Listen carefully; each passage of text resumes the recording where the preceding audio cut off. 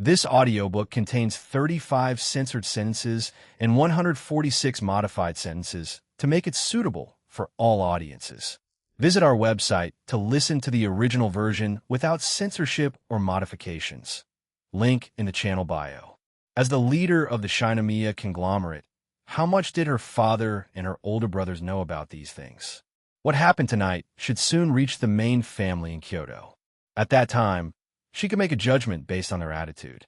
Shinomiya Kagaya asked the godly mother of Shitamachi for some more details, confirming that she was not fooling her. Finally, she asked the godly mother if she and Yatsuya Miko had the aptitude to become exorcists, and if she would be willing to become their temporary exorcism teacher. The godly mother of Shitamachi naturally understood what this temporary meant, but she still agreed, not even mentioning the matter of payment. She knew that her strength was low, and she couldn't catch the eye of this young lady of the Shinomiya family. But even if she only taught for a few days, the other party wouldn't treat her, this old woman who had initiated her, badly. At that time, if she took this sum of money and returned to the countryside to live out her retirement, wouldn't that be much more comfortable than her current life? Since this matter had been decided, Shinomiya Kagaya had someone arrange a place for the godly mother of Shitamachi to stay nearby. After that, she had someone find a clean car to send Yatsuya Miko home. Shinomiya Kagaya then sorted out her thoughts and sent them to the group. She now held a great deal of the initiative. Jujitsu sorcerers, vengeful spirits, and the possible coming night parade of 100 demons.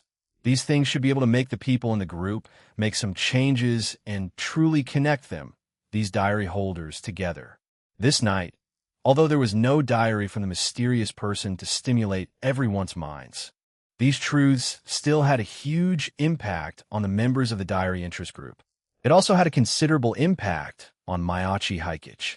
Having followed that group of girls for a whole day, thanks to Kasumi Kakayudaha and Shinomiya Kagaya mentioning his name from time to time, although he had missed some things, he had heard the key information more or less. Baika Town was a gathering place for vengeful spirits. The existence of jujitsu sorcerers and the jujitsu headquarters and the mana resurgence that had started more than 10 years ago. Although they had said the night parade of 100 demons from 1,000 years ago is returning, wasn't this, at the end of the day, a rather classic mana resurgence? The time of the mana resurgence seems to be about the same as the time I transmigrated to this world. It's just that I can't figure out the order for the time being. What do you think, Jerry? Mayachi Haikichi pulled Jerry out. Jerry cooperatively replied, I believe there must be something fishy about this matter. So, I wasn't just pulled over here to do stunts for everyone. Mayachi Haikichi shook his head, a little melancholy. Could it be that I was really summoned by the world's consciousness of this world to be a savior? After all, that's how it was written in those mana resurgence novels. He had even already thought of the plot that would follow. Right now, the plots of the other stories hadn't finished yet. Guys like demons and monsters probably wouldn't formally appear on stage so quickly. At the very least, they had to wait for the plot on Conan's side to run its course, right? And taking advantage of this last period of peace before the mana resurgence, this savior, should work hard to develop his own power and group of loyal allies. And then, on the day that the night parade 100 demons reappeared before the world, he would wear the head flicker artifact he had made himself, go up to the new Rarahayon in the lead, give it a head flick, and by the way, shock the whole world. Thinking of this, Mayachi Haikichi hurriedly shook his head. That picture was too beautiful, completely unsuitable for him. And it was too early to talk about that time now. He was now just an internet member who had filmed cringy, rustic videos for 3 years. To ask him to consider this kind of thing was indeed a bit difficult. He should first consider things that were closer to him. Isn't Baika Town a gathering place for high-level vengeful spirits? Why have I been living here for so many days and haven't seen a single one? Could it be that because of my arrival, Baika Town has now become the cleanest street in the whole world? In that case, not only would the people from Jiu-Jitsu headquarters have to give me an advanced exorcism award, but even that guy Conan would have to come over and kowtow to me for the decrease in Baika Town's crime rate. Although I've prepared for it before, I should review it again and check for any loopholes in my identity. Thinking of this, Mayachi Hikage also decided what he should write in his diary tomorrow. Chapter 63. Hammond Breathing Styles. Although it was Sunday the next day, Mayachi Hikage still woke up early. After all, he had made an appointment with Kashiraya Suguru a few days ago, and the other party was coming today to deliver some furniture models that Jerry could use. He tidied up the mansion and moved the things that couldn't be seen by others into the basement. As for Jerry, Mayachi Hikage thoughtfully gave him a day off, prepared a mobile phone and a large pile of snacks for him, and let him surf the internet in the basement to pass the time. He hoped this little mouse wouldn't pick up the ways of an internet troll. Otherwise, a large number of people on the internet would probably have their defenses broken by a mouse today. At about 11 o'clock, Kashiraya Suguru arrived with a large pile of things in the village car.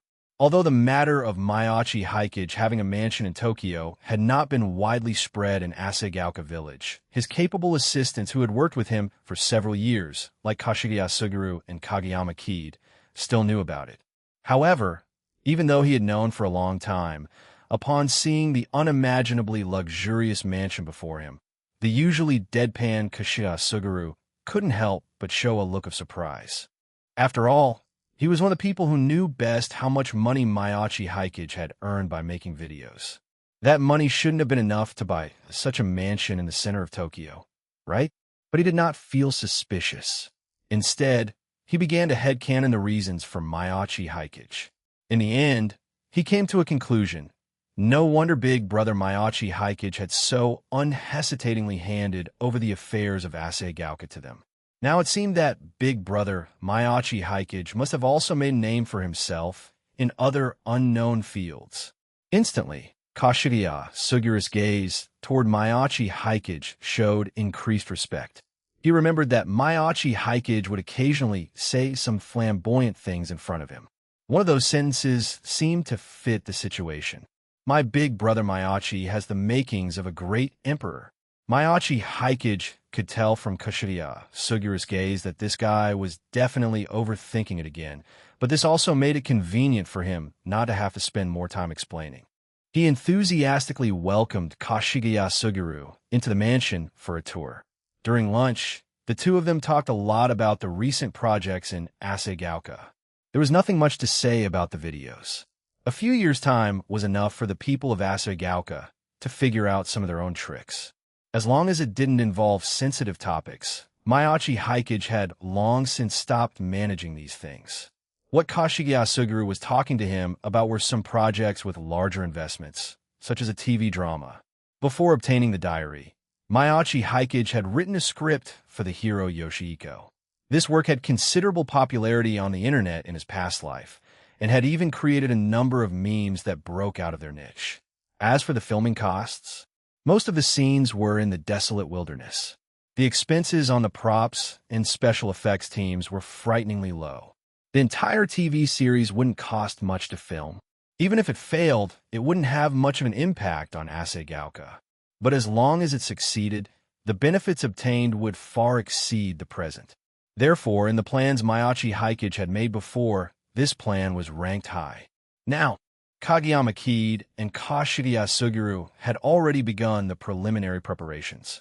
It was estimated that it wouldn't be long before they could see the finished product. When they were talking about the props for the crew, Mayachi Hikage suddenly thought of his next-door neighbor, Dr. Agasa.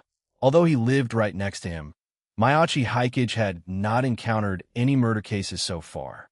He thought that the repelling effect of his pure young body on those vengeful spirits should have also played a certain role. At most, this week, he had run into Conan, who was also coming home from school to visit Dr. Agasa's house. But the other party seemed to be afraid that he would drag him to film cringy, rustic videos. So he just hurriedly said hello and left, with no intention of having a deep conversation at all.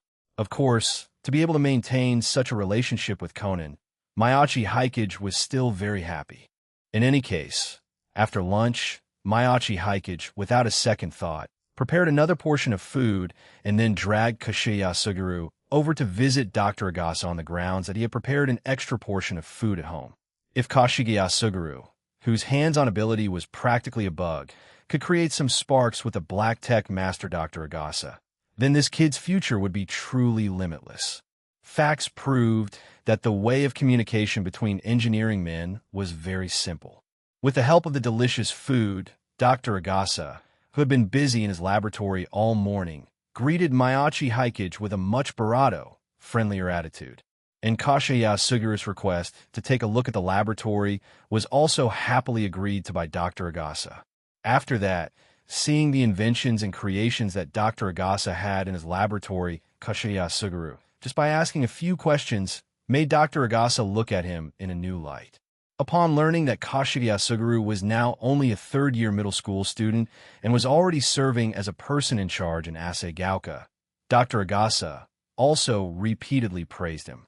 And being a helpful person himself, after asking Kashaya Suguru some engineering-related questions and confirming his current level, he even took the initiative to exchange contact information with him, saying that if he had any problems in the future, he could come and ask him directly.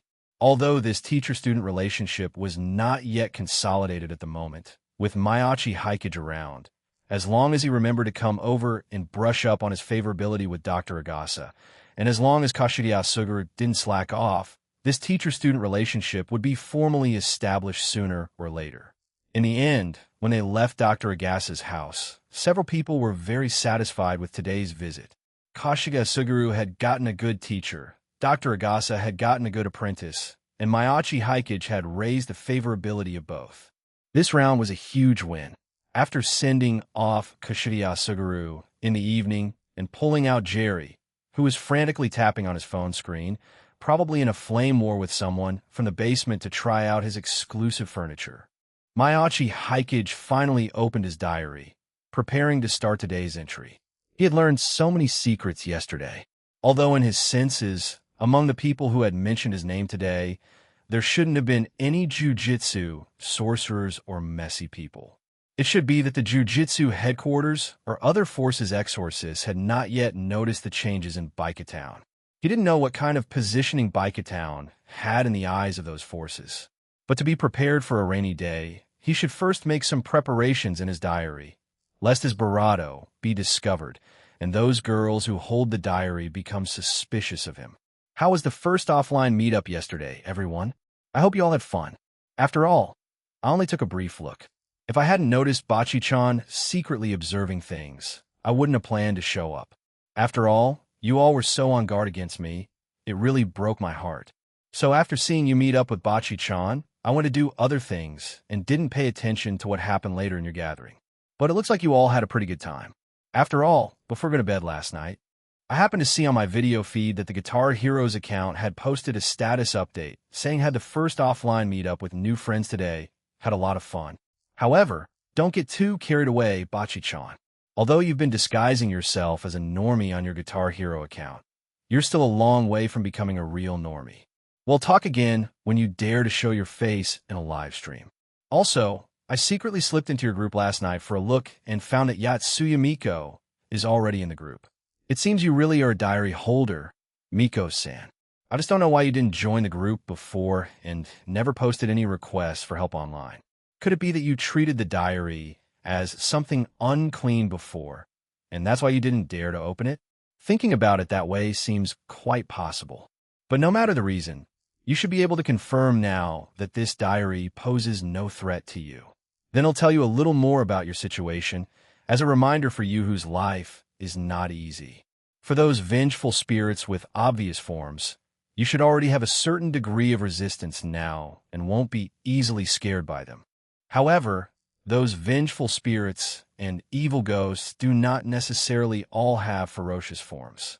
Some of the smarter ones will sometimes even deliberately disguise themselves as ordinary people, like a plain-looking little boy holding an adult's hand on one side and a hot air balloon on the other, who greets you cheerfully after seeing you. As long as you respond, they will instantly reveal their true form and launch an attack on you. So you better be a little careful about this, lest you capsize in a ditch. Secondly, I don't know if you've been to a person called the Godly Mother of Shitamachi to buy prayer beads. Although that Godly Mother seems like a fraud, she still has some skill. At least she is much more experienced than you, and in the future, she has even risked her life to save you several times. She can be considered a trustworthy person. You can go to her to further understand the existence of those vengeful spirits and evil ghosts and accumulate some experience. Of course, if you find other supernatural forces, it's best to be a little careful. After all, you don't have the prescient ability like me to distinguish the good from the bad of those forces. But to be honest, I'm not sure if those other forces can solve your problem, Miko-san.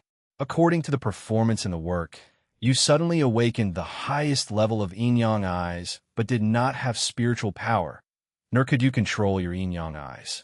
Actually, what you really need is a tool like the Mystic Eye Killers that can suppress the yin-yang eyes.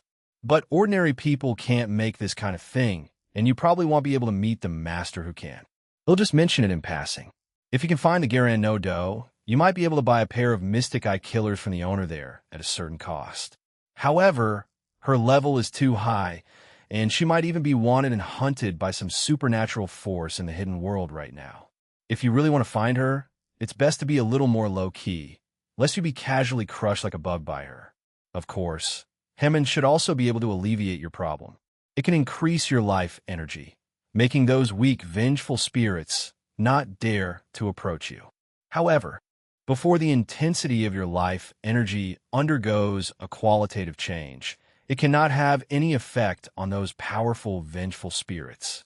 In fact, some powerful, vengeful spirits will even specifically stay by the side of those with strong life energy, using the life energy on them to roast those weak, vengeful spirits and make themselves a meal of vengeful spirit barbecue.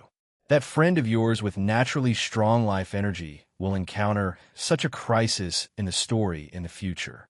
I don't know if you have experienced it yet. And Hammond is a work of slow, patient effort. Even if you have a cheat, it will be difficult to achieve great success without 1 or 2 years of work. Even if you achieve great success, you still need to research the most suitable ripple combat style for your own situation. This aspect depends more on talent.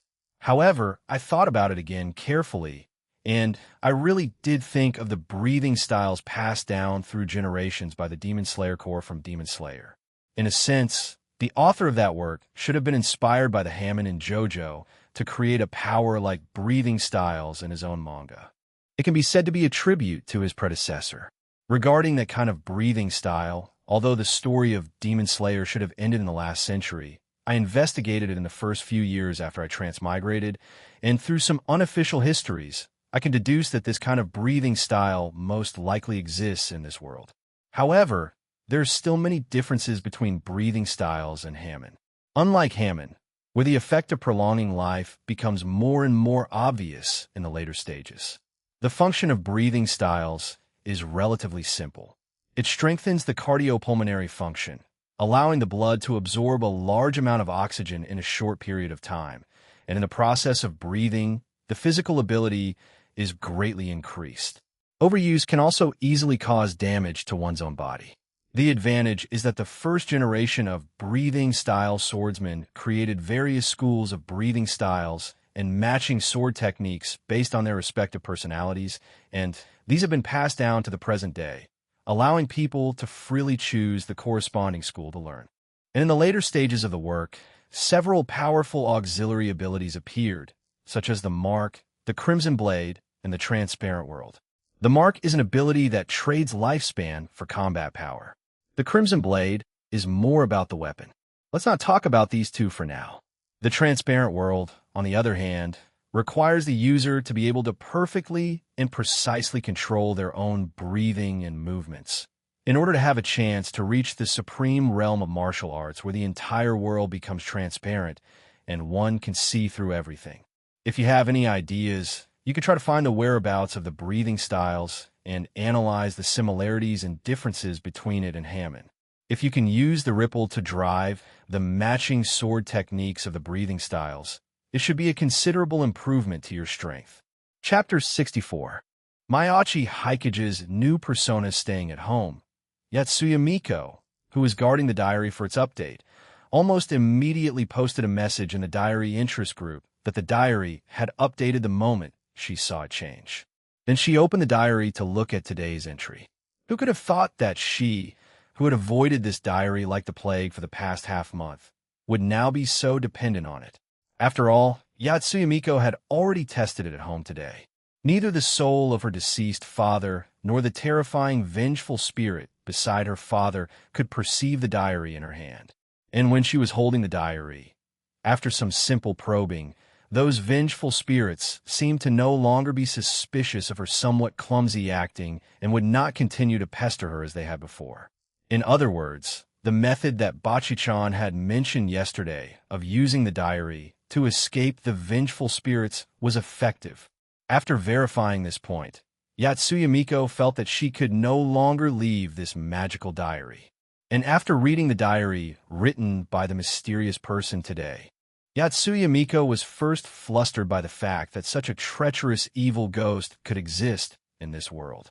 If the mysterious person hadn't reminded her, if she had encountered this kind of vengeful spirit disguised as an ordinary person and greeted her, there was a high probability that she would have fallen for it.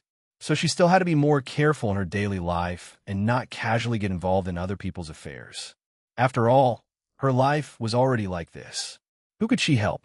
It was better to save her own skin first. Later on, Censuredo, I'd better just honestly hold the diary and play dead, Yatsuya Miko said, clutching the diary tightly, completely unwilling to let go.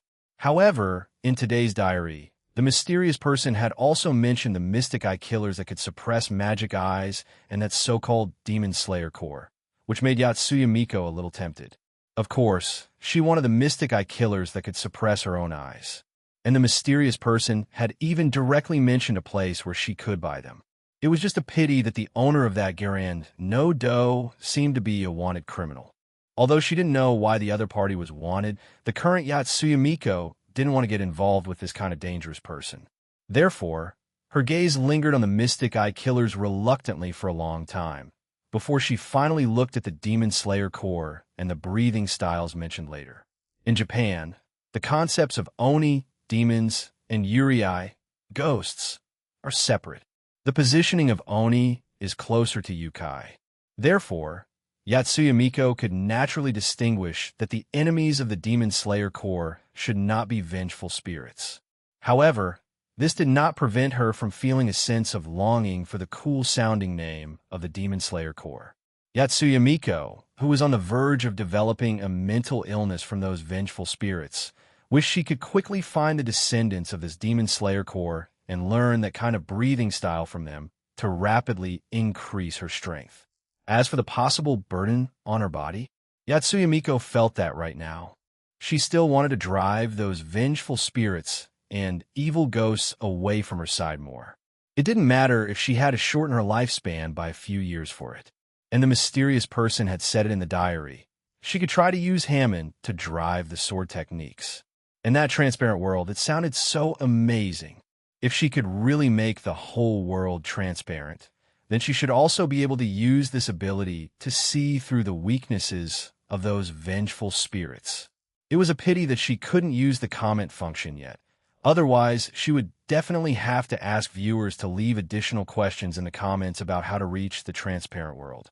At the same time, she also chatted with the people who had finished reading the diary update in the group about the Mystic Eye Killers and the Demon Slayer Corps.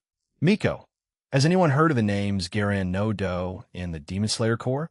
Below was a pile of girls' head-shaking emojis, indicating that they had never heard of them at all. Kasumi Yutako. That mysterious person is being a Riddler again. One is a fugitive wanted by the hidden world, and the other is an organization from the last century. These must be very hard to find. Kagaya, I will go and confirm the matter of the Demon Slayer Corps with the godly mother of Shitamachi. Even if she hasn't heard of it, she knew many people in the exorcism world when she was young. I imagine an organization that was active in the last century must have left some traces in history. Kagaya. As for Garan no Do, I will also ask about it. But if the godly mother doesn't know, then let's put it aside for now. After all, it's indeed not suitable for us to be noticed by other supernatural forces at the moment. The godly mother of Shitamachi had lived a long time and had always been a lone wolf, so she didn't have access to any deep secrets. But having lived in the hidden world for a long time, she still had some intelligence channels. because they had just learned a part of the truth of this world from Yatsuya Miko and the godly mother of Shitamachi yesterday. The number of people willing to speak in the group now was much more than in the past. And today, the Demon Slayer Core, another breathing style that sounded like it had a story, and that transparent world, which was highly praised by the mysterious person, also made these girls start to discuss this story called Demon Slayer. Sensing the responses coming from all directions, Mayachi Haikage nodded. What he had said was basically true. Although he wasn't sure if Garen no Do and Ao Zakituko were in the world. After all, this world's Tokyo really did have the district of Mifune City from Kara no Kyukai. He had also gone there to observe these past few days, but had just found nothing. And this world indeed had the Demon Slayer Core. After all, the final chapter of Demon Slayer had a modern-day plot, which briefly explained the situation of the descendants and reincarnations of the main characters of the manga.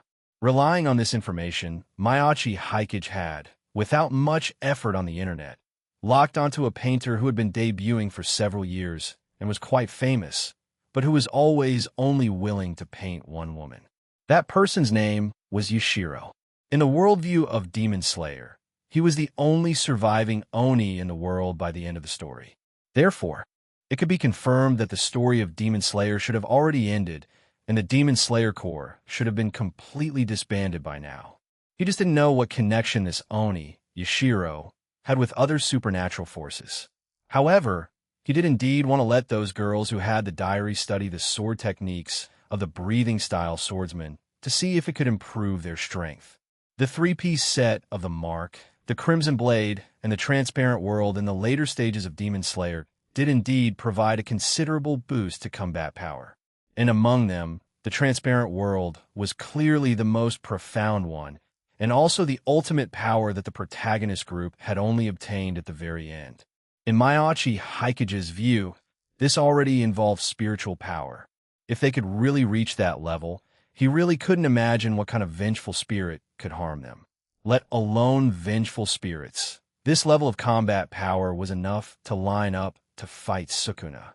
Of course, even if they couldn't get the big prize of the Transparent World in the short term, the various breathing styles and sword techniques in the Demon Slayer Corps would definitely provide a lot of reference for the girls who had the diary. As long as they could figure out a little something, it was estimated that their combat power could be improved considerably. If they could get a few more Nichiren blades, which had a high probability of being able to conduct the Ripple's power, it wouldn't be too difficult for their combat power to reach the level of a Grade 1 Jujutsu sorcerer. And after these girls discovered that the Demon Slayer Corps was indeed real, Mayachi Haikage could also logically turn the Mayachi family into a rural family that had once received the grace of the Demon Slayer Corps and had some fragmented copies of the breathing styles left in the family. After all, the Demon Slayer Corps had been established for hundreds of years and had trained who knows how many demon-slaying swordsmen. And after Musen's death, it had been almost 100 years since the Demon Slayer Corps had been disbanded. A small rural family whose ancestors had received the grace of the Demon Slayer Corps, who knows how many years ago, and had luckily passed down the breathing style to the modern era, who could tell if it was true or false. And if Mayachi Haikage was discovered by the people from the Jujutsu headquarters in the future, he could use this persona.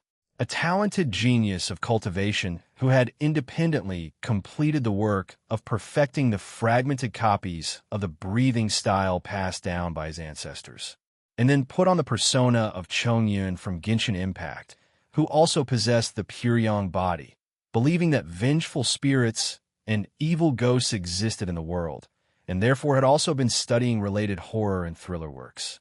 He had heard that Baika Town had many vengeful spirits and had specially bought a mansion there. But because his own physique was too powerful, no vengeful spirit or evil ghost had dared to appear near him so far. If necessary, it wasn't impossible for Mayachi Haikage to make up a story of Demon Slayer 2. Jujutsu Kaisen for himself. Chapter 65, Kasumi Yutako Sensei.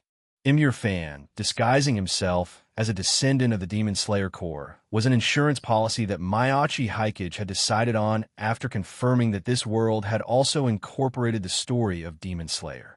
After all, as time went on, his pure young body was simply too dazzling. Ripple breathing could suppress a part of it, but it only alleviated the problem of excess yang energy in his body and could not hide it. Sooner or later, his existence would be noticed by those girls who held the diary. At that time, he would inevitably be probed and suspected. Rather than passively enduring it, it was better for the strategist to enter the game himself. Anyway, when you're out and about, your identity is what you make it. Who said a diary FIC had to write real things in the diary and couldn't just make things up? Therefore, after discovering the signs of a supernatural resurgence in this world, Mayachi Haikage had already begun to arrange an identity for himself. And playing this role was not stressful for him at all, because the diary's rewards were not watered down at all. It had transmitted almost all the content related to Hammond into his mind. Even the Sanskrit version and the origin trace, which dates to a much earlier period, were no exception. Mayachi Haikage could say without any politeness that in the thousands of years of Hammond's history, quite a few people had developed derivative powers similar to breathing styles. And how much of this had he written in the diary? To say even 5% would be watering it down. So far in the diary, he had only taught the introductory practice of Hammond, then given an introductory guidance class, and the day before yesterday, he had written about how to use Hammond to get a good night's sleep. Even if those girls could use that so-called reading value to improve their Hammond, based on the situation when he had last seen them, it would probably only speed up their practice by about 10 times. It would be difficult for them to reach his current level, let alone deduce the evolution of Hammond over thousands of years. And by the time they found the whereabouts of the breathing styles and began to analyze the similarities and differences between Hammond and them, Mayachi Haikage could probably logically take out the Silver Ripple Overdrive, which performed excellently in mechanical combat and could be conducted through metal along with a series of derivative skills, and disguise them as the breathing styles from Demon Slayer. At that time, if he used the Silver Ripple Overdrive and casually took a sword to split a giant rock, who would suspect that he was using pure Hammond? Even if the Demon Slayer Corps from 100 years ago and Joseph Joestar came over, they probably wouldn't be able to tell what on earth he was using. Of course, if the diary were to give him the sun breathing and the transparent world as a reward someday, that would also save him a lot of trouble. Anyway, with the pure yang body, whether it was Hammond or sun breathing, they could exert power far beyond that of an ordinary person in his body. Maybe at that time, as soon as he got the sun breathing, he would be like Yurichi Tsujikuni and directly open the mark without injury, plus the transparent world. After drinking a cup of Xianzhou happy tea, Mayachi Haikage, brimming with energy, pulled Jerry along to continue their late-night research into the 1,000 derivative abilities of Hammond. It had to be said that Jerry, who had synchronized the abilities of two Toms, was even a little more talented than Mayachi Haikage in this area of research. Mayachi Haikage could sometimes even feel some pressure, but with pressure comes motivation.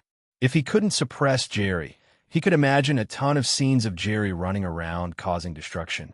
After school the next day, Mayachi Haikage didn't rush home, but took a detour to Akihabara, because the first volume of Kasumigakake Yuta Kwasura Metronome went on sale today. As a die-hard fan of Kasumi Yutako, Mayachi Haikage naturally had to come and get a few copies. Of course, being cautious, he had disguised himself in advance to ensure that no accidents would occur. The purchase process was very smooth. Mayachi Haikage also casually asked the store clerk about the sale situation of Kwasura Metronome.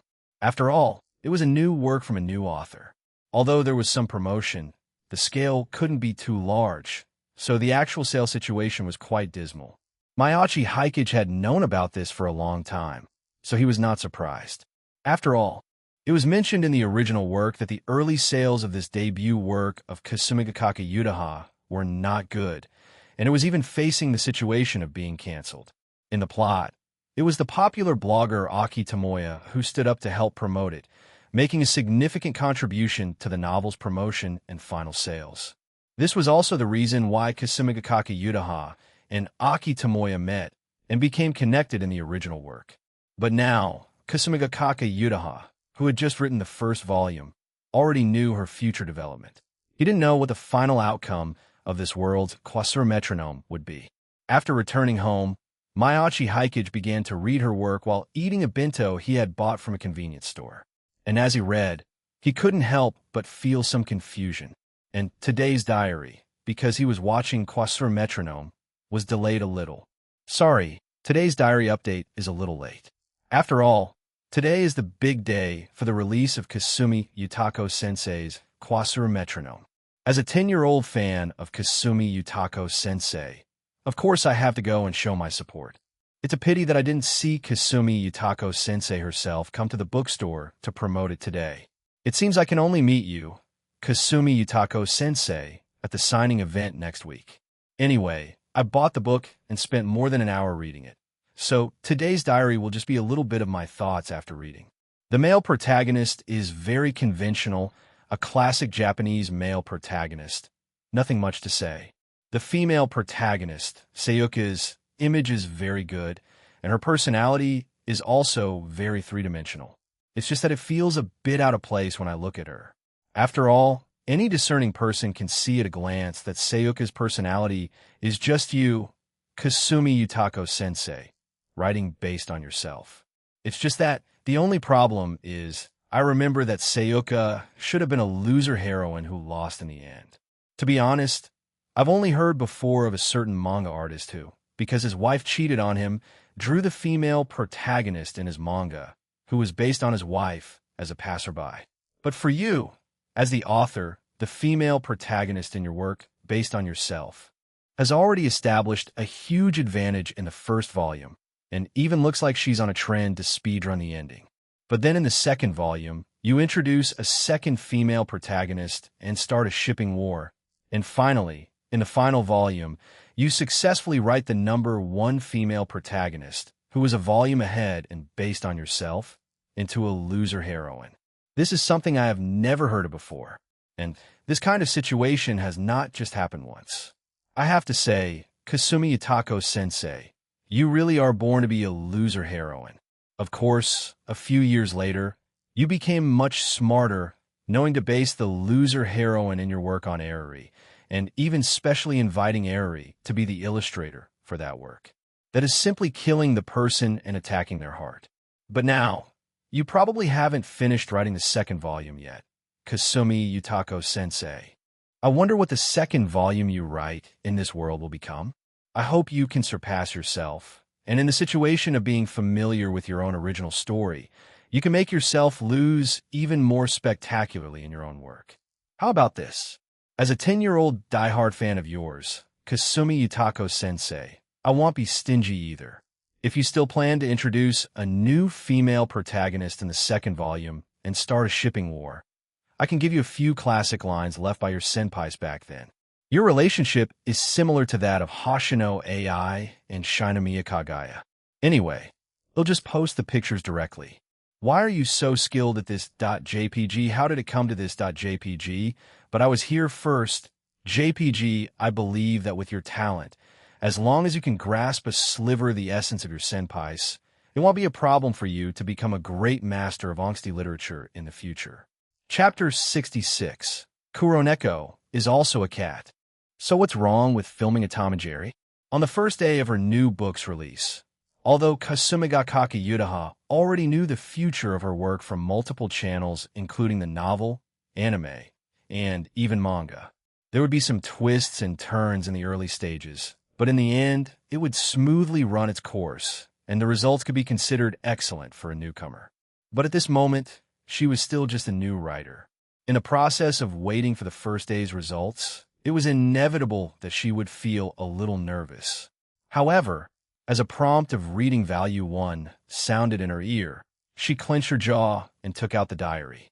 What has that sneaky, mysterious person made up about me in the diary today? She was very sure that whenever the mysterious person mentioned her in the diary, it was never anything good. And then she saw that the mysterious person had actually written a whole review of her new book in today's diary. So the mysterious person really bought my book and finished it. Although this couldn't alleviate her resentment towards the mysterious person, She was indeed very curious about his opinion of her new book.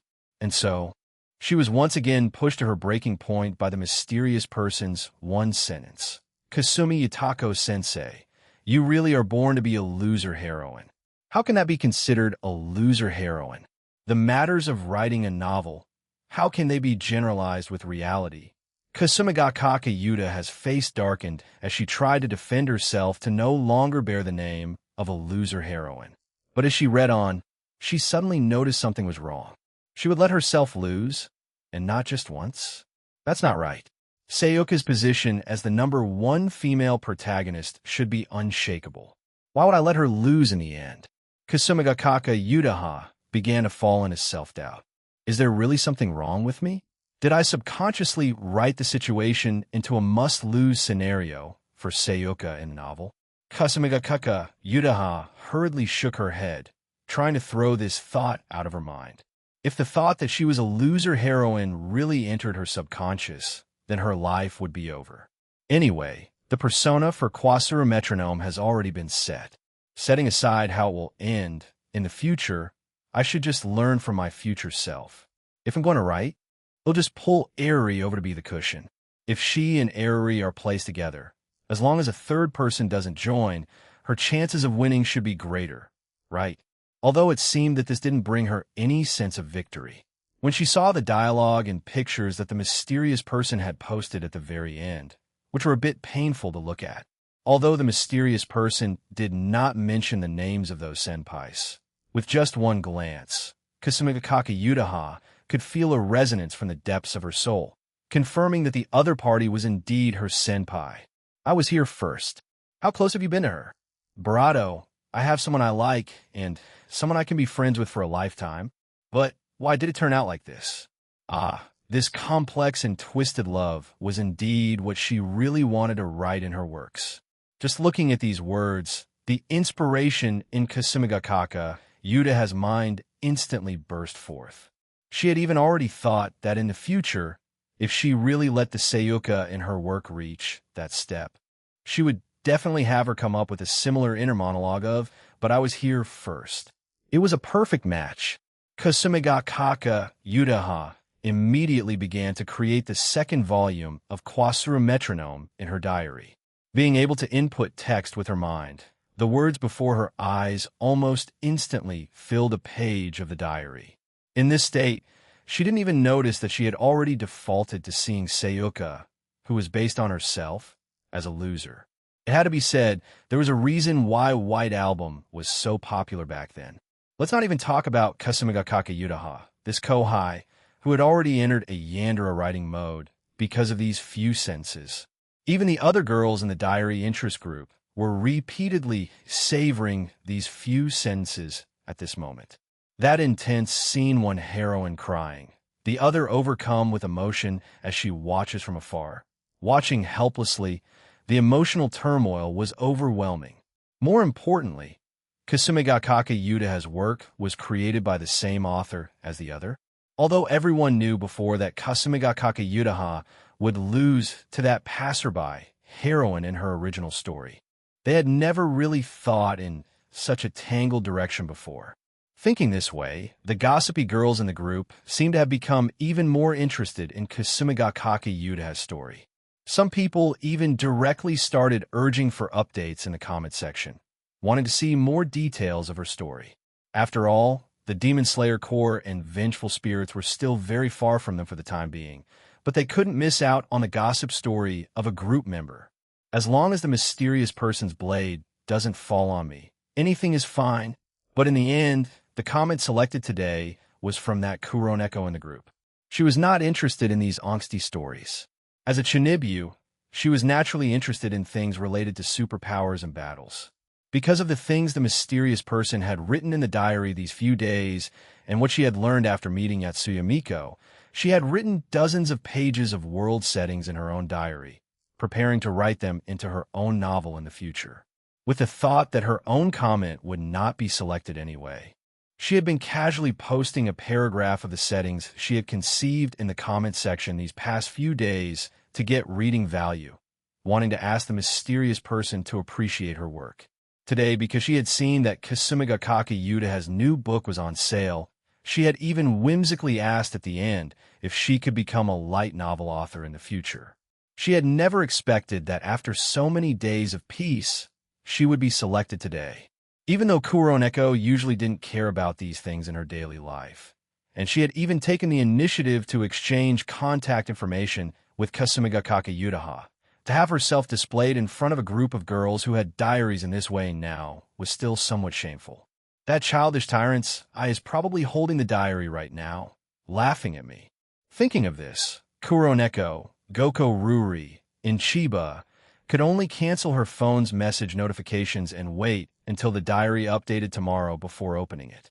And on Mayachi Haikage's side, he was also amused when he saw Kuroneko's comment. "I'll let you off the hook the past few days, but you came looking for it yourself today, didn't you?" He was just thinking about how to have a friendly exchange with this black cat tomorrow when he suddenly heard Jerry's excited cries from behind him, followed by a series of crashing sounds. Mayachi Haikage hurriedly turned his head and saw a mouse exuding an astonishing aura of air, excitedly running around his room, showing him the results of its research. Everywhere it went was a complete mess. Holy smokes, Jerry, you really figured out mouse breathing? It's only been a few days, and Jerry has already figured it out. With his talent, even Yurichi Tsujikuni would have to call him an expert. Hearing Mayachi Haikage's sigh, Jerry finally stopped its actions, proudly patted its chest, indicating that a mere Hammond was this easy. Jerry could easily master it. Back when he was competing with Tom, there was nothing he couldn't do. Looking at Jerry's smug appearance, almost at the same time, a new idea appeared in Mayachi Haikage's head. Now that mouse breathing had been researched, the next step was to test its strength. A normal test wouldn't bring out Jerry's characteristics. Thinking about it carefully, since Kuroneko is also a cat, why not let Jerry go and play a game of Tom and Jerry with her for a few days? By the way, he can also guest star as a Hammond instructor to improve the ripple strength of those girls. Chapter 67. Come on, Conan, watch your bro do a stunt as a character from a comedy cartoon. Even though some of his experience was nerfed after coming to this world, Jerry's life force was still far beyond that of an ordinary human. Although Mayachi Haikage didn't dare to test his immortality, ordinary methods certainly couldn't cause a fatal injury to Jerry. If you put him in the world of Naruto, he could at least be considered a mini Hashirama. After a round of observation, Mayachi Haikage could make some rough judgments. Jerry, who had just mastered mouse breathing, although his ripple intensity couldn't compare to his pure young body, had already reached a level that would take an ordinary person about 20 to 30 years of practice to achieve. And to top it off, because of some of the insights Jerry had while researching mouse breathing, Mayachi Haikage's own research on the ripple camera obscura had also made a significant breakthrough. He estimated that it wouldn't be long before he could churn out the 1.0 version. At that time, he could let Jerry take a mini camera obscura out and guest star as an exorcist. And so, this night, Mayachi Haikage knocked back another cup of Xianzhou Happy Tea. One cup of this stuff could keep you going for a day.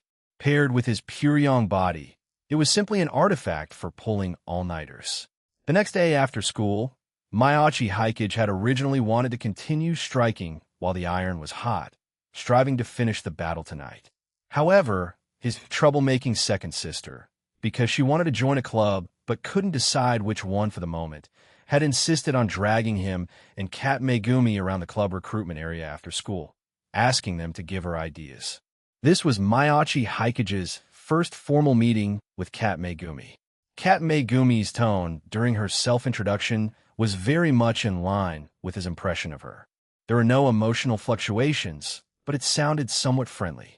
As expected of the powerhouse who could effortlessly cut down Kasumigakake Yudaha and Eriri in the original work. Mayachi Haikage, on the other hand, didn't say much. In front of Kat Megumi, he would only speak his own point of view when his foolish sister asked him, and would not steal his sister's spotlight at all. If it weren't for his eye-catching face, his presence at this moment probably wouldn't have been much higher than Kat Megumi's. In the end, after successfully wasting more than an hour at the school, Mayachi Hikari was still wavering between the colorful array of clubs.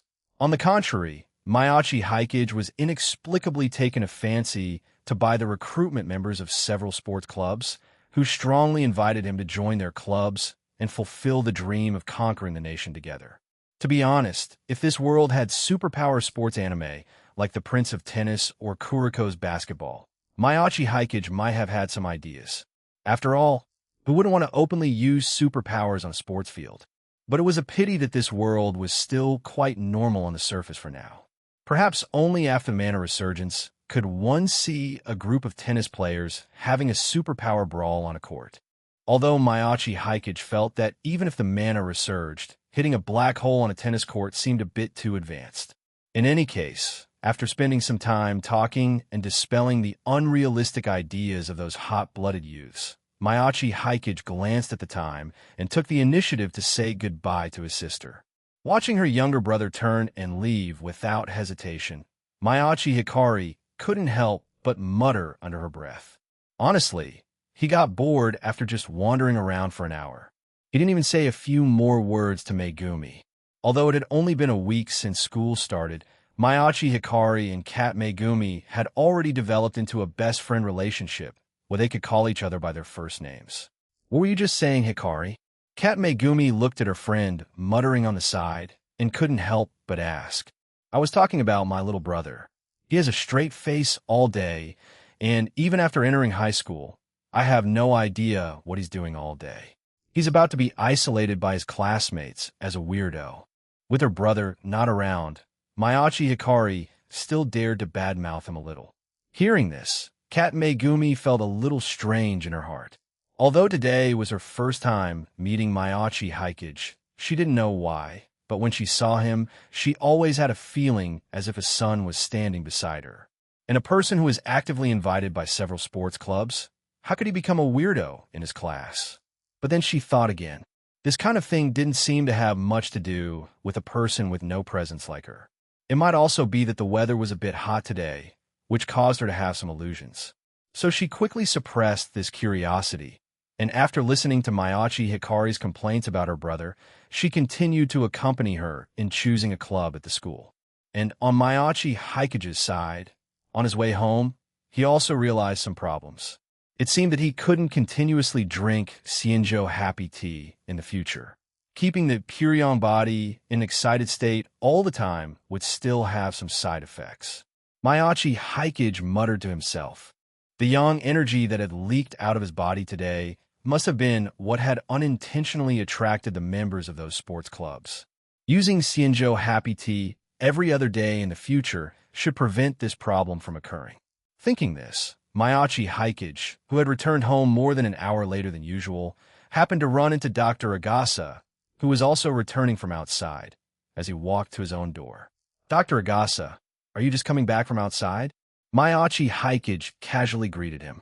It was just that Dr. Agasa seemed to be thinking about something and was even startled when he heard him. Oh, it's Mayachi-san. Are you coming home so late today? Dr. Agasa awkwardly touched his nose and let out a dry laugh. I was accompanying my sister to look at the school clubs. It took a lot of time. Mayachi Hikage briefly explained his situation. But Dr. Agasa was still a bit absent-minded. Oh, clubs, huh? Clubs are good. A high school student has to join a club to be like a high school student. Mayachi Hikage could tell at a glance that something was wrong with Dr. Agasa. But before he could ask, a sound came from the alley behind them. As Mayachi Hikage turned his head, the yellow temperance under his feet shot out first. Through the perspective of yellow temperance, after seeing the fainted Conan and that obese middle-aged woman in the alley over there, Mayachi Hikage quickly recalled this scene from the memories of his past life. Isn't this a classic plot from the early stages of Conan? Kudo Yusaku and Kudo Yukiko return to the country and discover the fact that their son has shrunk. In order to create a little tension for Conan and, by the way, take their son away from Japan, they deliberately put on a show in front of him, creating a Conan gets kidnapped case. So Conan's plot has developed to this point. Mayachi Hikage withdrew Yellow Temperance.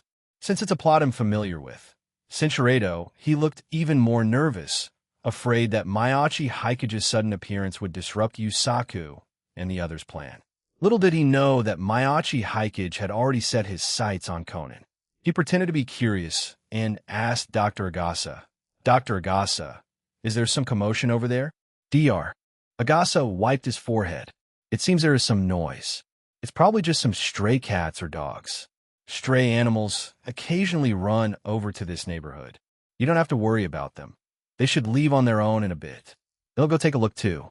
After all, I grew up in the countryside and my family even has a tanuki.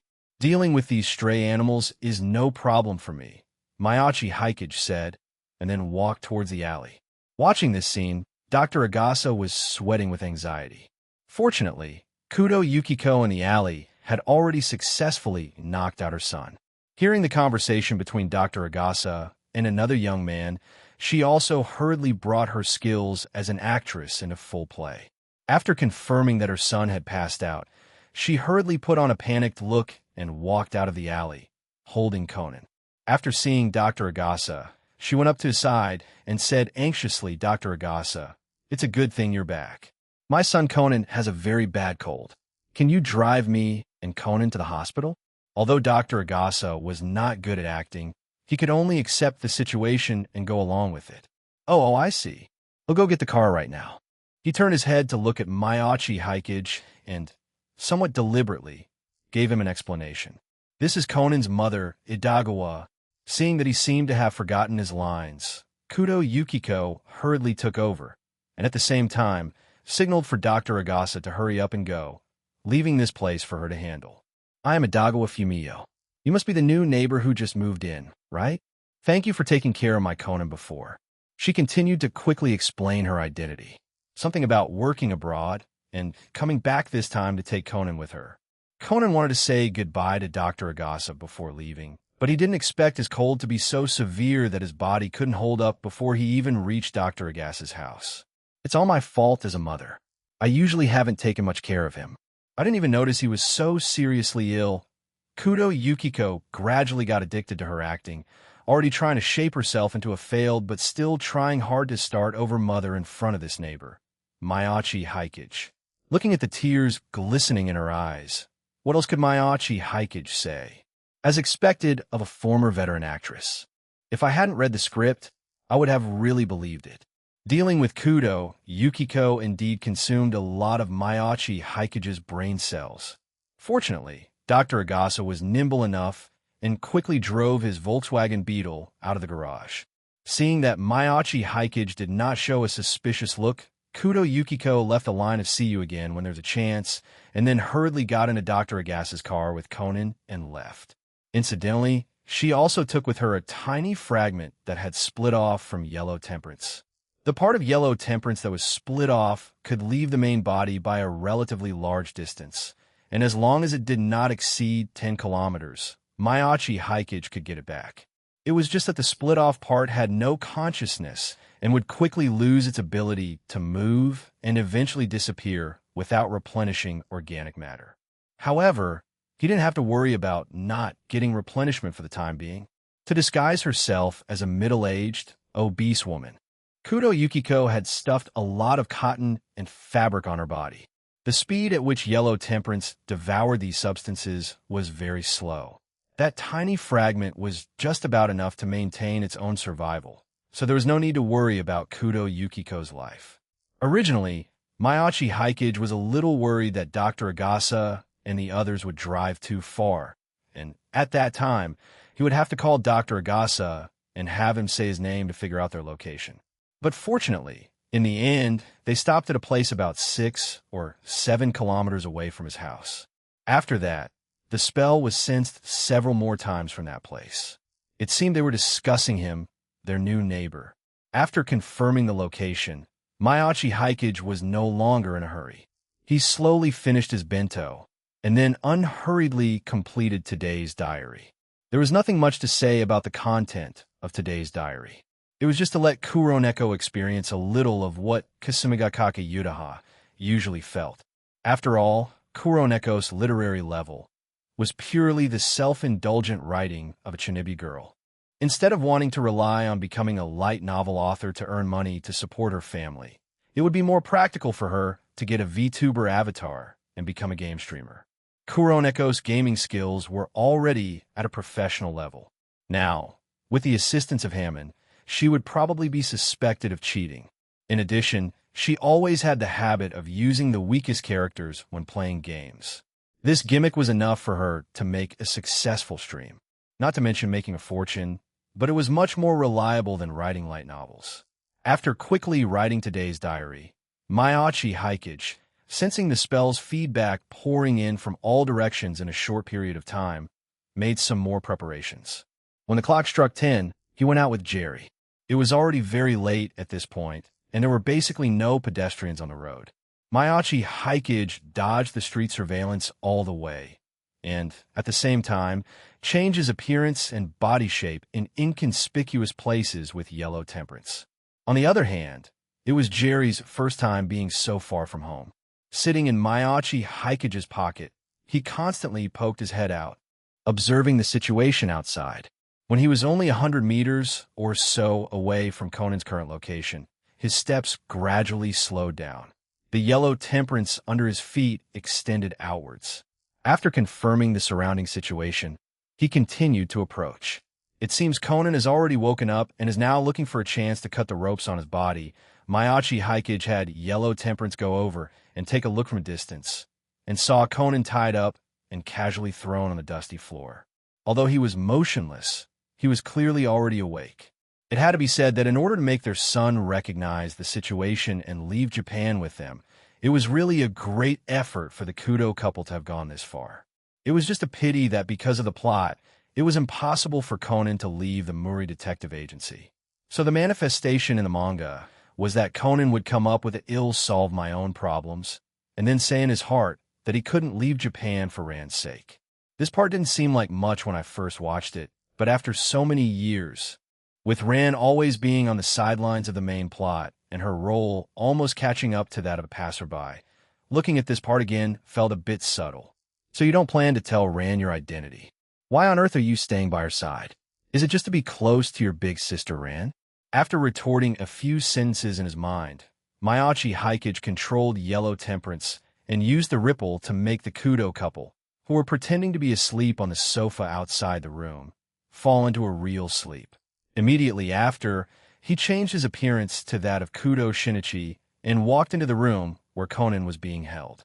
Thanks to the online media and Kudo Shinichi's showy personality, you could find a large pile of news from his TV interviews with a casual search online. Looking at Conan, who was lying on the ground with his eyes closed, pretending to be asleep, Mayachi Hikage squatted down and said softly to him in Kudo Shinichi's voice, "Conan, open your eyes. I am Kudo Shinichi." Chapter 69. Use your scientific mind to analyze it. When Conan heard his own voice ringing in his ears, he, who had not yet experienced Kaito Kid and Hattori Heiji stealing his identity in person, was a little dumbfounded. No matter what, he knew that the person standing in front of him already knew the fact that he was still awake. Helplessly, Conan could only open his eyes. Under the light from outside the room, Conan could clearly see a man who looked exactly like him, currently squatting in front of him, looking at him with an expression as if he were watching a play.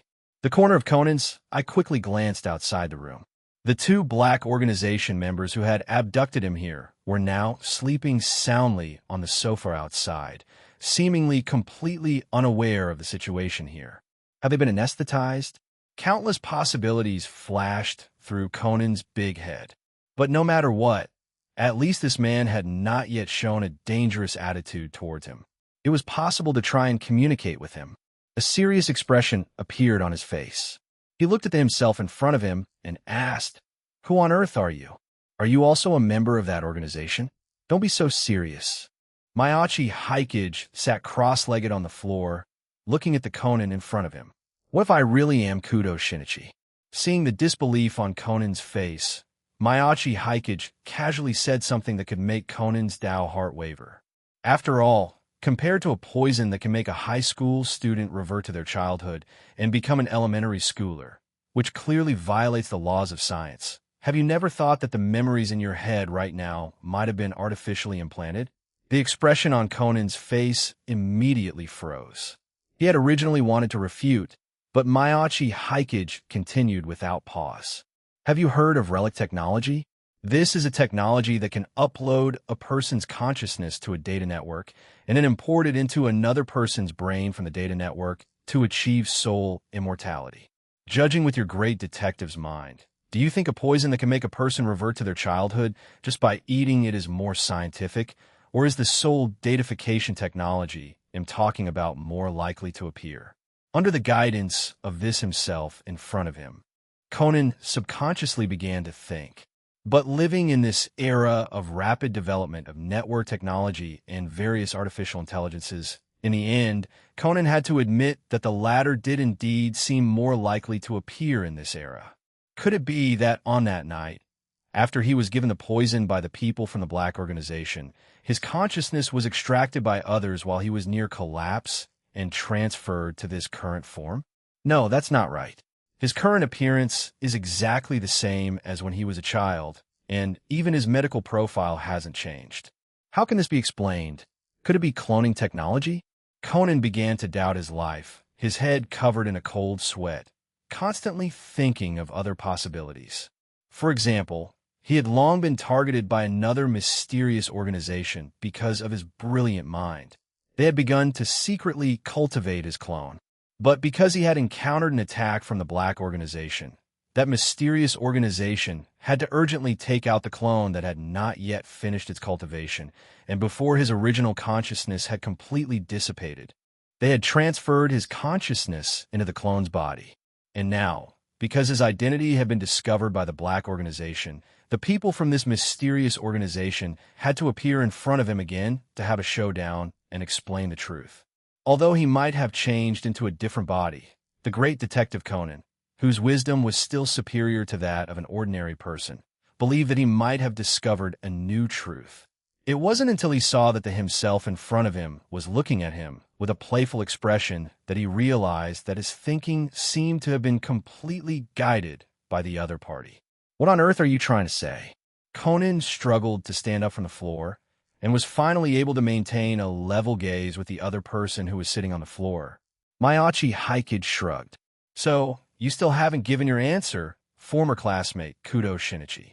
Conan could only grit his teeth and say that the latter was more likely to be realized, and then waited for the truth to be spoken from the other party's mouth. So in your mind, this world should be a little more scientific, right? Mayachi Hikage said with a smile, looking at the Conan in front of him. That's why you would change your original thinking after I proposed a possibility that sounded a little more logical. I'm right, aren't I? Conan vaguely felt that something was not right. And Mayachi Hikage raised his hand and pointed at the ropes on Conan's body. But it's a pity. This world is not as scientific as you think. As Mayachi Hikage spoke, Conan felt the ropes on his body suddenly loosen. Conan subconsciously looked at the ropes that had fallen to the ground, and only then did he discover the problem from the broken ends of the ropes. The ropes on his body seemed to have been corroded by something, but when and how did the other party do it? He tried to use his own methods to make a deduction, but the window behind him was closed, and no mechanism was found in the room. And this himself in front of him had been sitting in front of him from the very beginning and had not moved at all. Could it be a mechanism that was originally in the ropes? But thinking of the sentence this person had just said, Conan gritted his teeth and asked him, so what is the truth of me becoming like this? After regaining his freedom of movement, Conan had already reached for the tranquilizer watch on his wrist. As long as the other party made a dangerous move, he would use the tranquilizer watch to put this guy to sleep. Your tranquilizer watch should have already been destroyed by them. Why don't you try it on me now?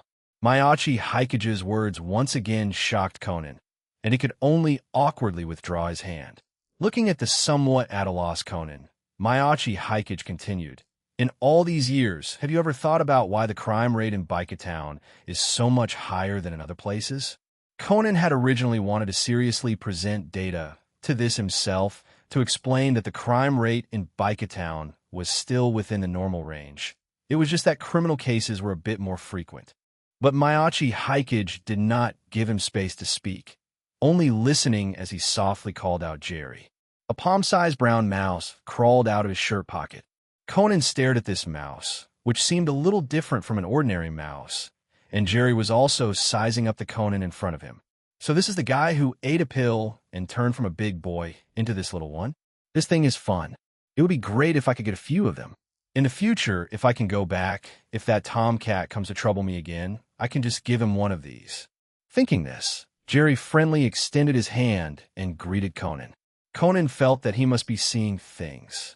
He could actually see a friendly expression on a mouse's face, and the other party had even waved at him. Miyachi Haikage's words continued to ring in his ears. This is Jerry. As for its origin, if you were to analyze it from a scientific perspective, would you think it's more likely that it's a modified mouse that has undergone special transformation and thus possesses intelligence no less than that of a human, or that it's a legendary Yukai Shikigami? Conan's mind was a complete mess. After all, neither of these possibilities seemed very scientific. Then he saw the other party take out a lens from his pocket and hand it to him. Want to know what this world is really like? Then put this on and go out with Jerry to take a look. Chapter 70. Do you want to be a savior part-time? Looking at the lens in front of him, Conan hesitated, not knowing if he should take it. Jerry, on the other hand, was getting a little anxious. It ran over directly and pushed Conan, signaling for him to hurry up and take it. Now that its mouse breathing had achieved some success, it was just waiting to teach those blind, vengeful spirits and evil ghosts a lesson. It was just that Miyachi Haikage's Puryong Bodis effect was too good. He couldn't see those things at all when he was around him. Now that he had this opportunity, how could he miss it? Conan looked at himself in front of him, and after struggling for a good while, he finally took the lens. He was going to become the Sherlock Holmes of the Heisei era, the great detective who would solve all mysteries. No matter what tricks this man in front of him wanted to play, he couldn't back down here. Seeing Conan take the lens, Miyachi Haikage nodded in approval. Then let me give you a little reminder first. No matter what you see, don't show that you can see it. Jerry was impatient. Before Miyachi Haikage could even finish his sentence, it was already pulling on Conan's shoe, signaling that it was time to go. Conan followed behind this overly intelligent mouse with a complicated mood. Even when they passed by those two members of the Black Organization, for a moment, he didn't even think that this was a good opportunity to find out their identities. After all, compared to the Black Organization, this himself who had suddenly appeared in front of him and the truth of this world concerned him more. The time was now close to midnight. Walking on the deserted street, after walking quickly for about 100 or 200 meters, Conan suddenly realized, could he escape now? The two people from the Black Organization were asleep. That himself was staying in place and hadn't followed. Now, in front of him was only a mouse. If he were to escape now, it seemed to be the best time.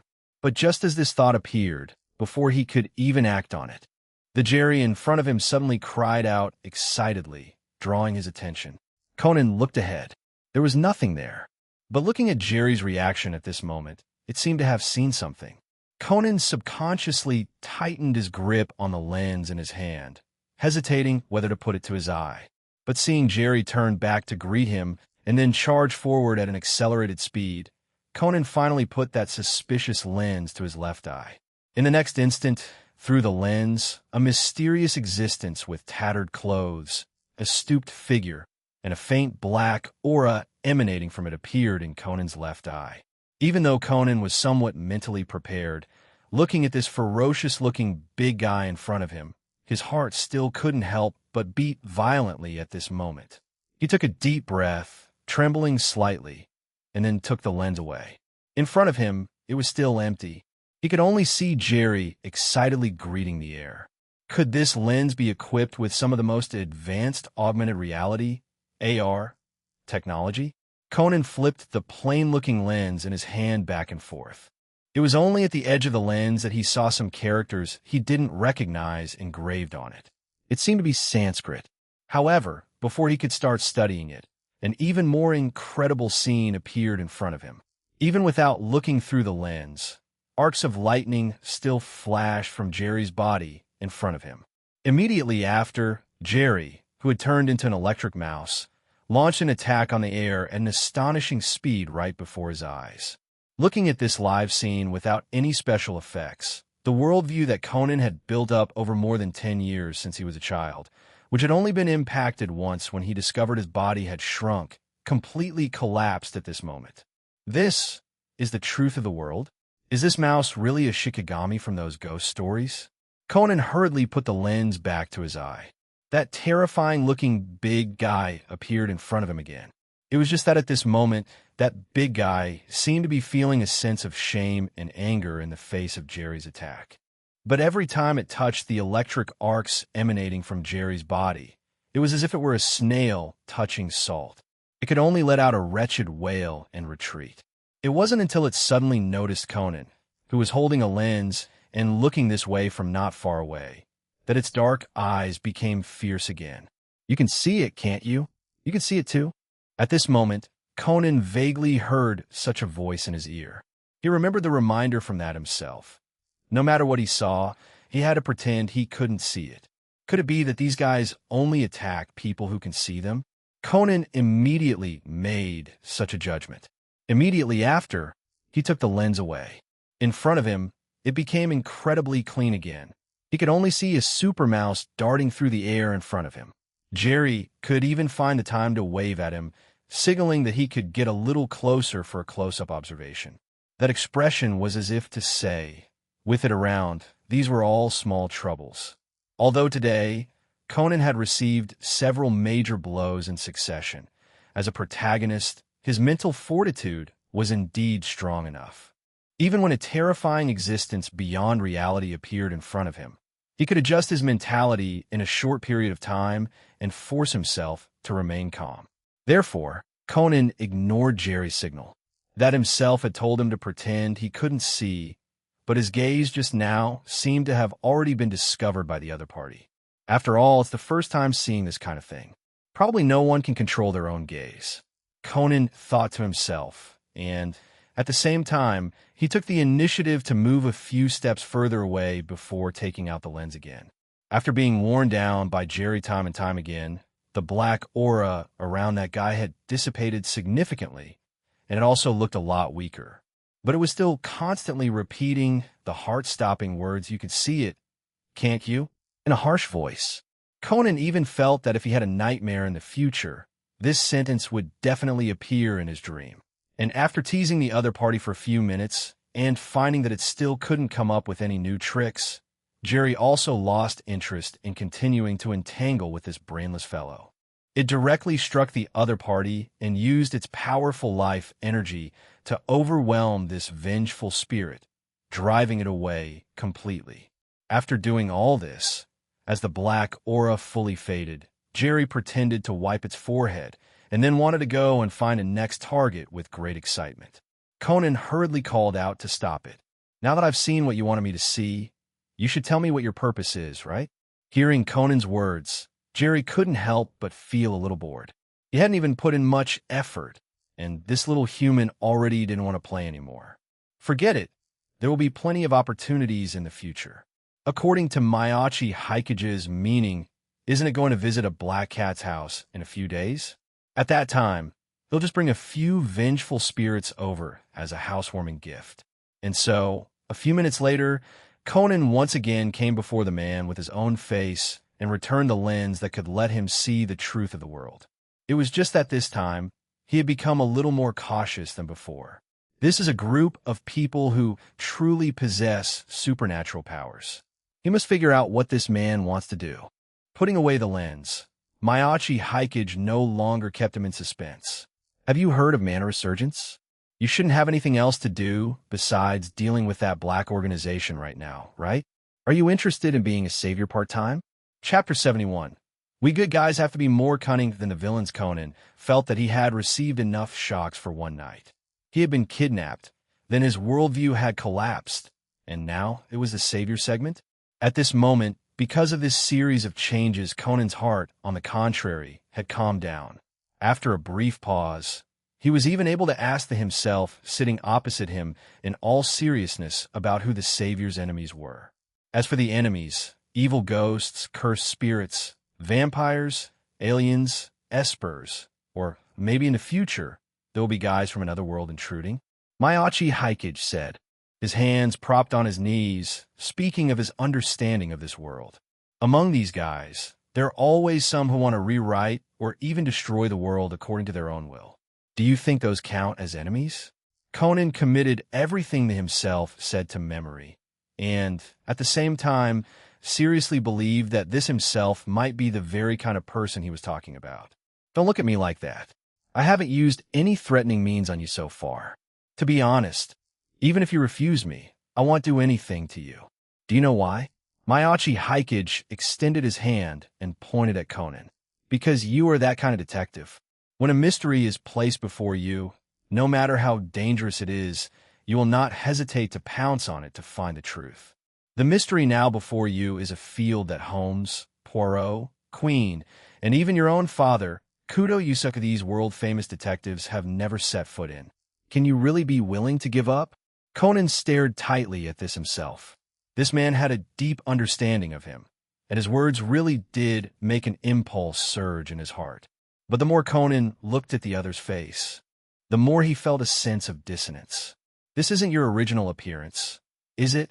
I should say, there isn't a single part of you that is your true appearance, right? If you want me to help you, shouldn't you let me see your true face? Mayachi Haikage shrugged and did not deny it.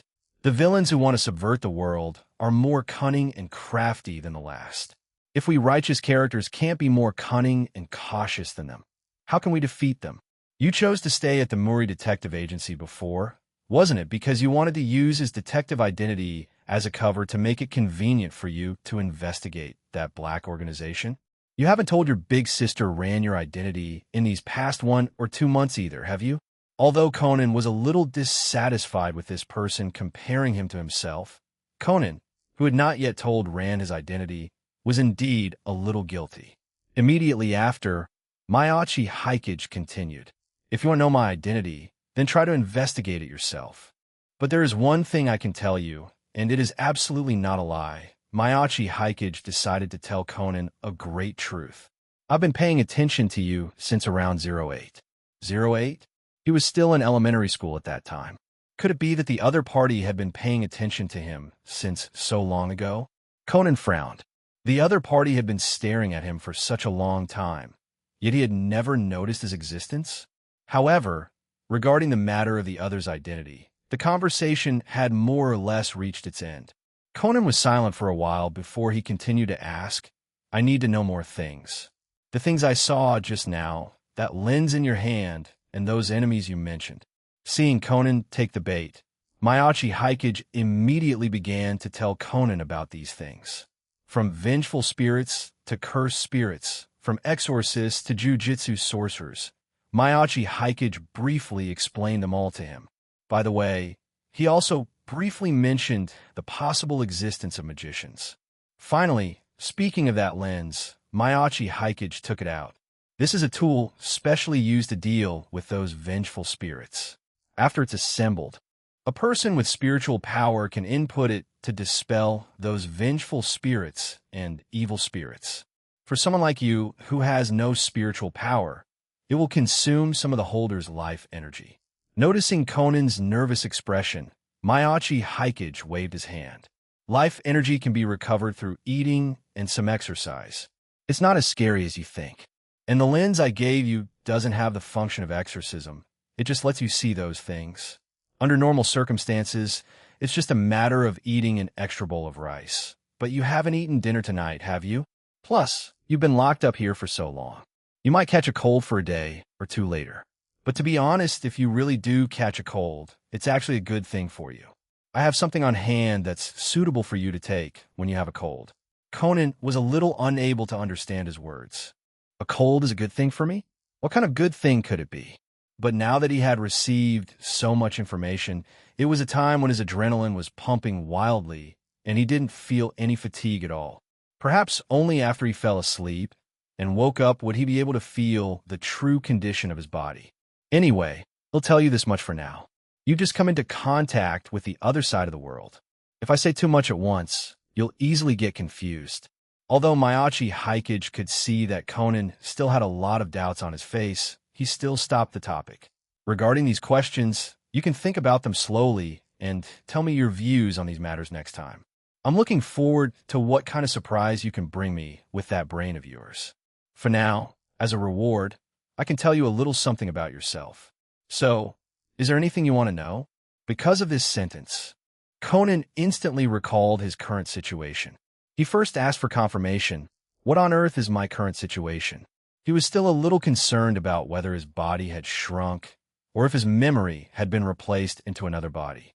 Although the latter seemed a little more scientific, after tonight's events, having personally witnessed the process of a hideous, vengeful spirit being eliminated by a supermouse, he had gradually begun to rebuild a new worldview. APDX 4869. That's the name of the poison you took. Although in most cases it will cause the person who takes it to pass away from cardiac arrest, in very rare cases, it will cause the taker's body to undergo a reverse aging phenomenon. As for whether there is supernatural power in this drug, that is a matter for you, the detective, to investigate. Then what on earth does that organization want to do to me? Conan looked at the two sleeping people outside the room. Do you want to go and confirm their identities? Then go now. Miyachi Hikage spread his hands. As long as you don't make too much of a move, they won't wake up. Chapter 72. There are way too many people who have the same face as you this time. Conan did not hesitate and walked directly to the masked man lying on the sofa. Not long ago, he had just heard from this person that they were going to secretly deal with him to keep him away from the organization. He was very curious to know what the true face under the other's mask looked like. And then, the moment he held his breath and lifted the other's mask, he was shocked again to the point of almost having a cardiac arrest. How could the man under the mask be his dad? No, that's not right. His dad should be in the United States right now. It's impossible for him to be here. Conan seemed to have thought of something. He quickly looked with a hostile expression at the himself behind him, who was showing a smile that was not quite a smile, wanting to know if this was a prank deliberately set up by the other party.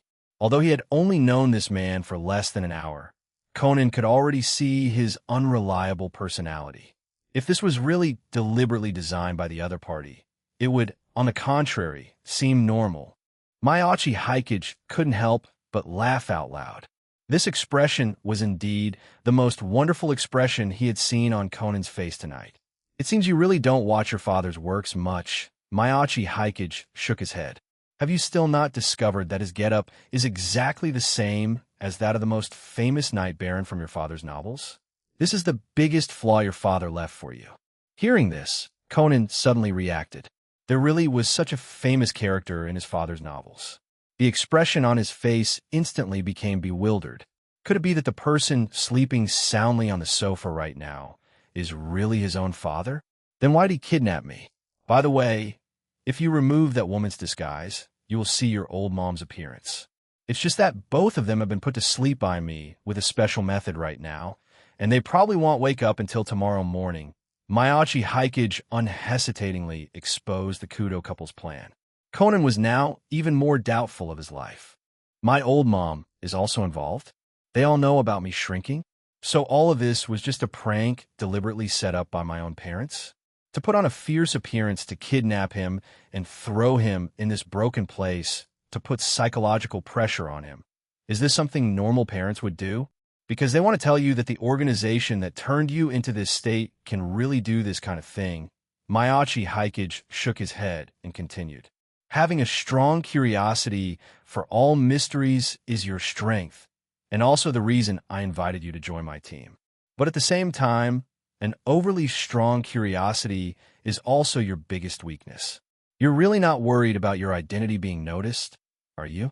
If I let you turn back into Kudo Shinichi now, are you going to just go back to school normally as if nothing had happened?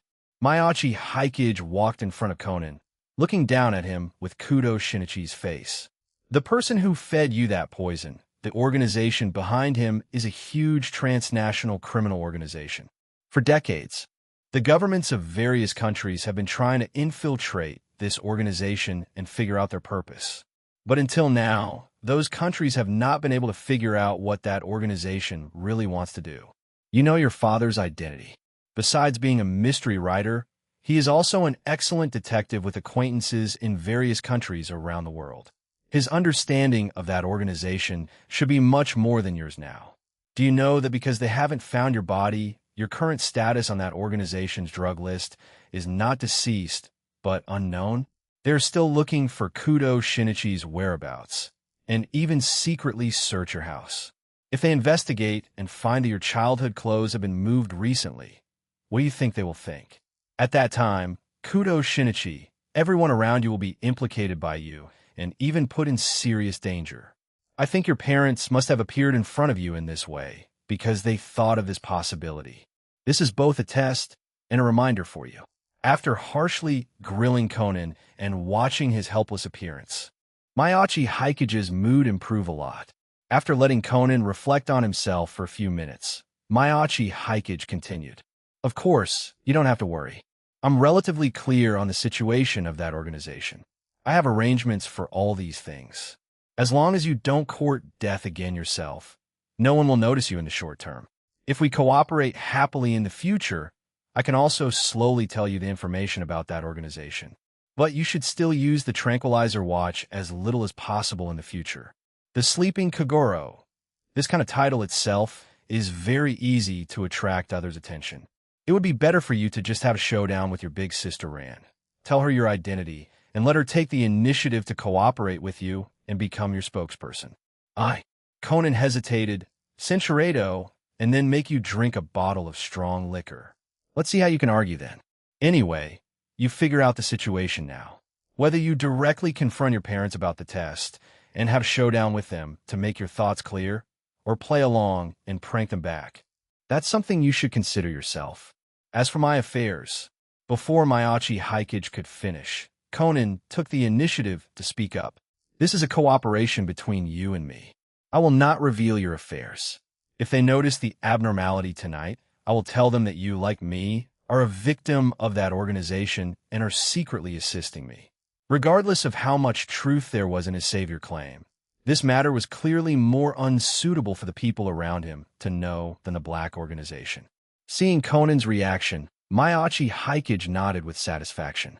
Then in the future, if I need to find you, Jerry will appear in front of you.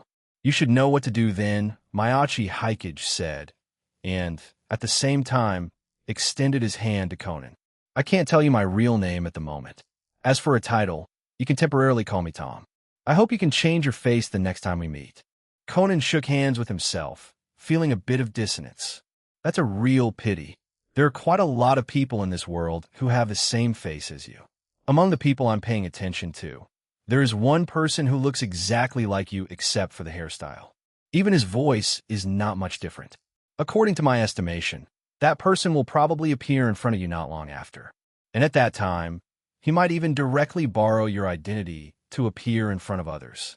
If you can't get used to it, your future will probably not be too pleasant. Conan looked at the Tom in front of him with great suspicion. The person he was talking about wasn't himself. Was it? Chapter 73.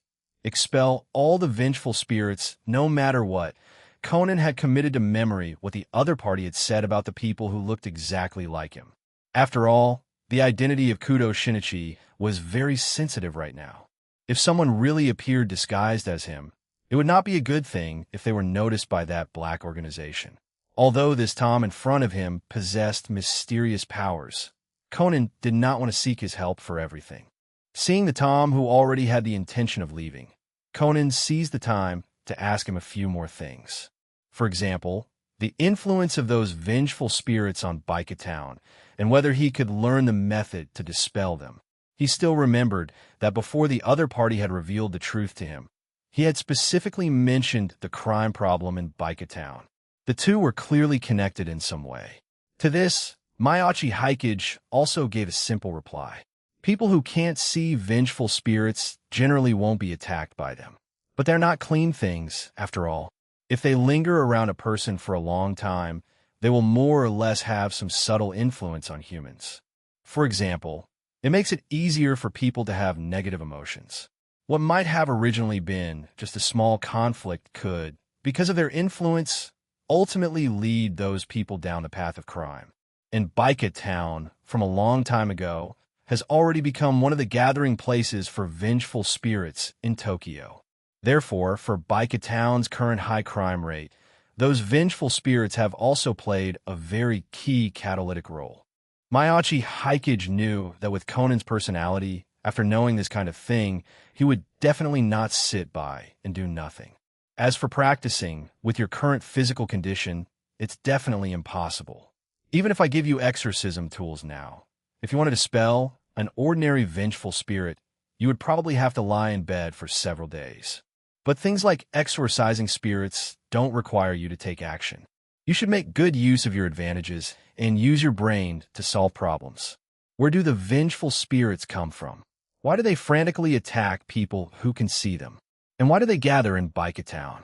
This is what you, the detective, should figure out. Speaking of which, Mayachi Haikage once again showed the lens in his hand. He'll give this thing to you after your life energy has recovered in a few days. I believe you should have also thought things through by then. Upon learning of the catalytic role those vengeful spirits played in the deaths, Conan's fists had clearly clenched tightly. He had encountered many criminals in the past with extreme personalities who had killed others over small matters. He hadn't thought much about it in the past, but now that he knew that these criminals might have been influenced by vengeful spirits, just as Mayachi Haikage had thought, he could not sit by and do nothing. He had to find out the reason why those vengeful spirits appeared and stayed in Bika Town, and then find a way to deliver or dispel them. However, he still had to deal with his own affairs first before he could continue to consider these things. After all, his parents were still lying on the sofa outside. Although he felt a little helpless about his parents' act of tricking their own son, he couldn't just let them continue to sleep there, could he? Under these circumstances, Conan had no intention of staying in this place and playing along with his parents to finish the rest of the act.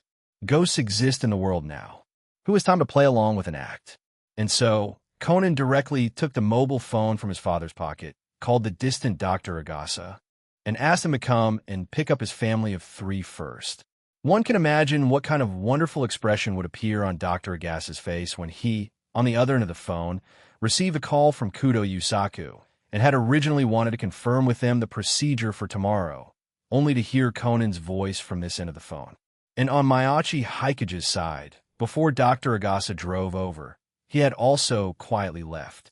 Conan was currently on his side, at least in their attitude towards the vengeful spirits. The two of them were still of the same opinion. It's just a pity. I even specially mentioned relic technology in front of Conan. Why didn't this guy ask about this technology?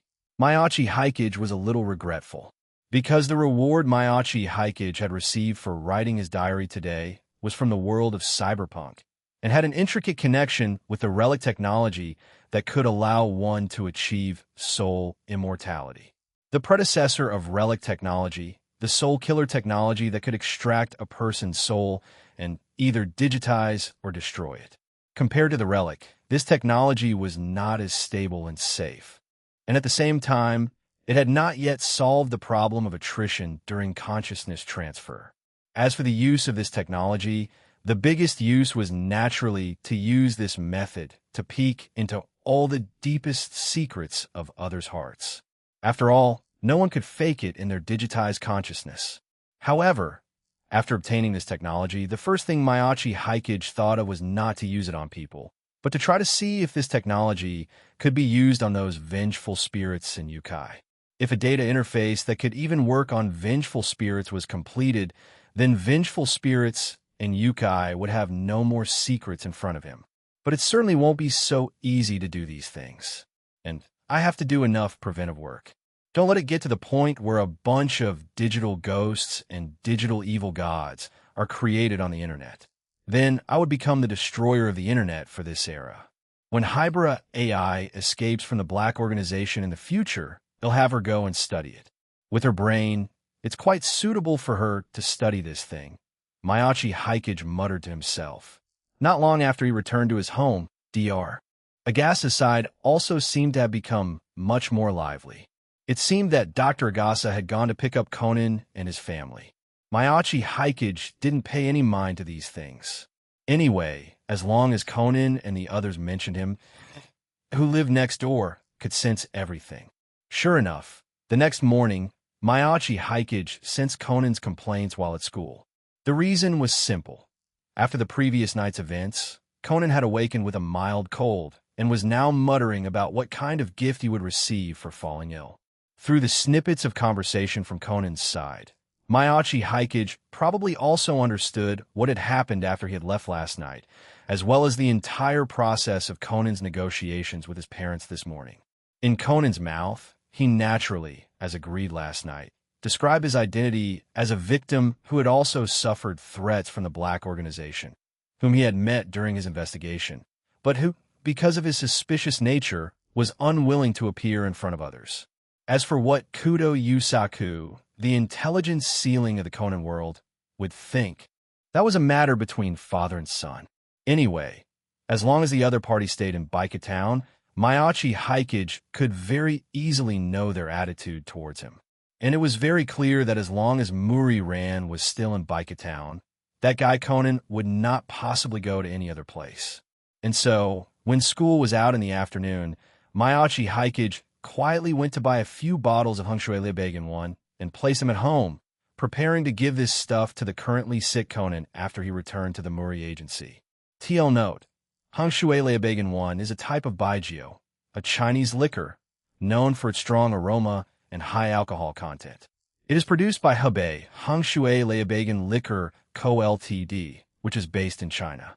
The company produces various series of liquors, including Liebegan, Wenwang, Bancheng, Wuling, and Kongfugia Chapter 74. The undefeated blank after preparing the Liebegan liquor to be given to Conan at any time, Mayachi Hikage opened his diary and began to write today's entry. Last night, I happened to run into the male protagonist of a certain work. I messed with his mind quite a bit, and by the way, gave him a good grilling. Seeing his thwarted look, my mood today is very good. I even specially left a surprise gift for him. I hope he will be happy when he receives my gift. Also, it just so happens that recently I've researched some little gadgets to deal with those vengeful spirits. They can be used to exorcise spirits by consuming life energy. In preparing to distribute a few of them out later. Who they end up with will depend on your luck. However, Yatsuya Miko, you shouldn't get your hopes up too high. The effect of this thing is not as good as you think. After all, it's a tool that relies on life energy to exorcise spirits. The exorcism effect mainly depends on how strong your own life energy is. For those powerful, vengeful spirits, the life energy on you right now is probably just enough to tickle it. In your hands, it can probably only be used to check if there are any vengeful spirits around you. And by the way, you can use it to clear out some of the small fry. By the way, I don't know what you think of my suggestion from yesterday, Kuroneko. Being a VTuber and streaming games still has a very promising future. Your voice and gaming skills can also support you in walking a path in this industry. And if you're really willing to debut as a VTuber, then I might give you some gifts and become your #1 donor. I was originally thinking of talking more about your future love story today, but I did some more research on your gaming circle's forums today and found that this world is really interesting. There's actually a legend of blank in your gaming circle. I think you and UMR, as gaming experts, should have more or less heard of this name, right? The one that has set all sorts of records in multiple games, and no matter what type of game they play, they have never been defeated, the one that is almost like an urban legend, blank. I don't know if you've ever fought against this blank in the past, but if it's really as it is in the novel's setting, you are all considered professional-level gaming experts. Crushing 99 of players is no problem. But this blank, the gaming level of those two siblings should indeed be strong enough to crush this era. Even if you use cheats, you will absolutely not be their opponent. After all, they're the great masters who will be summoned to another world by the god of another world in the near future to save humanity through games. Yes, you didn't see wrong. What I said was being summoned to another world by the god of another world. But you all should be able to accept it, because I am someone who has transmigrated from another world to this one. In other words, it seems quite normal for people from your world to be pulled away by the gods of other worlds. The only problem is, besides this blank, I don't know how many other otaku in your world will be sent to another world to save the world. I think this number should be quite large.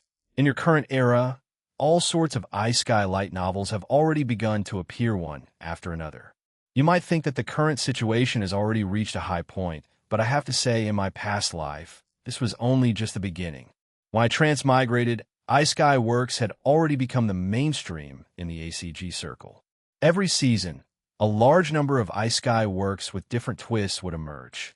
And most of these works have such a characteristic. Pull a seemingly ordinary high school student or otaku from Japan to another world. And then the god of that world will give them a special ability, letting them use this ability to save the other world. However, among that large pile of iSky works that don't even count as toilet paper, the work where blank is from is one of the iSky works I personally like more. The only problem is that I couldn't wait for the second season before I transmigrated. I never thought I would be able to see the two siblings in this world. To put it simply, because blank's gaming level was too powerful, they could no longer find anyone in reality who could be called an opponent.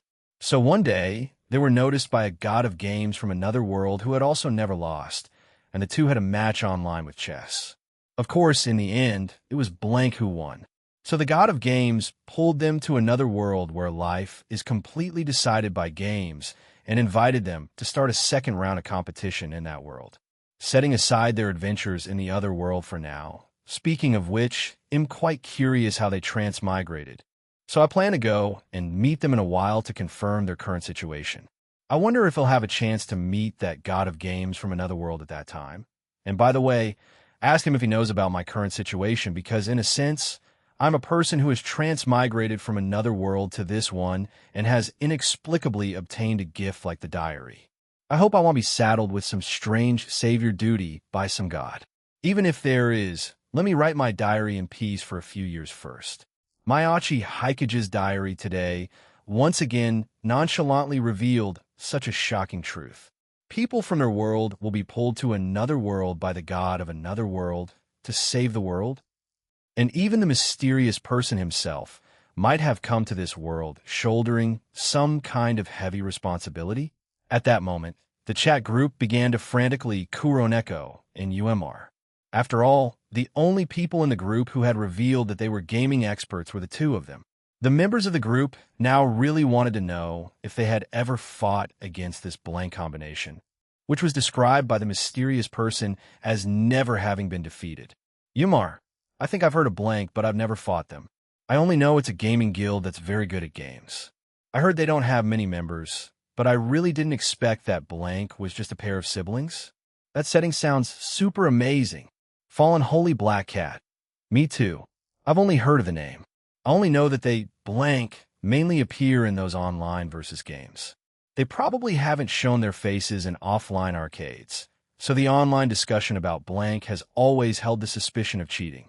Upon hearing that the two gaming experts had never fought against this blank, the members of the group couldn't help but feel a little disappointed.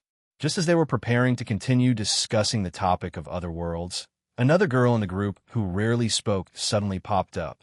In no name, Hinami Aoi, I've fought against blank. Shortly after Adafami was released, I was brutally beaten by them with no way to fight back. Chapter 75. The chat group's discussion about blank because of this no name statement. Many people in the group began to search for what kind of game Adafami was. Soon they got the answer. It was an online fighting game that had been quite popular in recent years. While maintaining its entertainment value, it also maintained a decent level of competitiveness. Its sales in Japan alone had already exceeded 1 million, and many videos of battles between experts could be found online. As gaming enthusiasts, Amaru and Kuroneko had naturally heard of this game. Amaru was even very surprised and said that she had also played this game for a period of time recently and had even spent a few weeks to rush to the top 50 on the rank ladder. Yumar, Adafami is quite fun, but I play a lot of different games. After reaching the top 50 at that time, I found that climbing higher would take up a lot of my time for other games, so I gradually quit this game. Yumar, I just found the game. And oh name, you're the person who is currently second on the rank ladder, right? Could it be that the number one, Nanashur, is blank? However, very quickly, Amaru denied it herself in the group. Because in all the urban legends about blank, their character ID was always a blank space with no characters. Even in those games where nicknames were prohibited from using spaces, their character ID was still a blank space. It was precisely for this reason that people constantly suspected that blank was using some kind of cheat to maintain their undefeated record. If the mysterious person hadn't mentioned in today's diary that blank was a pair of siblings whose gaming ability far surpassed reality, Amaru probably would have just treated the rumors of blank as an urban legend. And in the chat group, that unknown name also quickly replied, "Unknown name, Nanashur is not blank. He has suffered many failures in the process of becoming number one on the ladder. When his form is not good, I am not without a chance of winning against him. Overall, although there is still a small gap between my strength and his at the moment, if I am willing to spend reading value on gaming, at most it would only take a week for me to surpass him. It's just that I don't want to use my precious reading value on this. Unknown name, but blank is different. They appeared last year, when Nanashur had not yet reached the top. In 1 week, they reached the number one spot with a perfect winning streak, and then they defended their position on the ranked list for 2 weeks, and still no one could defeat them. In the end, I don't know if they were banned by the game officials or if they deleted their own accounts and left. In any case, the total time they spent in Adafami was less than a month. Unknown name, and during this period, I fought against blank twice. Fighting against them felt like facing a machine that would absolutely not make a mistake. No matter what kind of probe, it couldn't get a reaction from them. But even if I revealed a momentary flaw, it would be captured by them. Although it may sound like a sore loser for me to say this, before today's diary update from the mysterious person, including me, a considerable portion of Adafami players had always regarded blank as a cheating player. Fallen Holy Black Cat, for you, who is currently ranked second in the entire game, to say this, it seems that blank's strength is really terrifying. But according to the mysterious person's statement, blank is a pair of siblings, but this kind of fighting game should be operated by one person, right? I just don't know if the one who fought you is the older brother or the younger sister. Unknown name, no matter which one it was, I really want to fight them again now. Even the god of games from another world who has never lost couldn't win against them. After knowing this, losing to them is no longer a disgrace. Before, I thought they were cheating players, so I treated my own mistakes that were captured by them as their problem and even disdained the playstyle they used. Thinking back now is really embarrassing. I really want to know how big the gap is between me now and them. Unknown name, it's just a pity that according to the rumors on the forums, blank never looks back. Once they've conquered a game, they lose interest in it. The few gaming experts in the group also expressed that they would go and look for the tracks of blank, find a next game they would challenge, and then go and experience for themselves just how terrifying their strength could be. At the end of the chat, Amaru even took the initiative to invite this unknown name to a match in Adafami. Seeing that the topic was about to get sidetracked again, Kasumiga Kakayuda also popped up to bring the topic back to today's diary. Kasumi Yutako. So, setting aside your challenge match for a moment, isn't the main topic of our discussion today supposed to be the other worlds? Just how chaotic is this world of ours? Kasumi Yutako. Reincarnation, vengeful spirits, exorcists, gems that can grant eternal life. And now there's a pile of God from other worlds watching from the side. And from what the mysterious person says, those gods from other worlds will even form groups to come to our world and pull people over to save their worlds. So are these gods so bored all day? Kagaya, who knows what the gods are thinking? But anyway, the existence of gods can already be confirmed. I will have someone investigate on the blank side. But according to what you all have said, besides their gaming skills, their computer skills are probably not low either. The mysterious person has not revealed too much information about them, so the possibility of finding them at present is not high. Kagaya. However, the matter of blank and the gods of other worlds will not affect our lives for the time being. But everyone should be mentally prepared, because the mysterious person mentioned for the first time in the diary the duty of a transmigrator. The reason we obtained this diary is very likely related to the gods of our world.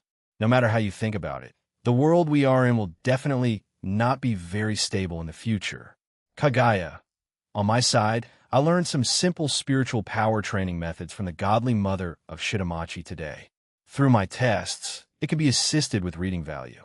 And I also received a reminder from the diary that I can consume reading value to fuse different systems of training methods. It's just that it requires 50 reading points. At the current rate of acquiring reading value, it would take almost a month. If anyone has any ideas, you can start saving up reading point from now on.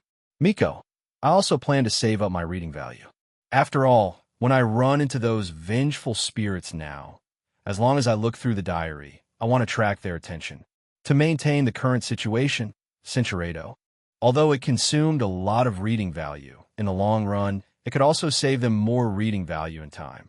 For example, under normal circumstances, it would be almost impossible to practice spiritual power while also practicing Hammond. Even if reading value were used to assist in the cultivation of both, one would easily fall into the dilemma of how to allocate the points. It was just unknown what kind of form his fusion function could merge the two power systems into. However, none of the girls who had a diary at present had this many reading points to try it out. However, apart from Yatsuya Miko and a few other girls with poor health who needed Hammond to restore their bodies to normal, the others had not encountered any trouble for the time being. Therefore, their use of reading value was not that urgent. Now, many had already expressed that they would save up to 50 reading points to try and experience the fusion function.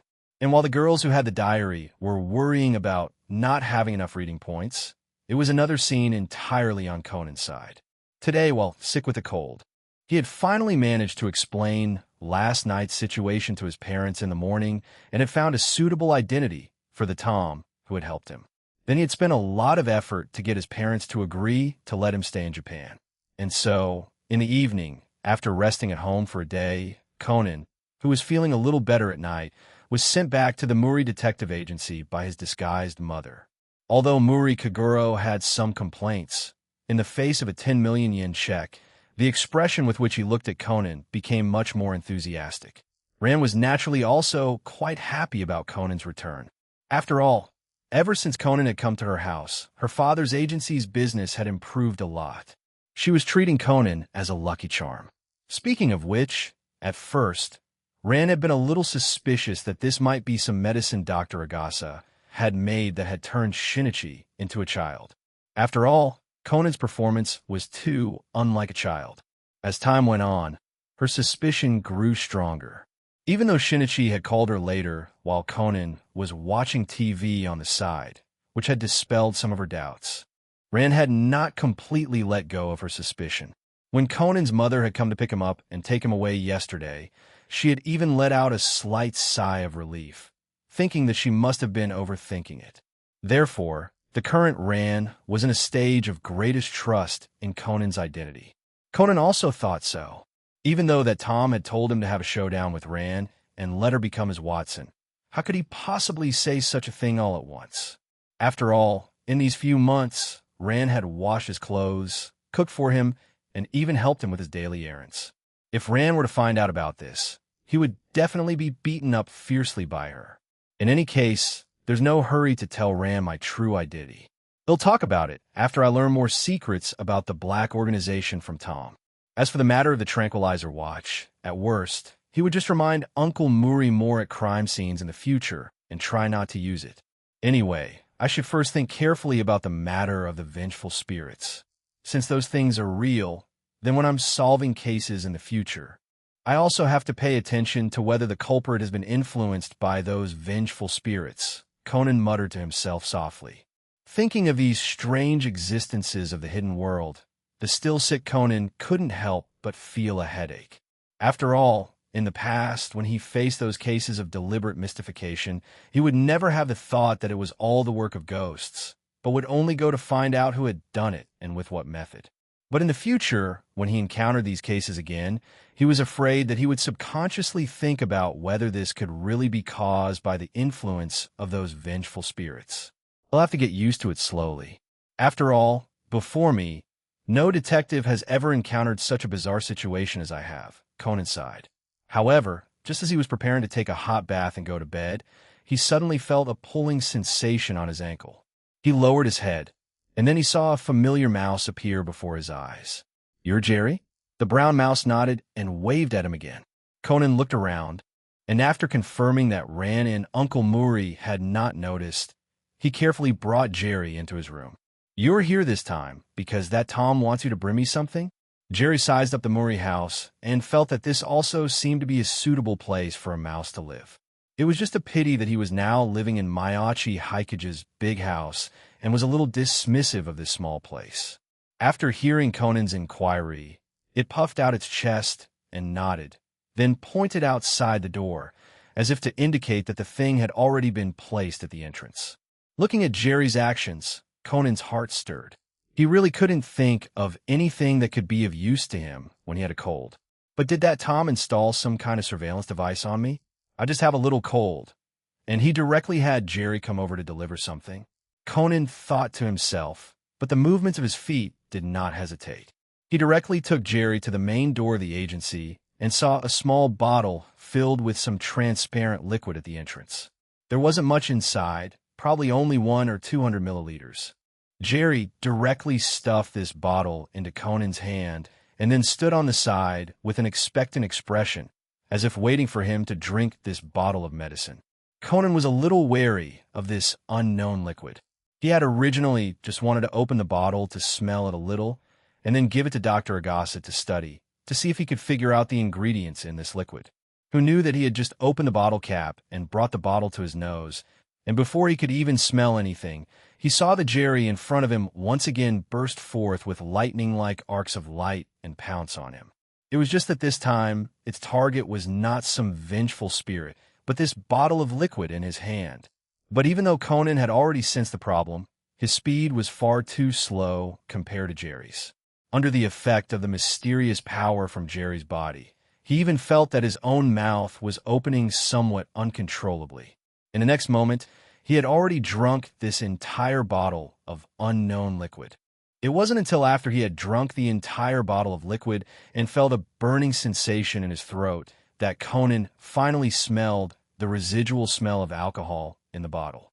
That Tom sent me a bottle of liquor and even specially had Jerry come over to personally make me drink this bottle of liquor. What on earth does that guy mean? Chapter 77. A frightening change in response to Conan's reaction. Jerry took out a small piece of paper that had been prepared in advance and handed it to him. Conan, who already had a bit of a cold, felt even more lightheaded after drinking the liquor. However, the amount of liquor was not much, so it wasn't enough to make him pass out drunk. Therefore, he could still understand what Jerry meant. He opened the note. On it was a line of printed text, making it impossible to identify the handwriting. The content of the note was very simple. Sincerado. But he had never heard that a cold could be treated by drinking alcohol. However, since it was that Tom's decision, he would just do as he said for now. By the time he woke up tomorrow morning, he should be able to figure out what changes would occur to him. At the same time, he did not forget to put away the bottle.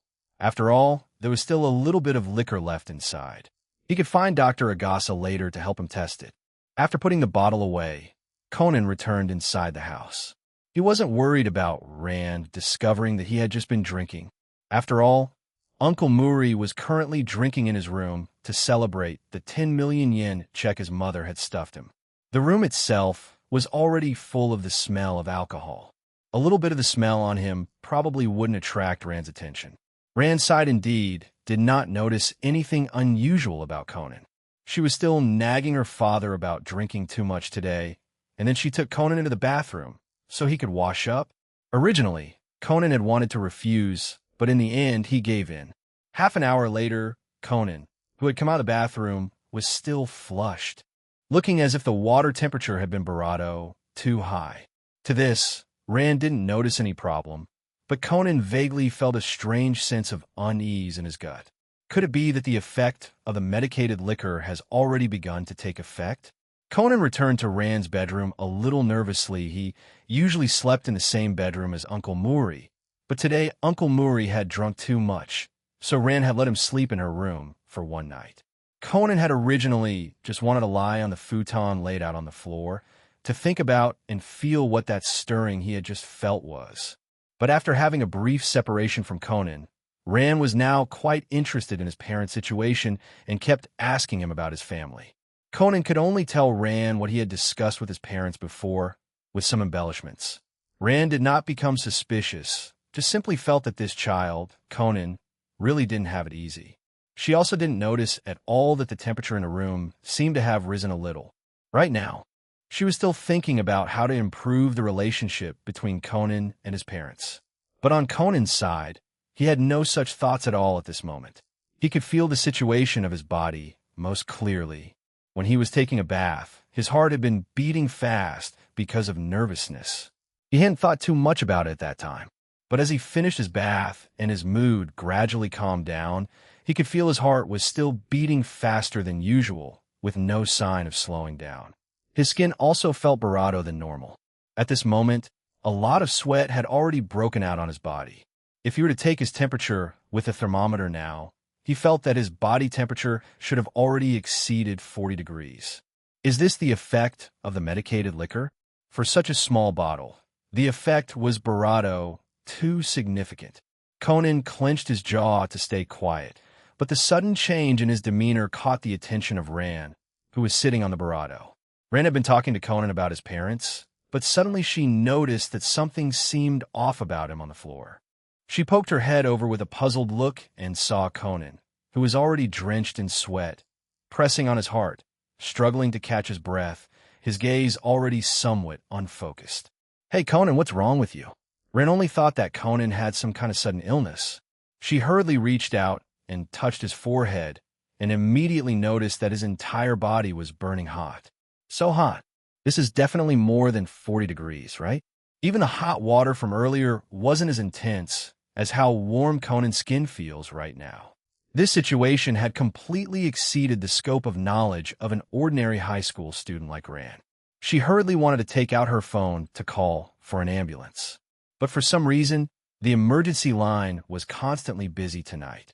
She had dialed it several times in a row without success. "Conan, they'll go find a doctor for you nearby right now," Rand said, and hurriedly got up to go to a nearby clinic to find a doctor. Conan had originally wanted to stop Rand, but now he couldn't even say a complete sentence. He could only watch as Rand got ready on the side, preparing to go out. At this moment, he even thought he had seemed to have returned to the day he was fed poison by that man named Jin. Wait, the feeling of being fed poison. Don't tell me that Tom fed me another dose of that APTX 4869? If my body were to regress once more, then wouldn't I turn into a newborn baby? Conan felt that Tom probably wouldn't do such a thing, but in the next moment, he suddenly felt a strange shift occurring. His eyes widened as an unexpected realization washed over him. Could it be that my current situation is not shrinking, but changing back to my original form? What on earth did that Tom give me to drink? If it were before, this could indeed be considered a pleasant surprise. But now Rand was right beside him. If he were to change back to his original form at this time, then wouldn't his identity be completely exposed? But what was more important now was that he absolutely could not let Rand go out to call a doctor. Otherwise, if those doctors saw him restored to his original form, then everything would be impossible to cover up. Under these circumstances, his restoration to his original form was a completely frightening change. Thinking of this, Conan himself didn't know where he had gotten the strength from, but he actually reached out directly and grabbed the pant leg of Rand, who was preparing to go out, forcing her to stop her original action. "Conan, what are you doing?" Rand, who had been full of anxiety, was also a little angry at being suddenly pulled like this. She turned her head and was about to scold him, telling him to lie down properly and not to move around. But it wasn't until this moment that she suddenly noticed that Conan's appearance at this moment seemed to have changed quite a bit from before.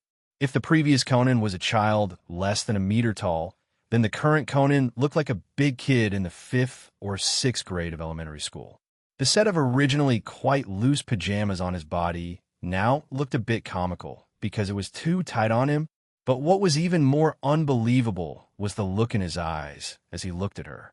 It made her instantly think of the boy who had disappeared from her sight for a month or two. Shinichi? She asked, somewhat stunned, looking at the boy in front of her, feeling that her brain was completely insufficient. Chapter 78. That Tom guy is actually pretty nice. 10 minutes later, kudos Shinichi. wrapped in a blanket, was explaining to Ran with a head full of sweat. From the reason his body had shrunk, to the idea of hiding in the Muri house, to the matter of the black organization, he didn't hide anything, including the fact that the mother who had picked him up yesterday was his real mother, Kudo Yukiko, in disguise. Even the matter of Tom was explained, as they had discussed before, as a collaborator seeking revenge on the organization. Although he was completely unprepared for this before, having been screwed over by Tom to this extent, he naturally couldn't continue to pretend. He could only honestly explain everything to Ran to obtain her forgiveness. To be honest, after he started speaking, he felt as if everything had become much easier. He no longer needed to deceive Ran, and in the future, he wouldn't have to worry about his identity being suspected by her. If there was any regret, it was probably that he could no longer share the same living space with Ran in the future. In any case, Kudo Shinichi quickly cast this thought aside. No, that's not right. I've already changed back to my original form, so I can't live in the Muri house anymore. Since my parents probably haven't left Japan yet, Senshirado, her emotions had also gone through a roller coaster-like change in these 10 minutes. From anxiety at the beginning, to shock, then to anger after being deceived, and worry when she knew the truth.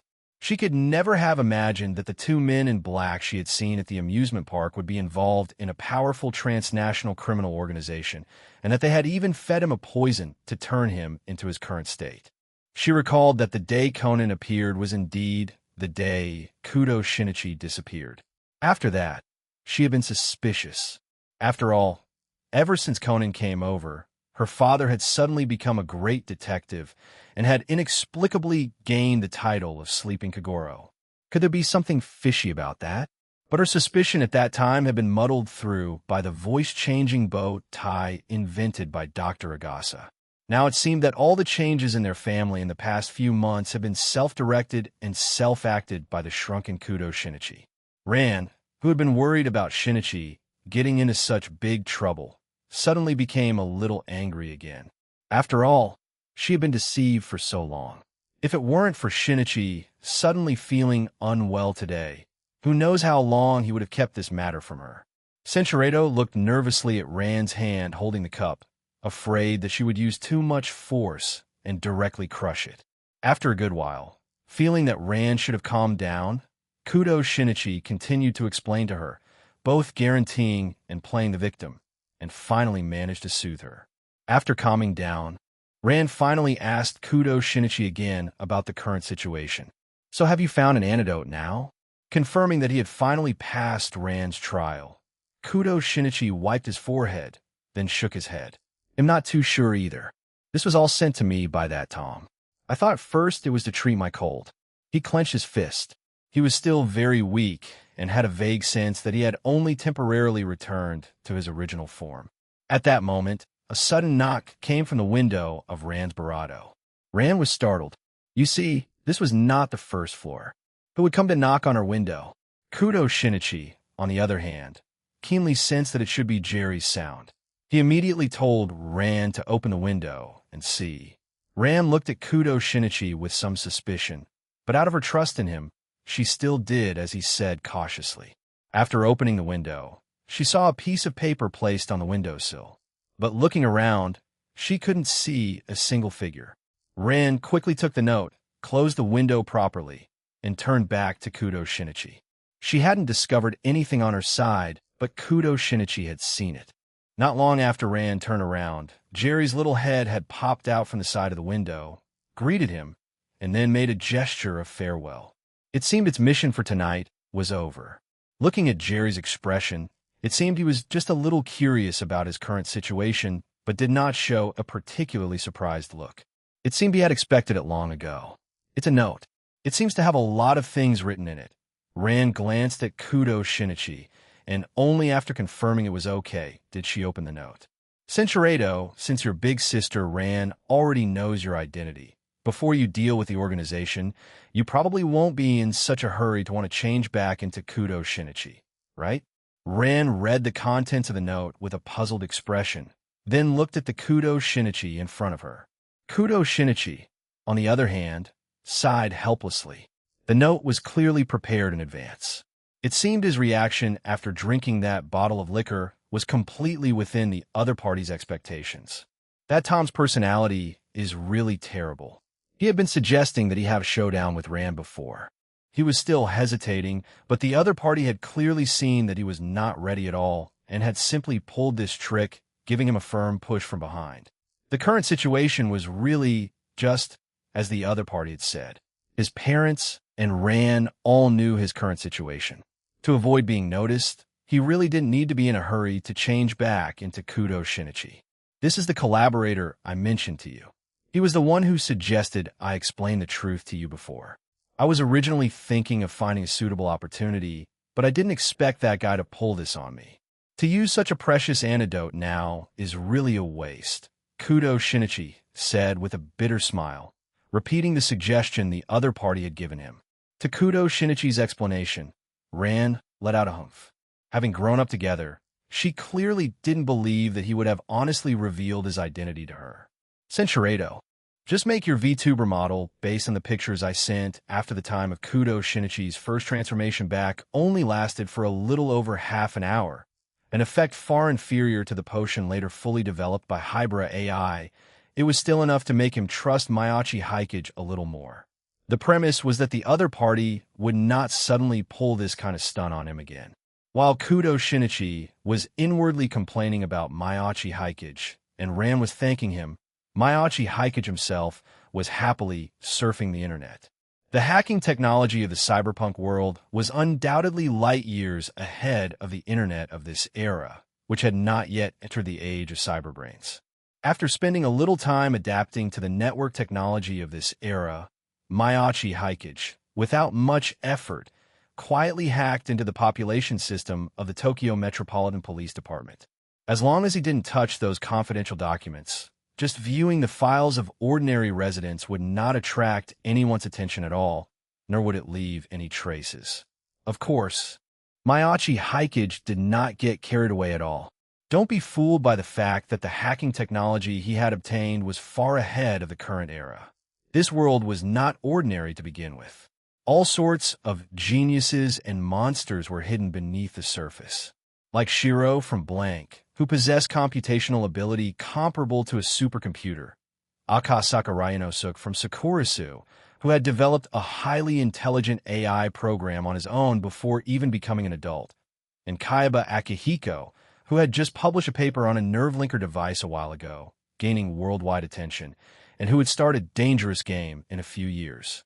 Closer to home, on Conan's side, there was the engineer Itakura Suguru, who was commissioned by the Black Organization to develop a software that could change the future of humanity.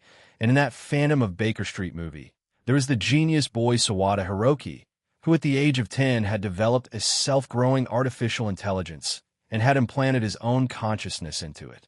Competing on the same stage with these real monsters, Miyachi Hikage felt that he, a cheat user, didn't need to be in a hurry. Who knows? One day, he might be able to obtain the inheritance of Bartmoss, the god of hackers from the cyberpunk world who had single-handedly forced the entire world to regress from the internet age back to the age of local area networks. Before that, for now, it was enough for him to use the population system in the police department to conveniently investigate information and occasionally use his hacking skills to give those girls who held the diary a little surprise. Kaiba Akihiko should have already had the idea of making a death game by now. A time bomb like that definitely can't be relied on, Miyachi Hikage muttered to himself. But the artificial intelligences developed by Aka Sakurayanosuke and Sawada Hiroki were both worth striving for. As for Itakura Suguru, he would just leave him for Conan to deal with in a few days. Anyway, the person who was in contact with Itakura was Conan's own mom, Vermouth. There shouldn't be any twists and turns. Thinking this, Miyachi Hikage briefly checked the files of several people again, preparing for his future plans. In the process of writing the diary and studying the diary's rewards, time passed very quickly. After spending a few days, Miyachi Hikage successfully completed the improvement work on the camera obscura and produced several finished products. It's about time for Jerry to make his official debut in front of those girls, Miyachi Hikage muttered to himself. This guy, Jerry, after having researched mouse breathing, had become increasingly restless at home, thinking all day about going out at night to make close contact with the surrounding vengeful spirits and fierce ghosts. Speaking of which, Jerry seemed to have possessed a rather high level of yin-yang eyes after coming to this world. He didn't know if it was something he came with or if it was copied from his ability. Mayachi Haikage felt that when he had obtained the pure yang body, he should have also had his yin-yang eyes opened along with it. It was just that so far, no unclean thing had dared to run up to him and show itself. No matter which possibility, anyway, he no longer needed to specially build a pair of special glasses for Jerry. Well then, have you got all your things? Go ahead and do your thing, Mayachi Haikage asked Jerry, who had a small wallet hanging on his body. This small bag was a diary reward he had obtained the day before yesterday, made with the undetectable extinction charm from the world of Harry Potter. It was just a pity that the spell-casting materials the diary had given this time were not many. He had made a 10 cubic meter permanent small wallet for Jerry, and then had made a nearly 100 cubic meter permanent backpack for himself. And then he was out of materials. 100 cubic meters was about the size of a 30 square meter room. It wasn't large for a house, but it was more than suitable for storing those diary rewards that were not suitable for public viewing. If he could find suitable materials in the future, it wouldn't be a problem to continue to expand it upwards. Jerry rummaged in his own pocket. A 10 cubic meter small bag, for a mouse, was also a not-so-small nest. After confirming that there was no problem, Jerry gave Mayachi Haikage a serious salute, as if to indicate that he would definitely complete the mission successfully. After estimating that Jerry had already set off, Mayachi Haikage began to write today's diary. Because I'm going to attend Kasumi Yutako-sensei's signing event the day after tomorrow, I've been wandering around Chiba and Kanagawa for the past few days and am preparing to head to Tokyo today. It's just a pity that on this trip, I didn't see what I wanted to see. There's not much to say about Kuroneko's side. I've appreciated the daily life of a Chinibu girl too many times in various works. But what surprised me a little was that you were actually making your own VTuber model. Although it might be a bit of a blow to you, your original art skills really need to be improved. Why don't I just send you your 2D image, and you can just make the model based on this. This is Kuroneko. Image this is Shiraniko. Image this is Maid Nico. Image this is Holy Angel God Nico. Image no need to thank me. Just take it and use it. Besides Kuroneko, I also went to Sobuhai's side. It seems you really are a diary holder. Second Miss Yukino Shida. You successfully avoided the car accident on the first day of school. I wonder if you will still have the idea of establishing the service club in the future. But I really didn't expect that great teacher could be so unlucky.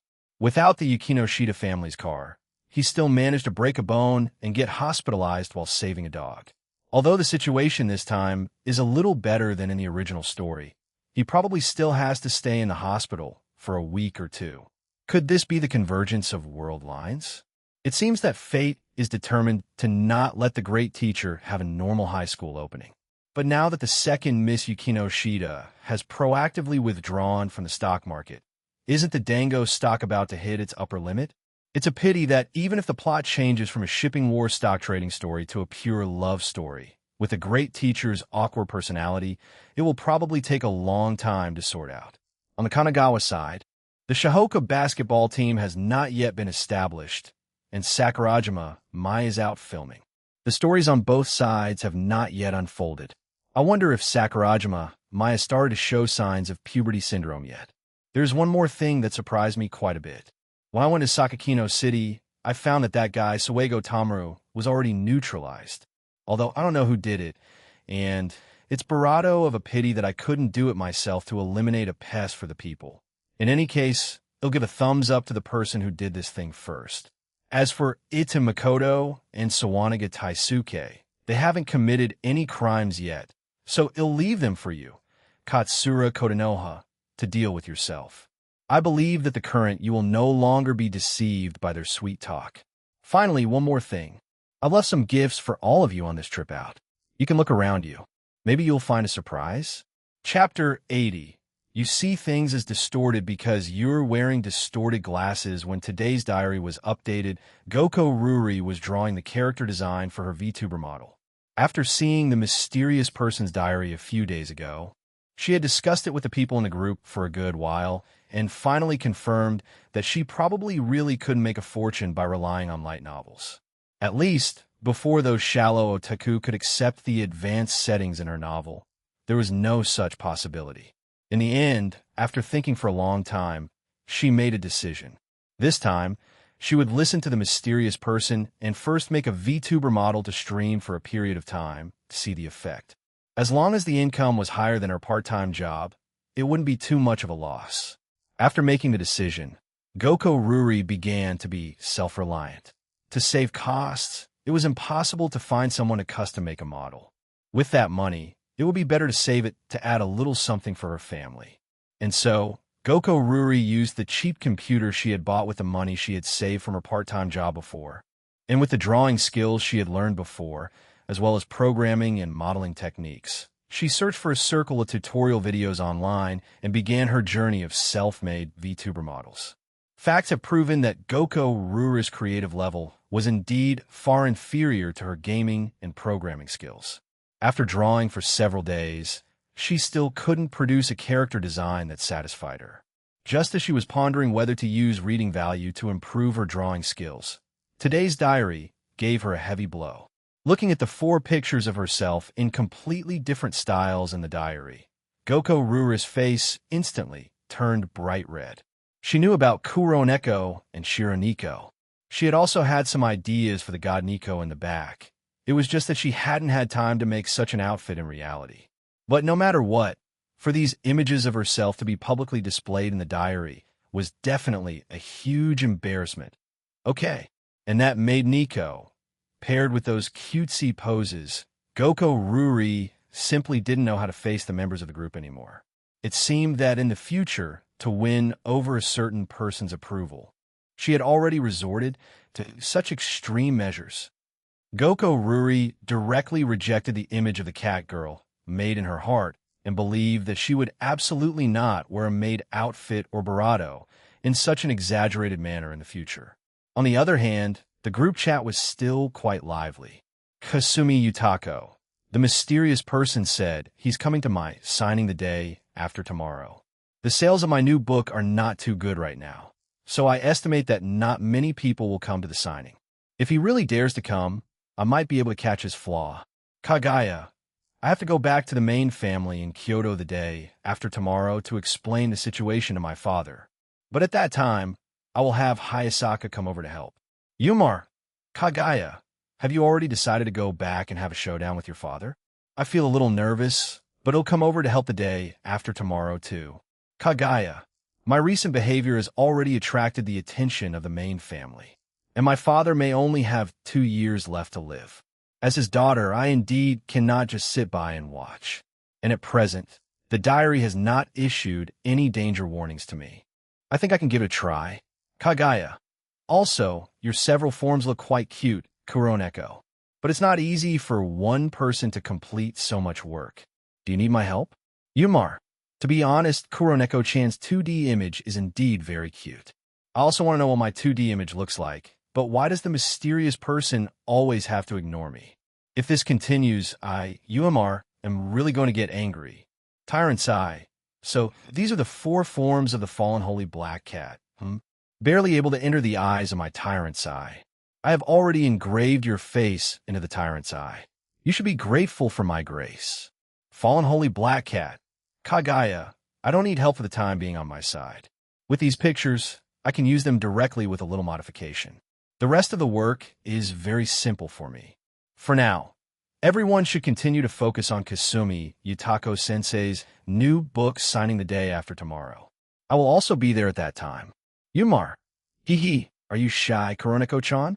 You're quite cute in all of the pictures. Which form are you planning to use to make your VTuber model? Why not make one for each picture? Then you can appear in a different form every day. Isn't that great? Fallen Holy Black Cat. All right, say no more. I think this topic should be over. Yumar, then when you come over this weekend, don't forget to hit the arcade with me for a rematch after the signing. And no name, you're coming too, right? No name Chan. The three of us can go head-to-head again. I still haven't gotten over how you completely destroyed me last time. I was crushed for half an hour. And no name. Okay, but if you cry offline after losing to me again, I'm not responsible. In a few words, the second gathering of the Diary Interest Group, which was also a gaming tournament, was thus decided. On the other hand, Kasumigakake Yutaha still remembered that the mysterious person had once again mentioned that Yukino Shida's affairs in the diary. As the other half of the peerless twin prides, every time the mysterious person mentioned the other, she would unconsciously pay attention to her situation. Since the mysterious person has already confirmed that she has a diary, does that mean she has very likely already joined this group chat? Thinking of this, Kasumigakake Yutaha also asked in the group, Kasumi Yutako, I also wanted to ask, the mysterious person said that Yukino Shida should have a diary. I wonder if this Yukino Shida has joined our group chat? Yumar. Ho ho. Here it comes, here it comes. The clash between the two highly popular female protagonists officially designated by the mysterious person. Second Miss Yukino Shida. Are you in the group? If you are, make a peep. After a good while, no newcomer spoke in the group. Yumar. It seems that Yukino Shida hasn't joined our group chat. What a pity. Kasumigakake Yutaha also sighed. The other party seemed to be much more aloof than she had thought. The name Yukino Shida, Yukino really wasn't given for nothing. Kasumi Yutako. She probably hasn't joined the group. I was originally thinking of asking her what the situation with that service club was. It always sounds barato unusual. Fallen Holy Black Cat. To be precise, the number of people who can look at that name and not find it oddly worded is in the minority. Speaking of these things, the gaming masters in the group began to study the name of this service club again. At the end of their research, it seemed someone finally couldn't sit still anymore. A person using a panda avatar forcibly brought the increasingly off-topic conversation in the group back on track. Mr. Pan, you all think in a dirty direction because you're looking at normal words with colored glasses. The service club is just a place that provides solutions to problems for those who need help, thereby allowing them to change. That is all. Chapter 81. Does Sakurajima Mai also have puberty problems? After the girl, nicknamed Mr. Pan, spoke, the messages in the group paused for a moment. Judging by the way she spoke, it seemed she was that Yukino Shida Yukino. Kasumigakake Yutaha looked at the other's nickname and recalled her posting history after joining the group. The other party seemed to rarely speak in the group. She had basically spoken more frequently when she first joined. The last time she had spoken in the group was when they were discussing the mysterious person's identity, and she had popped up to propose a possibility. Since most of us are in the high school stage, that mysterious person is also very likely a high school student. At that time, this guess had sparked a lot of discussion in the group. After all, this point of view did sound quite reasonable. They were all female protagonists from different works that the mysterious person had seen in his past life.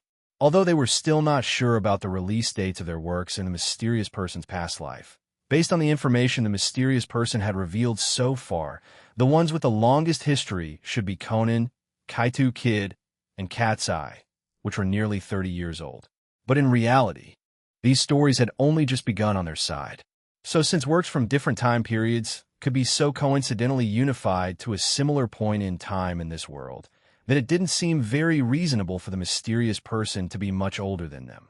Following this line of thought, one could even go on to analyze which school the mysterious person might be studying at. However, there were simply too many guesses about the mysterious person's identity in the chat group. In addition, after she had proposed this point of view, she had not taken the initiative to expand on this topic again, so everyone had quickly shelved this guess. Now that she had popped up again, it made everyone in the group recall Mr. Pan's past statements. After pondering for a while, Kasumigakake Yutaha directly D this Mr. Pan, asking if she was Yukino Shida Yukino. And in the Yukino Shida residence in Chiba Prefecture, Yukino Shida Yukino felt that she was still too impetuous. After seeing the discussion about the service club in the chat group, she still couldn't help but speak up.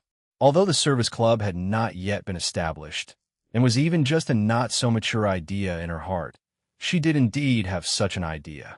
As for the group chat, she had naturally joined the group the moment she learned of its existence. It was just that she had nothing she wanted to say in the group and had only shared some of her own thoughts there. But she felt that these guesses couldn't be backed up by any evidence at the moment, so she hadn't said much in the group, nor had she deliberately tried to get along well with the girls in the group. Making friends was not her strong suit to begin with. Therefore, after joining the group chat, she usually just paid attention to the direction of the chat and hadn't said too much. It was only today that she really couldn't hold back and had to speak up again.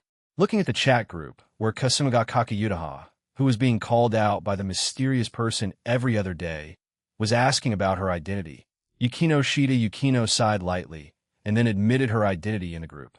After all, before, no one had paid much attention to her situation, so she had not exposed her identity, but had just silently used the reading value she obtained every day to improve her own abilities. Now that the mysterious person had already written about this matter in the diary, she had no need to hide anything anymore. And so, Yukino Shida Yukino directly changed her nickname to Yukino Shida and generously admitted her identity in the group. Yukino Shida, I am Yukino Shida, and the group chat instantly became lively because of her frankness. All sorts of inquiries instantly flooded the chat group. After all, everyone was very curious about what kind of personality this girl who was equally famous as Kasumagakaka Yutaha had.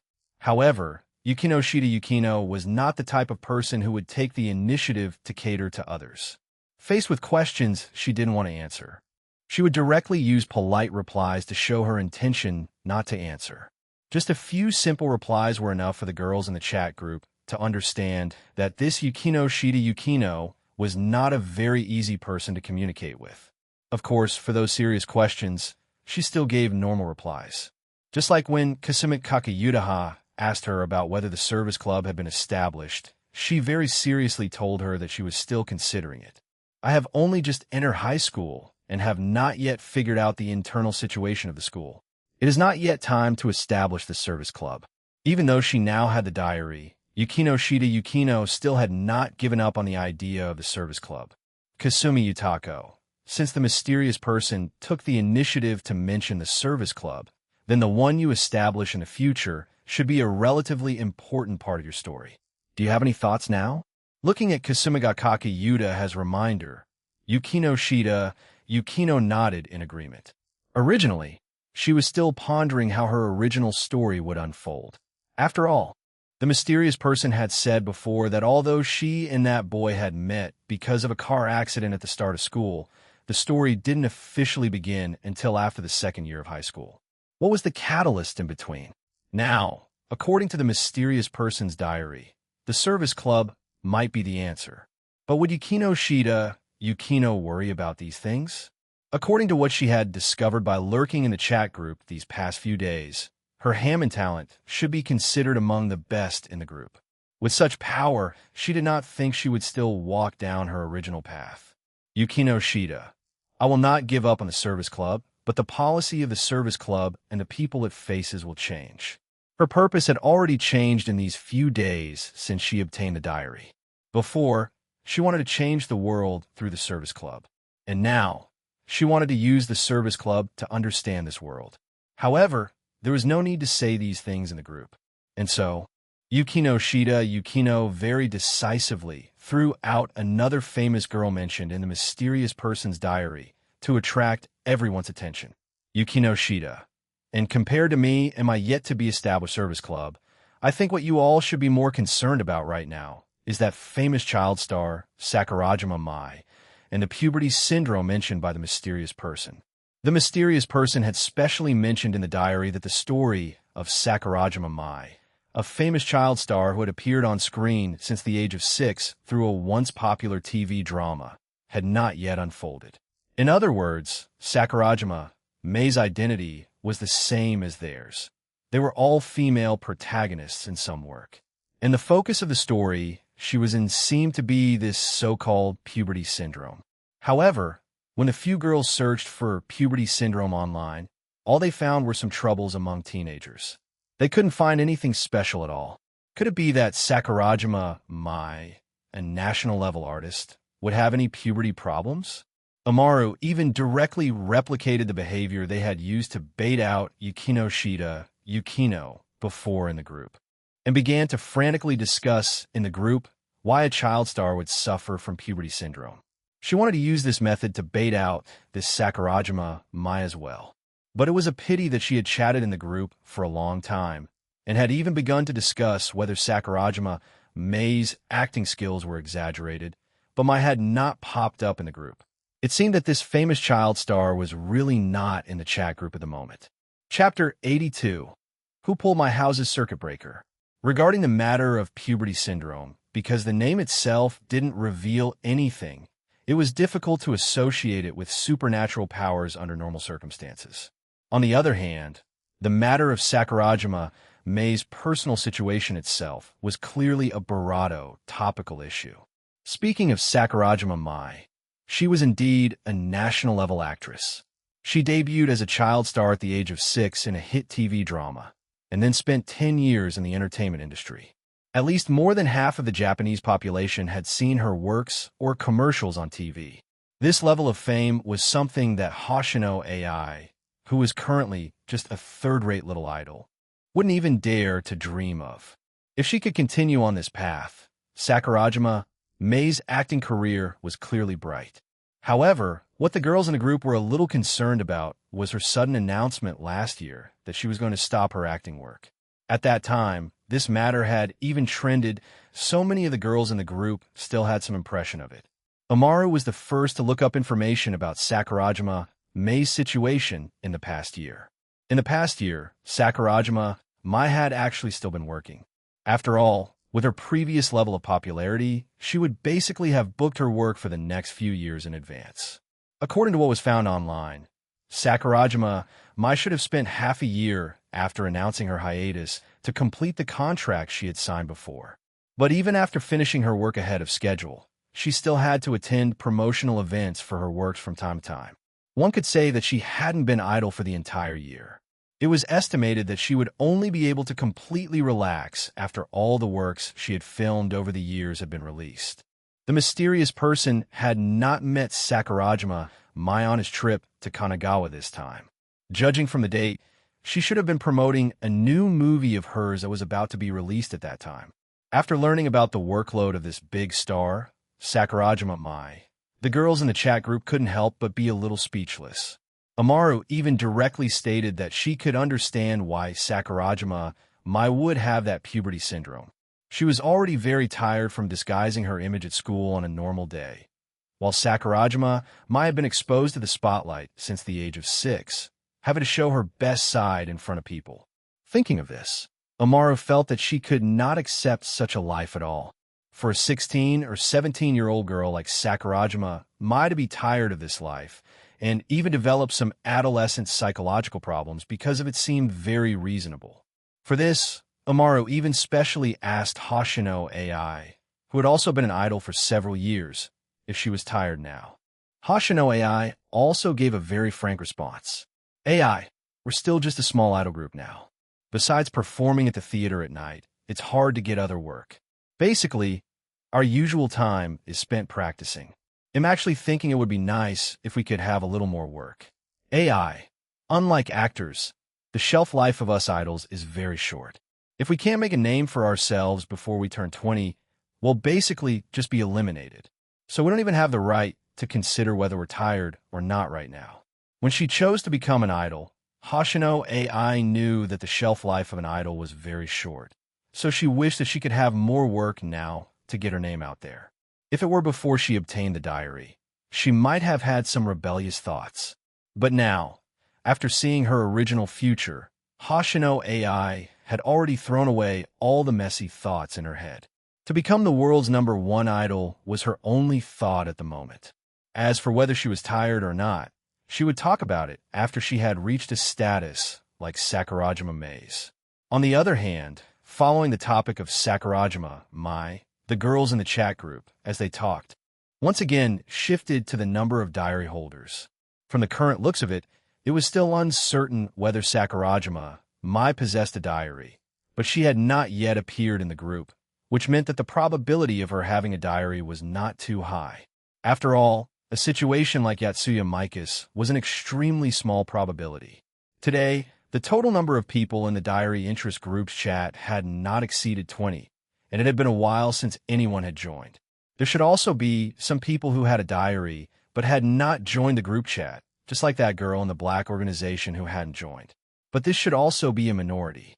According to Shinomiya Kagaya's estimation, the number of girls who currently had a diary should be around 20. But it was very clear that the number of works and characters that had been integrated into their world was far more than this number. Among them, there should be many female protagonists from works who did not have a diary. For example, the other detective, Shionji Aiko, who was mentioned along with Muri Kagoro in the mysterious person's First Day's diary.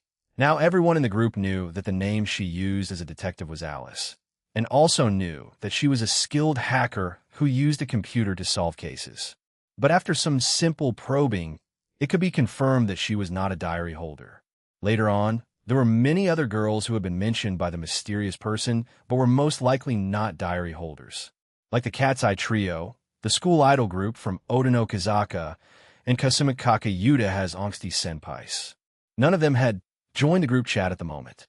Kagaya-sama's side had also been keeping an eye on these characters mentioned by the mysterious person to confirm whether they had a diary, and at the same time, she also wanted to use these girls to judge why they had been chosen by the diary. It was just a pity that this question was more elusive than the mysterious person's identity. Kagaya-sama had no clue so far. I was originally thinking that the diary might be distributed according to fame or some other condition, but this Sakurajima Mai, from her identity, appearance, and fame, seems very suitable to receive a diary. Shinomiya Kagaya shook her head, feeling that there was no solution to this problem for the time being, and did not continue to think about it. The existence of the diary involved an unknown god, even if the identities of the people who now had the diary had basically been confirmed. But who knew if that god would continue to distribute diaries in the future? She should just properly consider how to communicate with her father when she went back this weekend. As for the matter of Sakurajima Mai, she would just find a chance to probe her then. But at this moment, Kuroneko, who had originally gone offline to model her VTuber avatar, suddenly started to complain in the chat group again. Fallen Holy Black Cat. I don't know who's pulling my house's circuit breaker in the middle of the night. I had just been drawing for 5 minutes, and before I could even save, the power suddenly went out. Before the girls in the chat group could even offer their comfort, Kuroneko's message appeared again. Fallen Holy Black Cat. What the heck? I just pulled the circuit breaker back, and I had only walked back for half a minute, and the circuit breaker tripped again. Chapter 83. Could it be that some unclean thing has entered the house? Time rewinds to a few minutes ago. In the Goko residence, the Goko family's financial situation was not good. Although it couldn't be called poverty, it could be described as tight in some respects. Her parents were busy working outside until late at night every day before coming home. She would also work part-time at a nearby bookstore to supplement the family's income. It was after working in a bookstore for several years and reading many novels that she had the idea of becoming a light novel author to make money. Over the years, she had submitted to those light novel bunko imprints more than once, but for several years, it had always been like a stone sinking into the sea. She had not even been able to meet a bunko editor more than a few times. Before, she could still comfort herself with the excuse that her talent just hadn't been discovered yet. But after the mysterious person mercilessly stated in the diary that she had no talent for writing, Kuroneko had finally seen reality and regretfully gave up on the path of writing. Besides mercilessly retorting in the diary that she had been submitting for several years in the original story and had not even a shadow of a light novel debut by the end of the story, the mysterious person had also revealed a lot about her story. For example, she would soon meet a normie girl through the internet who could become a best-selling author just by casually writing something on her phone. Although the mysterious person did not directly mention in the diary who that normie girl she would meet in the future was.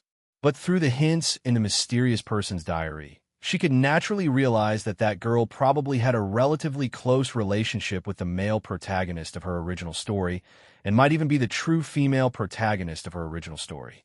In addition to that, She had also learned one more thing from the mysterious person's diary. That Eromanga sensei, who was very famous in the illustration world for her various borderline illustrations, was her kohai. And there was a very obvious common point between their stories. It was just that the mysterious person, who always liked to add insult to injury, had, with a rather malicious sense of humor, not continued to say more, as if he were waiting for them, the readers of the diary, to figure out the truth for themselves. For this, Kuroneko had also fiercely complained about the mysterious person in private, and then tried to find a way to investigate and find the true identity of that Eromanga sensei. Fortunately, the girls in the group were all very sensitive to the things the mysterious person had mentioned in the diary. She estimated that it wouldn't be long before she could learn about the situation of that Eromanga in the group. And besides her complaints about the mysterious person, Goko Ruri also had to admit that, compared to debuting as a light novel author, the suggestion the mysterious person had given her in the diary was indeed more feasible. Compared to light novels, she was indeed more confident in her computer skills and gaming skills. In this era where live streaming was just beginning to rise, if she followed what the mysterious person had written in the diary, she might really be able to make a living by playing games in the future. At that time, her family wouldn't have to work so hard to make money. At this moment, Goko Ruri was modeling on her old computer, which she had assembled bit by bit with second-hand parts she had saved up to buy.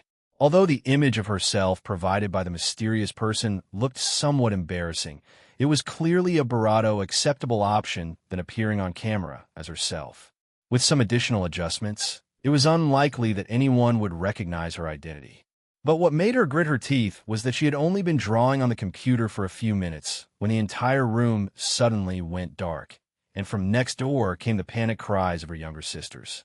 Her parents had not yet come home from work. She, the eldest sister of the family, naturally had to take on the responsibility of taking care of her younger sisters. After spending a good while to calm her sisters down, she took her phone and prepared to go check the circuit breaker. By the way, she also complained about it in the group. Originally, everything was normal, and she had just thought it was an accident. But as she pulled the circuit breaker back and returned to her room, the breaker tripped again after a few minutes, and she began to sense that something was wrong. This time, she carefully checked the electrical appliances in the house and confirmed that there were no problems. After that, she told her two younger sisters to stay in the room and not to run around, and only then did she return to the circuit breaker and pull it back. This time, she did not leave immediately, but continued to stand by the circuit breaker and wait. After several minutes passed without the power tripping again, she frowned and walked back. It's a bit strange. How did the breaker trip just now? Should I call someone over tomorrow to check if the wiring is aging somewhere? However, because the breaker did not trip again this time, Goko Ruri did not think too much about it. Returning to her computer, she planned to continue working.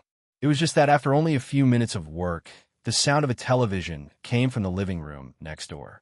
Hinata, are you watching TV? Didn't I tell you that you can't watch TV after 8 o'clock at night? Goko Ruri shouted towards the living room. Goko Hinata was the second daughter of her family, just turned 10 this year. Naturally, she couldn't watch TV too late. As a result, after Goko Ruri's inquiry, a sound of footsteps soon came from outside the room. Goko Hinata, with her twin tails, ran into her older sister's room with a strange look on her face. I was telling a story to Tamaki in my room. Wasn't it you who turned on the TV, big sister? Hearing her sister's explanation, the look of confusion on Goko Ruri's face grew even heavier. Her own sister wouldn't lie about this kind of thing. If she really wanted to watch TV, she just had to be honest about it. If it was just for a little while longer, she wouldn't say too much. So if it wasn't her own sister, then who on earth had turned on the television in the living room? Goko Ruri walked out of her room. Looking at the television in the living room, which had turned on by itself for some reason, she couldn't help but feel a little nervous. She rarely confirmed with her own sister again that they hadn't turned on the television.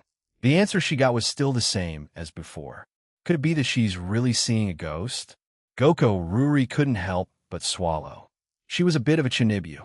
Before obtaining the diary, She would often hide alone in the house at night to perform some rituals. But now was different from before. Now she had already confirmed that there really were ghosts in this world.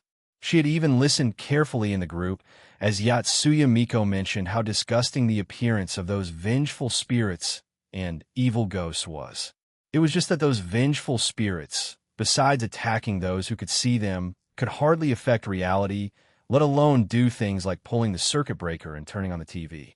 However, Goko Ruri also remembered that besides those vengeful spirits, the godly mother of Shitamachi had also mentioned that those ancient yukai were also slowly reviving with the changing times. Could it be that some yukai had entered her house? Thinking of this, Goko Ruri hurriedly private messaged Shinomiya Kagaya in the group, wanted to ask her to help inquire with that godly mother of Shitamachi what to do in this situation. Chapter 84. Jerry at Kuroneko's house, Shinomiya Kagaya. Seeing Goko Ruri, who had been complaining in the group, suddenly turned timid, naturally became very interested in the appearance of a yukai. She immediately went to consult the godly mother of Shitamachi. I haven't had much dealings with yukai, but in recent years, I have indeed heard many rumors about them. However, under normal circumstances, you don't have to worry too much. After all, this is Tokyo. A too dangerous yukai won't appear. Takeda Asi, the godly mother of Shitamachi, after listening to Shinomiya Kagaya's description, quickly gave her own point of view. Shinomiya Kagaya, on the other hand, did not have much trust in those so-called official supernatural beings.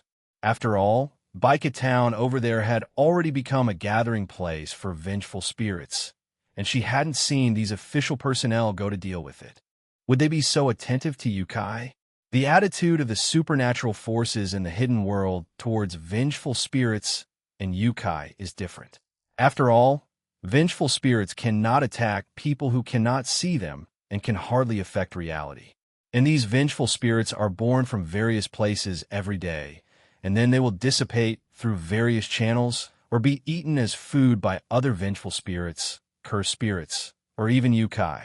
The vast majority of vengeful spirits will not cause any impact on human life. So the attitude of the Jujutsu headquarters towards vengeful spirits is more about control than elimination. Cursed spirits, as curses, do attack ordinary people, but their number is much smaller than that of vengeful spirits, and they rarely gather together. The threat they can cause is actually only slightly higher than that of vengeful spirits. And there's a Jujutsu headquarters specifically responsible for dealing with them, so there's no need to worry too much. But yukai are different. Yukai have their own thoughts and can directly affect human life. And yukai also like to live in groups and even form factions. So yukai have always been the focus of attention in the hidden world. If a great yukai really appeared, the Jujutsu headquarters would probably have already noticed. The one at your friend's house now should just be a small, mischievous yukai that has just awakened. This kind of small yukai is still quite easy to deal with. Basically, you can send it away by offering it a few meals. If you're lucky, you might even be able to make that yukai become your family's guardian deity. Just like the legendary Zashikiwarashi, it was a yukai that liked to go to other people's houses to play with children, and the family it stayed with would receive good luck because of it. Because of this characteristic of bringing good luck, in ancient times, some people would even specially hire on Myoji to bind as a Shikiwarashi in their own home to monopolize this good luck. If you don't mind, could you tell me your friend's address and let me take a look? If it's really a Shikiwarashi, I wonder what your thoughts are. Kaguya-sama, Takeda Sae asked for Shinomiya Kagaya's instructions. After all, she was now relying on her for her livelihood. If she could really get a Shikiwarashi that could bring good luck for this young mistress, then she would definitely get more benefits. Shinomiya Kagaya was also a little interested in the matter of the Zashikiwarashi, but she'd rather not keep one in her own home. The Shinomiya family had already developed to its current stage. Did they still need a small yukai to bring them good luck? It was better to leave this kind of thing to Kuroneko, whose family situation was more difficult. After getting Shinomiya Kagaya's reply, Goko Ruri let out a slight sigh of relief. She didn't hesitate much and told Shinomiya Kagaya her address. She herself, according to the meaning of that godly mother of Shitamachi, let her two younger sisters watch TV in the living room while she stood guard at the living room door, waiting for the other party's arrival. Her two younger sisters, the younger one, Goko Tamaki, was happy to be able to watch TV so late. The older one, Goko Hinata, on the other hand, felt slightly nervous. She had heard the phone call her sister had just made in her room, saying that she suspected some yukai had entered their house. Goko Hinata knew that her sister was a bit of a Chinibu. She would usually hide in her room to chant spells and draw magic circles, and would even make up a bunch of non-existent contacts on her phone to show that she had many friends. Of course, Goko Hinata had no dissatisfaction with her sister's behavior at all. She had even sworn in her heart that, for this sister who usually took good care of her, no matter what strange action she saw her do, she had to control her expression and absolutely not laugh. If it were in the past, if she had heard words like yukai from her sister, she would definitely have thought that her sister was playing a prank on her. But recently, her sister's behavior seemed to have started to become strange, which made her have to think a little more. Simply put, it was as if her sister had really conjured up something. This change seemed to have started about half a month ago. One night, the other party had suddenly found her, looking serious as if she wanted to say something to her. But in the end, she had only talked about some household matters and then left. Before that day, Goko Hinata really couldn't have imagined that there was actually someone in the world who could show expressions of surprise and disappointment on their face at the same time. And so, Goko Hinata began to pay more attention to her sister. This attention led to a great discovery. She had, of course, known about the chat group for a long time. After all, her sister was now holding her phone and chatting with people all day. Last week, she had even gone out to a party with people, which had made her, the younger sister, a little nervous about whether her sister could get along with others. Fortunately, when her sister came back that day, she seemed very happy and could even boast to them that she had eaten a grand meal made by a student who had graduated from the legendary Tatsuki Academy in a super large mansion that night. But setting aside the matter of her sister finding friends, what was more noteworthy was her sister's physical problems. She knew that although her sister was very good at housework and was very skilled in many aspects, she was completely clueless when it came to sports. Even doing stretching exercises looked like she was serving a prison sentence. But recently, her sister's stamina and physical coordination seemed to have improved a lot. Previously, when her sister was doing a major cleaning of her room, she would be out of breath from exhaustion and often had to take breaks in between. But when she did a major cleaning last weekend, her sister had shown amazing strength and stamina. She had spent a whole morning cleaning without taking a single break, and when she was finally done, she hadn't even seen a few drops of sweat. She had even curiously asked her sister at that time, and the answer she got was as Chinibu as ever. As long as you maintain the correct breathing, you won't feel tired. At that time, that sister of hers had really wanted to teach her some breathing rhythms, but that kind of awkward-sounding breathing method had made her give up directly. She just treated it as her sister playing a joke on her. But what was concerning was that night, when she got up to go to the toilet, she suddenly heard a sound of electric arcs from her sister's room. Worried that something had happened to her sister, she had secretly peeked through the crack in the door to observe her, and then she had seen that the electric arcs were actually coming from her sister's hands. That had scared her so much that she had cried out. Although in the end her sister's explanation was that it was magic, she was already 10 years old. This kind of lie to deceive a child could at most fool Tamaki. How could it fool her? Her sister must have really obtained some kind of superpower. Perhaps that chat group of hers was a mysterious organization formed by a group of superpowered individuals. Therefore, when she heard something about yukai from her sister tonight, her first reaction was that her sister was joking. But after calming down, she realized that her sister didn't seem to be joking with her. She could even vaguely hear the sound of electric arcs coming from her sister as she left the living room to check other places. Could it be that a yukai had really entered her house? Was it attracted by her sister? Or did it just come to her house by chance? Goko Hinata's mind was all on that suspicious yukai, and she had no intention of watching TV seriously. She also didn't notice at all that on the cabinet behind her a brown mouse was watching TV seriously. Jerry was catching up on his drama recently. Because he had to come here today, he had almost missed the time. But this Kuroneko seems quite easy to get along with. Seeing me watching TV here, she even called her sisters to watch with me, Jerry thought to himself, looking at the two little girls sitting in front of him. It was just that the conditions of this family didn't look very good. Let alone comparing it to Mayachi Haikage's mansion. The place he had lived in before coming to this world was also much better than here. He had wandered around this neighborhood for a bit and had smelled the scent of more than one of his compatriots. It was just that his compatriots in this world seemed to be some brainless, dirty things. Not only did they defecate anywhere, but they also liked to gnaw on things everywhere and bring back a pile of parasites from outside, without any of the elegance that a mouse should have. Jerry felt that after he finished watching today's primetime drama, he should go and teach these brainless local mice a good lesson. Since you're living in someone else's house and eating and drinking their things, you should at least have some basic manners, right? If they refuse to be polite, then he could only ask those compatriots to go elsewhere. However, just as tonight's TV drama was reaching its climax, the arrival of an uninvited guest distracted Jerry quite a bit. An old woman in her 60s or 70s, with some unpleasant smell on her. This should be that godly mother of Shitamachi that Mayachi Haikage mentioned.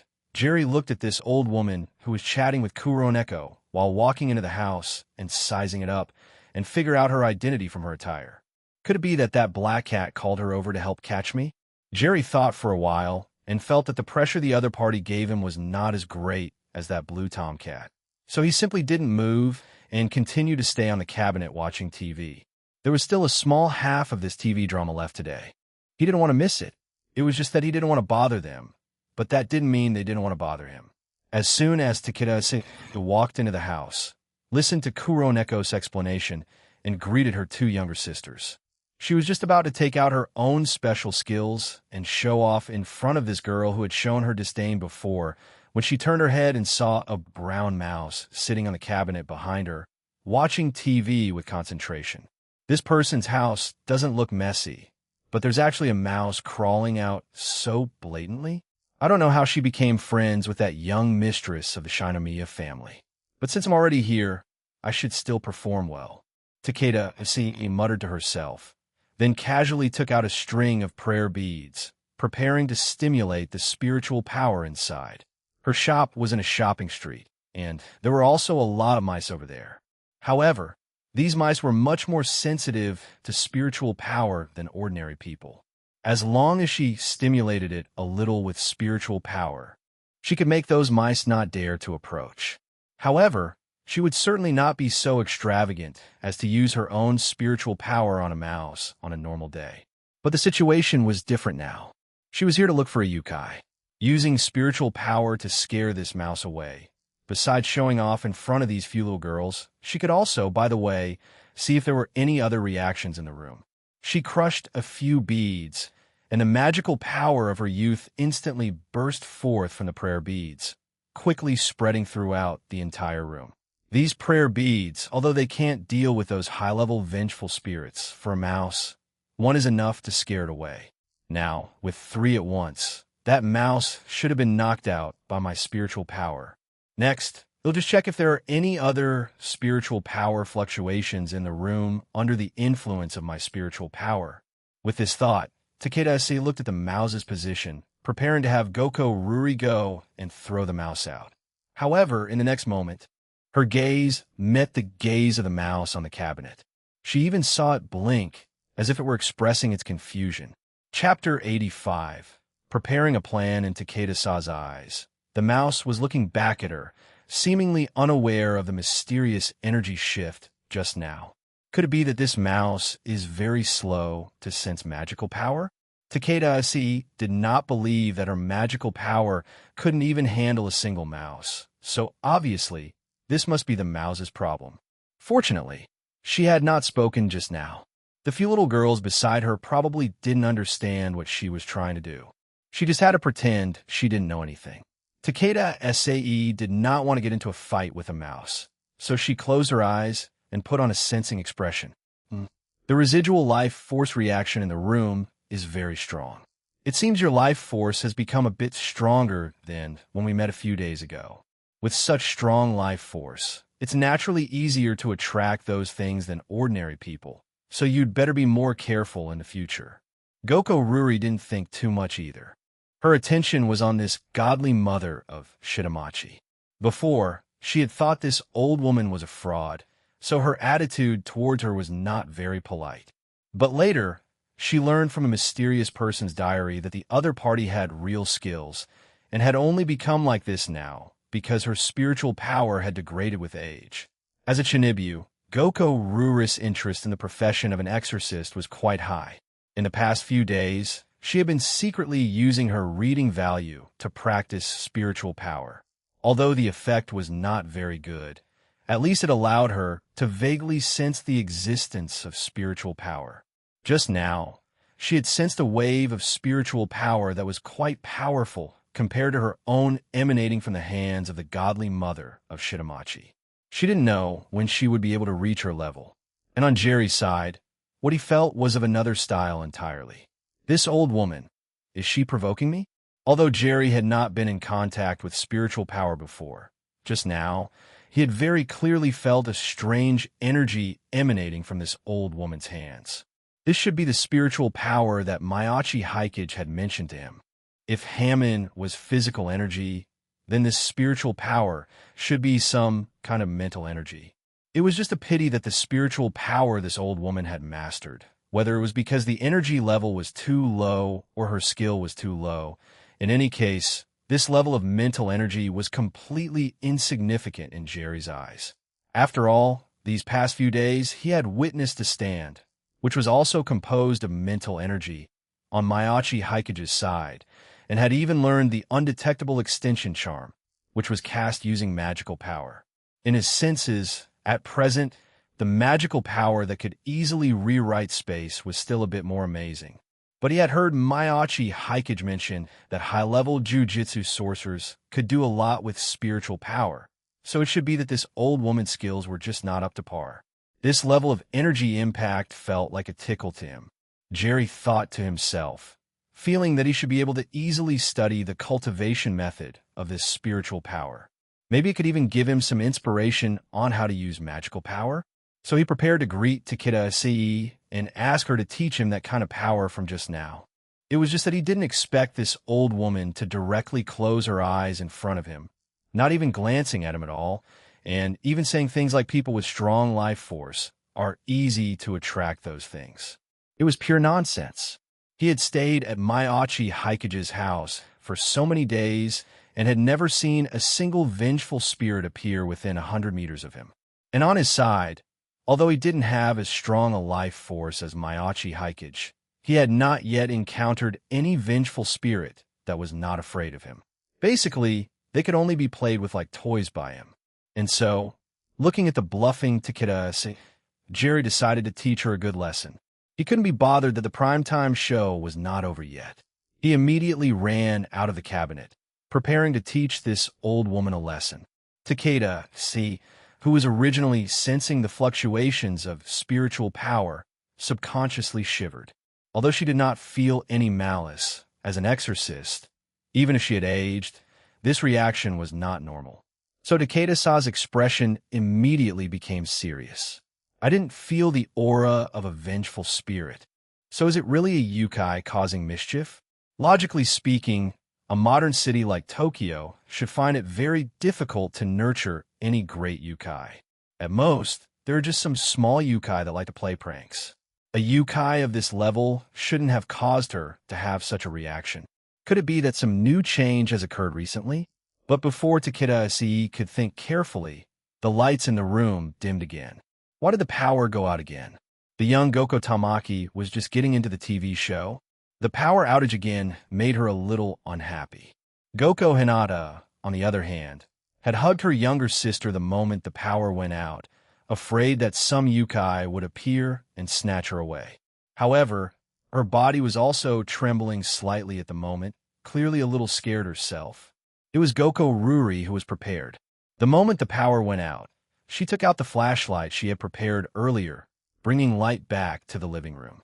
Then she looked at the serious-looking Takeda. See, Godly Mother, have you found anything? Being asked this question, Takeda SE was a little embarrassed. To be honest, besides shivering, she hadn't noticed anything else. Ahem, there is indeed a problem. Take me to the location of the circuit breaker to have a look. If that Yukai appears, it will definitely leave traces. Goko Ruri glanced at her younger sisters. She had originally thought of letting them stay in the living room and wait for them, but on second thought, to avoid any accidents, she still had her two sisters come out with them. The group of four quickly walked outside the house and checked the circuit breaker. Takeda, he carefully examined the traces near the circuit breaker. This time, she did find something. Around the circuit breaker, there were a few mouse hairs and traces of having been climbed on and gnawed by a mouse. She even found a relatively hidden mouse hole. Considering that mice could move freely in people's homes, it didn't seem strange for there to be a mouse hole near the circuit breaker. It was just that besides these traces left by mice, she had not found any other useful clues. It seems to be a very cunning fellow. It looks like I have to make some preparations. Takeda muttered to herself, preparing to use her magic beads to set a spiritual power trap in this vicinity to lure that Yukai. Fortunately, besides that set of exorcism robes, I have basically all my tools of the trade with me. I don't have to worry about not having enough materials. I'm just afraid that that fellow won't fall for it. To this, Takeda was quite confident, believing that as long as she got serious, these small Yukai would definitely not be her opponent. Chapter 86. Big Sister, there was a super awesome mouse just now. In order to open the eyes of this little girl, and the Shinomiya Kagaya behind her, and even more so for her own pension. Takeda gritted her teeth, took out her tools, and began to set up a small barrier with her own stored spiritual power. This could be said to be her trump card. As an exorcist from an unorthodox background, besides some simple applications of spiritual power that she had learned from her teacher when she was young, if she wanted to master other abilities, she could only rely on her own pondering. And barrier arts belonged to a relatively simple type of technique.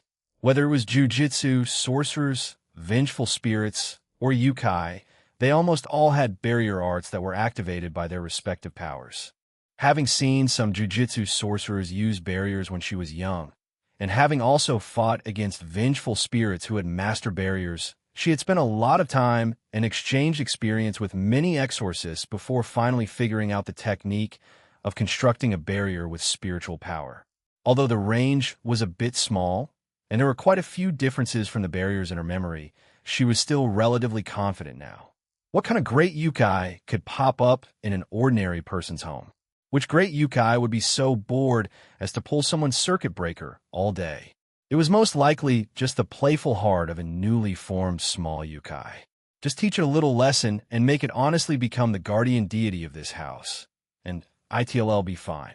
Because she hadn't been this serious in some years, the godly mother of Shitamachi's speed in setting up the barrier was not fast, and she also needed quite a few auxiliary means, such as placing several nodes in the room to maintain the existence of the barrier. Just need to use one more item with rich spiritual power as bait to lure that little Yukai out. Takeda, he somewhat cautiously took out a piece of jade that didn't look very good. This was one of the rewards she had received from the Shinomiya family. Although in the eyes of an ordinary person, it was just an ordinary piece of jade. In the eyes of a person with spiritual power like her, it was much more useful than the magic beads she had left over from her youth. Those magic beads were purely disposable consumables. This thing was a reusable item that, after its spiritual power was consumed, could be set aside to slowly absorb the spiritual power of the outside world. Even though it had the defect of needing to be recharged for several months or even years after a single use. In this era, where vengeful spirits were constantly increasing and ghosts and monsters were reappearing, the efficiency of this thing in absorbing spiritual power would only get higher and higher. To use this thing as bait, she could be considered to have made a significant investment. If she hadn't latched onto that little girl from the Shinomiya family, she would probably have just put on a show and thrown a few magic beads to scare that little Yukai away. But now, only by showing her own value could she guarantee her treatment in the Shinomiya family. That was why she had specially used this more consuming and more troublesome method. If the little girl from the Shinomiya family took a fancy to this skill of hers, then her future pension would be completely secured. Takeda, who was clear about the Shinomiya family's background, thought to herself, just place 2 more magic beads here, and the entire barrier will be set up. Wiping the sweat from her forehead after finishing the final preparations, Takeda let out a slight sigh of relief. She turned her head to look at Goko Ruri. Little girl, the trap has been set. Next, we'll just pretend we don't know anything and patiently wait for that little yukai to come out on its own. Goko Ruri breathed a sigh of relief. Although she had previously suspected that the other party was a fraud, since the other party had received the diary owner's comment of has some skill and can be trusted, her attitude towards the godly mother of Shitamachi had naturally become much more respectful now. Therefore, at this moment, she also restrained her Chinibu nature and became much more ladylike. Let me make you a cup of tea. It's been a hard night for you. The godly mother of Shitamachi, feeling Goko Ruri's respect, also nodded with satisfaction. Then let's go to the living room first. Just so happens, she also wanted to find an opportunity to probe a little. How did this little girl get to know the young mistress of the Shinomiya family? And also, she wanted to know why, including Shinomiya Kagaya, these delicate-looking girls all had such rich life energy. How come so many good seedlings for exorcists have popped up all at once? Could this also be because of the changes in the world? Thinking of this, the godly mother of Shitamachi couldn't help but sigh, couldn't help but feel that she had been born 50 years too early. She shook her head, feeling that she should stop thinking about these random things and just get her own pension sorted out first. She turned her head and looked at that piece of jade. With these jades that could absorb spiritual power, it seemed she could still hold on for a few more years before retiring. Wait, where's the jade? Where's my big piece of jade? Takeda he subconsciously let out a sharp cry. This thing was her most precious possession now. She had only taken it out for less than a minute and had just said 2 sentences to this little girl, Goko Ruri. How did it disappear in the blink of an eye? She frantically checked the place where the jade had just been placed and the surrounding trap, but could only find with even more despair that many of the magic beads she had set up before had also disappeared. This discovery made her completely stunned. Goko Ruri, who was just about to turn around and pour tea for someone, was also dumbfounded. Wasn't this godly mother of Shitamachi still quite confident just now? How did she have a breakdown after just 2 sentences? Looking at the sweating godly mother of Shitamachi, Goko Ruri began to get nervous again. Could it be that the yukai that had appeared in her house was much more powerful than she had thought? But until now, her diary had not sent any danger warnings. Could it be that her diary hadn't activated this function yet? Goko Ruri had not yet realized this unreasonable point. And then, in the next moment, another cry of surprise came from the living room. Goko Ruri's heart tightened, and she hurriedly ran towards the living room. Hinata, Tamaki, are you guys okay? She hurriedly opened the living room door and asked her sisters. Fortunately, her 2 younger sisters both looked unharmed at the moment. The older one, Goko Hinata, was currently hugging Tamaki, her eyes tightly closed, looking very scared. On the contrary, Tamaki, who had not yet started school, was in her second sister's arms, her big eyes wide open, seemingly not at all frightened by what had just happened. Seeing Goko Ruri's arrival, a happy smile even appeared on her face as she talked about what she had just seen. Big sister, there was a super awesome little mouse just now. She gestured with her hands and feet what she had just seen. After a good while, Goko Ruri finally understood what her little sister was talking about. A yellow mouse, and then it walked right past them openly, carrying a pile of things on its back. Even when Goko Hinata was scared and hugged her, that little mouse had taken out a few small barato and performed a juggling routine in front of her. Finally, before Goko Ruri could arrive, it had left in a cool and collected manner. Chapter 87. This mouse is actually my little martial uncle, a juggling yellow mouse. Hearing her little sister's words, Goko Ruri felt an inexplicable sense of familiarity for some reason. It was as if she had heard of a similar existence at some point. But right now, she didn't have time to think carefully about where this sense of familiarity came from. She hurriedly ran to her two younger sisters' side to check on their condition. Tamaki seemed fine. She was currently in her childhood and had not yet formed a clear concept of things like yokai and ghosts. In her eyes, she even seemed to think that the little mouse was quite cute. She was now staring with wide eyes, searching the room for the little mouse's whereabouts.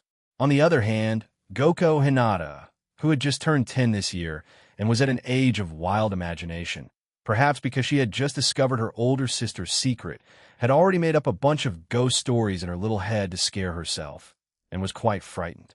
Almost the moment Goko Ruri came over, this little girl couldn't help but burrow into her sister's arms and cry.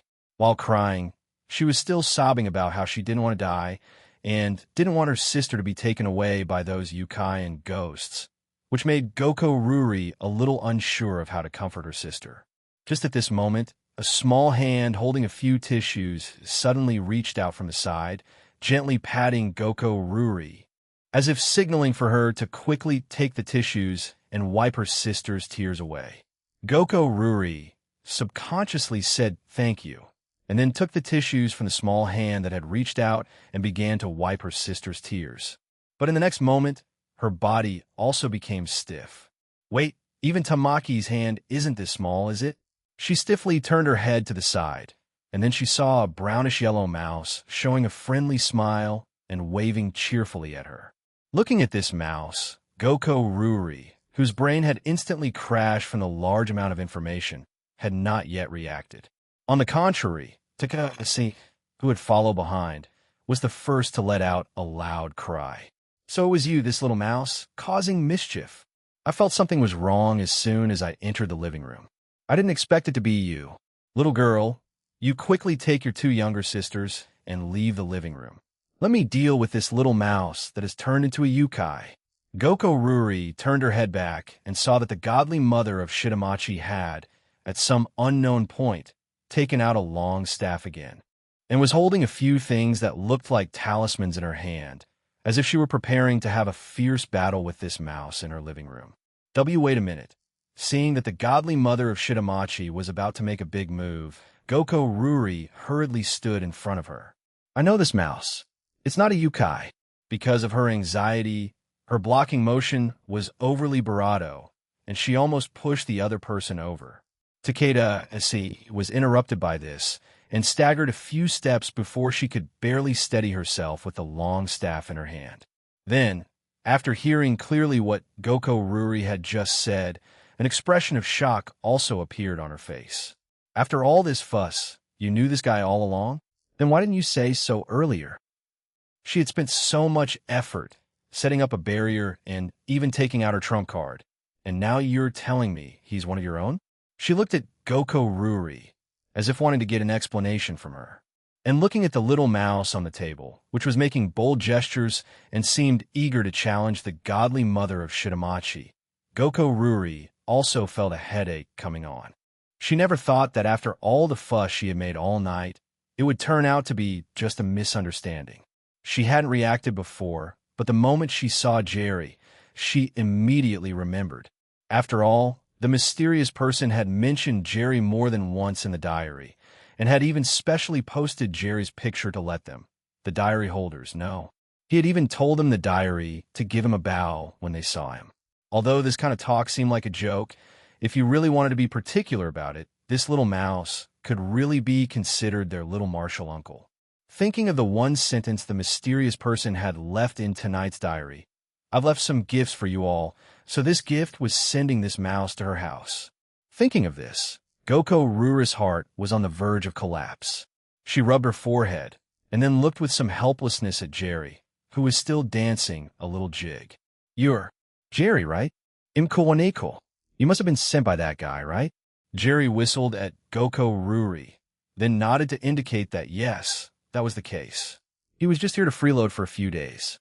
Such vivid actions and expressions immediately made little Tamaki's eyes start to sparkle. Big sister, you know this little mouse? Let alone Tamaki, Even Goko Hinata couldn't help but take another look, and then her just-rebuilt worldview collapsed again. So, my big sister really isn't an ordinary person anymore. Goko Ruri sighed with frustration. After finally sending her two younger sisters back to their own room, she then returned to the living room and said to the godly mother of Shitamachi, "Godly mother, the situation with this mouse is somewhat complicated. Kagaya-sama also knows about it. Let me tell her about this first." Then she took out her phone and began to send the details of the situation here to the group, and even took a picture of Jerry. This little guy's intelligence could only be said to be truly high. When he saw her taking a picture, he even knew to deliberately pose for the camera. Soon, Takeda-sa's side received a call from Shinomiya Kagaya. How Kagaya-sama had placated her on the phone is a story for another time. Anyway, the compensation was definitely maxed out. Because after finishing the call, besides the strange look in her eyes as she looked at the little mouse who was still perking up its ears to eavesdrop on her phone call, Takeda didn't say anything more. After that, she didn't even drink a cup of tea before she said she had to return to the Shinomiya residence to report to Kagaya-sama. Throughout the entire process, she did not show any other expression. She didn't even mention the magic beads and jade that had been picked up by Jerry just now, as if she had already defaulted to giving those things to him. Only Goko Ruri, who had caused such a big misunderstanding, was embarrassed and insisted on seeing her off to the nearby station, apologizing to her repeatedly along the way. It wasn't until she had seen her off that she returned home, dejected. And as soon as she got home, she saw that this little martial uncle of hers had, while she was out just now, brought her two younger sisters to the living room again. Now her two younger sisters, Tamaki, was there with sparkling eyes, holding an orange and feeding it to him, segment by segment. And Hinata was respectfully making a gesture of worship, as if she were treating Jerry as some kind of deity. As for Jerry, he was leisurely spending time with her two younger sisters, comfortably lying on the table, eating fruit and watching TV. Chapter 88. Little Martial Uncle Jerry, do you think I can still improve? The mysterious person sent this mouse out?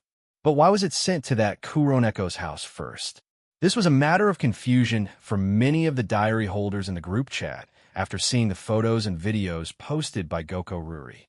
After all, Shinchiredo, why would he throw Jerry at Kuroneko's house instead of the house of a girl who is already in Tokyo?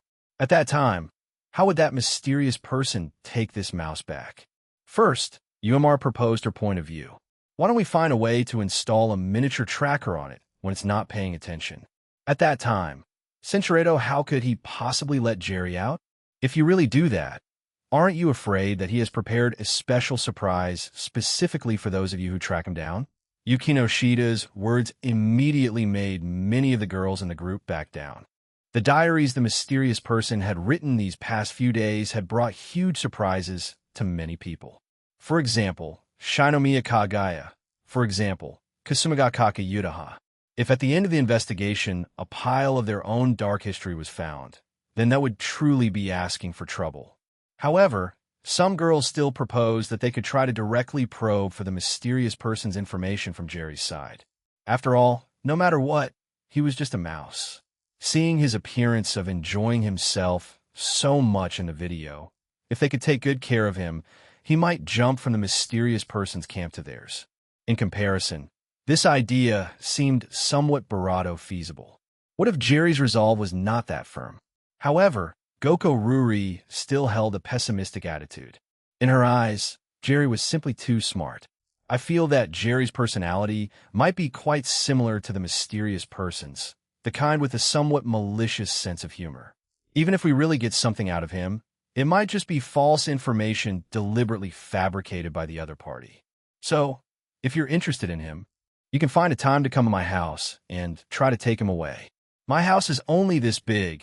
It can't accommodate this great god, Goko Ruri said in the group, then glanced at Jerry, who was teasing Tamaki on the table, and couldn't help but sigh. Normally, it was almost bedtime for her two younger sisters. As long as she said a word, they would obediently go to bed. But now Jerry was still there watching TV with no intention of resting. She also struggled for a long time before she cautiously asked the Jerry on the table, Little Marshall uncle, it's getting late now, and it's about time for Tamaki and Hinata to go to bed. How about I take them to bed first, and then I'll come back here to continue watching TV with you." Hearing this, Jerry glanced at the wall clock. 10:30 at night. Although for Mayachi Hikage, that king of all-nighters, the nightlife had only just begun at 10:30. But now it was a guest, so naturally, it had to do as the Romans do. It was indeed better for children to go to bed earlier. Thinking this, Jerry stood up from the table and gently patted Tamaki's little head. Then it used its body language to tell her that she must rest well, and that he would come and play with her again after she woke up. However, it was very clear that Tamaki, who was meeting a magical mouse like Jerry for the first time in her life, still looked particularly awake right now and had no sleepiness at all. But this kind of thing was no trouble for Jerry. Seeing that Tamaki still wanted to continue playing with it, Jerry touched its round chin with its hand, and then remembered that in ripple breathing, there seemed to be a method to make people fall asleep quickly. And so, in the next moment, a pulsating blue electric arc came from its hand. Goko Hinata, standing off to the side, immediately widened her eyes. This was it. The electric arc she had discovered coming from her sister's hand that night was this. It was just not this color. It was not as natural and beautiful as what this little mouse was displaying. And in the next moment, she saw Jerry gently press its hand, which was flashing with electric arcs, on Tamaki's little hand. In just a dozen seconds, Tamaki began to yawn unconsciously, and then she fell asleep peacefully at the edge of the table. Goko Hinata looked at all this in astonishment, then hurriedly turned her head to look at her older sister, as if asking if she also knew this trick. Goko Ruri was a little ashamed. Of course, she knew this trick. During their first gathering, the mysterious person had taught this trick to them. Anyone who had gotten started with Hammond could learn this little trick by using one reading point. However, although she had learned this trick, in terms of proficiency, she was far from a match for the current Jerry. If it were her, it might take 3, 4, or 5 minutes to do what Jerry had done in just over 10 seconds. At this moment, she deeply understood the concept of what the mysterious person had mentioned in the diary. Jerry's progress in researching Hammond is very fast, even though the other party had only been in this world for a few days, and did not have the assistance of reading value like them. The girls, Jerry's current understanding and application of ripple breathing had clearly completely surpassed them. A mouse from another world, its talent was too terrifying. Goko Rura's heart couldn't help but waver a little. As a veteran Chinibu patient, although she felt that her condition was probably not as severe as the tyrant's eye in the group, for special powers like ripple breathing and spiritual power, her level of fascination was also among the top among all the girls who had obtained a diary. It was just a pity that her talent in this area was really not something to be proud of. Although she didn't know why the mysterious person had sent Jerry to her house, and had just been saying in the group that she would let the others come and try to take Jerry away. But now that she thought about it, wasn't it also quite good for Jerry to stay at her house? How much could a little mouse eat? Although her family was a bit poor, it wasn't to the point of going bankrupt just because of one more mouth to feed. She could totally take advantage of this time to find a way to learn more ripple breathing techniques from Jerry. Unlike the girls in the group who were being messed with by the mysterious person all day, she didn't care that much about his identity. Even though he had posted a bunch of her character designs in the diary that looked bravado embarrassing, she just blushed slightly and didn't consider it any dark history. She had even already started to secretly buy materials to make the God Cat Mode costume. Therefore, right now, Cinchuredo and Mayachi Hikage had no doubt that this treatment would continue to improve in the next few days. After all, the weekend was coming up.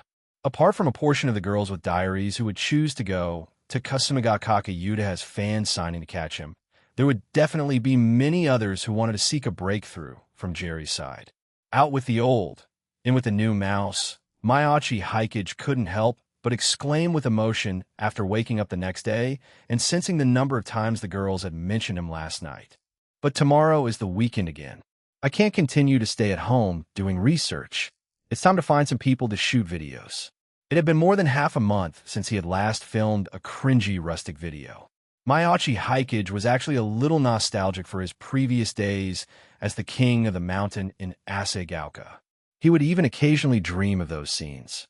After all, seriously speaking, writing the diary was just work. Filming videos was life. It's just that the restaurant review video I had planned before is no longer feasible. Even if I were to film it, I'd have to let Hikari do it. I had already contacted the people from Tatsuki. I just don't know if Hikari is reliable enough. Because of his pure young body, Mayachi Hikage, who knew that this special physique of his would be noticed by someone sooner or later, had already started to design a new persona for himself. Continuing to shoot this kind of ordinary video would obviously affect his persona. So, tomorrow on the weekend, he'll just go and shoot some videos related to urban myths. Before he transmigrated, he had actually seen quite a few supernatural genre streamers who used haunted house exploration as a selling point. It was just that for some well-known reasons, these people were basically all banned in the end. But in a place like Japan, there were obviously not so many restrictions. The only thing to be aware of was that the supernatural streamers in his past life were all just for show, while in this world, one could really encounter strange things. However, Mayachi Hikage looked at himself. Pyuryang badi jipige. What's the point of me filming this kind of video? Family, this place is very safe. The so-called supernatural events are all fake. Everyone must believe in science, that kind of debunking and popular science. As expected, he still had to find some hard-working laborers to come over and create some entertainment value. When the critical moment came, he could just appear to save the day. But where could he find suitable laborers? Mayachi Hikage flipped through his notes, selecting suitable candidates from the works that existed in this world, but after picking and choosing, he couldn't find many suitable ones. I can't just pull over Satu Kazuma, who hasn't transmigrated to another world yet, right? That guy had enough entertainment value. But what if he encountered some ghost and was scared to death on the spot? He, the one filming the video, would be responsible. He had to find a laborer with a strong enough psychological endurance. Forget it. It's not urgent for the time being anyway. I can also go and try with Sakakibara Kichi first, before he transfers to Yomiyama North to face the dead one directly. We'll put some pressure on him in Tokyo first. Mayachi Hikage muttered softly to himself, and had already placed Sakakibara Kichi in the position of the persecuted person. And on the same day, before school let out, he had found Sakakibara Kichi and told him his idea. To this, Sakakibara Kichi did not refuse. After all, Mayachi Hikage seemed like a pretty nice guy and was also his only friend in this class. Plus, he didn't have much to do on the weekend, so after thinking for a moment, he agreed. He remembered that when Mayachi Hikage had just enrolled, he had, in front of the whole class, said that he wanted to make a movie like The Shining. He also wanted to see how much skill Mayachi Hikage had to dare to say such a thing. And this would become the second completely wrong choice he had made after entering high school, following his self-introduction of liking horror movies to the whole class at the start of school. After school, Mayachi Hikage also gave Mayachi Hikari, whom he hadn't contacted much in a week, a call, asking her if she wanted to come over for dinner tonight, and by the way, asking for her thoughts on filming videos. However, what surprised him a little was that Mayachi Hikari, who usually couldn't walk when she heard about food, was actually a little hesitant this time. Do you have something on tonight?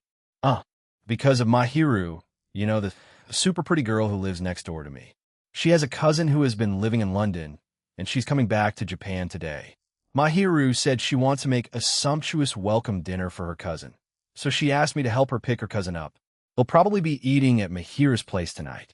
The words Mayachi Hikari said on the other end of the phone made Mayachi Hikage feel dazed for a moment. London. Cousin. He had originally just casually guessed that Shina Mahiru and Shina Mishiro, who shared the same surname and were both blonde, might have some distant relative relationship. He hadn't expected this to actually come true, and now Shina Mishiro was going to move into Shina Mahiru's house. Then doesn't that mean that all the people in this world with the surname Takanashi are also related by blood? Mayachi Hikage shook his head. In any case, it seemed that the plots of both the pet girl of Sakurasu and the angel next door had completely collapsed. The pet girl who was supposed to live in Sakurasu was now living in her angel cousin's house. And his sister, Mayachi Hikari, because she had taken the original protagonist's room, was now probably holding the original protagonist's script. It had only been a short 2 weeks, and they were already on a first-name basis and had even agreed to pick someone up together. It seemed his sister's relationship with Shina Mahiru had become very good. So, 2 school-themed anime series are about to be completely transformed into a brand-new, light-hearted comedy by my tomboyish big sister Hikari. You're amazing, Hikarine. Muttering this in his heart, Mayachi Hikage didn't say much else, just reminded his sister not to always trouble Shina Mahiru, and to help take care of her cousin more in the future. He did not get involved. After all, Shina Mahiru, Shina Mashiro, both heroines had the possibility of being chosen by the diary. So he would just let his sister go and scout the path for him first. After hanging up the phone, Mayachi Hikari rubbed her chin, only feeling that her brother's words sounded a bit strange. She was indeed sorry for always troubling Mahiru, but why did she have to take care of Mahiru's sister? However, she was not a person who liked to overthink things. After scratching her head and not figuring it out, she simply stopped thinking about it. Centuredo, and since Mayachi Hikari couldn't come over tonight, Mayachi Hikage was naturally too lazy to go home and cook. He would just find a restaurant to casually deal with it. And just right after dinner, he could go and look for a place to shoot his video tomorrow. Actually, Baika Town was a pretty good place. After all, in the small Baika Town, the one thing it didn't lack was all sorts of murders and crime scenes.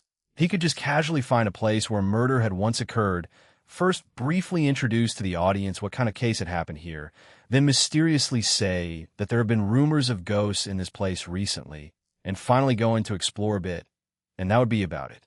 In his memory, it seemed that not far from his own house, there was an old Western-style house in disrepair that the Junior Detective League had explored as a haunted house and had ended up encountering a case inside. This was actually a rather suitable start. Exploring a mysterious haunted house in Baika Town, where an unsolved case once occurred years ago, and which is now deserted. And then, in the process of exploring the haunted house, discovering traces of someone having lived there, and then bit by bit, finding the secrets in the haunted house. In the end, the truth comes to light. It turns out that the true culprit behind the crime from many years ago had actually been confined in this haunted house, and Mayachi Hikage, after making cringy short videos for several years, still had some instinct for situations like this. If he could really film it like this, he estimated the view count would take off on the spot. But it was a pity that after he had investigated a bit, he found that this case had been solved last month and had even been specially featured on the next day's morning news. If it were before Mayachi Hikage had arrived, it was possible that many ghosts and vengeful spirits had lived there. But as he had moved into Baika Town with his pure young body, that mansion was now just a deserted and empty house with no human presence. With Sakakibara Kichi's rather dull personality, it seemed that he wouldn't be able to film any particularly effective videos. Mayachi Hikage muttered to himself, but he didn't care too much. Let's take it slow. He could first follow the places where Conan had encountered murder cases and start exploring bit by bit, revealing to people this Baika Town with the highest crime rate in all of Tokyo, and then slowly turn to those urban myths. With the experience of those successful supernatural streamers from his past life, at most it would just take a little more time in the early stages. Thinking this, Mayachi Hikage, who was preparing to take a detour to the vicinity of that mansion to investigate after dinner before going back to complete today's diary, heard a pleading voice in a small alley. "Kaiji-senpai, I'm begging you to help me. I'm in really urgent need of money right now. As long as you help me be my guarantor and sign. That's all. I definitely won't cause you any trouble." Instantly, Mayachi Hikage, who was just about to walk out of this small alley, stopped in his tracks and turned his gaze to the source of the sound. It looked like the back door of a convenience store. 2 men in store clerk uniforms were chatting there. One of them, a young man who looked quite honest and good-natured, accompanied his words just now with a rather standard 90-degree bow. And in front of him, another somewhat unkempt young man seemed to be in a difficult position, but his expression was not very firm. It looked as if he was about to nod and agree. However, before he could respond, Mayachi Haikage's prompt came from the side first. A so-called guarantor means that if the other party can't pay back the money, you'll be the one to pay it. Before you make a decision, you'd better see clearly the numbers on that piece of paper. Instantly, the expression on the young man who was bowing, who looked quite honest, changed. He straightened up, wanting to see clearly who on earth was trying to ruin his good deed. "You rude person, who's talking to you? Don't you have any manners?" Mayachi Haikage scratched his ear and, on the contrary, walked a few steps closer. "Are you flustered and exasperated now? Do you need me to help you check this guarantee? I have some experience in this area." He said this, and then looked at the man called Kaiji. Why does this Kaiji look like he has the vibe of the god of the New World? The same actor played both in the movies. After obtaining the diary, one could say that Mayachi Haikage had been constantly battling wits and courage with the female protagonists of various school and idol anime. It was just that among the female protagonists he had met so far, only Hoshino AI and Yatsuya Miko had a life-threatening crisis in their future. The lives of the other girls were quite normal, and among the male anime protagonists he had come into contact with, previously only Conan had to deal with all sorts of messy murder cases all day, and from time to time, he had to risk his life in the main story in the movies. He hadn't expected to be so lucky today as to run into a guy who treated risking his life as a daily routine just by casually walking through a small alley. Kaiji, the male protagonist of Gambling Apocalypse. The title after being animated was Kaiji, Ultimate Survivor. From these two names alone, one could tell what kind of personality this guy had. A gambler, a scoundrel, and someone who could only display his full strength in adversity. And today, one could say, was the day that changed Kaiji's life. Perhaps you couldn't see anything now. If Mayachi Haikage had not appeared after signing this guarantee, he would have forgotten about this matter. It wasn't until a year later that a debt collector would find him with the IOU, telling him to pay off the high-interest loan that the other party had owed for a year and which had been accumulating compound interest. After that, this good-for-nothing gambler would, under the instigation of the debt collector, head to that cruise ship full of danger and vice, officially beginning his legendary and Barado life. After recalling Kaiji's story, Mayachi Haikage prepared to stop him from signing this guarantee. After all, he felt that instead of letting Kaiji continue to risk his life in casinos all day, it would be better for him to come and film some videos with him. Thinking about it carefully, this Kaiji's personality was really quite suitable. High tolerance Kaiji's life had experienced so many ups and downs. He had been betrayed and sold out several times, and had even suffered serious injuries in a gamble. Even so, he could still complete a final comeback under a disadvantage. This kind of psychological quality was absolutely Barado.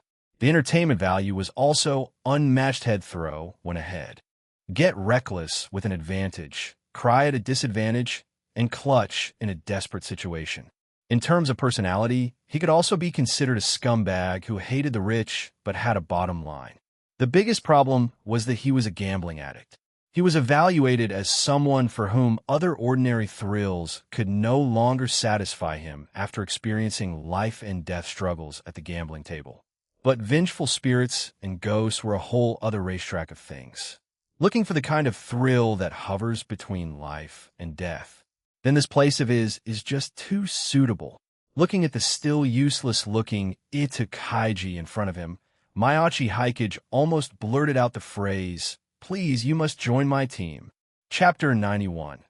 Kaiji's fate begins to deviate. Mayachi Haikage actually didn't remember the name of the guy who was in front of Kaiji, making him sign the high-interest loan guarantee. He only remembered that in the future, this person also seemed to have been sent to that cruise ship by the debt collectors, and, in the end, had once again betrayed Kaiji for money. Faced with this kind of gambling addict who was meek to outsiders but aggressive to his own, even the Mayachi Haikage from before he had the diary would not have been afraid of him. Therefore, after Mayachi Haikage walked closer, the look in this guy's eyes had already become quite guilty, and before he could react, Mayachi Hikage had already snatched the guarantee form from his hand and began to check the debt information on it. It stated that this person named Furuhata Takashi had applied for a loan of 300,000 yen from a certain lending company.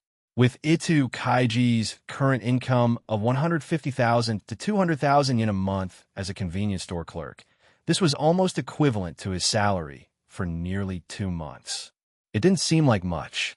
Even if he paid back 50,000 a month, he could probably pay it off in about half a year. But this was a high-interest loan. Looking at the clause that directly stated the interest on this loan was 20% compounded monthly, Mayachi Hikage, whose math was not bad, almost instantly calculated the change in the amount of this loan after a year. In the first month alone, 60,000 in interest has already been generated. In the second month, it becomes 70,000. After a year, the interest alone has already exceeded 2 million. Are you really going to help him sign such a guarantee? As he said this, Mayachi Hikage handed the guarantee to Itakaiji, who was shocked by the figure of 2 million. Compared to this being a guarantee, I think it's more like a trap designed for you by him and that lending company. For a period of time after you sign the guarantee, the lending company will not take the initiative to come to you to collect the debt. Instead, it will be after a period of time, when the interest on this loan has rolled up to over 1 million, that those lending companies will send people with this guarantee that you personally signed to ask you for the money. Accompanied by Mayachi Hikage's reminder, the young man's body couldn't help but start to tremble, as if his thoughts had been hit spot on by Mayachi Hikage. He tried to explain to Itu Kaiji, "Kaiji-senpai, please listen to me. I absolutely have no such intention. I just needed a little principal, which is why I went to this lending company. 2 days. As long as I have this principal. I only need 2 days at most to pay it back. I definitely won't let it continue to compound interest like this." Listening to this all-too-classic gambler's argument, Mayachi Hikage couldn't hold back his laughter on the spot. He looked at Itu Kaiji. Anyway, he had already reminded him. If Itu Kaiji still, out of a so-called friendship, wanted to be a guarantor for the other party, then he had no need to persuade him any further. Fortunately, although Itu Kaiji was soft-hearted, he was not a fool in the end.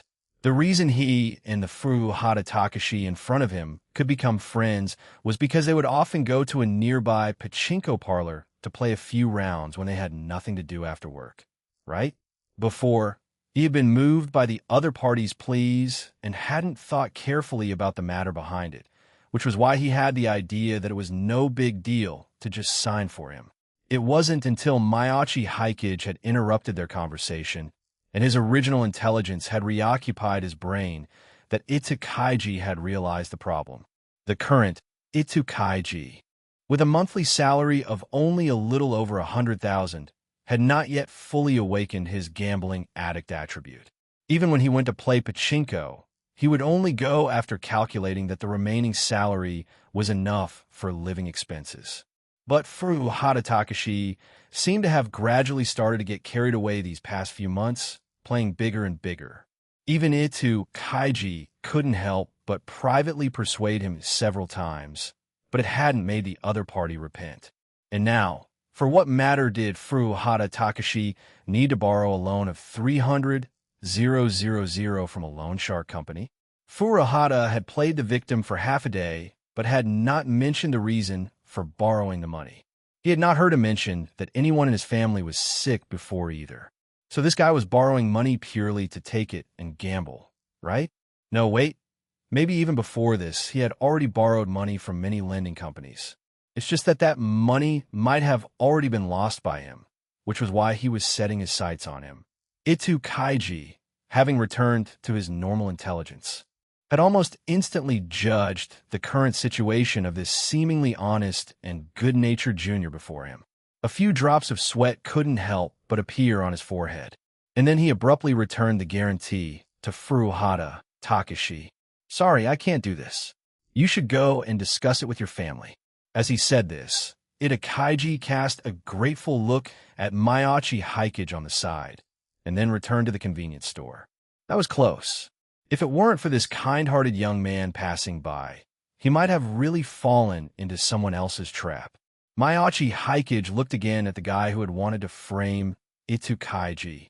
This guy was indeed cowardly enough. Mayachi Haikage had stood in front of him and said his dark thoughts out loud.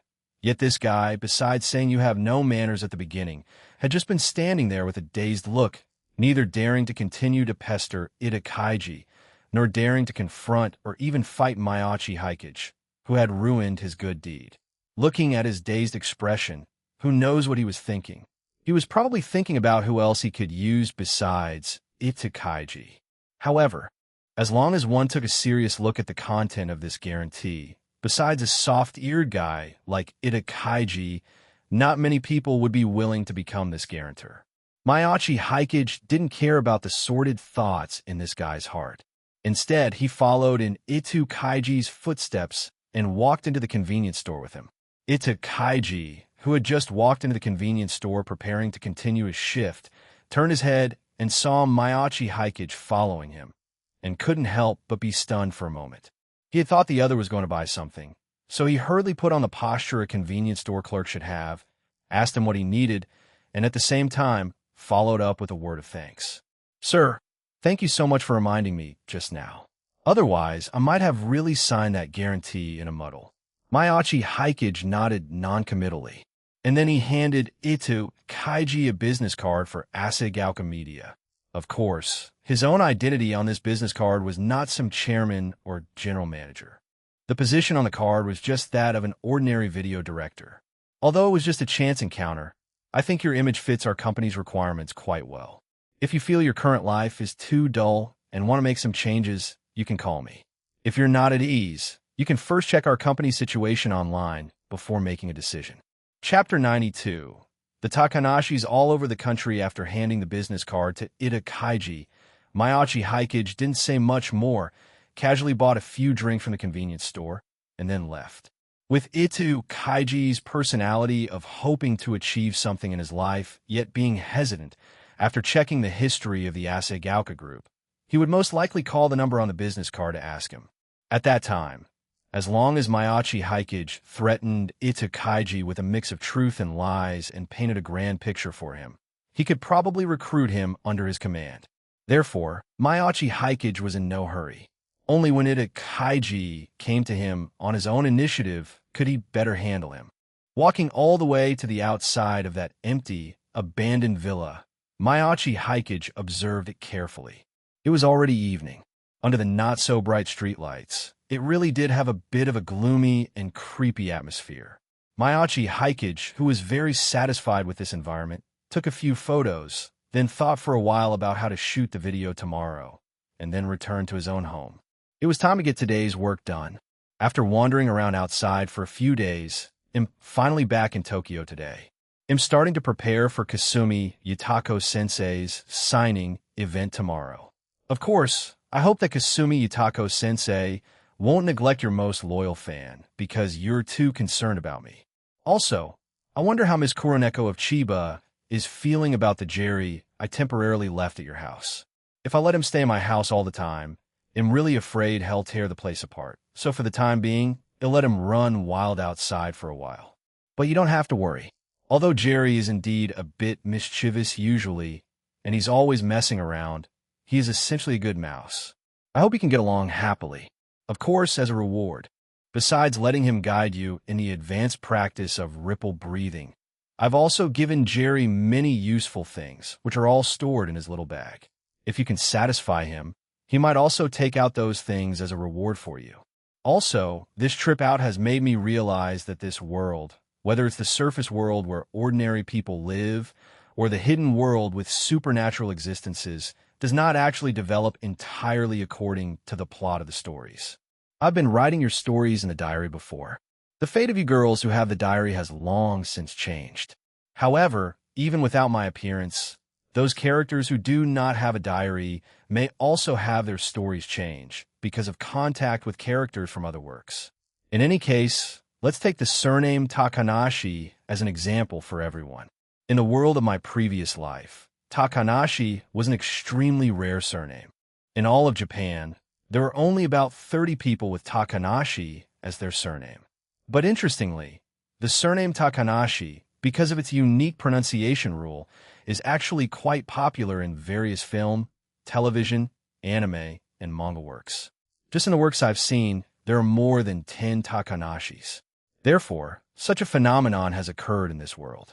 The surname Takanashi is still quite rare, but it is inexplicably distributed in various regions of Japan. Hokkaido, Kyoto, Tokyo, and there's even a Takanashi who has transmigrated to another world to be a saintess, as well as one who is a vampire.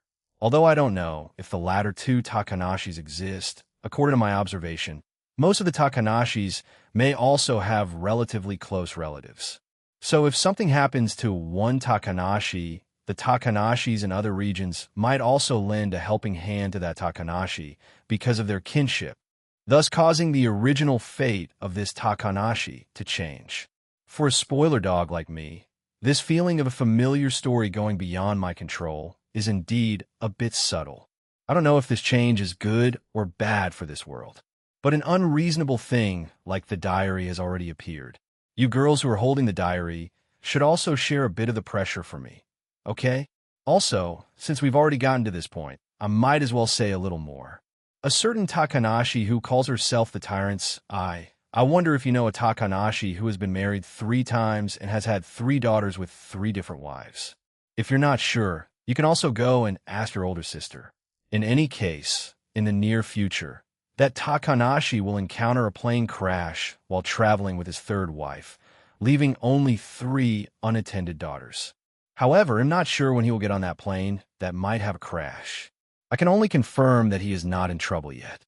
So if you want to change the fate of this Takanashi couple and her daughter, you'll have to think of a way yourself.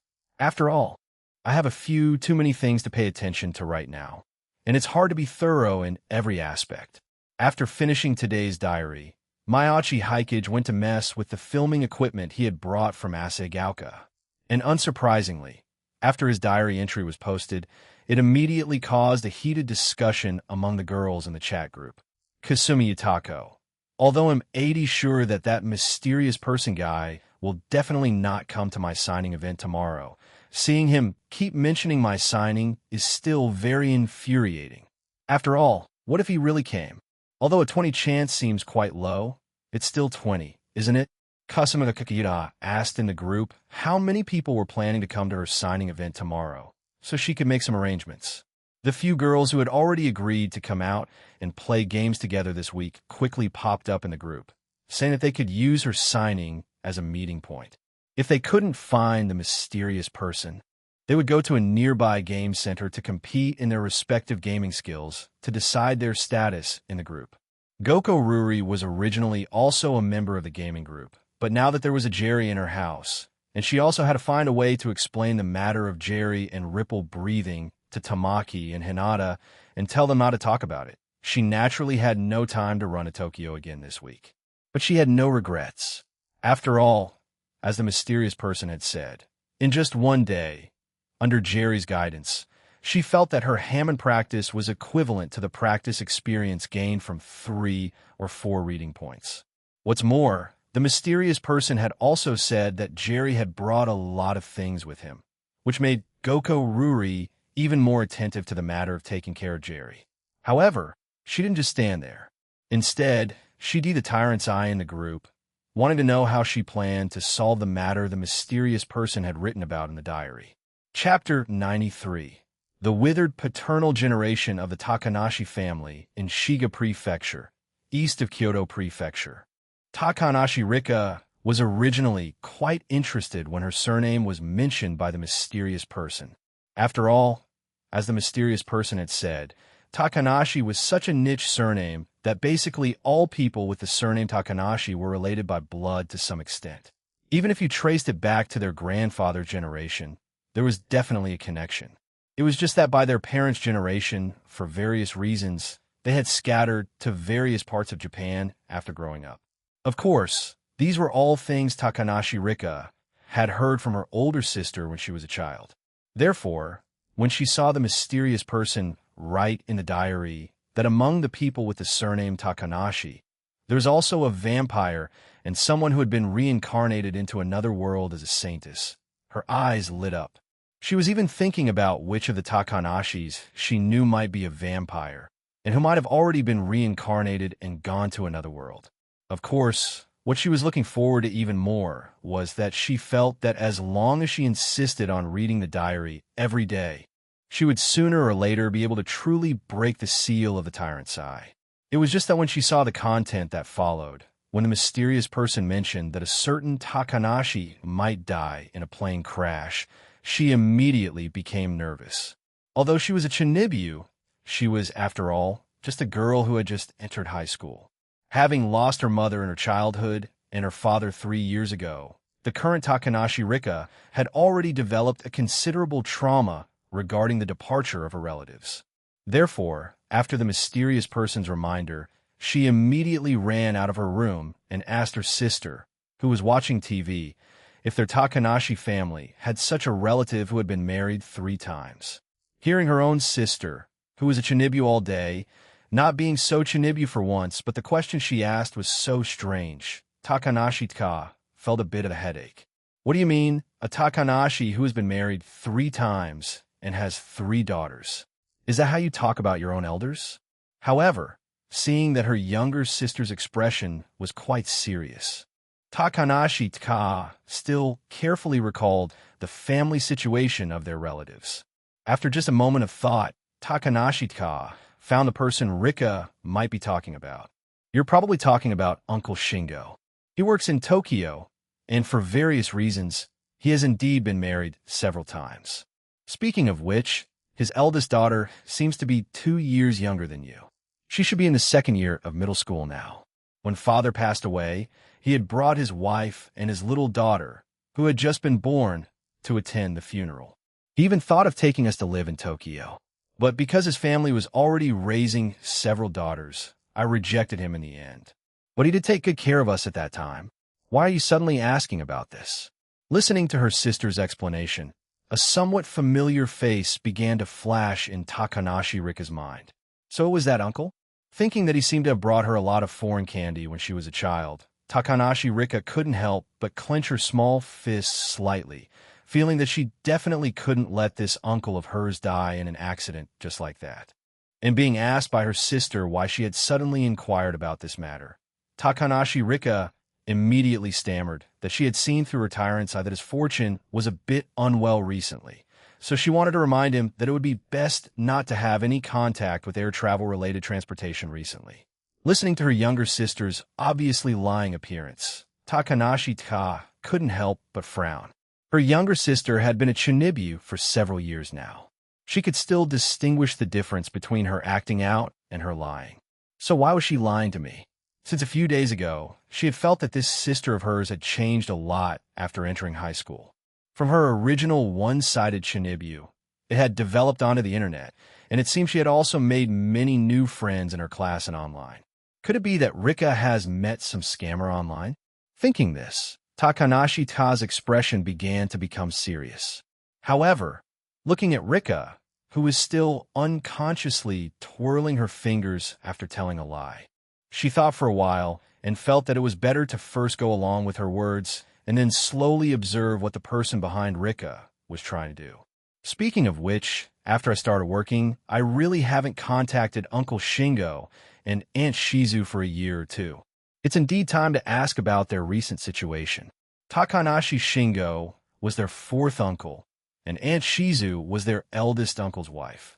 Note 1, the former worked in foreign trade in Tokyo, while the latter was engaged in politics-related work in Hokkaido. When her father had passed away, both had thought of taking the 2 sisters to live with them. However, Takanashi Shingo's side had 3 daughters, and her eldest uncle had also passed away in an accident 10 years ago. Before his death, he had had 4 daughters and 1 son with Aunt Shizu, so their invitations were ultimately declined by Takanashi-ka. With her younger sister's somewhat abrupt reminder, Takanashi-ka also couldn't help but notice such a fact: her father's generation clearly had 4 brothers, but now, besides the 4th uncle, the others had all passed away for various reasons. Even the 4th uncle, who was the only one still alive, had also experienced the death of his wife more than 10 years ago. Thinking of this, Takanashi-ka, who had originally thought that Takanashi Rika was completely talking nonsense, couldn't help but fall silent. And while her sister was deep in thought, Takanashi Rika, who had just told a clumsy lie, returned to her own room. And then she naturally also saw the discussion in the group. Tyrant-sai, I've already asked the holy priestess. That Takanashi should be my fourth uncle. I have already told the holy priestess in the name of the tyrants I to go and remind him. After that, it should be able to prevent the tragedy, right? Because she had popped up in the group quite a few times, plus the very rich flavor of her chinibu. The girls in the group had long since known that the holy priestess she was talking about was her older sister. It was just that the other girls didn't seem to think much of Takanashi Rika's method. After all, what normal person would believe in something like the tyrant's eye? However, it was indeed very troublesome to explain the things the mysterious person had written in the diary. Just as the few girls in the group were still giving Takanashi Rika various suggestions, Shinomiya Kagaya, as the think tank of the group, stood out and said that she would go and help find that Takanashi in Tokyo and do her best to prevent this tragedy from happening. What Shinomiya Kagaya was referring to here was not just to prevent the tragedy of that one Takanashi family. Cinchureto, the girls in the chat group, each confirmed what they were going to do this weekend. One group was going to the book signing, and the other was going to Jerry's to learn Hammond. Of course, there were still many who, because they were relatively far from Tokyo and Chiba, couldn't go to either. Besides discussing with Takanashi Rika how to explain what she had seen in the diary, they could only cheer on the other girls in the group and wait for them to share information. Kasumi Kakayudaha was chatting with the girls in the group who were coming to the meetup about how to find the mysterious person until late at night, so much so that she was in a bit of a hurry when she woke up the next day. Even with the help of ripple breathing to fall asleep, one still had to maintain about 4 or 5 hours of sleep to ensure a full day of clarity. Unless one could reach a state of constantly maintaining ripple breathing even while sleeping, in which case one could maintain a sleep time of 2 or 3 hours for a certain period. But obviously, among the girls who currently possessed a diary, no one had yet reached this level. Fortunately, ripple breathing had improved her body coordination and control a lot. This had at least saved her a quarter of an hour of makeup time. In the end, before the planned time, she had successfully arrived at the scene of the book signing. She took out her phone, replied to her editor, and then greeted the few girls in the group. Compared to her rush, that Yukino Shida in the group seemed much more composed. She had gotten up earlier than her, and at about 7:30 in the morning, she had sent a message saying that she would visit Kuroneko before 9 in the morning. To this, Kasumigakaka Yudaha felt a little regretful. After all, this other half of the sky had not come to the last gathering. It was only later, when everyone was discussing the service club in the group, that she had finally shown her true colors. And this week, the other party had chosen to go to Kuroneko's place to challenge the Jerry Raid boss. It seemed that this time, she still wouldn't be able to see this second Miss Yukino Shida, who was equally famous as herself. Actually, clearly a cut above, with her own eyes. All she could do was the other party in the group and ask them to remember to take a picture and upload it to the group after they met, so she could see what she was like. After that, she said another word to the girls in the group who were coming to the signing here, and then went to prepare for the pre-signing work with the on-site staff. And on Yukino's side, she had, at this moment, arrived at the door of the Goko residence at the agreed time in an orderly manner.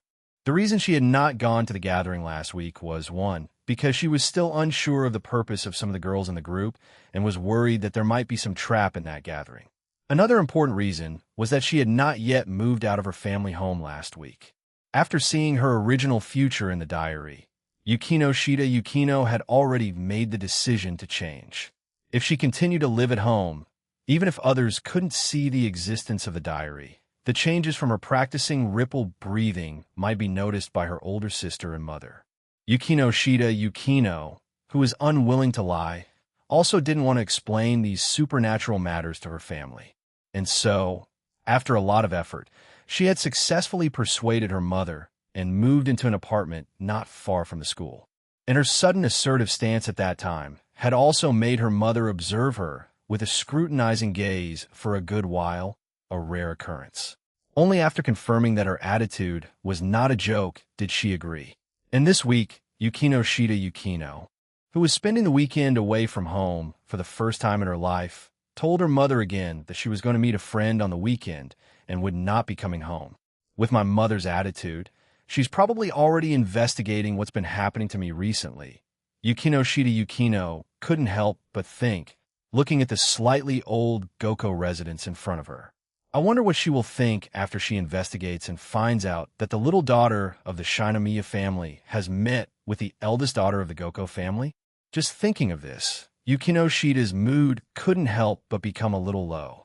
After all, the Yukino family had started in the construction industry and was now a member of the Chiba Prefectural Assembly. If they wanted to go a step further, they would inevitably have to get involved with those real politicians and large conglomerates. Compared to her father's affability, her mother was very assertive. However, very quickly, Yukino shook her head. She had come here precisely to insist on her own ideas. The matters at home could not affect her choice of her own life. With this thought, Yukino pressed the doorbell. As Goko Ruri, dressed in an elegant dark Gothic-style outfit, opened the door, she gave a very polite bow and made a self-introduction in person. Looking at the somewhat cold Yukino in front of her, although Goko Ruri had already met the even more distinguished Shinomiya Kagaya last week. Because Shinomiya Kagaya hadn't rested well, the first time they met, she had met Shinomiya Kagaya in her Kagaya-chan state. Even though Shinomiya Kagaya had returned to normal after resting, the impression everyone had of her had already undergone some subtle deviations. They didn't completely see her as the young lady of a large conglomerate. In comparison, the Yukino she met this time, the well-bred young lady temperament on her was particularly unique. But for some reason, even though the two of them were completely different in terms of family background, looks, and hobbies, when Goko Ruri looked at her, she inexplicably felt that there might be many similarities between them. I just don't know how long this cold beauty can maintain her composure under Jerry's torment. Goko Ruri couldn't help but think. In these 2 days, although she had indeed learned a lot from Jerry, she was also indeed quite exhausted by Jerry's seemingly endless energy. Seichiredo, he was being pressured every day to do research, and it was almost making the little mouse sick. Now that he finally had a holiday, he of course had to play outside. Otherwise, after he went back, the little mouse would be under pressure again.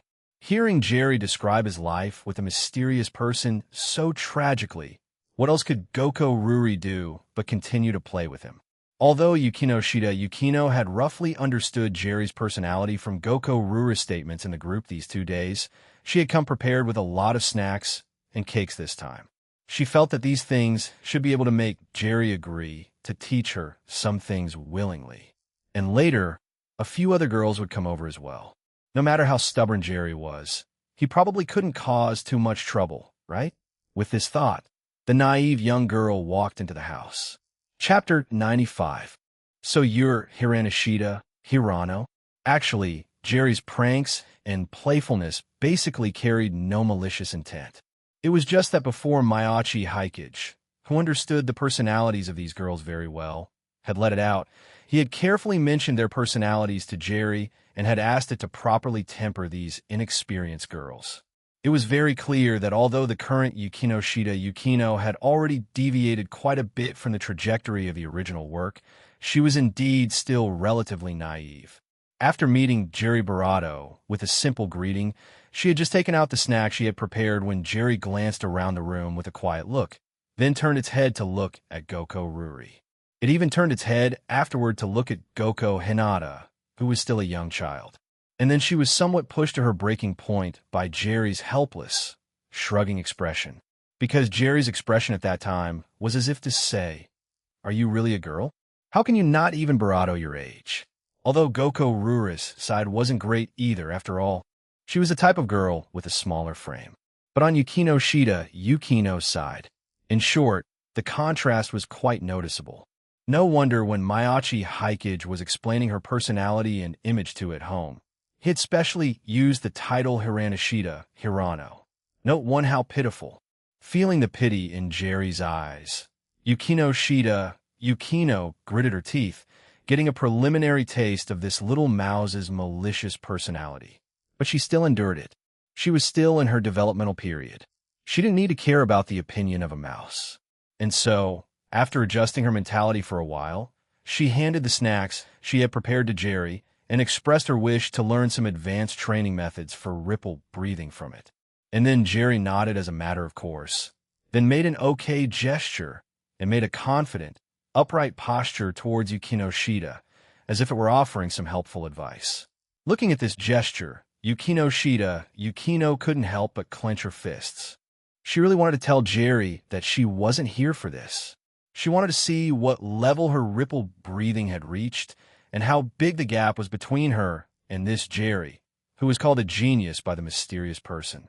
But reason told her that although she herself didn't care about this matter at this time, it was best for her to do as Jerry said, to avoid being further teased by it. Therefore, after a quick change of face, Yukino still humbly asked for Jerry's guidance. Jerry, seeing Yukino being so cooperative, also nodded with satisfaction. While eating the exquisite snacks sent by her, it beckoned to her. This was to have Yukino use a ripple on it, as if it wanted to see what level her Hammond practice had reached. Before Goko Ruri on the side could even speak a reminder, Yukino was taken down with one hand by the snack-eating Jerry. The entire process was without any waves. Even Yukino, who had been knocked down onto the tatami mat, didn't know how she had been defeated by Jerry. She only felt that the moment she made contact with Jerry, its power surge had completely overwhelmed hers, leaving her physically unable to mount any counterattack. Goko Ruri on the side walked over and helped her up. You'll get used to it. Martial Uncle Jerry's ripple is much stronger than ours. This is the only outcome when you fight it. Goko Ruri showed the results of her learning with Jerry these past few days. Even with the effect of the ripple accelerating her recovery, she could still see many bruises on her body that had not yet completely faded. Because Martial Uncle Jerry can't speak and doesn't like to write too many words at once, the only way to learn Hammond from it is to feel it in this way. As long as you can feel the fluctuations of those ripples, and then adjust your own breathing to the corresponding rhythm, you can regain control of your body. You can also wait for 10 minutes. After the effect of Martial Uncle Jerry's ripple dissipates, you can also regain control of your body, but that way you'll have wasted a learning opportunity. To this, although Goko Ruri was a little helpless, because she could feel the obvious improvement in her proficiency with the ripple, she was still tireless in continuing to come and learn from Jerry. This is a rather intuitive way of assisting. Under careful perception, Cinchuredo, establishing a new breathing rhythm was not easy. A few minutes later, as she gradually felt herself regaining control, Yukino finally opened her eyes and looked at Jerry again, as though hoping he would try again. However, Jerry held up 2 toes and signaled for Goko Ruri to explain to her. Martial Uncle Jerry means that it's very satisfied with the snacks you brought, so you can still receive its teachings twice more. If you still haven't mastered the breathing rhythm after using up these 2 teachings, then you will need to complete the mission that Martial Uncle Jerry has arranged for you.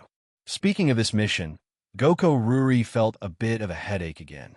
Actually, most of these missions were quite easy to complete. Like if Jerry wanted to eat something at night, she just had to buy a portion for it or make a portion herself. There were also some physical training tasks to be completed outdoors according to Jerry's requirements.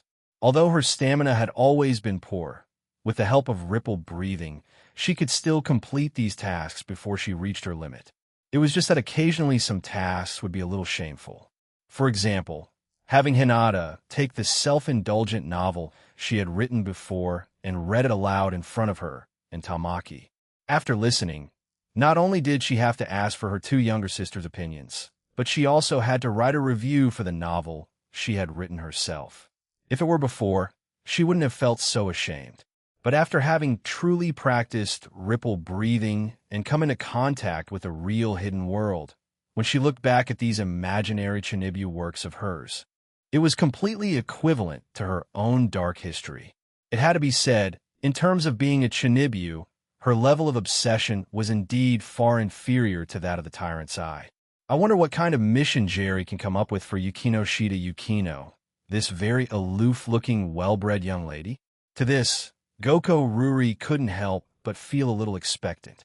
After all, as long as these things didn't happen to herself, it was indeed quite fun. TL Note. Note 1 Shida Yukino. The character, Yuki, means snow. Literally means snow under snow. Hiranashida Hirano. The character, Hira, means flat. Senshirado, she, and Kuroneko are both the type of girls with very strong self-esteem. It's just that their family backgrounds are different. As the eldest daughter of her family, Kuroneko has shouldered a lot of responsibilities since she was young. Her Chinibu is more like a way for her to relieve the pressure of her life. But Shida Yukino is the second daughter of her family, and because of her family situation, she has been constantly reminded by the people around her of how outstanding her older sister is since she was young. She wants to prove that she is more outstanding than her sister, but her inner self-esteem feels that she shouldn't be compared with others. So growing up in such an environment, the choice she made was to pursue the perfection in her heart as much as possible, forcing herself not to make mistakes. But because she pursues perfection too much, she brings enormous pressure on herself, thus forming a vicious cycle bit by bit. Although she now has the diary, and the external force from its appearance should have given her more breathing room, her own personality probably hasn't changed much. No, wait, perhaps after getting the diary, she has become even more obsessed with the concept of absolute perfection. But how can there be a truly perfect human being in this world? Even the deity who created this diary has the malicious hobby of enjoying the chaos, which is why you and I were thrown into this world.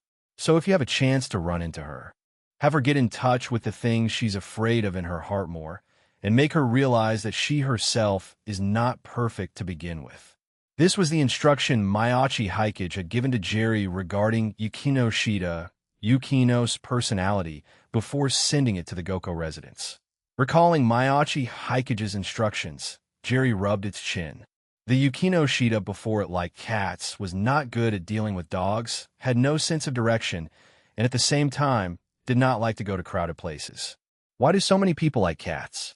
Shida Yukino was like this, and so was Kuroneko. Kuroneko's family had a black cat named Kuru, but after undergoing its careful teaching, it had now become its most loyal little brother. Jerry couldn't help but think of the world it was in before. That Tom didn't look cute at all. In comparison, Spike and his family's attitude towards it was much more amiable. Jerry, who considered itself a dog person, felt that it must make these people understand the cuteness of dogs. All right. Later, he'll have Yukino go and ask the old lady next door who has a dog, and have her take the dog for a walk in a crowded place. Jerry clapped its hands and made this decision. And while Shida Yukino was worrying about the mission Jerry was about to give her, and Kasumiga Kakayudaha was preparing for her book signing, while also greeting the girls who had come to look for traces of the mysterious person. What was Mayachi Hikage doing? He had stayed up a little too late playing games last night, and was still sleeping at home. It wasn't until 11 in the morning that a strange phone call made him crawl out of bed. After answering the phone and listening, Mayachi Hikage woke up. "It's you, Hajiwara Masato, who, after voicing Ida Kaiji and Akagi Shigeru, thought you were a god of gambling and then went to participate in a professional mahjong competition only to be brutally beaten." No, wait, I got it mixed up. Although Itu Kaiji and Akagi Shigeru were both works by the same manga artist, and both protagonists were voiced by the same voice actor, the treatment of the two was worlds apart. Itu Kaiji's life was a drama of ups and downs. In the plot, he would first fall to the bottom, then grit his teeth and counterattack from the bottom to climb to the peak, and then in a turn of events, everything would become nothing again. The latter, on the other hand, was invincible as soon as he appeared, dominating the mahjong world for decades without a single loss. Even when he lost to others in his old age, there were various reasons, which instead made his prestige stand out even further. Even his final days were marked by a sense of dignity due to his struggles with Alzheimer's, which could be considered a rather cool and collected life. However, the Akiji Shigeru of this world seemed to have Barato for many years. The one who had Mayachi Hikage's phone number could naturally only be the Itakaiji he had just met yesterday. He didn't know why Itakaiji's plot had only just begun. Or was this again the work of some unknown will of the greater world? Muttering this, Mayachi Hikage communicated with the Itakaiji on the other end of the phone in a friendly tone. As expected, after investigating Asagauka Media online and seeing that large pile of abstract videos, Itakaiji, who had just turned of age this year, the age of majority in Japan is 20, felt his worldview receive a huge shock.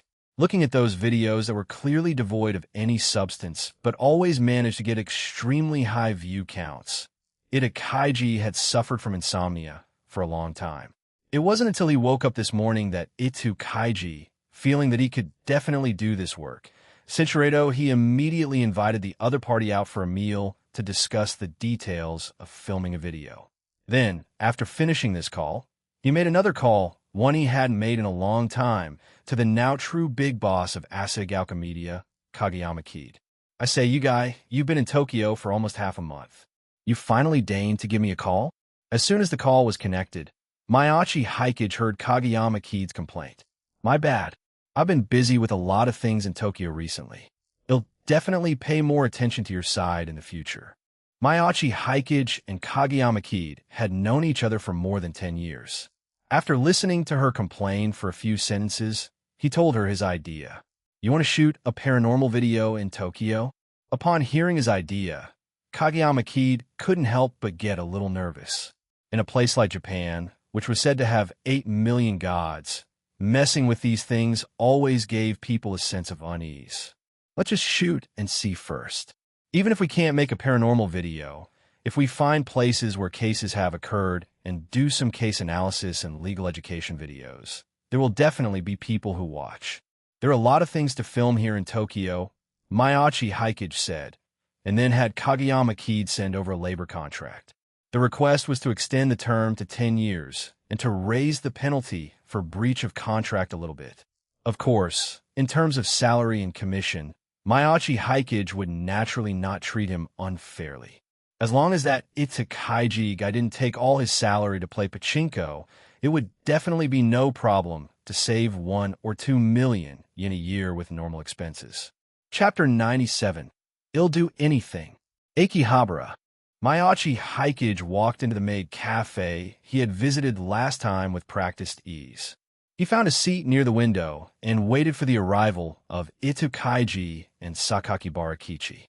It had to be said, if Mayachi Hikage could own a street in the heart of Tokyo where every inch of land was worth its weight in gold, he probably would never have the thought of working hard again in this life. Isn't it nice to be a landlord who just eats and waits for Barato? Work? No way. But it had to be said, there was indeed a gap in the thinking between people.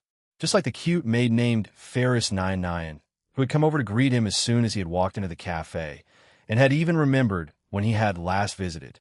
Looking at her professional business ability, who could have thought that the whole of Akihabara was their Akiha family's property, and that even the now prevalent otaku culture in Akihabara was introduced by her single-handedly? Previously, Mayachi Hikage had thought of coming here a few more times to become a familiar face to her, and, at the same time, to find a chance to meet the protagonist group from Steins Gate. However, the reason he had chosen to meet here today was not just for this. He turned his gaze to a large building not far from the window. That was Akihabara's Radio Kaikan, a comprehensive commercial building, and Kasumigakaki Yutaha was currently holding the first book signing of her life in this very building. For a newly debuted rookie writer, this treatment was already quite absurd. But thinking about it carefully, it wasn't that strange. After all, Kasumigakaki Yuta has looked for there. Even if she were to debut as an idol on the spot, there would be no problem. And such a beautiful high school girl with outstanding looks had also written a love novel of considerable quality. This point alone was enough for the publisher she belonged to launch a massive promotional campaign, with Kasumigakaki Yutaha herself as the focus. Holding the book signing in a place like Akihabara, what they were really aiming for was the otaku market behind it. And it was also here that Kasumi ga Kakayutaha and her number one fan, Aki Tomoya, met for the first time at the signing, and the gears of fate began to turn from here. But that was already in the past. After obtaining the diary, Kasumi ga Kakayutaha could be said to be the person among all the girls who understood her own future story the best. Perhaps Aki Tomoya was indeed a capable person, but Kasumi ga Kakayutaha clearly would not develop other ideas about him, just because he was her first fan.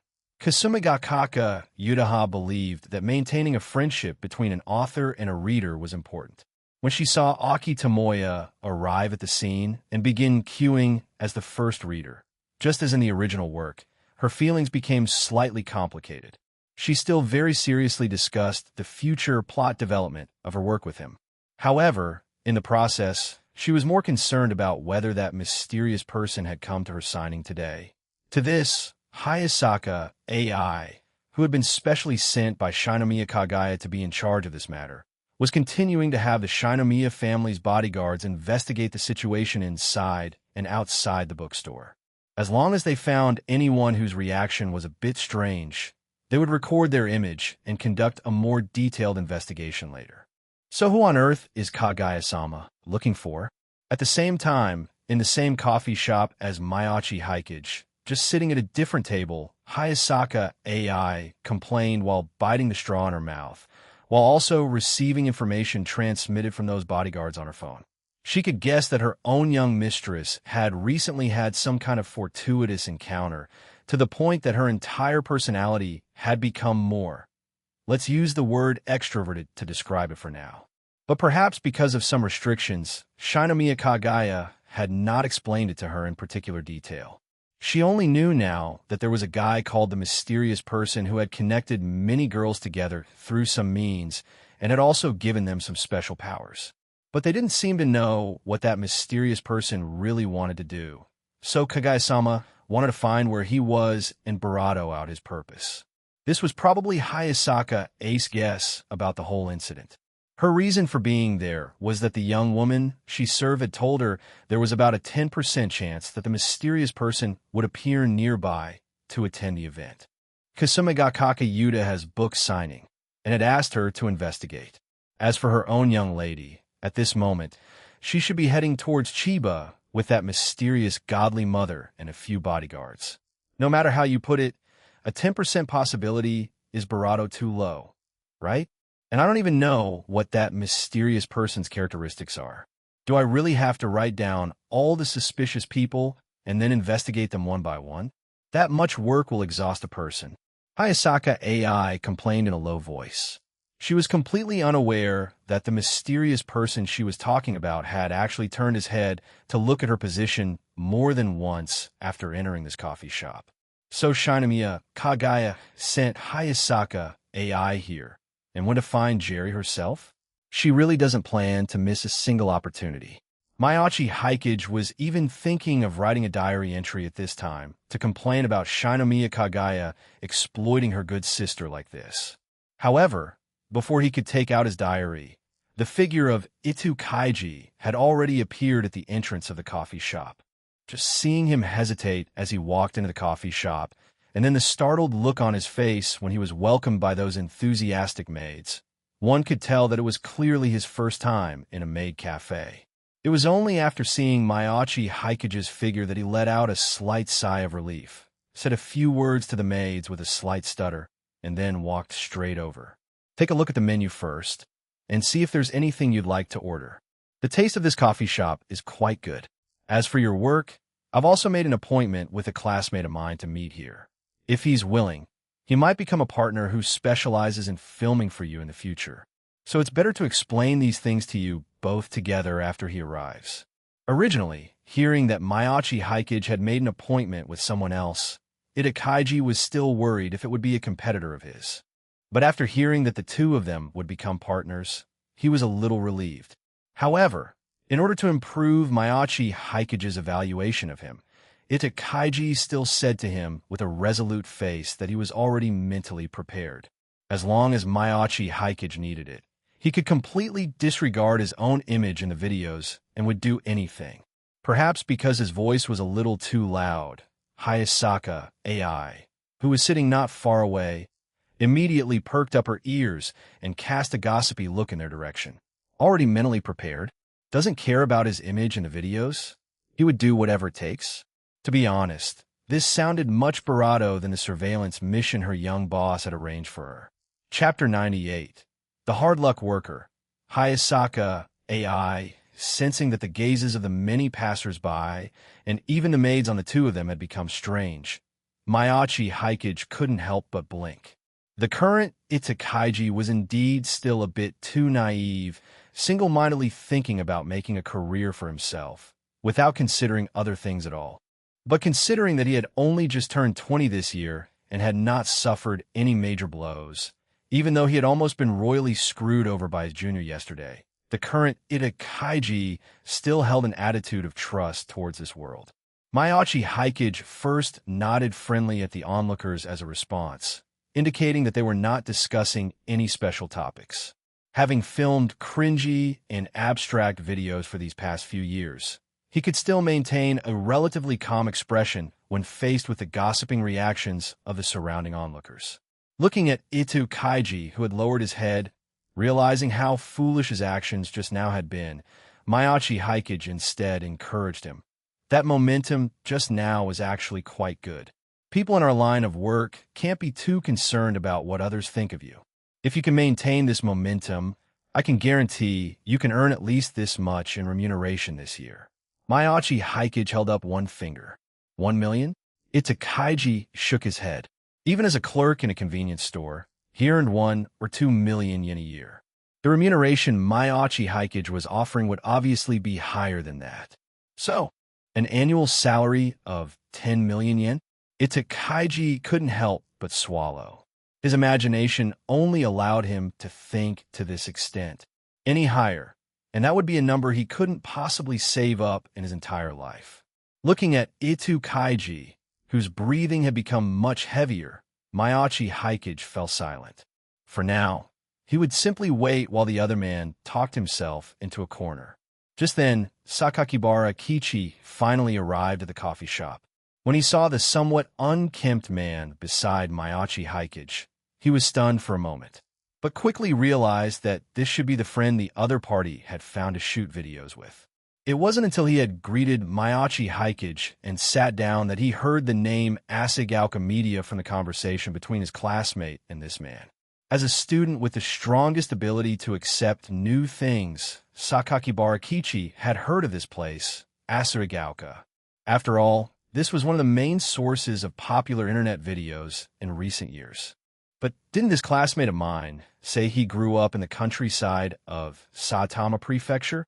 And then he suddenly remembered that in terms of location, Asagaoka did indeed seem to be located in the countryside of Saitama Prefecture.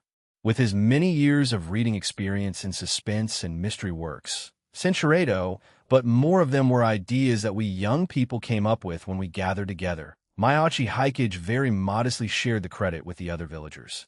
And then he stated that he also had some pursuits in coming to Tokyo, wanting to shoot works with more technique and depth. After decisively cutting ties with his former self, Mayachi Hikage then revealed the type of video he wanted to shoot recently. Anyway, I've already found a few suitable places. If you're interested in this kind of video where we visit various murder and supernatural sites, after we eat, we can go and buy some necessary equipment nearby, and then we can probably go for a test shoot.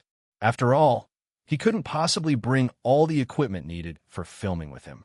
It just so happened that Akihabara itself was also the most famous electronic street in Tokyo and even all of Japan. As long as he took a short walk outside, he could buy all the other things he needed. Sakakibara Kichi glanced at Mayachi Hikage and Itu Kaiji, thought for a moment, and without much hesitation, nodded and agreed. As someone who likes to read suspense and thriller novels, who doesn't have the ideal of being a great detective, although it was just reviewing and discussing the cases in the form of a video after they had already ended, at least this matter of getting in close contact with real cases sounded much more interesting than the club activities at school. Having made his decision, Sakakibara Kichi soon began to ask about where they were going to shoot the video tonight, based on his many years of reading experience. Don't be fooled by the fact that he usually didn't talk much. When it came to things he liked, he actually had a bit of chatterbox and straight man vibe. As their chat gradually got on track, the onlookers who had originally wanted to watch the show also, silently, withdrew their gazes. I thought it was some kind of sensational movie casting interview. Turns out it's just a group of bloggers who want to make money by shooting internet videos. How boring. On the contrary, Ferris99, who was working part-time at this maid cafe, seemed quite interested when she heard their chat, as if she also wanted to use this method of internet videos to further promote the Mo culture of Akihabara. After all, the Mo culture of this world's Akihabara was introduced by her. Although it had already shown initial success, it was still a little short of the center of otaku culture that she had imagined. For this, she even took the initiative to ask for Mayachi Haikage's business card. If he really made a name for himself with his videos, they could also consider cooperating. And on the other side, Hayasaka AI, who had been perking up her ears and had heard the gist of their chat, sighed with regret. After all, setting aside Ita Kaiji, the other two young men were quite good-looking. If they were really going to film something together, it wasn't impossible for her to give them a little support. But paranormal videos, listening to them talk was a bit interesting. As a side dish for a meal, it should be a little more interesting than those cringy rustic videos that she was gradually getting tired of. Thinking this, she, as a loyal viewer of the Asagauka cringy videos, casually recorded the situation of these three people in her notebook. She prepared to, when she was investigating those other suspicious targets, use her public office for private gain, and, by the way, investigate the quality of the videos they were shooting. Muttering this in her heart, Hayasaka AI, who had received information on several Barado suspicious targets from the bodyguards, continued to do the work her young lady had given her. Anyway, until Mayachi Haikage and his group had finished their meal in the coffee shop and were preparing to leave, Hayasaka AI was still mechanically recording various things in her mini notebook. What a hard-working laborer.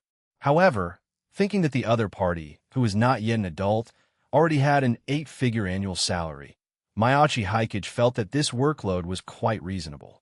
I hope you can investigate more seriously at that time. That way, I can completely clear the suspicion on the mysterious person.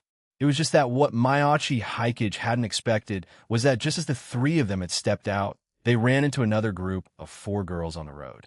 Mayachi Hikari, Kat Megumi, Shina Mahiru, and Shina Mashiro.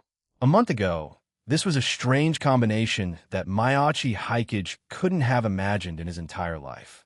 Chapter 99. Does Shina Mashiro have a diary? On the street, the two siblings, who looked 6 or 7 parts similar, had met so unexpectedly. So, what's the situation on your side, Haikage? Before Mayachi Haikage could speak, it was Mayachi Hikari who asked first. She felt that her own side was quite normal. Her neighbor, Shina Mahiru, and Mahira's cousin, Shina Mashiro, plus her friend from school, Kat Megumi. It was quite normal for a few girls to go out shopping together on the weekend. As for why they had come to Akihabara, that was also because Shina Mashiro had come back to Japan to draw manga. So it was also quite normal to take her to see Akihabara, a street with all sorts of Mo culture. But what about her little brother's side? A somewhat skinny boy and a scruffy-looking young man. How did her little brother become friends with these people, and even come to Akihabara with them on a weekend? Don't tell me they came here together to buy some unusual things? Sensing the suspicion in Mayachi Hikari's eyes, Mayachi Haikage was also surprised at how coincidental it was to run into his goofy second sister on the streets of Akihabara. But this was not really important. After all, it was normal for his second sister to appear anywhere. What was more important was that he had sensed a familiar aura on the Shina Mashiro he had just met for the first time. It was the aura of ripple breathing, and it was the kind that was quite proficient in the rhythm of breathing. The advanced stage of ripple breathing was to naturally maintain the rhythm of ripple breathing at all times. The natural airhead, Shina Mashiro in front of him, seemed to be very close to this realm. Excluding the extremely low probability that she had met some ripple family while studying abroad in London and had obtained the cultivation method for ripple breathing. And there was only one answer. That was that the Shina Mashiro in front of him was also a girl who possessed a diary. However, the natural airhead her had not yet joined the chat group created by those girls. She had simply learned the ripple breathing method recorded in the diary, and, through her own talent, had raised her proficiency in ripple breathing to a rather astonishing level in a short period of time. Of course, she couldn't be compared to him and Jerry, who had copied his talent. But among ordinary people, she could already be considered a genius among geniuses. Could it be that all these natural airheads are talented monsters? Mayachi Haikage muttered to himself. At the same time, after realizing Shina Mashiro's situation, he immediately adjusted his own breathing rhythm. Speaking of which, this was his Barato having such a close, face-to-face conversation with someone who kept a diary, and it was a situation he could not avoid. However, he, who had always prepared multiple contingency plans, had already anticipated a similar scenario. So there was not the slightest hint of surprise on his face. He just simply told his second sister the identities of Itu Kaiji and Sakakibara Kichi and said that he was planning to buy some photography equipment. And then he received a look of contempt from his second sister. That look seemed to say, "We're already in Tokyo. Can't you shoot something a little more high class? Why are you talking about shooting a paranormal video in front of so many girls?" But in her actions, Mayachi Hikari still remembered her little brother. I didn't tell you guys before, but this little brother of mine is quite good at photography and taking pictures. If you have any needs in this area in the future, you could just ask him for help. I guarantee he won't charge you. As she said this, Mayachi Hikari couldn't help but mutter to herself, "Big sis, this is the most I can help you." She just didn't know if this little brother of hers, who was single-mindedly focused on his career, would be taking a fancy to buy these friends of hers. Whether it was Kat Megumi or Shina Mahu, or even this Shina Mashiro who she had just met yesterday, and whose personality was a bit too much of a natural airhead. They were all truly good girls. If he didn't make a move soon, this shop would be gone a year or two. Shina Mahiru and Kat Megumi had already met Mayachi Haikage before, and their impression of each other was not bad. As for the matter of him wanting to shoot a paranormal video, they didn't have much of a reaction. After all, they had already heard a lot from Mayachi Hikari about her little brother being a bit of an outcast in his class. They had been a little puzzled before, but now this puzzle had been answered by Mayachi Haikage himself. Although they felt it was a bit subtle, the two of them were indeed good girls who had been certified by Mayachi Hikari. They wouldn't have the thought of avoiding him just because of this matter. In fact, Kat Megumi, who had a low presence since she was young, was even a little interested in the video Mayachi Haikage wanted to shoot. And after stating his purpose, Mayachi Haikage also asked his second sister about the purpose of their trip. This was naturally also a probe to see if they had any plans to attend Kasunakaka Yuda's book signing, to judge if this group of theirs had come here because of Shina Mashiro's request. But the facts proved that Shina Mashiro indeed did not have such a scheming mind. It was entirely because his second sister had just been to Akihabara a while ago and felt that she was relatively familiar with the situation here. And after knowing that Shina Mashiro wanted to debut as a manga artist, she had taken the initiative to suggest bringing the Shina sisters to Akihabara to have a look. In that case, then we'll go to the nearby electronics store first.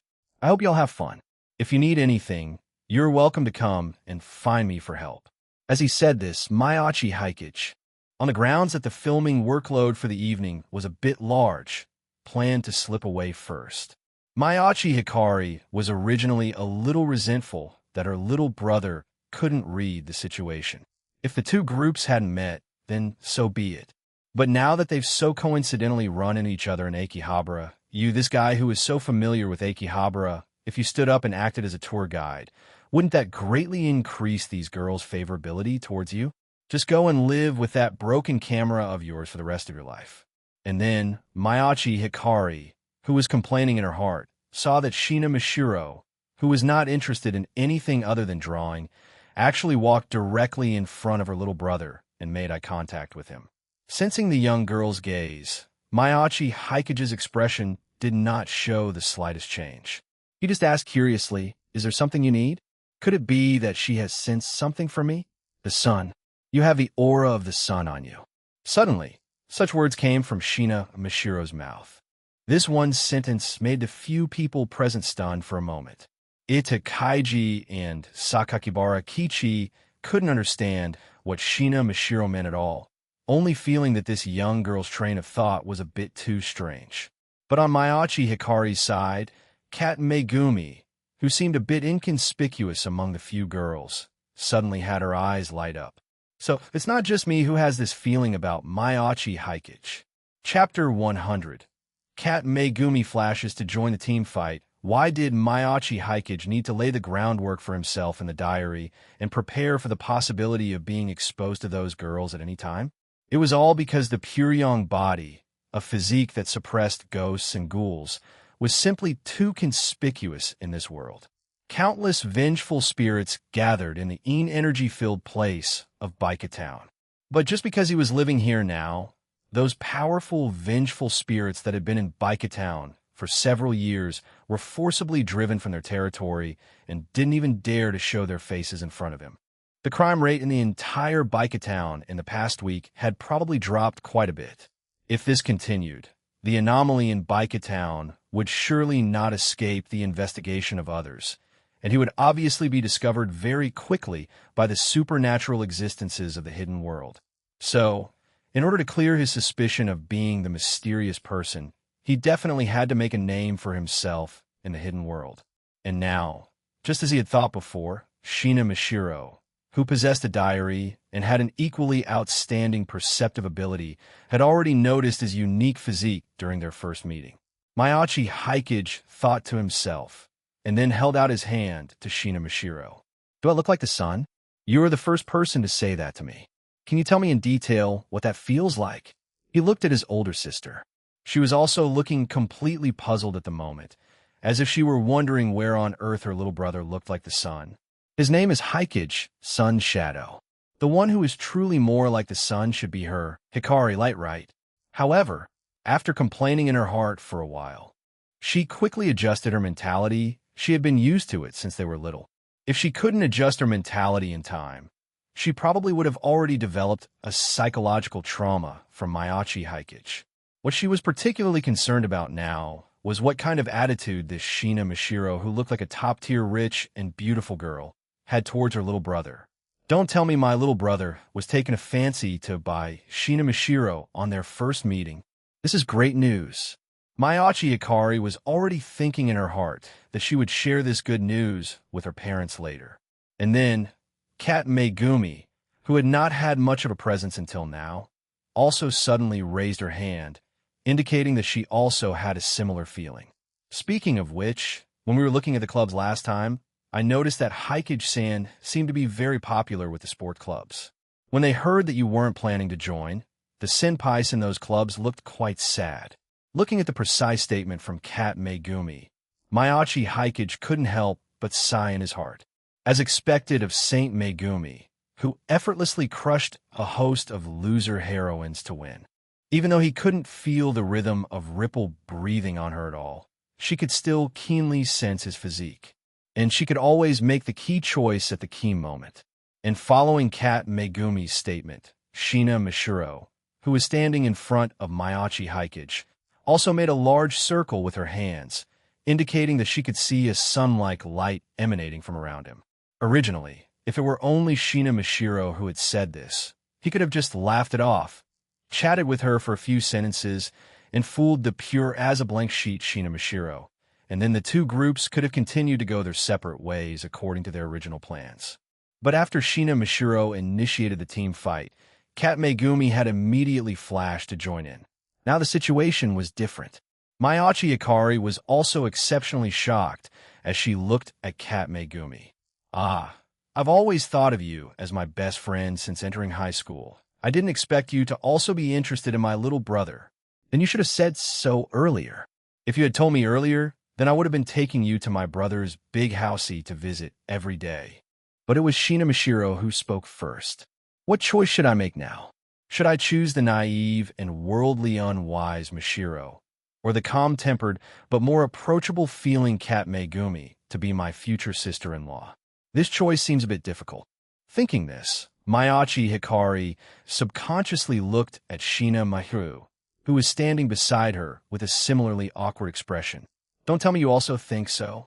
Feeling Mayachi Hikari's gaze, Shina Mahiru felt quite innocent.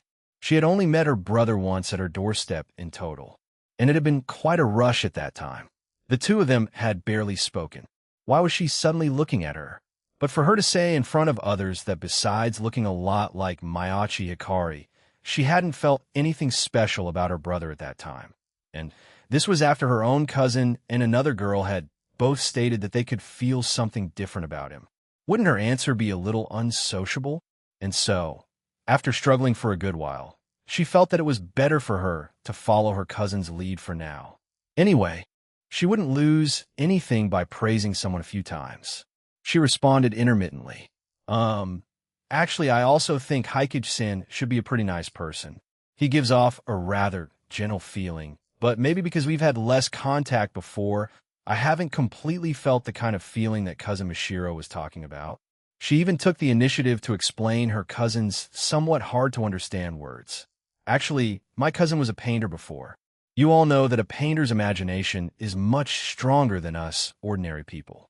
Even the world they see might be different from what we see.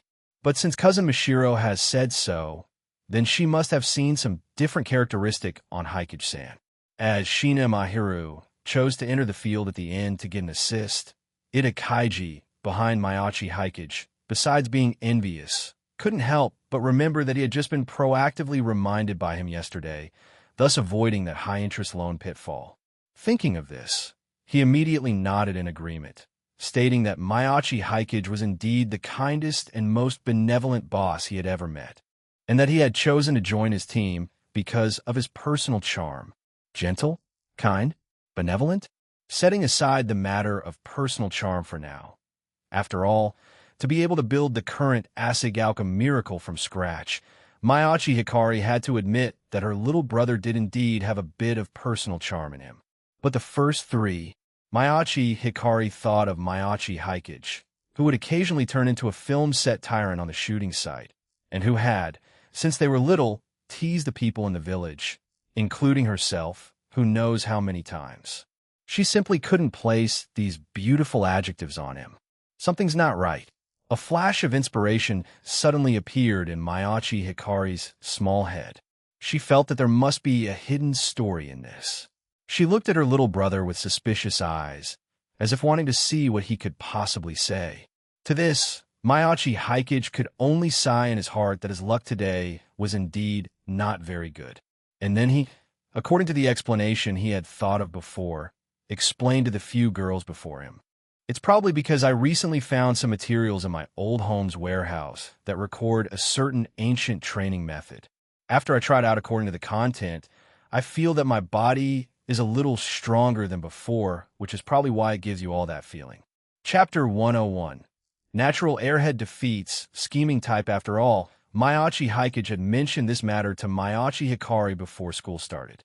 Since everyone in his family had mastered ripple breathing with his assistance, it was impossible for him to keep only Hikari in the dark. It was just that Mayachi Hikari had completely treated it as a prank at the time, and back then, to prevent her from possibly exposing it after arriving in Tokyo, he had not said the full name of the ripple breathing method throughout the entire process, only telling her that it was a training method that could improve her physique by practicing for an hour every day. And with Mayachi Hikage's explanation, Mayachi Hikari naturally also remembered that little episode before school started. So, the things my little brother told me before school started were true? She remembered that her little brother, in order to make her believe, had even brought out Renj and Sister Kazuho as witnesses, but she had still stubbornly believed that this was his last prank on her before high school. So she hadn't listened to Mayachi Hikage carefully at all and had just rejected it directly. So, did my little brother really discover something incredible in that old family warehouse? Mayachi Hikari felt as if she had lost a few $100 million. But she quickly pulled herself together again. It's fine. This is my little brother. As long as I ask him again, He will definitely teach me that mysterious training method again. And on Kat Megumi's side, although she felt this explanation was a bit of a stretch, she didn't have too many thoughts. She couldn't feel it as clearly as Sheena Mashiro, only vaguely sensing a trace of an aura. Therefore, she just thought that he had been constantly exercising, and plus his mental state was indeed very good, which was why he had been taking a fancy to buy those sports clubs. Sheena Mahiru also nodded as if she understood. I see. Exercise indeed changes the feeling a person gives off. You'd better keep this habit up, Haikage-san. Only Sheena Mashiro continued to stare fixedly at Mayachi Haikage. And then, from her mouth, the words ripple breathing suddenly came out. Is this natural airhead's perceptive ability really that strong? He had already adjusted his breathing state. At the very least, it was completely different from the Hammond that these girls had mastered, but Sheena Mashiro could still sense it. But after all, he was a veteran actor. He wouldn't get stage fright in this kind of sudden situation. At that moment, a puzzled expression appeared on his face, as if he hadn't understood at all what she was saying. What did you just say? But in the next moment, Sheena Mashiro asked another fatal question. Are you the Tom from the diary? Tom? Little brother, what's the situation now? This particularly ordinary-sounding name made Mayachi Hikari on the side show a puzzled expression. Senchurado. The name Tom had not triggered the diary's confidentiality mechanism and was content that others could hear. After giving his second sister a thumbs up in his heart, he also frowned, as if he had never heard this name before. This name, is it the name of a friend you know? I'm sorry. I grew up in the Japanese countryside since I was little, and I haven't even met many foreigners. I really don't know a person named Tom. It was just that Sheena Mashiro just continued to stare at Mayachi Haikage, as if she had already connected this boy in front of her with a mysterious person who wrote the diary in her heart. And Hikari said she has a little sister who just started school. Although it was just this little connection, Sheena Mashiro, who had always had a simple way of thinking, had thus locked her sights on Mayachi Haikage. But as for certainty, Sheena Mashiro didn't even have half a chance. She just simply believed in her own feelings. That sun-like aura on him couldn't be faked. Even if he wasn't the mysterious person, he definitely had other secrets. Sensing Sheena Mashiro's persistent gaze, Mayachi Haikage couldn't help but feel a bit of a headache. It seemed that compared to those shrewd girls, this Sheena Mashiro in front of him, who didn't need any evidence at all and only believed in her own intuition, was a greater threat to him. Once she sets her sights on a target, she will absolutely not give up. One could only say that the only good news was that this young girl had not joined the diary chat group formed by those girls, nor would she tell these things to others. Mayachi Haikage turned his head to look at Sheena Mahiru, who was also a little unsure of the current situation. Sheena Mahiru-san, could it be that this cousin of yours has mistaken me for some friend she knew when she was studying abroad? Sheena Mahiru had also only just learned about Sheena Mashiro's situation these past few days, but she also didn't understand much about her situation when she was studying abroad in London. She could only walk to her cousin's side and ask her in a low voice. After her cousin's inquiry, a clear look of confusion flashed in Sheena Mashiro's eyes. She subconsciously took out her own diary. She knew that when she didn't know what to say, this diary would help her solve her troubles. This was also the first time that Mayachi Haikage had seen a girl take out a diary up close with his own eyes. It was also a black diary, but in terms of size, Senchurado had ignored the diary she had taken out. Sheena Mashiro even specially placed the diary in front of Mayachi Haikage and waved it vigorously. Can you see it? She even intended to directly hand her diary to him. Mayachi Haikage could be said to have pushed his disguise acting skills to the extreme, showing the reaction that a normal person should have. On the other hand, Sheena Mahiru was a little embarrassed and hurriedly pulled her cousin. To be reaching out and waving her hands nonstop in front of a boy she had just met was too unladylike.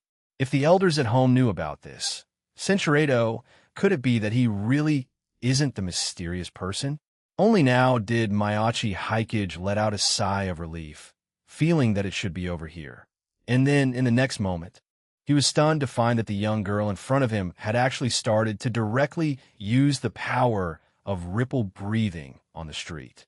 Seeing golden electric arcs beginning to emerge from her hands, Mayachi Hikage hurriedly cursed in his heart that this foolish woman was really not afraid of being discovered and taken away for unwanted research. In his urgency, Mayachi Hikage directly reached out and pressed down on the hand that Shina Mishiro was using to channel Hammond, telling her not to continue. In the next moment, he saw that Shina Mishiro's eyes had also begun to sparkle with light. You saw it. She took Mayachi Hikage's hand in return, completely unwilling to let go. Chapter 102. The first exposure of the mysterious person's identity. It wasn't until he saw that neither the boys behind him nor the girls behind Shina Mishiro seemed to have noticed the changes on her body and in her hands just now that Mayachi Hikage quickly realized where the problem lay. The diary would automatically block the perception of ordinary people who did not possess one. Mayachi Hikage was aware of this. Through his eavesdropping function, he could also roughly understand that the diary would take the initiative to issue a reminder when a diary holder was performing a dangerous operation, and that it could be defended against with reading value. If he hadn't guessed wrong, the Shina Mishiro just now had probably used a similar function, extending this perception-blocking function to her ripple breathing.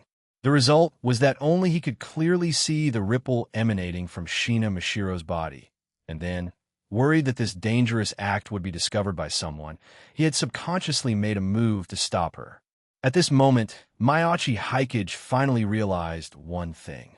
Shina Mishiro was indeed a bit slow to react to the outside world, a natural airhead, lacking in common sense and the ability to take care of herself. If no one took care of her, she might even starve to death in a few days. But she was not a fool. On the contrary, she was a true genius. And at certain moments, that sudden flash of creativity of hers could achieve unexpected effects. Just like now, Shina Mishiro had simply sensed that the aura on his body was like the sun, and had taken the initiative to ask him, wanting to find out if he was the mysterious person who wrote the diary. Seriously speaking, the probability of this was probably less than 10%. With such a probability, the other girls would at most have just noted him down and prepared to probe a few times in the future before making a decision. It was only someone like Shina Mishiro, who completely trusted her intuition, that would go all in on this less than 10% possibility. So on their first meeting, he had been exposed in front of this natural airhead girl because of his own carelessness. Mayachi Hikage had indeed thought about who would be the first to discover his identity if it were exposed, and had also thought about what would happen to him after being discovered. But he really, even after looking at the list of anime heroines he had recorded from memory 100 times, could not have imagined that that person would be Shina Mishiro. However, what he needed to worry about now was not this natural airhead, Shina Mishiro, exposing his identity to the other girls who held a diary, but rather how to explain his action of pressing down on her hands just now, and her even bravado direct reaction of grabbing his hand in return to the people around them. On the side, Shina Mishiro, who was not used to such sudden physical contact in public, looked visibly flustered. Why is my own cousin so bold? Can she just hold hands with a boy she's met for the first time? And should I manage this kind of thing? In what way should I manage it? She looked at Mayachi Hikari beside her, as if wanting the other to help her. Mayachi Hikari was also still in shock. Centuredo, if you really have thoughts, then you should do it secretly in private. Would I, your second sister, not help you? And so she coughed lightly. Hikage, aren't you taking advantage of girl? That's not right. Mayachi Hikage rolled his eyes at his sister. Can't you see that she's the one holding onto my sleeve in this crowded area? If he pushed through, he could easily slip away. However, at the moment, there were at least 5 or 6 girls with diaries and over 10 bodyguards sent by Shinomiya Kagaya watching along this street in Akihabara. He didn't want his movements to be too big and once again attract the attention of Hayasaka AI in the coffee shop.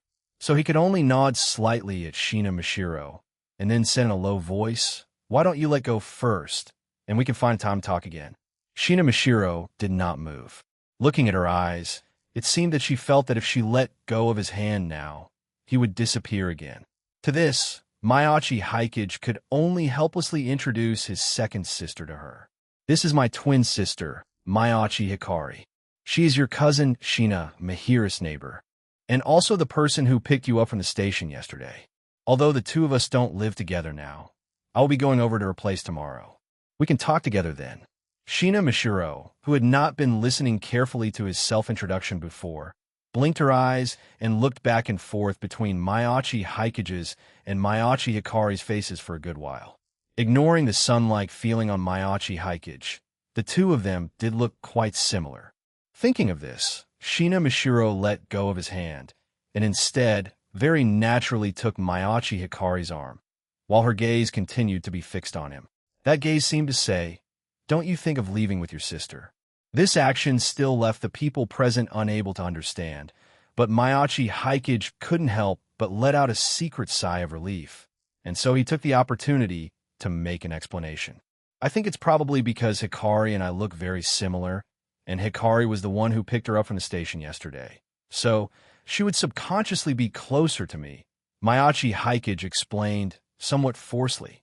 Shina Mashiro had originally wanted to explain, but looking at his stare, she still kept the words in her stomach and continued to obediently hold onto Mayachi Hikari's arm. Although this explanation sounded very problematic, it just so happened to strike a chord with Mayachi Hikari, who had never been able to compare to her little brother in any area. So it was because of her charm that Shina Mashiro had taken a liking to her little brother on their first meeting. That sounds quite reasonable. And so she kindly explained to Shina Mashiro, who was holding her arm, "Although I do look quite similar to my little brother, I'm actually still very different from him in many ways. You have to look more clearly next time." Because of Mayachi Hikari's mysterious self-confidence, even Shina Mahiru became a little unsure. Really, is that so? Although when Mayachi Hikari had picked up Shina Mashiro yesterday, the two of them had looked quite familiar, but were they really that familiar? In any case, for the time being, the other's attention was shifted from himself to this not-so-bright second sister of his. Of course, this explanation certainly couldn't fool the two smart people, Kat Megumi and Sakakibara Kichi, who were watching from a complete passerby's perspective. However, without a diary, it was impossible for them to guess the real truth. And with their personalities, they wouldn't take the initiative to expose Mayachi Hikage either. Unless Kat Megumi could also get a diary. But from what Mayachi Hikage had discovered so far, only one character from each work could get a diary at present, with Kasumiga Kakayudaha having already obtained one. Even if the diary started a second round of distribution, the probability of Kat Megumi getting one should not be high. Mayachi Hikage thought to himself. Chapter 103. Kasumiga Kakayuda's book signing in any case because of the appearance of the unexpected player, Shina Mashiro, Mayachi Hikage, who was supposed to be leisurely selecting photography equipment right now, was temporarily unable to get away.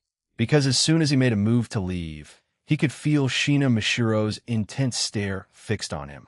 And so they had no choice but to come to the bookstore where Kasumiga Kakayudaha was currently holding her book signing. Of course, this wasn't actually proposed by Shina Mashiro. She had just wanted to come to a Japanese bookstore to buy some manga, and then Mayachi Hikari had taken the initiative to recommend this place. Looking at the 4 or 5 secretly watching bodyguards and the 1 or 2 girls who were still in the bookstore helping out, Mayachi Hikage, whose identity had just been discovered by Shina Mashiro, actually felt somewhat guilty at this moment. However, thinking about it from another perspective, such a result was not unacceptable. Their current party consisted of 3 boys and 4 girls, a total of 7 people, including a girl who held a diary and Kat Megumi, a female protagonist that everyone knew. In this situation, as long as Shina Mashiro could keep her mouth shut, who would suspect that he was the mysterious person? That seems to be a senpai from our school, right? Not long after walking into the bookstore, Kat Megumi noticed the location where the book signing was being held in the distance, and then recognized Kasumiga Kakayudaha, who had caused quite a stir at school some time ago. After all, the matter of a second-year Barato student confronting a first-year half-foreign girl who had just enrolled had long since spread throughout the entire school. The names of Kasumikaka, Yutaha, and Sawamura Irori had naturally also become known to everyone inside the school. Therefore, seeing that this senpai was the author of this signing event, even Kat Megumi couldn't help but let out a gasp of admiration without much of a change in her expression. On the other hand, Mayachi Hikari, who loved a good spectacle, after recognizing Kasumikaka Yutaha, immediately her eyes lit up as she began to tell the Shina sisters about her deeds. Although they seemed to be doing that thing, I didn't expect that Kasumigakaka senpai to be a debut author. Should we go over and take a look? Hearing the name Kasumigakaka Yutaha, Shina Mishiro's ears twitched slightly, and then she turned to look at Mayachi Hikage. Mayachi Hikage, in turn, said to his older sister, "She's holding a book signing. If you're interested, you should go and buy a copy of her new book." Then he walked to Shina Mishiro's side and asked if she was interested in her book signing. Shina Mishiro blinked her eyes. She had seen the story of Kasumigakaka Yutaha that this mysterious person had posted in the diary. Actually, she was very interested in this story and even wanted to adapt it into a manga.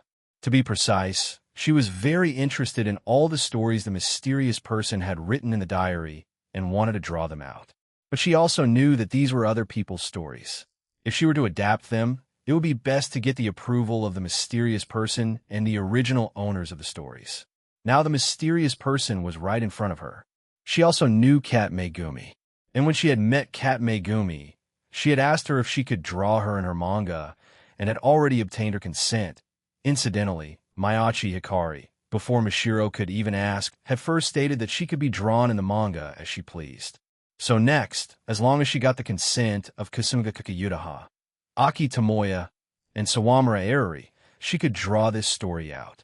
Now, that Kasumigakaka Yutaha was right here. She naturally had to go over and ask. Therefore, she nodded lightly and said, "I want to draw her." Hearing Shina Mishiro's words, Mayachi Hikage knew her plan. "As long as you don't mention my affairs, I can help you draw the manga. How about it?" he said quickly and in a low voice in her ear. Shina Mishiro did not hesitate for too long. After getting his reply, she nodded again, indicating that she could accept. She had originally only hoped to know more interesting stories from him. She had never cared about the thoughts of the other girls who had the diary, apart from the approval for drawing the manga. Receiving such a straightforward reply from Shina Mishiro, Mayachi Hikage also felt relieved. A natural airhead has its advantages. At least Shina Mishiro wouldn't lie when she spoke or acted. So he turned his head to look at the few people around him. Since Shina Mishiro-san has this idea, why don't we wait for her to finish attending this signing event first? The two partners, Sakakibara Kichi and Itu Kaiji, naturally had no objections. Anyway, it was still early, and to be able to go shopping with several beautiful girls was also a rare experience for people with relatively reclusive personalities like them. Shina Mahiru, on the other hand, still seemed a bit conflicted. Although she knew that her cousin had come back to Japan because she wanted to draw manga, to go up to someone she was fond of and ask if she could draw them her manga, this kind of thing was a bit difficult for the other person. It was a little better with people with good tempers like Kat Megumi and Mayachi Hikari, and Mayachi Hikage, who seemed to have some little secret with her cousin. But the other party seemed to be just their senpai, and she was still holding a book signing there. To go over at this time and say that she wanted to draw her in her own manga, wasn't this a bit too rude? But seeing that no one present seemed to have any objections, she could only sigh slightly and prepare to buy a copy of Quasra Metronome for her cousin. At the same time, she was muttering to herself what she should say to explain for her cousin if the other party was not happy later.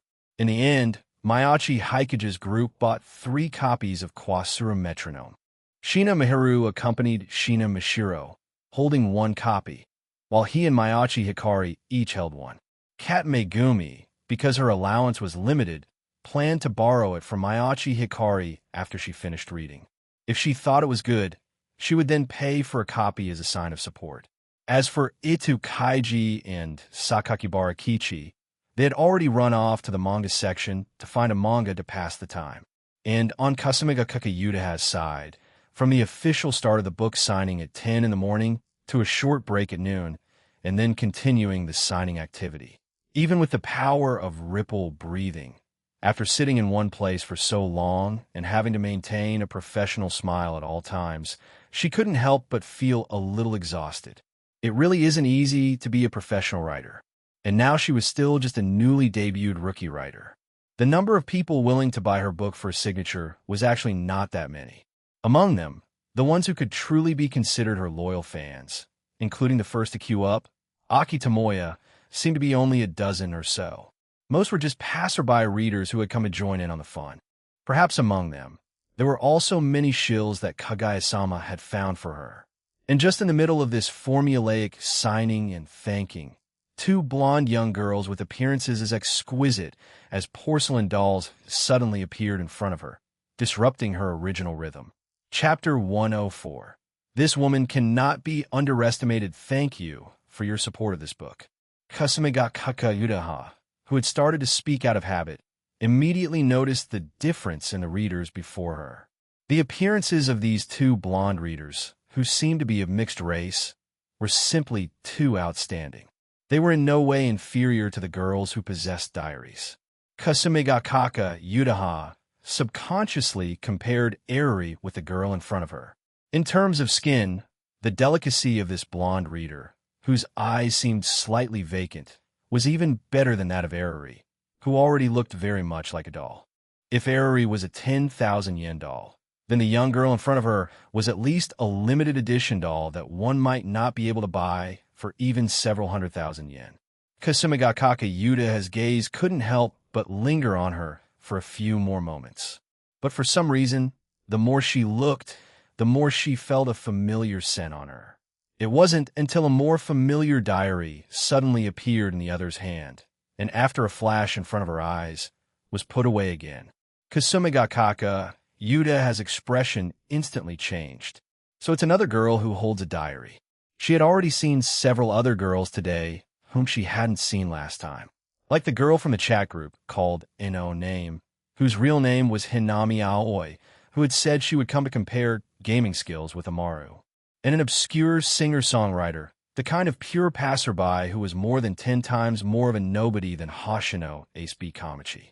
Her name had not yet been mentioned by the mysterious person, but because she had been chosen by the diary, she firmly believed that she would one day become Japan's most famous singer-songwriter. A girl named Tsukimi Eiko. But this one right now? Kasumi ga Kakayuda thought for a good while, but couldn't think of a girl in the chat group whose image matched the others. She was just about to ask if the other had joined the chat group when she heard what Shina Mashiro said. "I am Shina Mashiro.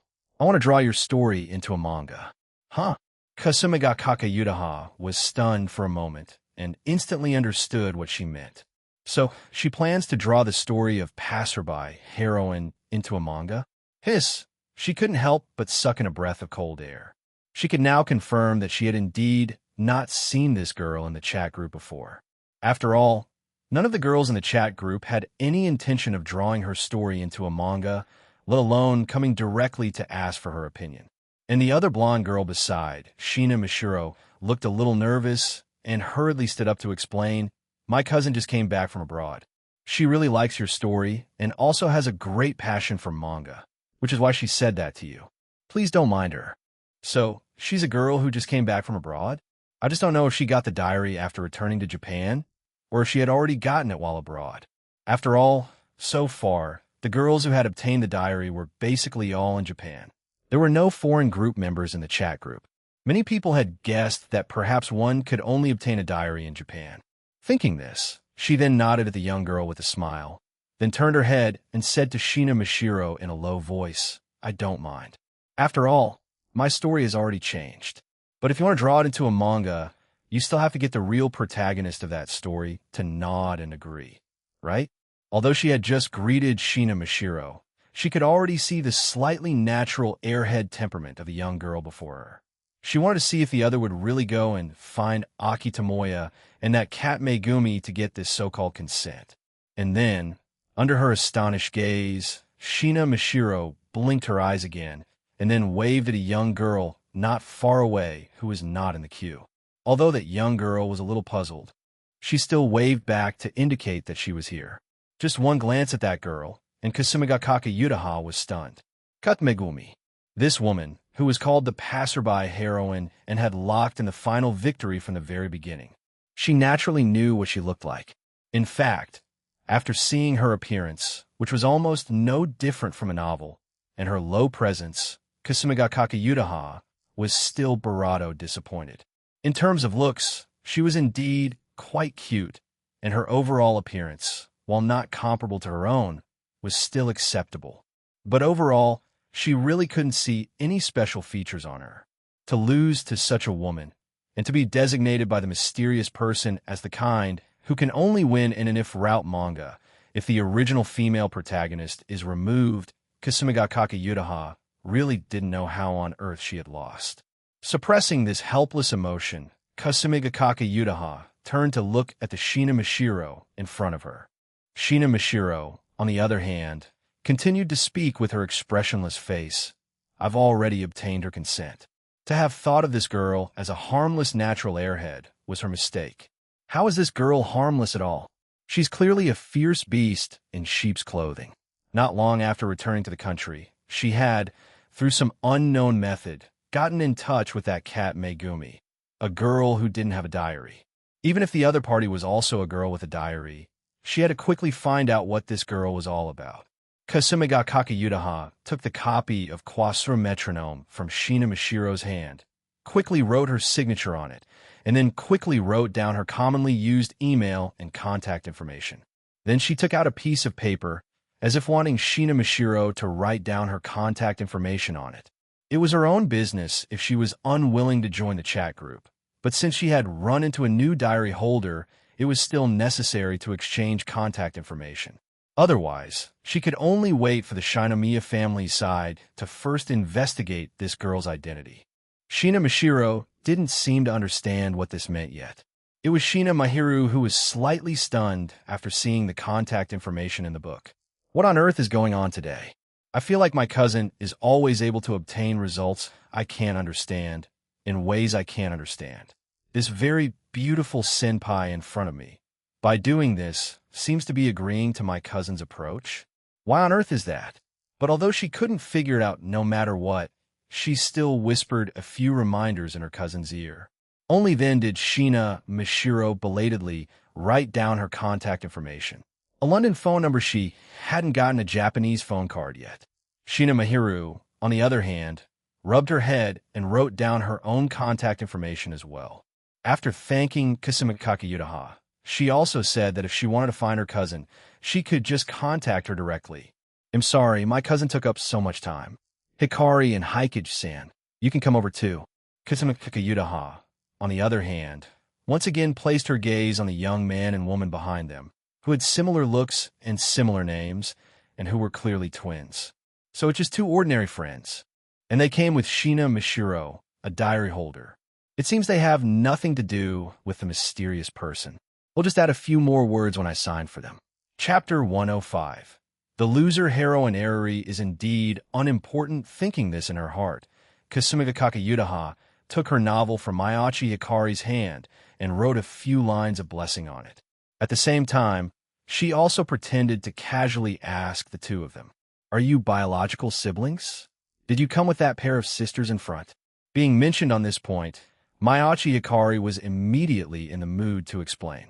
She first seriously used the title senpai to address Kasumigakake Yutaha, telling her that the two of them were actually juniors 1 school year younger than her. Then Mayachi Hikari continued to explain that she was actually the older sister, and Mayachi Haikage was the younger brother. Finally, she said that the Shina sisters were her current neighbors and also very good friends, and that it was the two of them who had suggested the Shina sisters come to this book signing. Listening to Mayachi Hikari basically spill all her secrets with just a casual normal attack from the other party, Mayachi Haikage couldn't help but cover his forehead. The expression on Kasumigakake Yuta's face also looked a little subtle, so that Shina Mashiro hadn't originally thought of coming to her book signing. It was all because of the instigation of this junior from her own school that she had come. Wait, a junior from the same school? Kasumigakake Yutaha suddenly thought of a possibility. She looked at the Shina sisters, who were chatting with Cat Megumi not far away, and then asked Mayachi Hikari about her relationship with Kat Megumi. After getting the answer that they were desk mates and best friends at school, Kasumigakake Yutaha felt that everything could be explained. So the reason she and Kat Megumi know each other is because you acted as the glue in the middle. At this moment, Kasumigakake Yutaha also couldn't help but feel what the mysterious person had mentioned in the diary, because this world had integrated too many stories. The characters of these stories might also have their respective fates changed because of their interactions with characters from other stories. Kat Megumi had met this girl named Mayachi Hikari at school, and then through her, she had met her neighbor, Shina Miharu, and then through this line, she had had an interaction with Shina Mishiro. Thinking that Kat Megumi and Aki Tomoya were originally classmates, and also classmates of this young girl in front of her, relying on this relationship, Shina Mishiro might really be able to get Aki Tomoya's consent. Probably the only one whose consent would be difficult to obtain was that loser heroine, Eriri. But thinking about it carefully, Eriri's side didn't seem that important. In the manga, having her as a strong love rival was already enough. Why did they have to stuff in an Eriri who looked like a loser heroine at a glance? She shook her head, feeling that she, a loser who was slightly better off, probably shouldn't be thinking about this kind of thing. It was better to let Shina Mishiro figure it out for herself. Her gaze fell on the girl in front of her, who looked a little carefree. Could it be that this girl, who looks quite young, and her younger brother are also characters from other works? However, after thinking for a moment, she didn't take this matter to heart. The other party hadn't gotten a diary. It was fine to just treat her as an ordinary junior. Perhaps she could even, through this seemingly easy-to-talk-to junior, learn about the movements of Kat Megumi and Shina Mishiro. Keeping this thought in her heart, Kasumigakake Yutaha's attitude towards Mayachi Hikari became much better. As for her attitude towards Mayachi Hikage, she was a good deal better than an ordinary reader, but she didn't say much, just simply asked about his class. After knowing that his class had neither Kat Megumi nor Eriri, she gave him a polite smile, then signed the copy of Kwasura Metronome in his hand and offered a blessing for his academic success. It seemed that after being overwhelmed by his diary for several days, the current Kasumigakake Yutaha really didn't want to have any barato scandals with boys and just wanted to focus on her career. Of course, there was also the matter of finding the whereabouts of the mysterious person and seeing what his background was. It was just a pity that he was standing right in front of Kasumigakake Yutaha now, and she hadn't noticed any problem and couldn't even sense his special physique like Kat Megumi and Shina Mishiro could. It seemed that in terms of talent for ripple breathing, Kasumigakake Yutaha probably really didn't have much talent and was completely relying on that so-called reading value to improve. Thinking this, Mayachi Hikage was also happy and relaxed, no longer needing to put on any disguise. After saying thank you to her with a grateful expression, the group, having gained a lot, left the scene of the book signing with several copies of the novel with Kasumi Yutiko's autograph. Kasumigakake Senpai seems quite gentle. She's completely different from the cold and aloof appearance she had when she gave her speech at the entrance ceremony, Mayachi Hikari said, flipping through the novel in her hand, looking quite excited. It was as if she felt she had obtained a secret of the honor student, Kasumigakake Yutaha. When she went back to her hometown for the holidays, she would have one more thing to boast about in front of her juniors and younger sister. You really should have gone over to say hello to Kasumigakake Senpai, Megumi. She knew you were also a student at Toyogaseki and even specially found a bookmark, signed her name on it, and asked me to give it to you. As she said this, Mayachi Hikari handed a beautiful bookmark to Kat Megumi on the side with some regret. Kat Megumi took the bookmark with some confusion. On it was written a single line of words. I hope you can still be the female protagonist of your own story. Still, why would Kasumigakake Senpai use the word still here? Is there some deeper meaning in this? Kat Megumi didn't quite understand what the words on this bookmark meant, but she still carefully put away the gift the other had given her and decided that no matter what, she would buy a copy of her senpai's novel as a sign of support. All right, we've gotten the autographs. The only thing left is to buy manga for Mishiro-san. You guys can give her some ideas. I'll go and find my two friends first, Mayachi Hikage said to the few girls, explaining his plan for later. After buying manga with Shina Mashiro, he would have to leave to buy filming equipment, otherwise there wouldn't be enough time. But he could still treat everyone to a good meal at a restaurant outside for dinner. Receiving this reply, Shina Mashiro, who had just gotten Kasumigakake Yuda's consent, only hesitated for a moment before nodding at Mayachi Hikage. But looking at her eyes, if he didn't show up for dinner, the other party might directly have Mayachi Ikari call him. Chapter 106. If you want to catch me with this method, you're still 20,000 years too early. He accompanied Shina Mashiro in picking out dozens of manga of various styles. The process of picking out the manga was basically all Mayachi Hikage's effort. After all, Kat Megumi had not been exposed to 2D culture before meeting Aki Tomoya, and Shina Mahiru was also not familiar with this area. Mayachi Hikari seemed to know a lot, but in fact, it was all just what she had picked up from being around him. Only he was a true anime and manga expert in this respect, relying on his years of experience, as well as the careful selections from Aki Tomoya's years of blogging. The process of searching for manga was relatively fast. In the end, because the quantity was a bit large, Mayachi Hikage even specially found a store clerk and had them help pack these manga up and deliver them to Shina Mahiru's house together. After giving Shina Mashiro a reassuring look, he then had his older sister take the other few girls to go shopping in other places. After doing all this, he first found Sakakibara Kichi in the detective novel section, and then found the engrossed Itakaiji under the bookshelf for a certain gambling manga that was said to be adapted from the true story of Akagi Shigeru. After his two great generals had returned to him, Mayachi Hikage then took the two of them to continue the procurement that they had not finished before. He basically had a good idea of the performance of these things and how they felt to use. It was just that before, he had planned to let Sakakibara Kichi and Itakaiji spend some time familiarizing themselves with the operation of these pieces of equipment, so that in the future, he could also control them from a distance. But now that time was a bit tight, he temporarily skipped these steps. Later in the evening, they had a meal at a restaurant opened by a chef who had graduated from Tatsuki Academy. Of course, he didn't have as much face as Shinomiya Kagaya to be able to invite a former Elite 10 member to specially prepare a dinner for those girls who had the diary. But even the food made by an ordinary Tatsuki graduate was indeed much more delicious than the food in a regular restaurant. After school tomorrow, I will bring a gift to see you. At that time, you can talk to me about anything you want. So tonight, you should first study the manga I bought for you today. When I come over tomorrow, I will also be asking you some questions, to prevent Shina Mashiro from staying up all night reading manga. He even specially set a latest bedtime for her, telling her that she must go to bed before this time. After getting Shina Mashiro's consent, Mayachi Hikage then continued to drag his two great generals to the outside of that completely deserted mansion in Baika Town. The process of filming the video was not that complicated. This was also just a test video, so it didn't require particularly professional equipment. It had to be said that Itakaiji really had some talent in this area.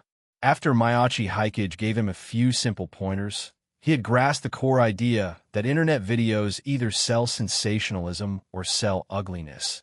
And in front of the camera, he fully expressed his fear of this mansion where a terrible crime had once occurred. In Sakakibara Kichi's calm tone as he talked about the case that had happened here and his retorts to Itakaiji's actions, the effect also looked quite good. Although overall, there was nothing particularly terrifying, but with the control of him, this old artist, the overall atmosphere was quite good. In the later stages, if he added some classic suspenseful tune from his past life as a test video for scouting, it shouldn't be too difficult for this kind of innovative video to gain popularity online. Well done. As expected, my judgment was not wrong. You were born to do this. Mayachi Hikage did not spare his praise, and then also gave these two great generals a small red envelope each as a reward. After arranging Itakaiji's tasks for the next few days, and by the way, painting a grand picture for him of a Tokyo branch office that was intense preparation, Mayachi Hikage then waved goodbye to the two of them, preparing to go home and write today's diary. And on Kasumigakake Yudaha's side, after trying to catch the mysterious person all day to no avail, she felt in her heart that that guy was definitely just talking nonsense and hadn't come to her side at all. Thus, feeling somewhat dissatisfied when she opened her diary for the 7th time tonight, she finally saw today's update. A certain Kasumi Yutako sensei shouldn't still be complaining in her heart that I didn't come to your book signing today, right? To be honest, if you really think so, then my heart would grow cold. Although considering that this is the opening of the Kasumigakake route, I didn't go to grab the first signing spot, but I got more than one of your autographs today, Kasumi Yutako sensei. After all, for the masterpiece of Kasumi Yutako sensei, one naturally has to buy a few more copies. One for collection, one for personal use, and another for proselytizing. I can see that you have indeed spent a lot of effort to catch me. Your clothes changed between the morning and the afternoon. You said different things to every reader who came to the signing, and even hid a secret mark in the signature of every book. It's just that after I used several identities to attend your book signing, all these skills you designed have been completely seen through by me. If you want to catch me with this method, then you're still at least 20,000 years too early. But overall, although the things Kasumi Yutako sensei prepared didn't bring me any special surprises, the other girls who appeared at the book signing today really made me feel that this trip was not in vain. Tsukimi Eiko, who attended the signing in the morning, her ultimate big event, am still not entirely sure what the situation will be in this world. So let me keep you in suspense for now. But when the truth is revealed, it will definitely bring a considerable shock to everyone. The Shina sisters who appeared in the afternoon also gave me a little surprise. Perhaps from their appearance, you would think that the two of them should have been sisters from the beginning.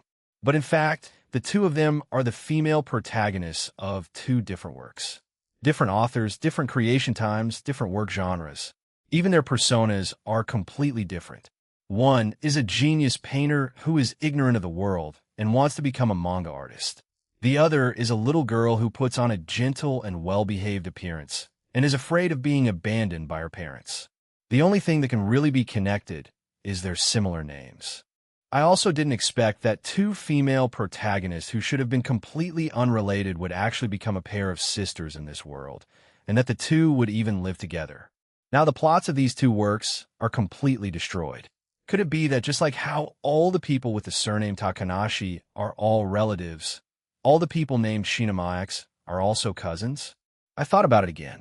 The number of people named Shinamax in various works seems to be quite large, and even considering the additional condition of blonde hair, it seems that a few more targets can be filtered out. But I'm too lazy to investigate. Shinomiya Kagaya, since you like to send your subordinates to investigate so much, then I'll leave this matter to you to help with. They'll just come to you for the data directly at that time. Chapter 107. Why does Shina Mishiro want to be a mangaka? After the diary was updated, the chat group once again became lively at night. Because Kasumigakake Yudaha had already mentioned Shina Mishiro, the diary holder who had not joined the chat group.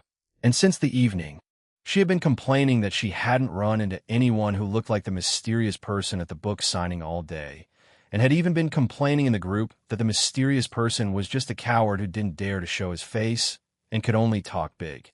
And then, after tonight's diary was updated, Kasumigakake Yudaha, who had been arrogant all evening, was fiercely slapped in the face. Not only had the mysterious person really gone to her book signing today, but he had even changed his identity several times to get several autographs.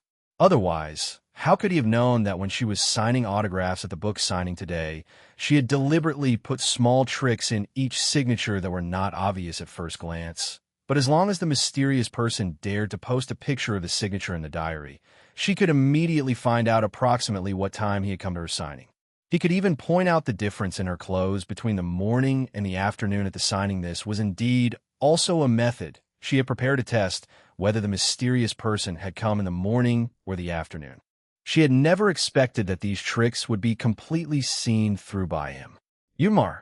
So, the mysterious person really did come over today? It's a pity I met up with unknown name in the morning. And after looking around the book signing for a while and not finding any suspicious characters, I took everyone to a nearby arcade in the afternoon. The great gaming showdown between her and Hinami Aoi had ended in her victory. Therefore, Yumiru's mood seemed to be quite good at the moment.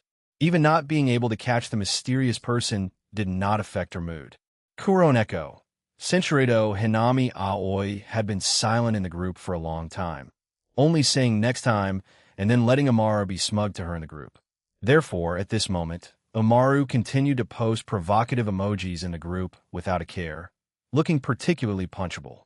It was Yukino Shida, Yukino, whose mentality had been tormented by Jerry for a day, who interrupted humorous self-entertainment and brought the topic back to the mysterious person, Mr. Pan.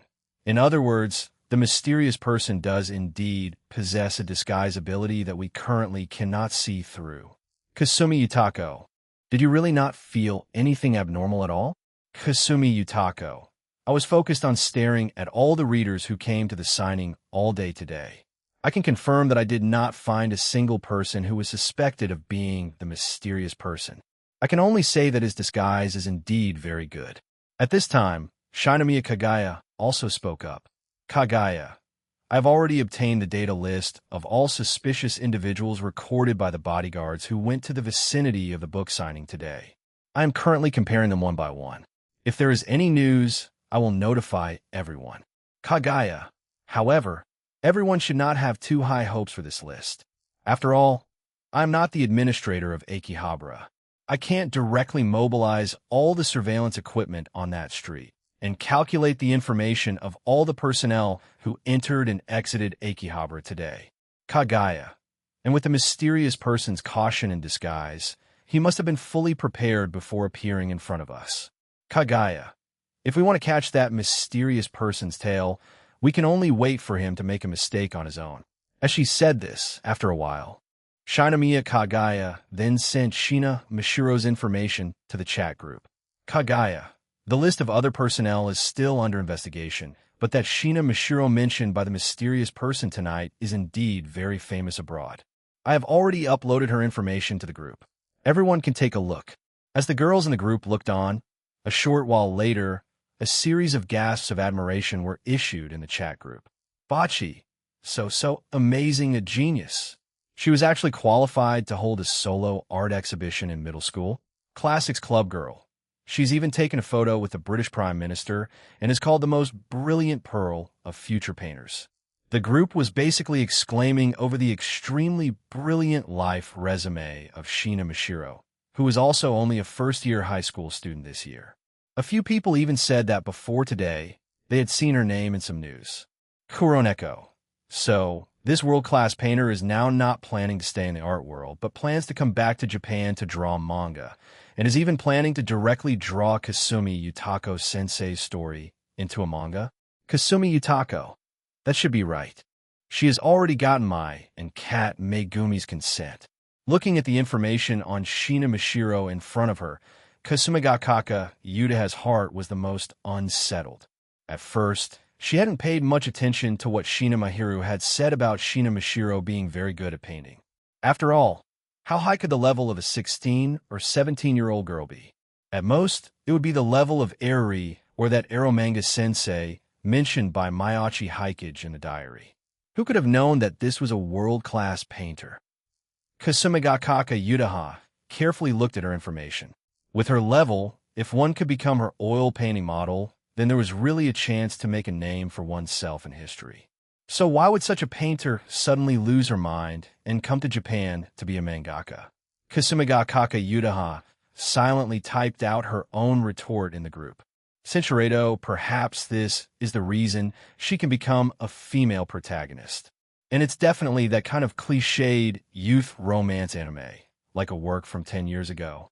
To this, the girls in the chat group also expressed their agreement one after another. This kind of retort, like such a persona, is indeed very much like an anime female protagonist, was already very common in this chat group. Like the Chinibius Kuroneko and Takanashi, the rich young ladies Yukino Shida Yukino and Shinomiya Kagaya, the ones who were honor students on the surface but were actually gaming masters in private, Amaru and Hinami Aoi. Although Eruri, who drew mature fan comics, was not a barato of the chat group, because her persona was too anime-like. And recently, she was being fed information by Kasumigakaka Yudaha every day. She was also an object of their frequent discussion. And now, with the appearance of Shina Mashiro, in this respect, there had finally appeared a character who could be compared with Shinomiya Kagaya, the young lady of a 200 trillion asset conglomerate. Chapter 108. Golden Rule A. In the admiration of the girls in the chat group, Kasumigakaka Yudaha more or less knew how she should deal with that somewhat natural airhead, Shina Mashiro. Since the other party wanted to draw her story, then let her draw it, as long as she didn't use real names in the manga. Actually, a better choice would naturally be to cooperate with each other. To have Shina Mashiro give up on the plan to make a manga of the passerby heroine story, and then have her agree to make a manga of Quasrum Metronome, of course, here referring not to her if route manga, but to the novel she created. But after thinking about it carefully, Kasumigakaka Yudaha felt that this possibility was not high. After all, no matter what, she was a world-famous oil painter. Although she couldn't figure out the reason why the other wanted to become a mangaka, even if she were to take the route of debuting as a mangaka, the publisher would definitely invest considerable resources in promoting her. In this situation, it would not be so easy to get her to draw the manga for her own, not yet famous little author's Quasrum Metronome, or find a way to have her draw a more dramatic story. Kasumigakaka Yudaha felt that her own literary skills were quite good. If the other party really didn't know what to draw, she could try to become her scriptwriter and help her debut as a mangaka. She was here, contemplating how she should approach that first-year junior, Mayachi Hikari, in a few days, and by the way, reasonably propose her cooperation suggestion from her. As she was considering this, she had absolutely no idea that Shina Mashiro, before even meeting her, had already found another, more unshakable scriptwriter for herself. Mayachi Hikage, who was editing a video in his own home, suddenly sneezed. To be found out by a little girl like Shina Mashiro today, I must review this point. I also have to be a little more hard-hearted. Next time I encounter a similar situation, I absolutely cannot directly intervene to stop it. I still don't know what Shina Mashiro will want me to do tomorrow. But with her personality, it should just be to assist her in drawing manga. He muttered to himself in self-reflection, then continued his work while waiting for today's reward to be distributed. And in the BB nightclub in Shibuya, Tsukimi Eiko, who had been performing outside all day today, was still on stage finishing her set, completely unaware that the mysterious Barato had written her name in the diary that very night. However, the popularity of this matter in the chat group was not particularly high, because at the beginning of the chat, some people in the group were a little curious about what kind of encounter this Tsukimi Eiko would have in the future, because the mysterious person had rarely used the adjective ultimate big event when evaluating her. But because they had D her several times in the group without any response, and this ultimate big event didn't seem to be a bad thing. In the hearts of these girls, this so-called ultimate big event was probably just a surreal, meme-like segment similar to Shinomiya Kagaya's I Want to Become a Photographer. So they basically didn't discuss Tsukimi Eiko's affairs anymore.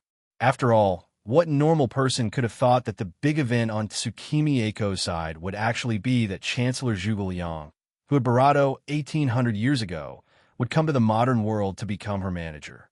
The reason Mayachi Hikage hadn't written this and was one, because he wanted to see if he could gain the approval of that Chancellor Zhuge Liang. And another was that he really wasn't sure if the Zhuge Liang of this world would be the one from the original work. After all, just the name Fuyuki City being here, even though his investigation showed that no major fires had ever occurred there and no unidentified creatures had ever appeared, he still didn't dare to jump to conclusions. Who knew if other Holy Grail wars had secretly broken out in other places? What if the Chancellor Zhuge Liang that Tsukimi Eiko conjured up was really a fusion of the Moon Cell version? At that time, if you threw in a few other heroic spirits, it wouldn't be impossible for a Holy Grail war with modern Tokyo as the stage to occur. The Fuyuki City of this world is peaceful, but it's hard to say about other places. Mayachi Hikage muttered to himself, feeling that he should stop thinking so much and just honestly write his diary and develop. Perhaps because he had been muttering about Type Moon matters all evening, when he received his diary reward that night. He had finally, after a long time, obtained another supernatural ability from the Type Moon universe. Or rather, it was a passive skill whose supernatural nature was not so obvious. Golden Rule. The holder is fated to a life of wealth. Throughout their life, no matter where or in what circumstances, they will never need to be troubled by money and can live the life of a great tycoon as they please. Dang it, what's the use of this skill to me?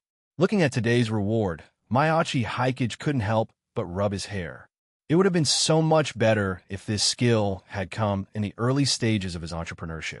Don't be fooled by how well Asagauka was developing now. But when he was just starting out, Mayachi Hikage had also failed several times before gradually finding his direction. If he had had this skill at that time, why would he have had to spend so much effort filming videos to drive traffic and make money?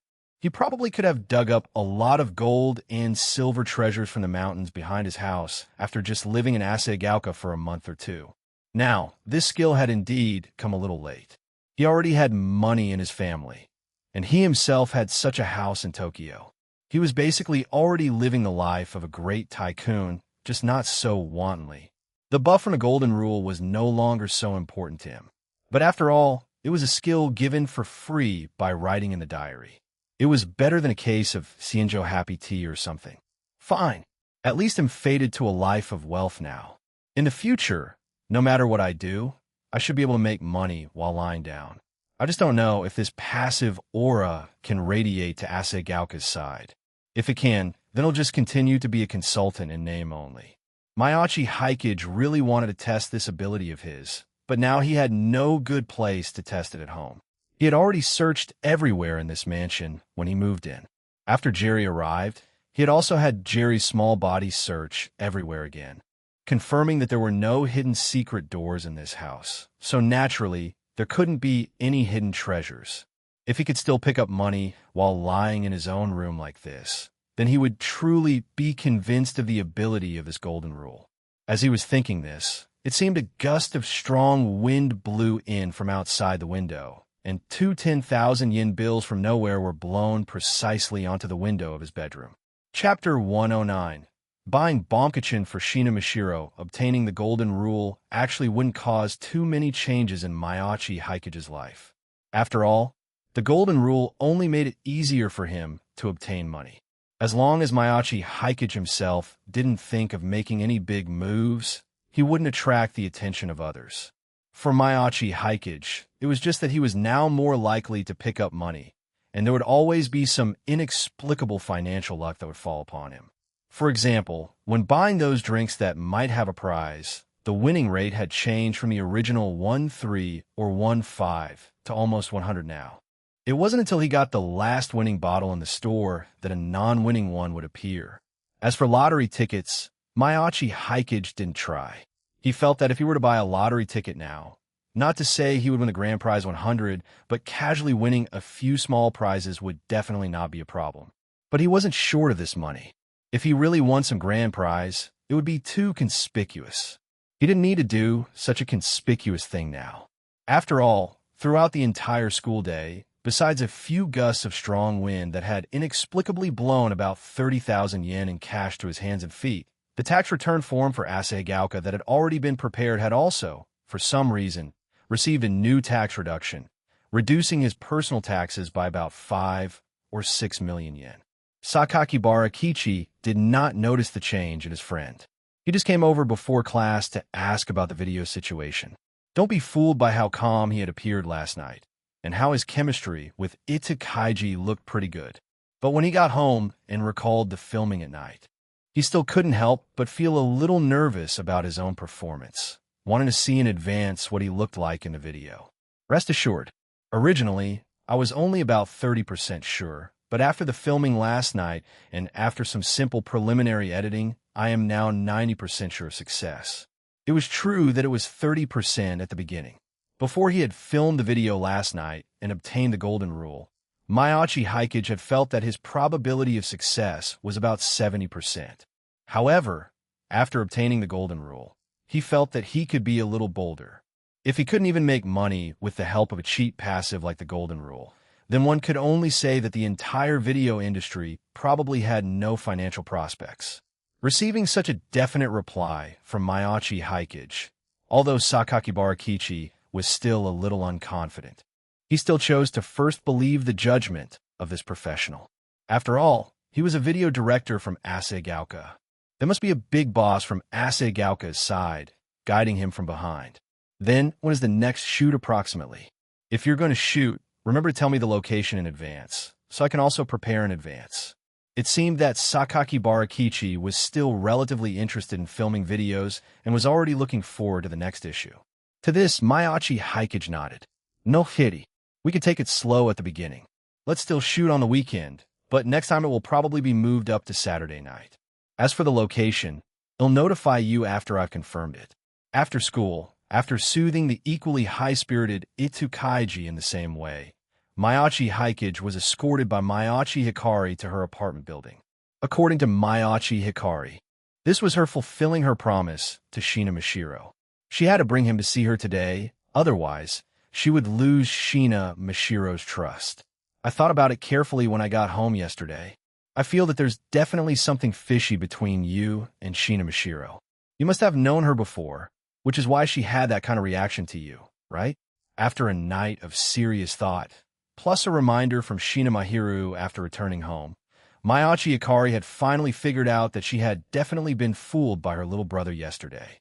She had only known Shina Mashiro for a day, and the other had not shown any particularly dependent expression in front of her. On the contrary, it was after meeting Mayachi Hikage that Shina Mashiro's attitude towards her had suddenly changed. Anyway, it's rather troublesome to explain. I'll explain it to you slowly when I have time in the future. You could just think of us as some kind of special online friends. I can only tell you that yesterday was also the first time I've ever met Shina Mashiro, and I also didn't expect that she would be able to recognize me. Mayachi Hikage was sure that there were no other girls with diaries around him. Sensuredo, right? But she was not in a hurry either. Anyway, no matter what this guy, Mayachi Hikage, did, she was his biological older sister, born half an hour before him. She would find out the truth sooner or later. After buying a bag of bonkachin from a nearby cake shop, Mayachi Hikage thought for a moment, and first gave his gluttonous older sister a piece to eat to see if she liked it. Note 1: Mayachi Hikari had no idea that she was just a taste tester. When she took the cake from her brother's hand, she didn't think much and took a whole piece in one bite. The cake from this shop tastes pretty good. I'll buy some more from here next time. As she said this, Mayachi Hikari still wanted to get a few more from her brother. I bought this for Shina Mashiro. You could just ask her for it directly. However, as he said this, Mayachi Hikage still pulled out a 10,000 yen bill and handed it to Mayachi Hikari as her allowance for this week. After seeing the money in front of her, Mayachi Hikari's attention was indeed completely captured, and she never mentioned any other requests after that. They walked all the way to the rented apartment. Shina Mashiro had not yet completed her school transfer procedures and was still staying at home, watching manga and drawing. She was originally supposed to transfer to the art department of Suimei University of Art affiliated high school, where her other cousin, the administrator of Sakurasu, Sengoku Chihiro, was. But perhaps because she had obtained the diary, which had made her return to Japan early, she was not in Sakurasu now, but was living with her cousin of the same age, Shina Mahiru. For the sake of convenience, she, who is still of school age, would either choose Shina Mahiru School, or, because of its proximity to the school, she would choose the comparatively liberal Toyogaseki High School, which also had an art department. Mayachi Hikage felt that in the end, she would most likely choose to transfer to Toyogaseki, because he, this mysterious person, was there, and the passerby heroine story that Shina Mashiro wanted to draw also took place there. Note 1: Baumkuchen, a German tree cake, is a popular dessert in Japan, known for its layered appearance resembling tree rings. It's a spit cake made by layering thin batter onto a rotating spit and baking it layer by layer. The name, Baumkuchen, literally translates to tree cake in German, and the cake's concentric circles are a visual reminder of a tree's growth rings. Chapter 110. The Puzzled Shina Mashiro Bonus Chapter from Review. Seeing Mayachi Hikage arrive as promised, a happy expression appeared on Shina Mashiro's face. Right now, Shina Mahiru had not yet returned from school, or perhaps she was out buying ingredients for tonight's dinner. At the moment, Shina Mashiro was the only one at home. "Are you okay at home by yourself?" Mayachi Hikage looked around. Shina Mashiro's self-care ability was quite worrisome. Shina Mashiro nodded, then took out the manga in her hand, indicating that she had been reading manga at home all day and was almost halfway through the ones they had bought yesterday. And when she saw that Mayachi Hikage was also carrying a bag of delicious-looking snacks, her gaze was involuntarily drawn to them. "This is Bombkachin. It should be something you like to eat. So, I bought some for you," he said. If Shina Mashiro were to think about it, she should be able to understand that what he meant was the her in the original work likes to eat this. But Shina Mashiro wouldn't think that much. She took the bag of Bombkachin and, without a word, began to savor it with delight. With just the first bite, her eyes seemed to turn into the shape of stars. She had completely fallen in love with the texture of the Bombkachin. It wasn't until she had finished more than half of the bag, to the point where Mayachi Hikari on the side felt that eating so much at once would be too rich, that she blinked and asked Mayachi Hikage again for the name of the cake. Bombkachin. After learning the name of this cake again, Shina Mashiro nodded seriously and even wrote these characters down on a piece of paper, as if to remind herself to remember it. Now Mayachi Hikari was convinced. Her little brother's level in charming girls seemed to be much higher than she had imagined. He clearly knew that Shina Mashiro had never eaten Bombkachin before. So how did he guess her preference so accurately? Mayachi Hikage, on the other hand, seeing that Shina Mashiro was planning to continue eating the entire bag of Bombkachin, stepped in and took the bag away, handing it to Mayachi Hikari behind him. She really is the genuine Shina Mashiro, with a mysterious obsession with Bombkachin. If he didn't stop her, she would probably eat Bombkachin as her main meal for a month. "Hikari, take this bag of Bombkachin and put it in the fridge first. You can have some too if you want. After Marusan comes back, please remind her to limit the amount of Bombkachin Mashiro eats every day, lest she only eats Bombkachin and ends up with malnutrition." He wasn't worried that she would get fat from eating Bombkachin every day. After all, with ripple breathing, as long as she could maintain the practice, maintaining her figure was a rather easy matter. But ripple breathing also needed to absorb nutrients. If the nutrition was insufficient, it would naturally also affect the improvement of her Hammon. Shina Mashiro was the person with the best talent for ripple breathing among the girls with diaries he had seen so far. He was still thinking of teaching this girl, who was the first to discover his identity, into a generation's Hammon master. Naturally, he also had to manage some aspects of her life. And hearing Mayachi Hikage's words, a rare trace of grievance appeared in Shina Mashiro's expression, as if she felt that she had just found such a delicious thing, only to be restricted. It would have been better not to let her know about such a delicious thing at all. Seeing the expression on her face, Mayachi Hikari, who had originally wanted to sneak a few pieces of Bombkachin, felt a little embarrassed. She stood there holding the bag, thinking that maybe she should just let her continue to eat a little more. Anyway, she had money now. At worst, she could just go out and buy some other delicious things later. No matter how delicious a cake is, can it be more delicious than meat? This was Mayachi Hikari's most simple thought. Mayachi Hikage, on the other hand, gave his older sister a look, signaling for her to go out so he could talk to Shina Mashiro alone. Mayachi Hikari, who had just received her allowance from her little brother, was now in a position where she couldn't refuse. Although she still wanted to stay on the side and eavesdrop on some gossip, she couldn't. Who could be blamed when Mayachi Hikage held her economic lifeline? Then you'd better not bully Mashiro while I'm gone. If you really do something to her, it'll tell Mom and Dad. Mayachi Hikari reminded her little brother with a straight face. Seeing that her little brother had already rolled his eyes at her, she tactfully left the room with that small bag of Bombkachin, leaving a space for the two of them to chat alone. If it were an ordinary girl, she might be a little nervous in a room alone with a boy. But was Shina Mashiro an ordinary girl? For people she trusted, Cinchureto, "I'll buy some for you next time I come over." Why, I said just now wasn't that you can't eat it anymore, just that you have to eat a little less. If you eat any more, you probably won't be able to eat dinner tonight. If you can't eat dinner, Shina Mahu, who made a table full of food for you, will also be sad. Hearing these words, which were like coaxing a child, Shina Mashiro touched her stomach. It seemed she had indeed eaten quite a few pieces of bonkachin just now and was already feeling a little full. Thinking of her cousin Mahira's care for her these past few days at her home. If she couldn't eat her food, she would indeed be a little sad. And so she maintained the rhythm of ripple breathing, trying to speed up the digestion of the bonkachin she had just eaten and convert it into her ripple energy. Mayachi Haikage also gave her guidance from the side. Unlike Jerry's method, which required a beating to teach, Mayachi Haikage's one-on-one guidance was obviously much more detailed. Shina Mashiro indeed had good talent. Basically, after only being told once, she could promptly adjust her breathing rhythm. Your ripple talent is not bad. I'll write some more breathing rhythms for you later. You can try to practice them yourself. As Mayachi Haikage said this, he of course also reminded Shina Mashiro a few things, telling her that if she went to study at Toyogaseki in the future, she should not pass these breathing rhythms on to others.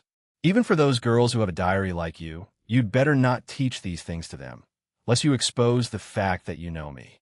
To this, Shina Mashiro's eyes looked a little puzzled, as if she didn't understand why Mayachi Haikage, who had already been discovered by her, still had to hide his identity in front of the other girls.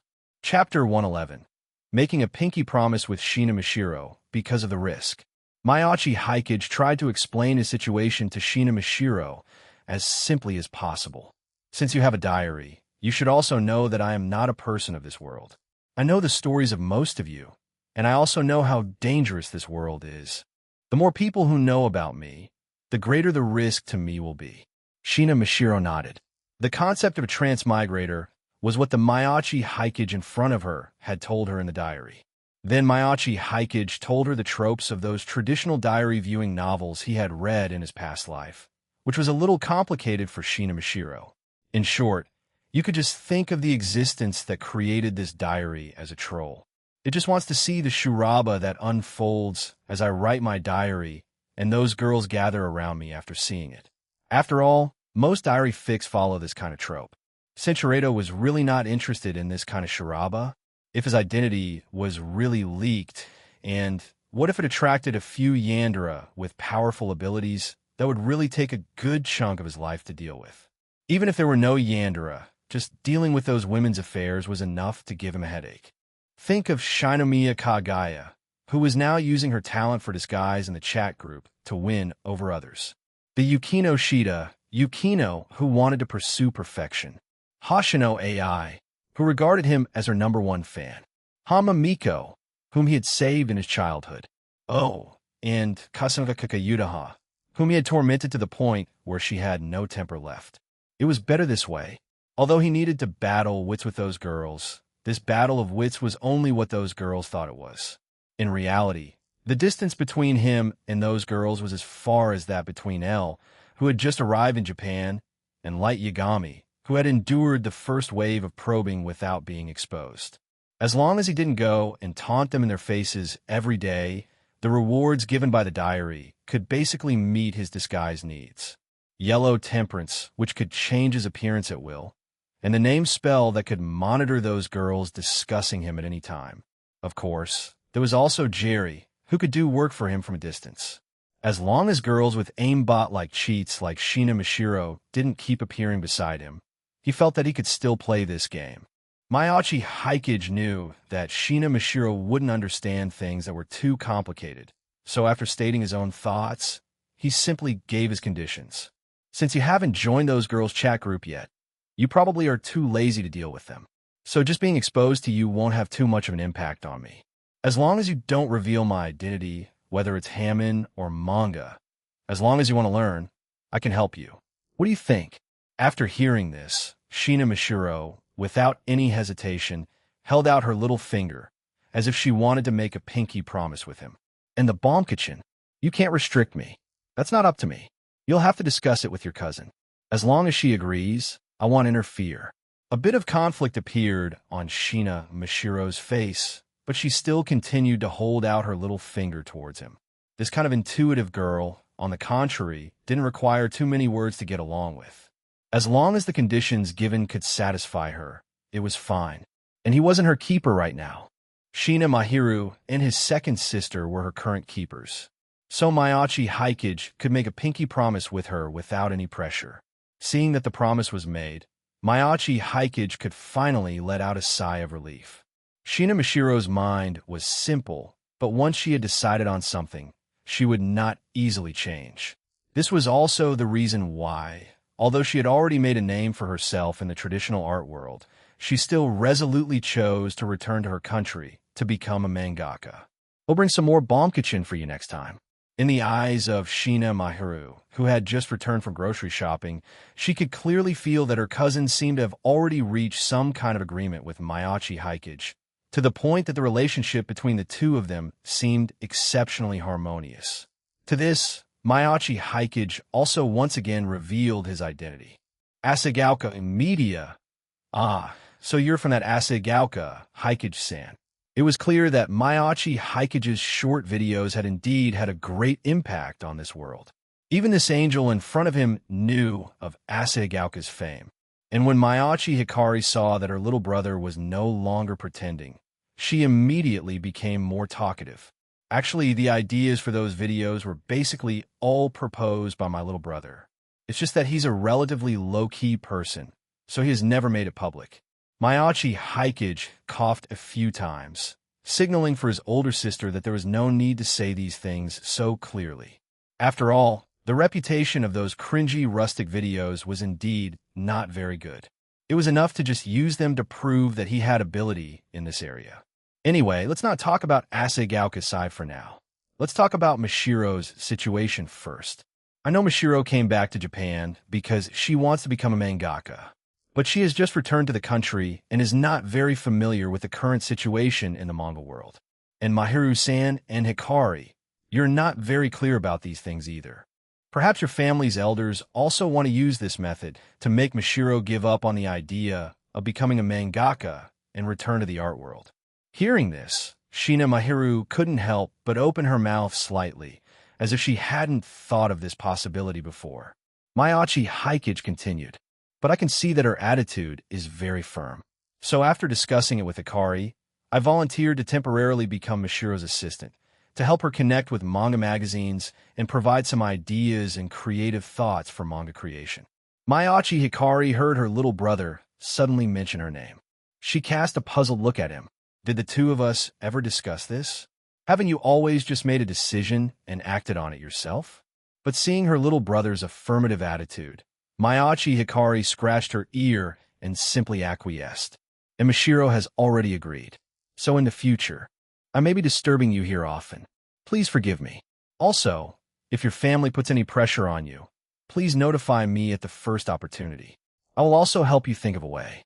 After Mayachi Haikage finished speaking, Shina Mahiru, who had just received this information, also hurriedly nodded at him. Although I can't help much with the manga, I'm fine in other aspects. Anyway, we'll be in your care from now on, Haikage-san. She indeed didn't know what the adults were thinking. But seriously speaking, she was still very envious of her cousin's personality, who didn't need to think about anything and could devote herself wholeheartedly to whatever she had decided to do. Although she couldn't be so free and unrestrained, if she could, she still hoped that her cousin could always follow her own ideas. Chapter 112. Shinomiya Kagaya. Unlike Mayachi Haikage's side, which had smoothly made a pinky promise with Shina Mashiro and had also raised Shina Mahiru's favorability significantly, the four of them were now happily gathering to enjoy hot pot. This weekend was not so pleasant for Shinomiya Kagaya. She had gone to meet Jerry over the weekend, but the result was not ideal. Originally, she thought that with her own abilities, plus the financial power of the Shinomiya family, she could more or less obtain some information about the mysterious person from Jerry.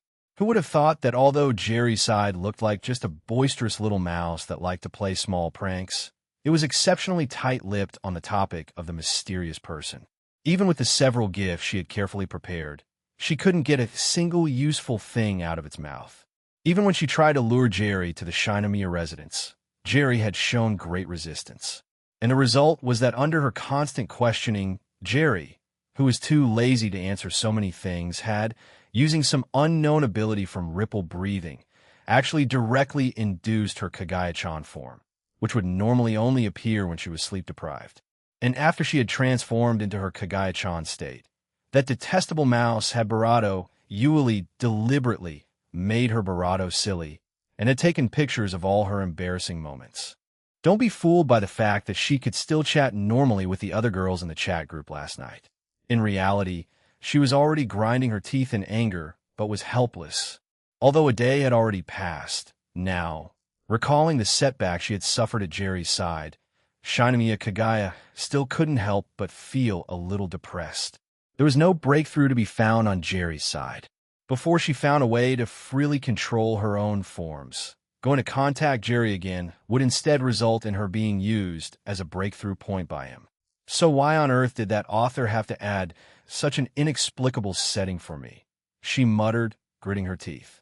None of the other girls who had the diary had such a bizarre setting. Even that Hoshino AI, who was created by the same author as her, didn't have this kind of treatment, right? She let out a slight breath and calmed her state of mind. As a daughter of the Shinomiya family, she had to pay attention to etiquette, thinking that she had already arranged a meeting time with her father.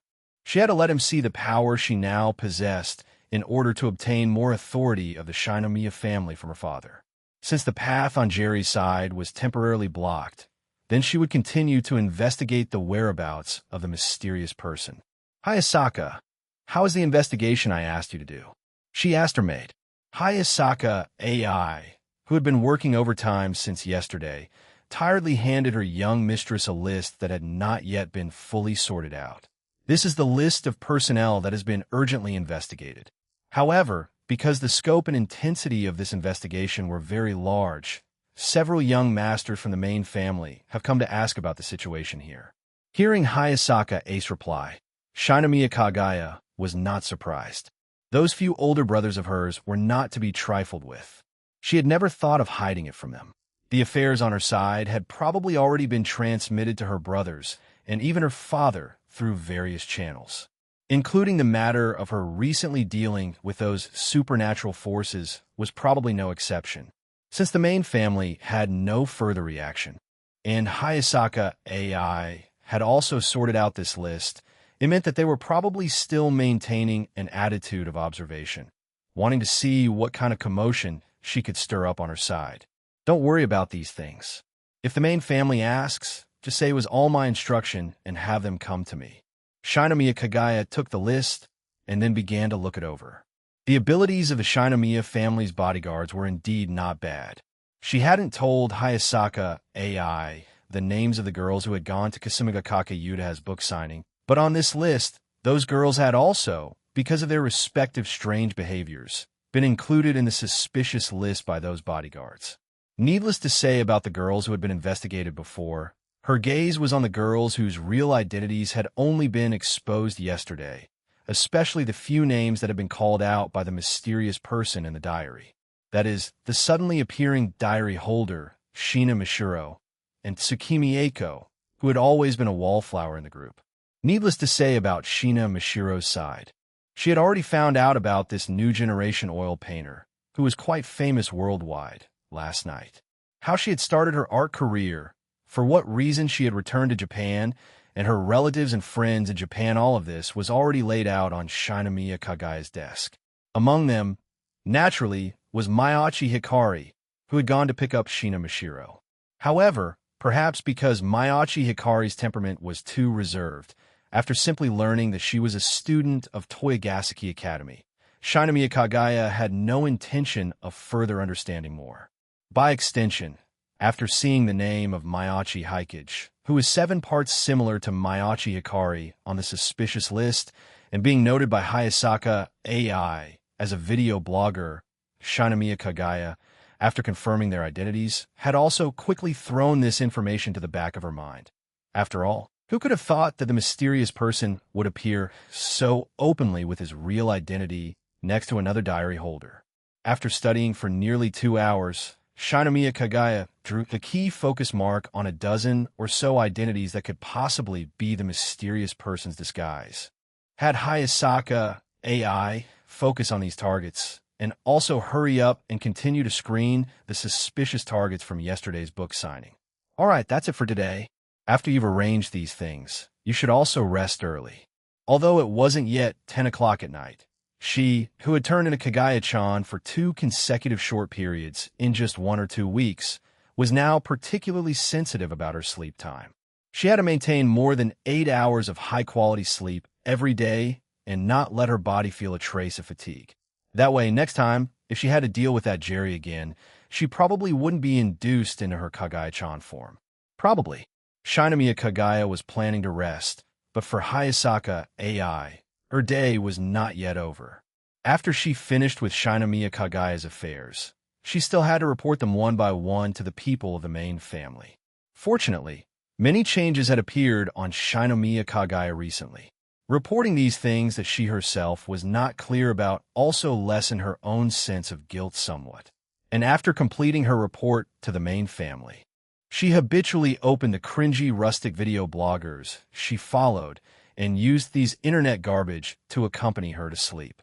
It was just that tonight, the account she had just started following today had updated with a new haunted house exploration video, which made her a little interested.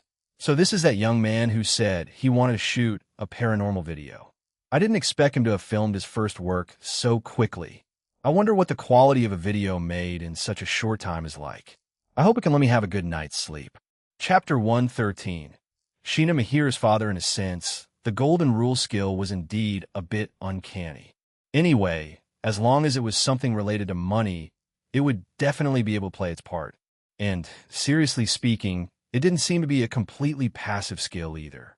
Just like when Mayachi Haikage was editing videos, he would occasionally suddenly feel that editing a certain part in a certain way could achieve a better effect. This feeling was a bit like the Felix Felicis from Harry Potter, which was said to increase luck. In reality, it subtly enhanced one's social, reaction, and perception abilities and, at the same time, allowed one to make the most accurate judgments in various choices. A video that would have originally taken 3 or 4 days to finish was, as a result, completed by the now proficient Mayachi Haikage in just 2 days, and the quality of the finished product also looked quite good. Actually, in Conan's side, this case itself was not very complicated. It was just a simple case of a mother, in order to cover up the crime her son had committed in the past, locking him in the basement to prevent him from going out. And the painful wails of that son, when heard at night, had gradually given rise to the rumors of a haunted house. This story, entirely relying on its visuals and soundtrack, had become a childhood trauma for many. Fortunately, Ito Kaiji's timid expression when he heard the ghost stories that had once been spread about this haunted house was indeed very well acted. Paired with the classic Conan soundtracks he had prepared in advance, Mayachi Haikage felt that this video of his should be able to give the audience a surprise. And after publishing the video, Mayachi Haikage, who wanted to further observe the effect of the Golden Rule, naturally did not choose any method of driving traffic. He just used a previously prepared account with not much following, and even the title of the video did not use any eye-catching keywords. And then, when he woke up the next day, he found that the video he had uploaded already had several thousand views, and all aspects of the data looked quite good. Without any means of driving traffic, to be able to achieve such results in one night was already enough to pop the champagne. The ability of the Golden Rule has indeed taken effect. Looking at the rapidly increasing number of followers, as well as the supported comments below, Mayachi Haikage also very keenly captured a slightly regretful reply from 12 o'clock last night. I couldn't sleep after watching the video, but I have to get up for work at 5. The user's ID was Smith.A.Hasaka, which looked like just a rather cheesy foreign name. But Mayachi Haikage, who had seen Kagaya-sama, quickly thought that this was one of Hayasaka A's common aliases. I hope Miss Hayasaka AI doesn't show up in a little Hayasaka form this morning. After giving her comment a like, Mayachi Haikage briefly washed up, sent the video's results to Itu Kaiji and Sakakibara Kichi, and then he planned to go and pick up Shina Mashiro. After confirming their cooperative relationship with Shina Mashiro, she had naturally also made the decision to go to school at Toyogaseki High. Today, he and Hikari would be accompanying her and Shina Mahira's father to Toyogaseki High to handle the transfer procedures. This was actually just a formality. With Shina Mashiro's talent, she would be very welcome no matter where she wanted to study, especially a high school like Toyogaseki, which had just been established not long ago and was lacking in nothing but talent. Don't be fooled by the fact that she was going to draw manga now. What if she suddenly wanted to paint oil paintings again? Downstairs at the apartment building, Mayachi Hikage met Shina Mahira's father, a rather thin-looking middle-aged man. The Shina family's financial situation was naturally quite good. Although it was far from a conglomerate, the scale of their family business was still quite something. Otherwise, Shina Mashiro couldn't have grown up in London since she was a child, and Shina Mahiru had been raised by the family servants since she was young. This man named Shina Asahi had a rather calm temperament and gave off a gentle feeling. In this gentleness, the man's eyes seemed to also carry a hint of a guilty expression. In his previous life, Mayachi Hikage had only caught a glimpse of the adaptation of this work, which had been poorly handled by P9. What he did recall was that Shina Mahiru likely hadn't experienced much parental love, which explained her current demeanor. Anyway, from Shina Mahira's somewhat distant performance when facing her father, one could see that she did not have a very good impression of this father of hers. It was only because it was related to her cousin, Shina Mashiro, that she had to come over and greet her father. Seeing that Shina Mahira's attitude towards her friends was better than towards her own father, there was no look of disappointment on Shina Asahi's face. His gaze was more focused on the boy, Mayachi Hikage. At this moment, Shina Mashiro was showing Mayachi Hikage the clothes her cousin had picked out for her, as if she wanted him to comment on whether the outfit looked good. Although they were neighbors, his own brother's daughter had only just returned to Japan a few days ago, yet she was already so close to a boy. Even his own daughter seemed to be able to chat a few sentences with this boy. Even regarding Shina Mashiro's affairs, his daughter had also first told that boy, and then spoken to the girl beside the boy who should be a twin, and only finally thought of explaining it to him, her father. Father, you just need to take Mashiro to handle the transfer procedures. They will help take good care of her at school. To this, although Shina Asahi still wanted to say something, he could only nod. He knew that his daughter still held a considerable grudge against him. This kind of thing was obviously not something that could be solved in a short time. Just right, he could also take the opportunity to observe this boy's character on the way. After separating from Shina Mahiru, looking at Shina Mashiro, who was tightly clutching Mayachi Hikari's sleeve while her gaze was always on Mayachi Hikage, Shina Asahi took the initiative to ask him how he had gotten to know her. And Mayachi Hikage also once again used the excuse of helping Shina Mashiro draw manga as a response. Drawing manga. If it were a few years earlier, he would definitely have tried to stop his niece. Clearly there's a brighter path to walk, yet you insist on coming back to walk a small path. Even if you have talent, it's not to be wasted like this. But now his own relationship with his daughter was a complete mess, and he couldn't even find an opportunity to ease it. He naturally couldn't interfere with his niece's choice anymore. Anyway, Shina Mashiro was still young. She had plenty of time to make mistakes. It was no big deal to try in the manga industry for a year or two. What he was more concerned about now was, on the contrary, how capable this Mayachi Hikage in front of him was. On what basis could he help Shina Mashiro? Chapter 114. Iriri's wallet. The walk from the apartment building to Toyogaseki High School was only 10 minutes. However, 10 minutes was enough for Shina Asahi, who came from a large family, to see many things clearly. Of the two siblings, although the girl, Mayachi Hikari, seemed to be the link between the Shina sisters and Mayachi Hikage, she was actually not very scheming. She probably didn't even see the subtle relationship between him and his daughter. Along the way, she had even been curiously asking why Shina Mahiru had moved out to live alone. To this, he was naturally unwilling to state the fact that his complicated marital situation had led to them neglecting this daughter of theirs since she was young.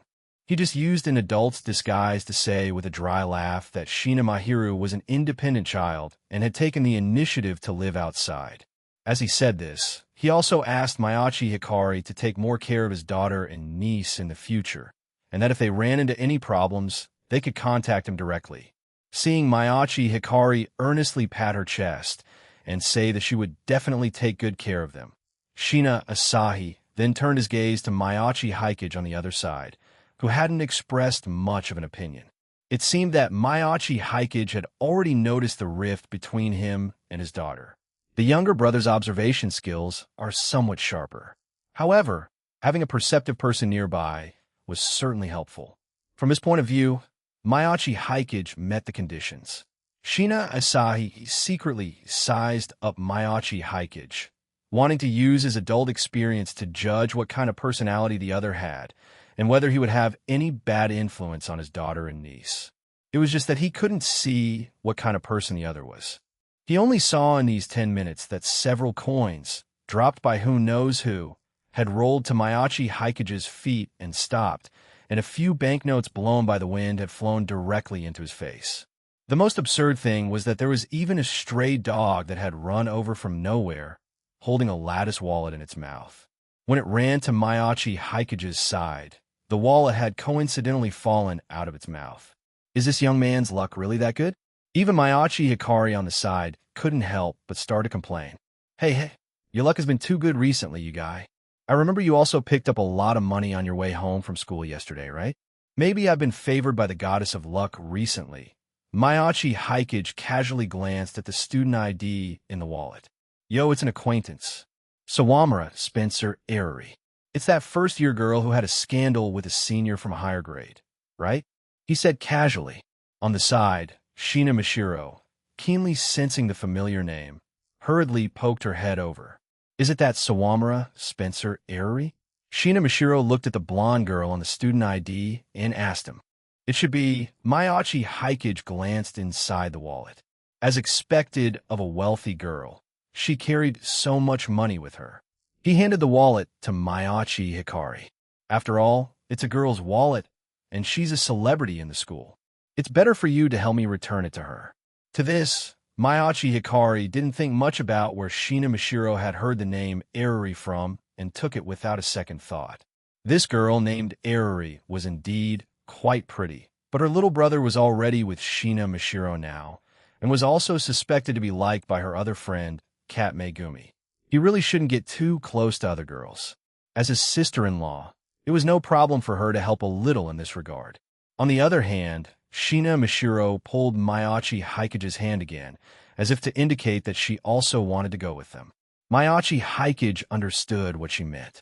It was nothing more than wanting to go and ask Aery for the manga adaptation permission again. So he turned to look at Mayachi Hikari and told her to take Shina Mishiro with her at that time. Mishiro thinks this girl is also very suitable to be drawn in her manga. So it'll be a trouble for you to accompany her to talk to Sawamura-san then. Mayachi Hikage paused for a moment, and then said to Shina Mishiro again, if she is unwilling, you just tell her that you have already gotten Kasumigakake Yudaha's consent. If she still doesn't agree, then you'll just have to draw a personal manga with Kasumigakake Yudaha as the female protagonist. Shina Mishiro nodded seriously and wrote down what he had said. Shina Asahi, on the side, although he still hadn't figured out the situation, it seemed that this young man could really understand his niece's meaning, and was also really helping her come up with ideas. Anyway, I should observe a little more. The few of them walked into Toyogaseki High School. A girl with Shina Mishiro's looks was still very eye-catching on a high school campus. Although she was blonde like Aery and had some features of a mixed-race person, the feeling the two of them gave off was completely different. Shina Mishiro looked like the kind of eccentric genius who didn't care about many things and lived in her own world. And Sawamura Spencer Aery, on the surface, actually had a reputation somewhat similar to Shina Mihira's. They were both young ladies from prestigious families who were kind to others, and both had their own disguises under this perfect identity. Shina Mahiru, under the care of her maid, was forced to train the attribute of an omnipotent angel. Sawamura Spencer Aery was naturally not that omnipotent, but had put all her attribute points into drawing. Of course, in terms of drawing, Aery certainly couldn't compare to Shina Mishiro, who could already hold solo art exhibitions. However, just in terms of skills in manga, the current Eriri should still be a little higher than Shina Mashiro, who was almost a blank slate. As he analyzed Iriri's image and the similarities and differences with the Shina sisters in his mind, they also arrived at the principal's office, which they had made an appointment with in advance. It was just as he had guessed before. What Toegaseki High lacked was talent, especially a world-class super genius like Shina Mashiro. That rather easygoing principal, in order to keep her at Toegaseki, could be said to have offered extremely generous conditions. A scholarship, no need to follow the normal class schedule, and the right to use the art club at will. Even Amayachi's siblings, in the principal's eyes, had become good students who had recommended Shina Mashiro to Toegaseki, and they already had a share in this year's scholarship application. One could say that Shina Mashiro was just putting her name on the roster at Toegaseki. Whatever else she wanted to do, as long as Toegaseki High could leech off a name that could be used for publicity, it was fine. And on the matter of class assignment, the principal also asked for her own thoughts. Shina Mashiro also, without a doubt, looked at Mayachi Haikage at the first moment, and then, with a nod from him, somewhat reluctantly chose Mayachi Hikari's class. Chapter 115. Sawamura Spencer Iriri's resolve. Sawamura Spencer Eriri felt that her high school life had gotten off to a rather rocky start. A while ago, just a few days after school started, she had been cornered in a tense confrontation by that woman, Kasumigakake Yutaha, which had led to her classmates now always looking at her with a somewhat strange meaning, as if they saw the two of them as a Yuri couple. But only she knew the real truth. A malicious person had, from somewhere, found out about the misunderstanding between her and Aki Tomoya back in the day, and then had also found out that Aki Tomoya was now that Kasumigakake's #1 fan. So he had deliberately cooked up a manga that would disgust both of them. She had already read that manga called Kwasura Metronome under the full guidance of Kasumigakake Yutaha. Watching the close romantic interactions between Aki Tomoya and that woman in the manga, she had almost failed to resist the urge to tear the manga apart on the spot.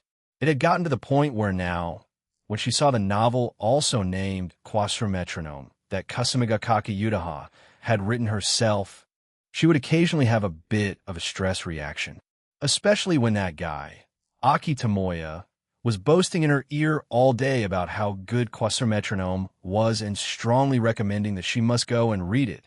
That stress reaction became even more intense. Fortunately, all of this was fictional stuff from the manga. Kasumigakake Yutaha's side clearly had no intention of further contacting Aki Tomoya. More importantly, probably not many more people knew about these things, otherwise she would really go mad. Another piece of relatively good news was that Kasumigakake Yutaha had contacted her yesterday, saying that she had recently met a world-class genius painter who was planning to return to Japan to draw manga and wanted to introduce her. Maybe the three of them could even collaborate on a project together. For this, Sawamura Spencer Eriri had actually gone online to search for the name of that girl who was her own age and was then stunned for several minutes by the news of her holding a solo art exhibition. It was precisely because she was also a genius that she could see more clearly just how outstanding the others' works were.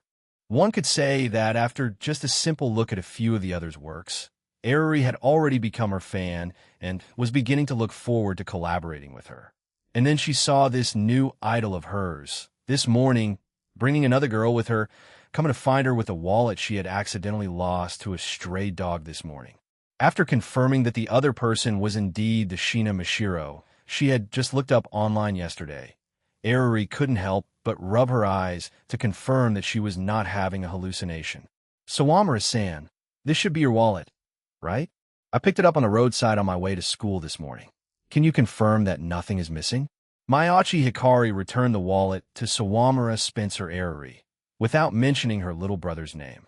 She was still hesitating here about how to speak up for Shina Mashiro, and then she heard Sawamura Spencer Eriri ask Shina Mashiro with some surprise, "Why are you here?" "Huh, you know each other?" Mayachi Hikari was stunned for a moment, as if she had only just belatedly realized that Shina Mashiro also seemed to know Sawamura Spencer Eriri. And then she stepped in as a spokesperson for Shina Mashiro telling Arari that Shina Mashiro's uncle was currently in the principal's office handling the transfer procedures, and that she was now considered a student of Toyogasaki High School. That woman, Kasumigakaka Yutaha, really didn't lie to me. She really was planning to introduce Shina Mashiro to me. After silently praising Kasumigakaka Yutaha a little in her heart, the way Sawamura Spencer Arari looked at Shina Mashiro also became much more enthusiastic. She hurriedly made a self-introduction. I am Sawamura Spencer Arari. I don't know if you've heard my name from Kasumigakaka's side. Sensei Shina, but I really like your oil paintings. If you really want to draw manga, I will definitely help. After saying this, Sawamura Spencer Arari then realized that she had not made the matter of her drawing manga public at school. She hurriedly coughed lightly, wanting to pull the two girls to another place to chat slowly. But what she found a little strange was that after hearing her words, a strange light seemed to flash in that Shina Mashiro's eyes. In Shina Mashiro's little head, she understood Arari's words like this. Kasumigakaka Yutaha has already told Arari about me, and Arari knows that I want to draw manga. So Arari must also already know that I want to draw her and Kasumigakaka Yutaha into the manga together. Now, her saying I will help seems to mean that she agrees to let me draw her into the manga.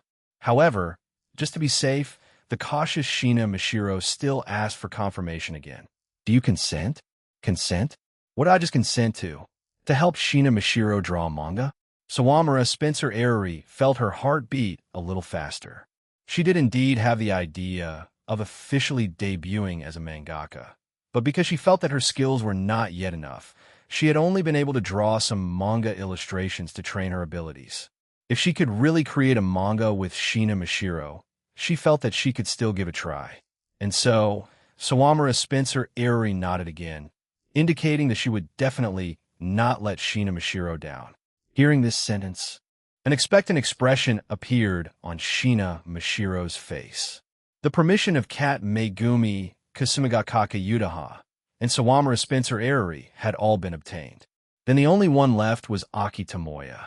However, Mayachi Hikage had told her yesterday that to get Aki Tomoya's approval, as long as she directly left a message on his blog, the problem would most likely be solved. She had already taken care of this matter yesterday, with Mayachi Hikage's help. Next, she just had to wait for his reply.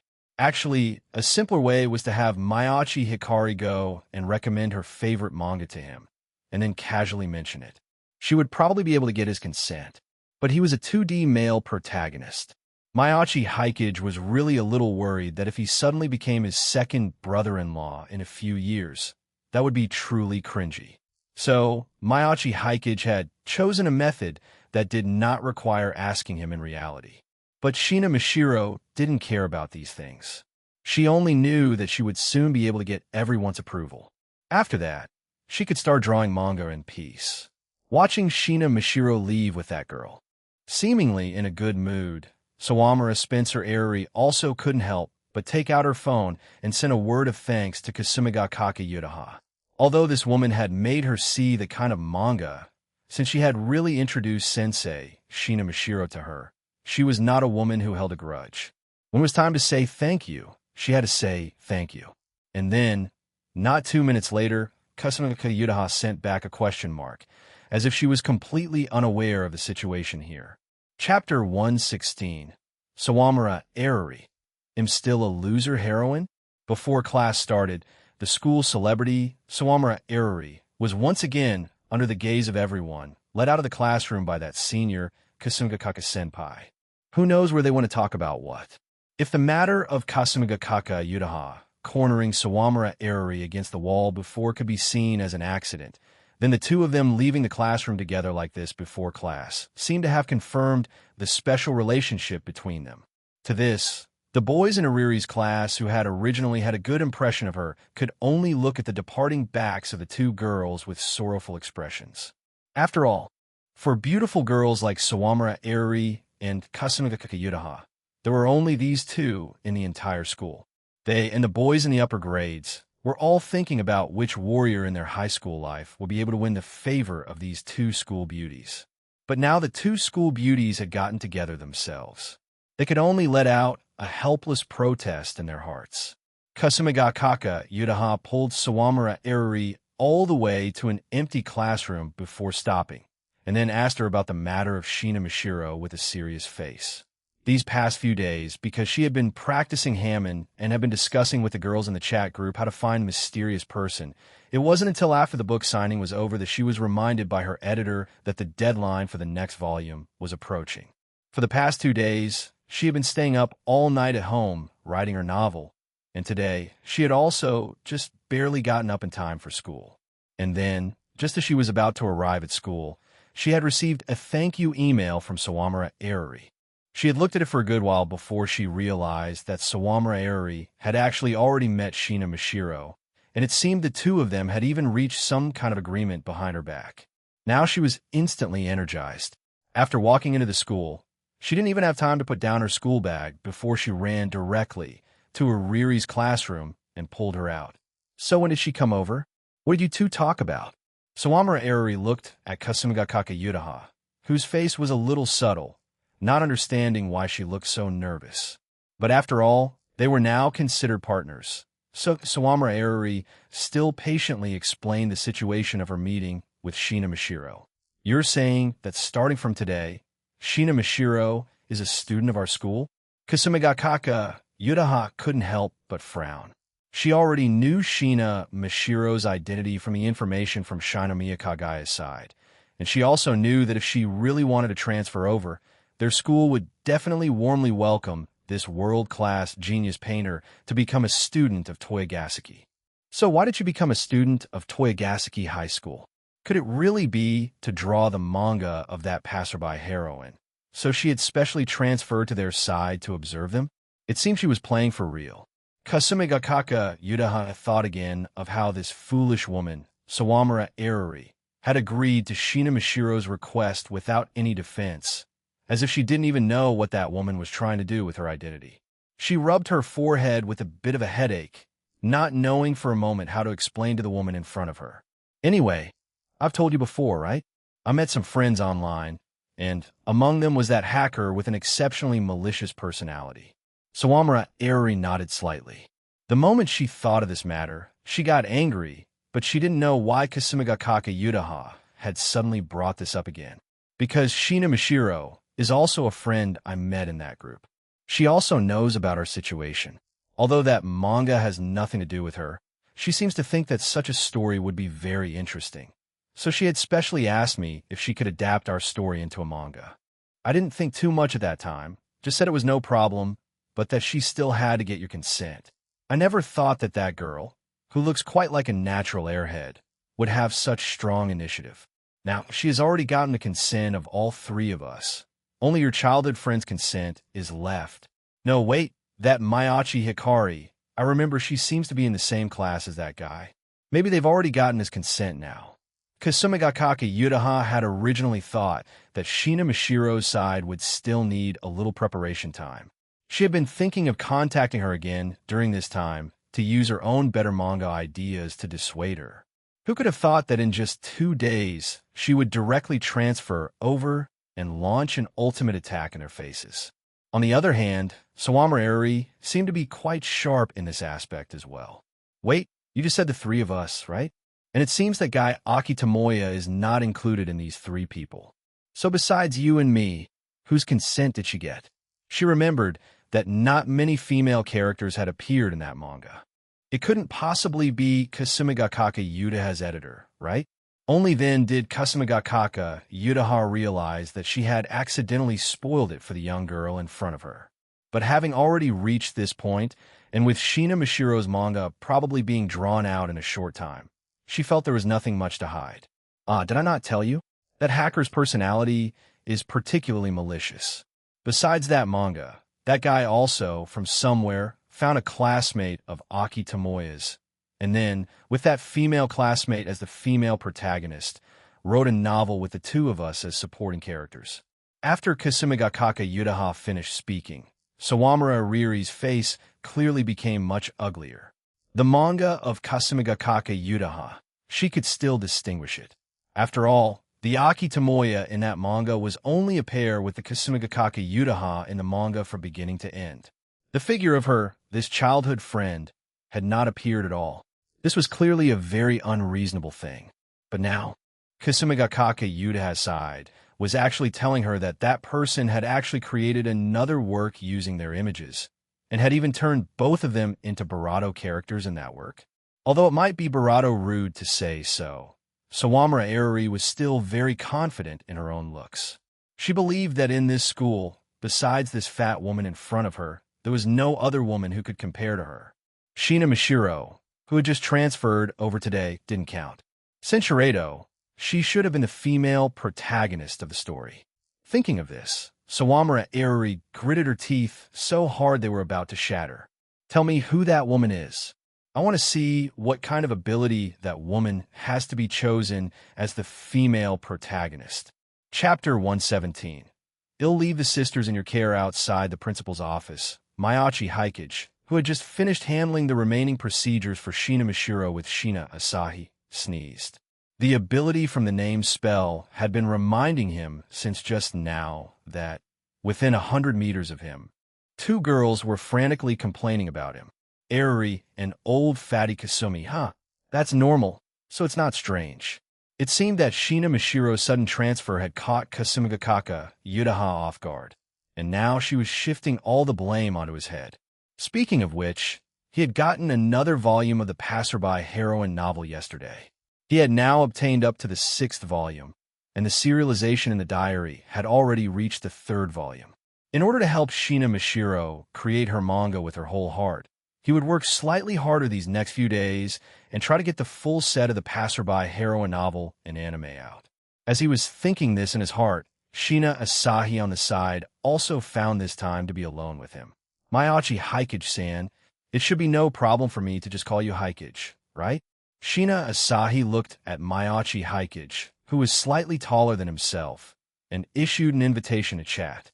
It just so happened that Mayachi Hikage didn't know much about Shina Mihiro's father either and didn't know what his views on her were.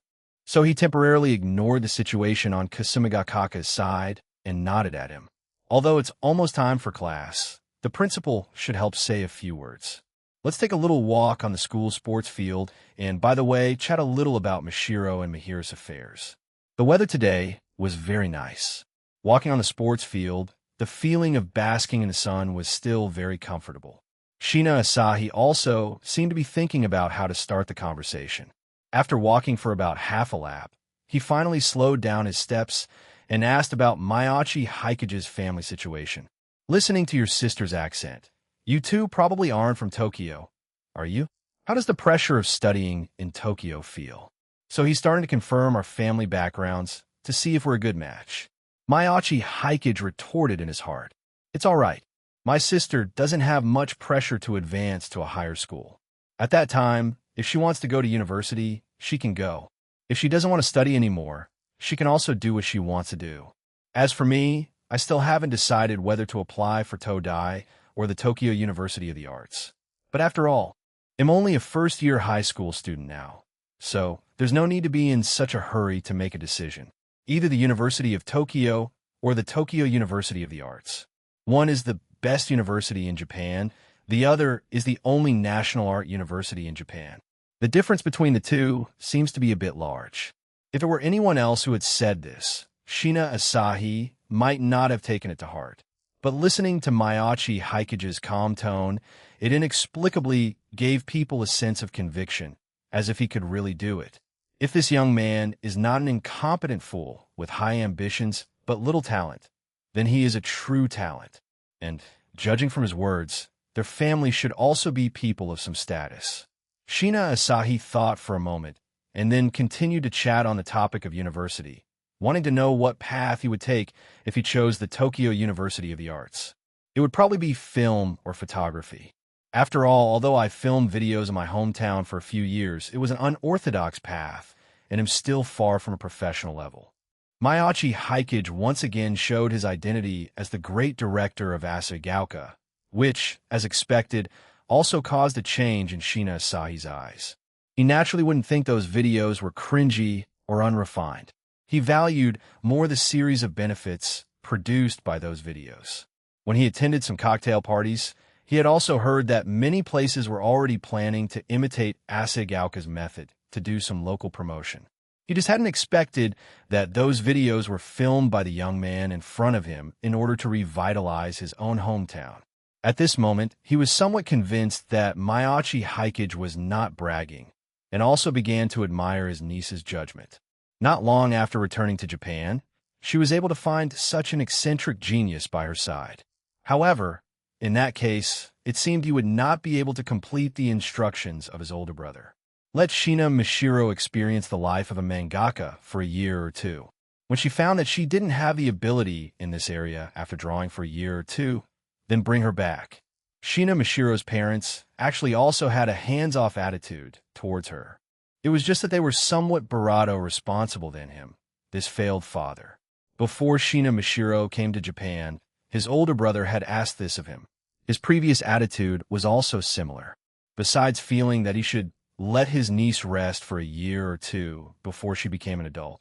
And by the way, she should also become a little more mature through the failure of her manga. He was also thinking of using her name to ease the relationship with his own daughter a little. He just hadn't expected that his niece would find such an eccentric genius as Mayachi Hikage. If she really achieved something in these 1 or 2 years with his help, then how would he explain it to his older brother? He felt a little like he had lifted a rock only to drop it on his own foot. Judging from his daughter's attitude, she was clearly on Shina Mishiro's side.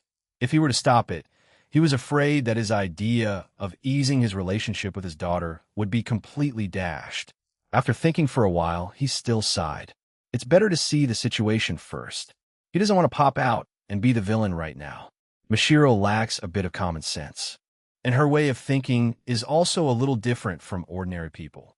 If you want to help her, it will probably be very hard in the future. Although these things should have been our responsibility as elders, the situation between me and Mihira's mother is rather complicated. You should be able to sense some of it, right? Mayachi Hikage nodded, indicating that as long as one wasn't as carefree as his second sister, anyone could sense the problem. Even Shina Mishiro could sense it, which was why she hadn't taken the initiative to say anything to Shina Asahi from beginning to end. Although that daughter of mine looks very independent and strong, I can also feel the rift and rejection she has towards me and her mother. Even if something really happens, she will definitely not take the initiative to come to me or her mother. At this point, I no longer think I can completely obtain Mihira's forgiveness. I'm just worried that she will keep putting too much pressure on herself. So I hope that you and your sister can help me take more care of the two of them. If you really run into any problems that can't be solved, you can also contact me. I will try my best to help without letting Mihira notice. Mayachi Hikage could hear the self-blame in this man's voice. It seemed that compared to Shina Mihira's mother, who was completely unwilling to take responsibility and just wanted to completely cut off contact after she came of age, this man still had some regrets in his heart and therefore wanted to secretly make up for it now. However, this man probably wouldn't get a call for help from him. If he really ran into a problem that even he couldn't solve, then calling him for help would be pointless. Chapter 118. The video's disturbance after verbally agreeing to this man's request and chatting with him a bit more about the Shina sisters' affairs. It was just that Shina Asahi's understanding of Shina Mishiro's affairs seemed to be much more than his understanding of his own daughter's life, which made this middle-aged man can't help but show a look of shame again in front of the high school student, Mayachi Hikage. It wasn't until the end of the first period, when he heard the bell, that Shina Asahi realized that he had been chatting with this boy for a long time. He hadn't thought much of it before, but after chatting with him, he did indeed feel that this boy seemed to have an indescribable temperament. I hope this boy can really help him take care of his daughter and niece. If this boy and my daughter really do spark some flames in the process of their exchange, it probably wouldn't be a bad thing. Shina Asahi shook his head, feeling that he and his daughter had only just met the other party. It was indeed a little too early to be considering things so far in the future. Shina Asahi shook hands with Mayachi Hikage as equals, exchanged business cards and contact information, and then left Toigaseki High School. Coincidentally, in the process of returning from the sports field to his own classroom, he also ran into Kasumiga Kakayudaha and Sawamura Eriri, who had just finished chatting. Looking at the direction they were heading, they were probably planning to go directly to Shina Mashiro's side to find out the situation.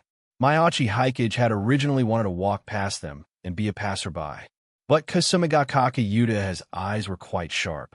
With one glance, Cinchuredo.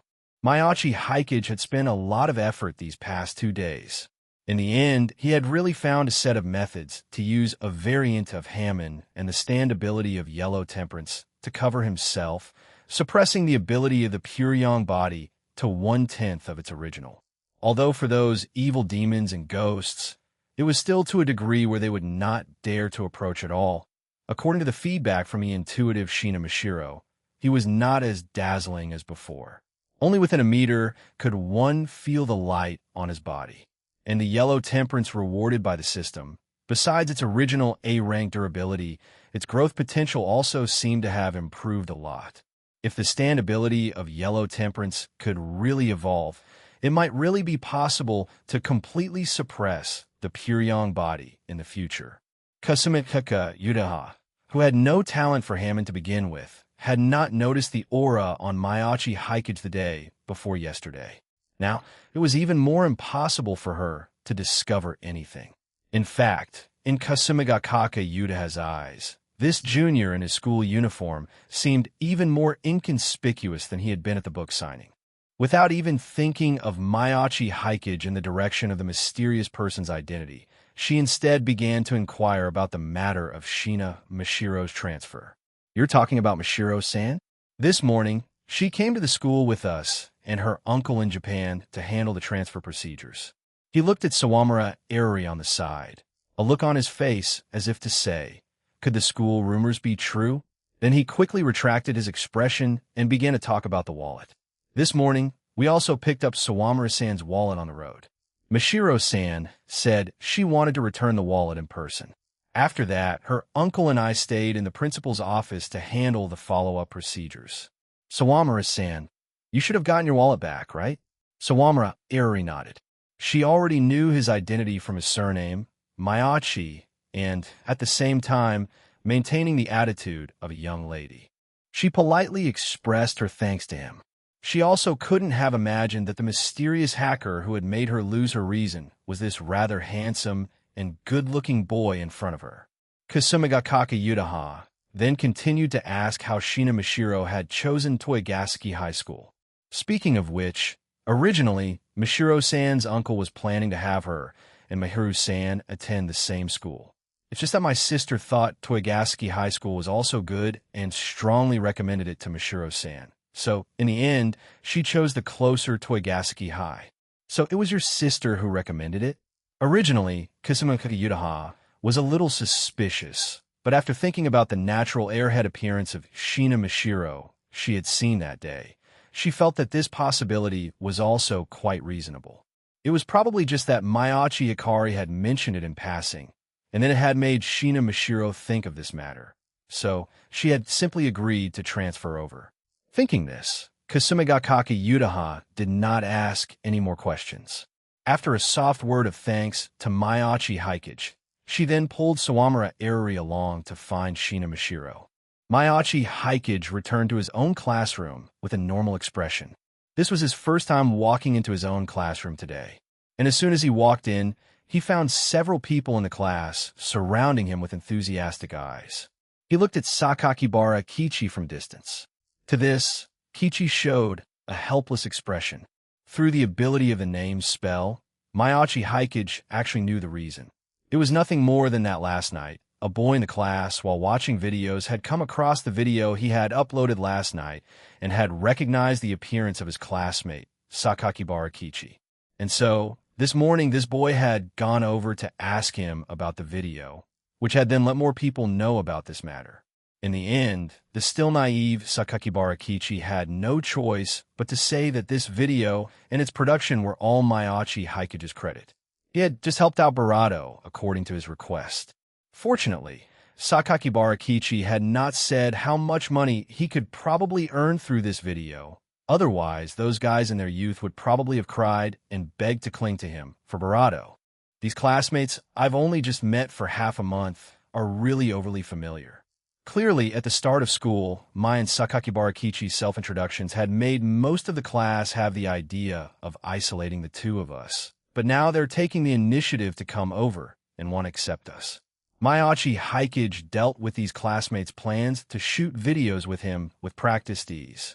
He had already learned this kind of thing when he was in Asegauka, and the tone he used was also relatively tactful.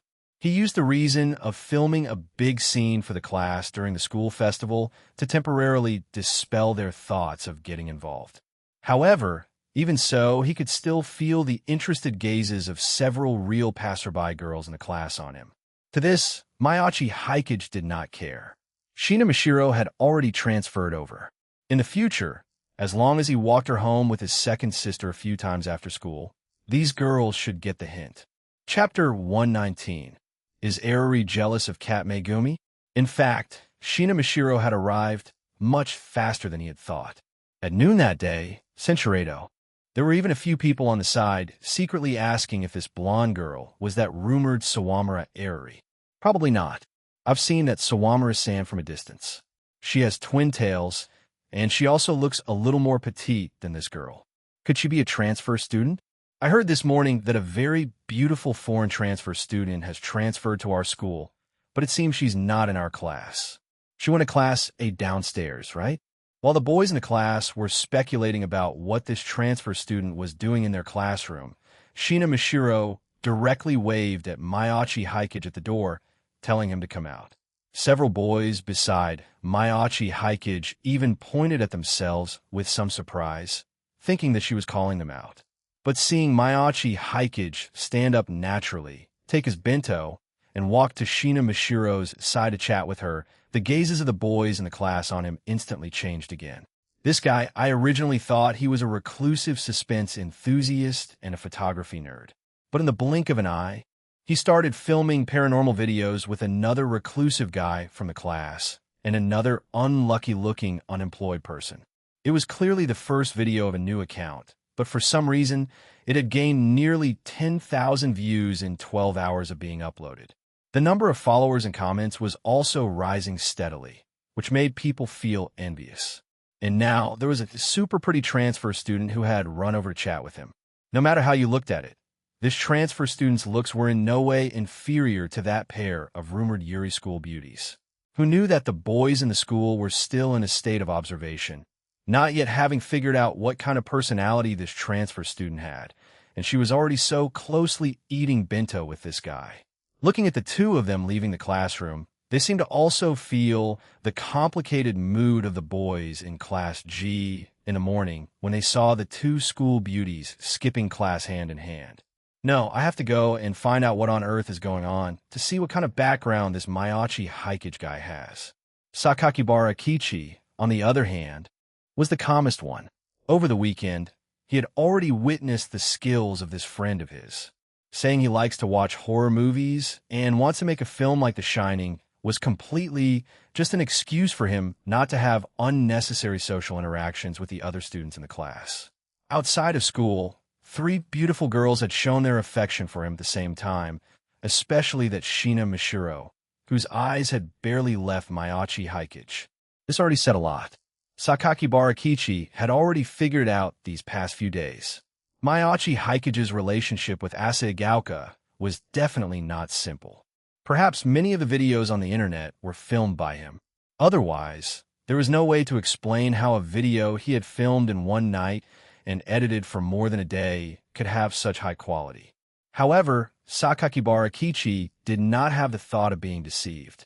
After all, from his interactions with him, he could tell that he did have his own understanding of suspense and horror works. And at the beginning of the school year, he had been able to take the initiative to become friends with him, who had already started to be ostracized by the whole class. These 2 points alone were enough for Sakakibara Kichi to decide in his heart to continue working with Mayachi Haikage. Not to mention that Mayachi Haikage's side was also quite generous. The red envelope he had received for one night of filming was more than his allowance for a whole month. Thinking this, Sakakibara Kichi was even getting a little excited about the content of the next shoot. And on Mayachi Haikage's side, under a high rate of turning heads all the way, he took Shina Mashiro and Mayachi Hikari, who was following behind her, to the rooftop. "So, what did you come to find me for at noon?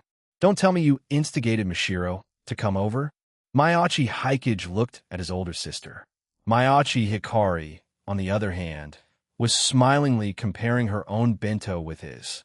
"Hikage, you're living in such a big house, but this bento of yours is clearly bought from a convenience store. It's not good to always eat convenience store food." She showed off her own bento. Although it wasn't very luxurious, one could clearly see the care of the person who made it. It was on a completely different level from the mass-produced bentos from convenience stores. "So you're showing off to me with the bento that Mahiru-san made for you? How is this showing off?" "It's just that I, as the older sister, am afraid you're not eating healthily, so I wanted to share a delicious bento with you." As Mayachi Hikari said this, she was also muttering to herself that her little brother really couldn't read the mood. She was doing this precisely to give her little brother and Mashiro more time to spend together. Otherwise, she wouldn't be willing to take out this delicious bento for Mahiru to share with her little brother. She had already given all her living expenses to Shina Mahiru since last week, leaving only a little pocket money for herself, and had let her be fully in charge of her 3 meals a day. Of course, Mayachi Hikage could see his sister's purpose. It was just that he was used to bickering with her. He turned his head to look at Shina Mashiro, asking how she was feeling at school. Shina Mashiro shook her head slightly. "I don't want to go to class. I want to draw manga. I want to eat bomkachin." This was very Shina Mashiro. Mayachi Hikage, on the other hand, took out a pre-prepared bomkachin from his pocket.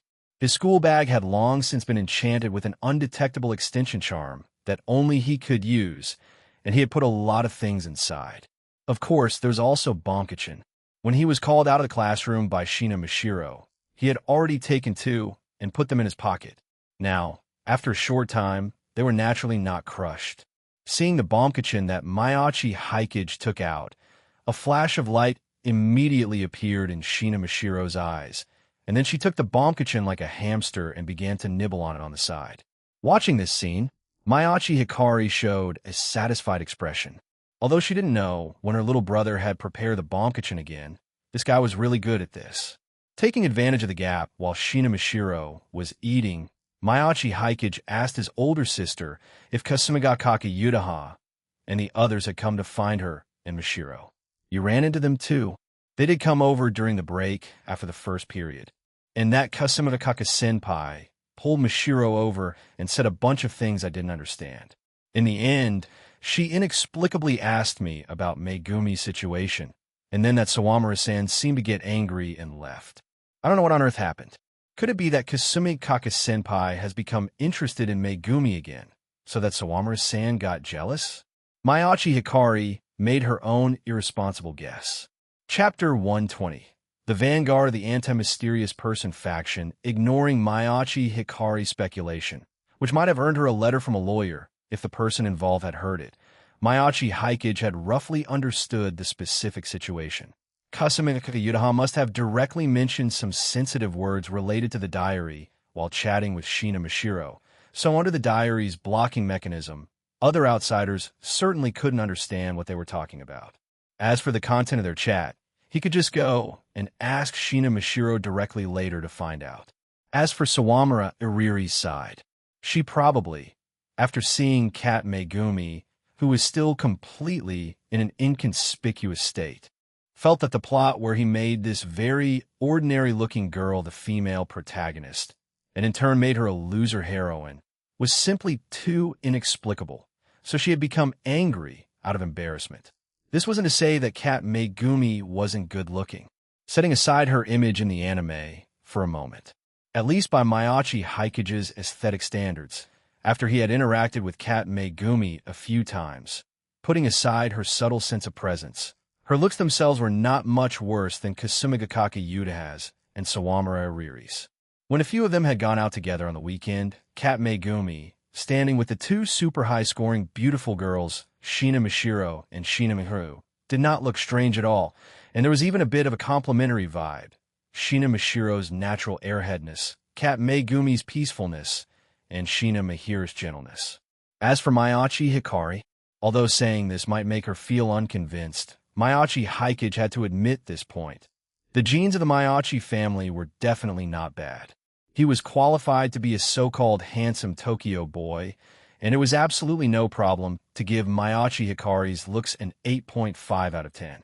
But her overly lively personality and her more masculine style of dress, among the 4 young girls at that time, she was indeed the most abrupt one. Just like between him and Sakakibara Kichi, that Itu Kaiji with his full-on loser aura was also the most conspicuous one in the team. And what was similar to Ita Kaiji was that Itu Kaiji's temperament looked like that of a loser, and only when facing a desperate situation would he show his complete self. Kat Megumi was also like this. Before being targeted by Aki Tomoya, she had never released her own charm to the outside world, always maintaining that subtle passerby sense of presence. She was clearly a beautiful girl who starred in 9 out of 10, but because of this overly ordinary and common personality and temperament, let alone Sawamura Eri not being able to notice it at first glance, even the boys in their class would rather chat a little more with a tomboy like Mayachi Hikari than notice Kat Megumi, who was sitting at the same desk as her. So, that girl, Sawamura Eri, simply had no idea how she had lost. Thinking this, Mayachi Haikage looked at Shina Mashiro, who had already finished gnawing on the bombkichin in her hand. She, on the other hand, showed him a look of longing again, as if to tell him that 1 bombkichin was not enough. You can eat 3 at most a day. This is the standard Mahiru has set for you. You've already eaten 1 this morning, and you just ate another one. If you eat any more, you won't have any for tonight. As he said this, he lifted the bento box that Shina Mahiru had prepared for Shina Mashiro. And you haven't touched your bento yet. If Mahiru finds out you haven't finished it when you go back tonight, she will be sad. When Shina Mashiro heard this, she looked at the fully packed bento box and silently calculated in her heart how much more she could probably eat. And then she very straightforwardly poured 2/3 of the bento onto Mayachi Haikage's convenience store bento, signaling for him to help finish it. Mayachi Haikage turned his head and glanced at his older sister. See, I don't need you to share your bento with me. Mayachi Hikari, on the other hand, cursed in her heart. At the end of the day, wasn't this because of her good matchmaking? She let out a light humph, simply took her bento, and turned her back to him, not looking at this guy who didn't know a good thing when he saw it. Taking this opportunity, Mayachi Haikage, while eating his bento, also asked about the morning's events. What did Kasumigakaka say to you? Shina Mashiro very frankly told Mayachi Haikage everything. This was what they had agreed on yesterday. Kasumigakaka Yudaha had come to ask her about the manga and had even taken the initiative to offer her help. However, Shina Mashiro had first stated that she would change the names in the manga so that no one would associate it with them, thus shutting up Kasumigakaka and Eriri. Then she had taken the initiative to tell Eriri that she wanted to learn manga drawing techniques from her, leaving Sawamura Eriri completely speechless. Finally, facing Kasumigakaka Yuda's request for cooperation, she had directly and neatly refused her on the grounds that she had already found a partner. So you've already told her that your friend is me? Shina Mashiro, on the other hand, nodded, then extended her finger and pointed at him and Mayachi Hikari. You and Mahiru are all my friends, so there are enough people. I don't need her help. This answer was acceptable. 3 people helping out was obviously not as conspicuous as 1. At most, Kasumigakaka Yuda's side would just find out about his connection with Asahigauka from Shinomiya Kagaya. With their current attitude towards me, at most they would just think I'm a character from some other work and wouldn't think of me as the mysterious person. It seems I have to consider writing my fabricated identity into the diary. He thought to himself, but definitely not now. Now those girls had only just noticed him, this minor character. Even Shinomiya Kagaya hadn't taken him seriously. He naturally didn't need to suddenly mention his own affairs in the diary. It should be after he sent out another notice in the diary, rounded up the people to go to Toyogaseki High School, and stuffed the entire novel of Passerby, heroine, into a Riri's shoe locker, that while complaining about Shina Mashiro, he could casually mention a simple setting of him. But speaking of which, Shina Mashiro's move of pulling an Eriri and rejecting Kasumigakaka also made Mayachi Haikage can't help but want to laugh. After hearing your rejection, what did Kasumigakaka say? Shina Mishiro recalled for a moment. However, with her language ability, she basically couldn't describe any useful information. But she had her own way. She waved her small hand and directly took out the diary from it. Then, according to her own memory, she directly projected Kasumigakaka Yudaha's reaction at that time onto the diary. Mayachi Haikage also used this function frequently recently, so he was not surprised. Looking at the thwarted-looking Kasumigakaka Yudaha on the diary, Mayachi Haikage only felt a little regret. He still needed to maintain a low profile now and couldn't post this picture in the diary. It seemed that Kasumigakaka Yudaha had not expected at all that she would be rejected. After Shina Mishiro had shown the picture to Mayachi Haikage, she continued. She didn't say anything after that, just invited me to join their chat group, saying that she wanted to unite the girls in the group to find your whereabouts. Did you agree? Shina Mishiro nodded. You said yesterday, Haikage, that if they asked, I should agree. So I agreed. This is their group. She took the initiative to take out her own mobile phone and showed the chat group interface that Mayachi Haikage had not peeked at for some time. Very good. Just like his previous plan, he had successfully used Shina Mishiro's identity as a mole to infiltrate the chat group. In the future, it would be much more convenient for him to understand the movements of the girls in the group. Because yesterday's updated diary was the usual book copying and the selected girl's reply was just a review of the passerby heroine novel's plot. At this moment, the girls in the chat group were not very active. Now, they were just sharing their lunch in the group. Overall, the atmosphere in the group was quite good. Only the statements of a few stubborn elements were more conspicuous. Mayachi Haikage scrolled up a bit. That woman, Kasumigakaka Yudaha, would denounce him in the group almost every day without fail. She would even first give every new member who joined the group a piece of her mind about the mysterious person. She was the #1 banner of the anti-mysterious person faction in the chat group. One could only say that Kasumigakaka Yudaha did indeed hate him a little. Mayachi Haikage thought for a moment, and it seemed it was indeed his own problem. So he should probably slow down the pace of uploading passerby heroine a little to keep pace with Shina Mishiro's manga drawing speed. This could also, to some extent, help Kasumigakaka Yudaha maintain her popularity in the group, just like an anime that updates once a week. In terms of both discussion level and discussion time, it was indeed much higher than Netflix, which dumps the entire season of an anime at once. On Kasumigakaka Yudaha's side, just as she had finished her lunch and was preparing to rest for a while, she suddenly felt a chill. She subconsciously took out her diary to check whether the mysterious person had mentioned her in it again. However, nothing had been updated, but that feeling couldn't be wrong. The mysterious person must be trying to undermine her again. And so, she took out her phone, preparing to continue discussing with the newly joined Shina Mishiro how malicious the mysterious person's behavior was. Although the other had rejected her this morning, she had not yet given up. In her eyes, the Mayachi siblings were just taking advantage of being close to Shina Mishiro. When she ran into a bottleneck in the future, she would definitely think of her again. What was more important now was to find out what this young girl's attitude towards the mysterious person was. The atmosphere in the group recently was a bit off.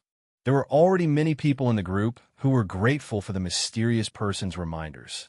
Like Katsura Kodonoha and Hoshino AI, these two girls who had completely changed their own lives didn't care at all that the mysterious person had exposed their original fate.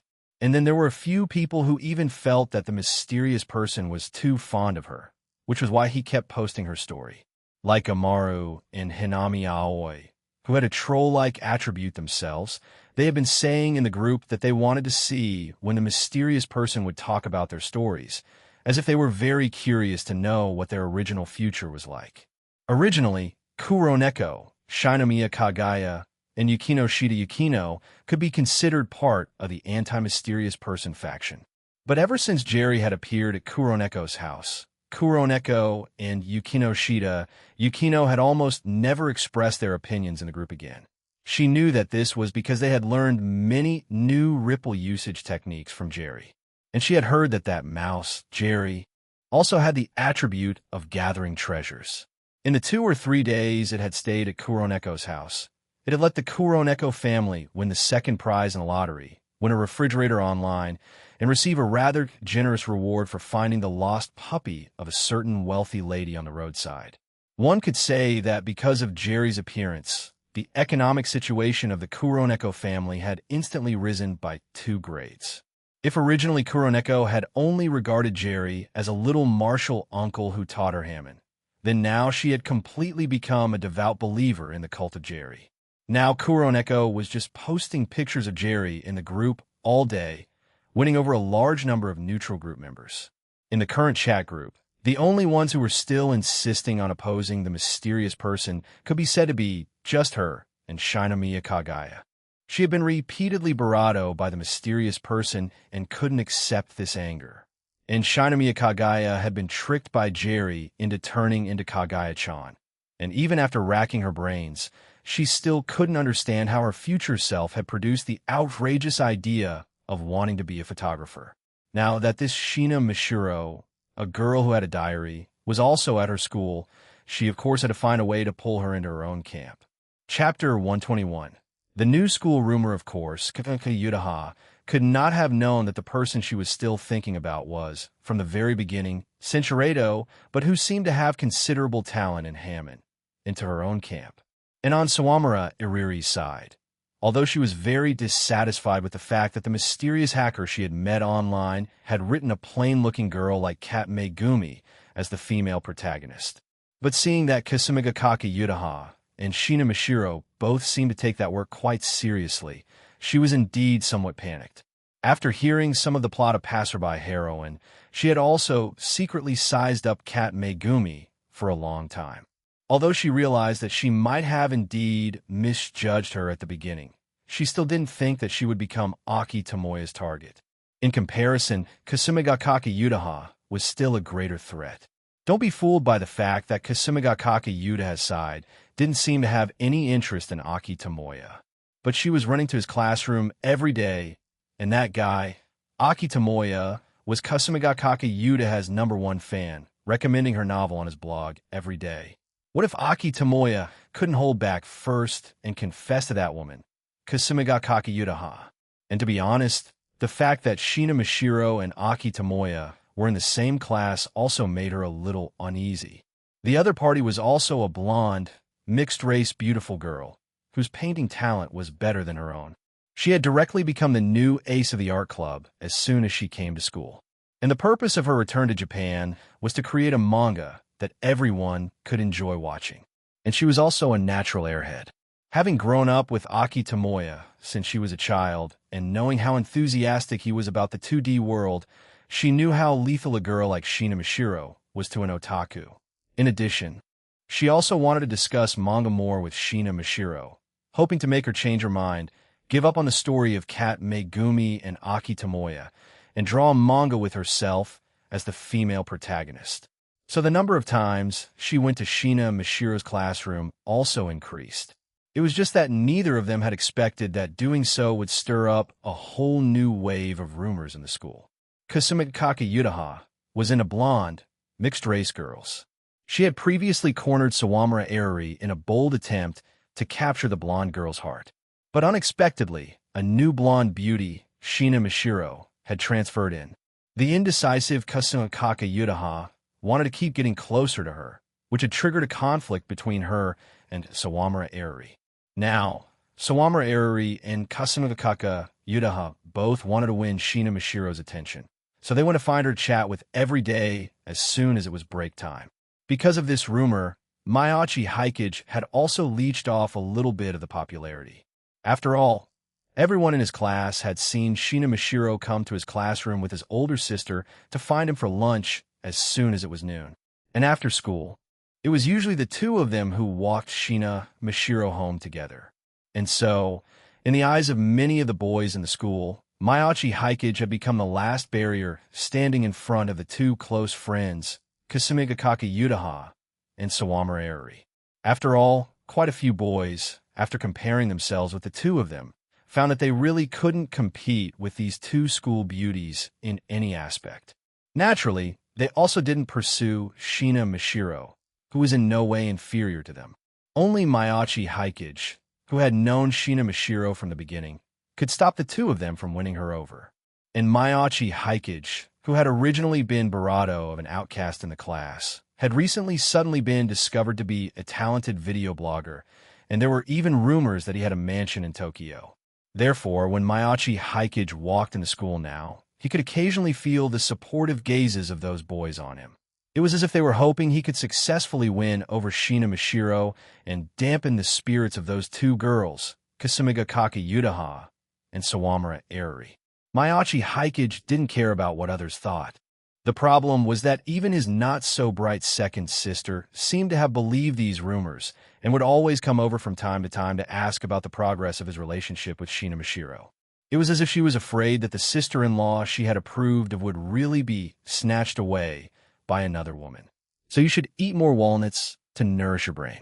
You were saying before that the two of them had a conflict because of Kat Megumi, and now it's that the two of them want to snatch Shina Mashiro away? Listening to her little brother's passive-aggressive remarks, Mayachi Hikari let out a humph. Isn't that because I'm worried about you? One of these days when Mashiro is really tricked away, you'll no regret.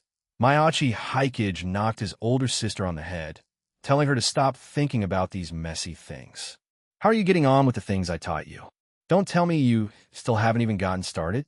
After getting acquainted with Shina Mashiro, Mayachi Hikage had once again disassembled and reassembled the ripple breathing method, and had taught the part most suitable for ordinary people to learn to his second sister and Shina Mahiru. This part, after his verification, would not produce the special effects of the ripple. Although maintaining this kind of breathing could steadily improve one's physique, it was a completely different school from the Hammond he had taught the girls with diaries. There was no need to worry about being noticed. And then, he had also taught the more advanced usage methods to Shina Mashiro. Shina Mashiro's talent was very good, and she learned things very quickly. With the help of reading value, her progress was now far ahead of the other girls. Shina Mahira's talent was not bad either. It had only taken her 3 or 4 days of effort to successfully get started. Although Mayachi Hikari couldn't be said to have no talent in this area, she was only at an ordinary person's level.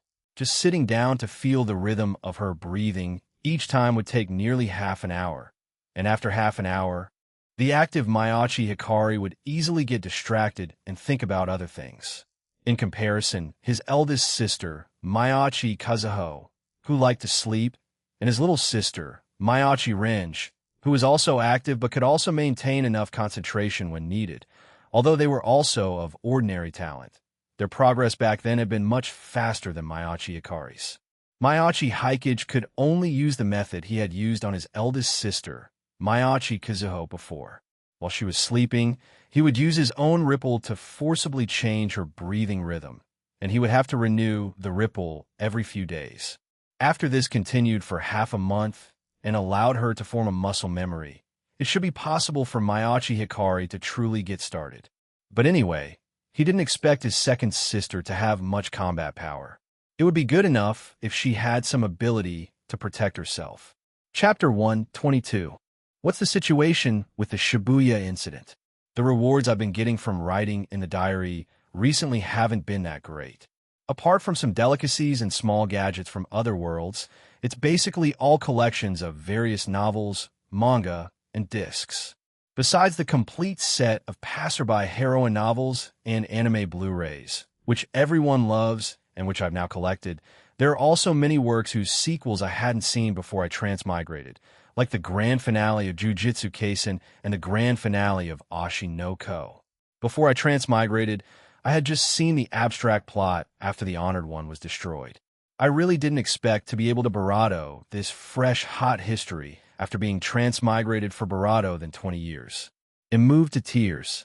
But I still have to say, although it's a little better now that you're giving me a whole work in one go instead of one volume at a time, it's still a bit perfunctory. But after thinking about it carefully, it seems that nothing major has really happened recently. Getting these rewards is better than getting no rewards.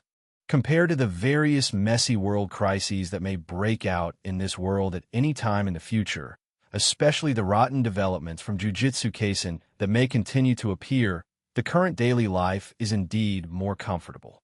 I don't know how long this daily life can be maintained, but you all don't have to be nervous.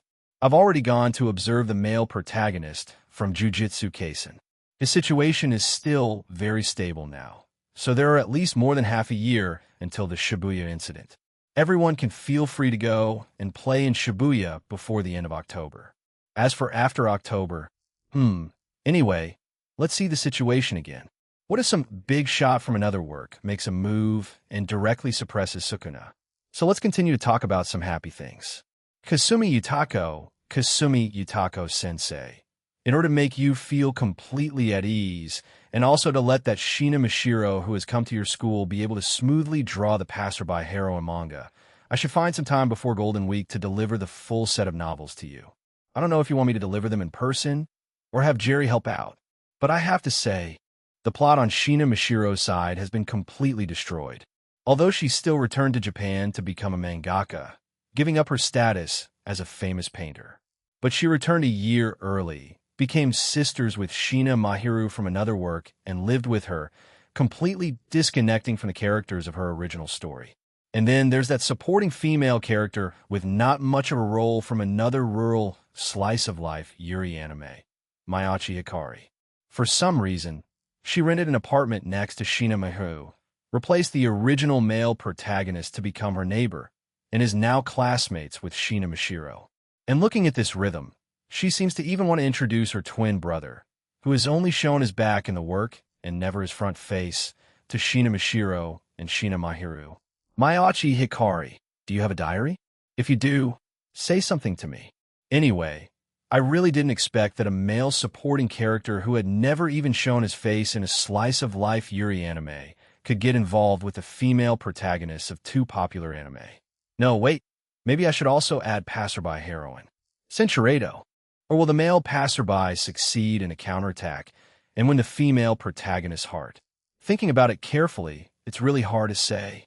After all, the two male supporting characters who appeared in that work are indeed both geniuses in the settings. One has maxed out creativity, the other has maxed out initiative. It's just that because they are male supporting characters in a Yuri anime and don't get much screen time, the one with maxed out creativity has never shown his front face and has lived in the background throughout, apart from a few lines. And the one with maxed out initiative, although he has appeared many times, does not have a single line in the plot. He couldn't even get a voice actor after several seasons of the anime were filmed. To let a character with such a persona break into a school romance anime, who knows what kind of big commotion they can stir up. Anyway, they'll just continue to watch the show from a distance. You all can also help me keep an eye on him. It's fine if that kid takes the pure love route. If he wants to pursue multiple romances, friends, remember to help me hold him back. As Barato, then half a month had passed since the start of school, and with the Golden Week holiday coming up next week, the girls saw today's new diary. Compared to the past period, which was basically some non-nutritious complaints and answering plot questions from girls whose future lives didn't have too many twists and turns, today's diary seemed to have much more weight. Because for the first time, the mysterious person had mentioned the topic of jujitsu in the diary, and had even mentioned a crisis that would happen in the future in that work. The matter of jujitsu sorcerers. The girls in the group had long since known about it, because of the godly mother of Shitamachi. It was just that they had not yet had any contact with a real jujitsu sorcerer. Tsukimi Eiko. Ah, the Shibuya incident? Tsukimi Eiko. What's going to happen in Shibuya at the end of October? It won't affect the place I'm working at now. Will it? Because the mysterious person had mentioned before that some big event might happen on Tsukimi Eiko's side in the future. The girls in the group were relatively familiar with her situation. At a low point in her life, she was saved by the owner of a nightclub in Shibuya. After hearing a singer's performance, she felt hope and decided that she also wanted to move more people as a singer. A very classic and inspirational development. Hoshino AI also highly recognized Tsukimi Eiko's pursuit and had even taken the initiative to recommend her on Twitter after hearing her singing. It was just that the current Hoshino AI had only just begun to make a name for herself. Her help was clearly not of much use. At most, it had only raised the original double-digit number of Tsukimi Eiko's followers to 3 digits. One could only say that after obtaining the diary, Tsukimi Eiko's future was indeed promising. But looking at it now, it seemed that this future probably wouldn't be able to catch up to the time of the accident's arrival. That Shibuya incident at the end of October, and it was also related to jujitsu sorcerers and even involved a villain character named Sukuna. Even if that work was evaluated by the mysterious person as abstract and trash, it was still worthy of their vigilance. Shinomiya Kagaya briefly comforted Tsukimi Eiko a few times, and then stated her position in the group. Kagaya, I am already asking the godly mother of Shitamachi about Sukuna and that honored one. There is still more than half a year until the Shibuya incident mentioned by the mysterious person. You don't have to worry too much for now, Eiko. Kagaya. And the jujitsu world also has to act according to the rules of the hidden world and will not easily appear in front of ordinary people. Cinchuredo, this is the important reason why the hidden world has never been exposed to ordinary people for so many years. Even for Kagaya-sama, the young mistress of the Shinomiya family. If she hadn't gotten the diary and obtained the cultivation method for Hammon from the mysterious person's diary, and then met the godly mother of Shitamachi, a third-rate exorcist who usually made a living by deception and only showed a little of her real skills on rare occasions, she would not have been able to hear about the hidden world from her, or even from her own father. In this 1 week, Shinomiya Kagaya's actions in Tokyo had indeed attracted the attention of the main family, and the information that the only and youngest daughter of the family was suspected of having obtained some kind of supernatural ability had also reached the ears of the aging head of the Shinomiya family, Shinomiya Ganon, at the first opportunity. As the one who had led the Shinomiya family to build today's foundation, Shinomiya Ganon was naturally qualified to know some of the situation of the hidden world. For this, he decisively ordered a complete blockade of this information. And this week, he had summoned this daughter of his whom he had not seen for a long time and had a long overdue father-daughter conversation with her. Shinomiya Kagaya could not speak of the diary, but relying on the power of Hammon and the yin-yang eyes.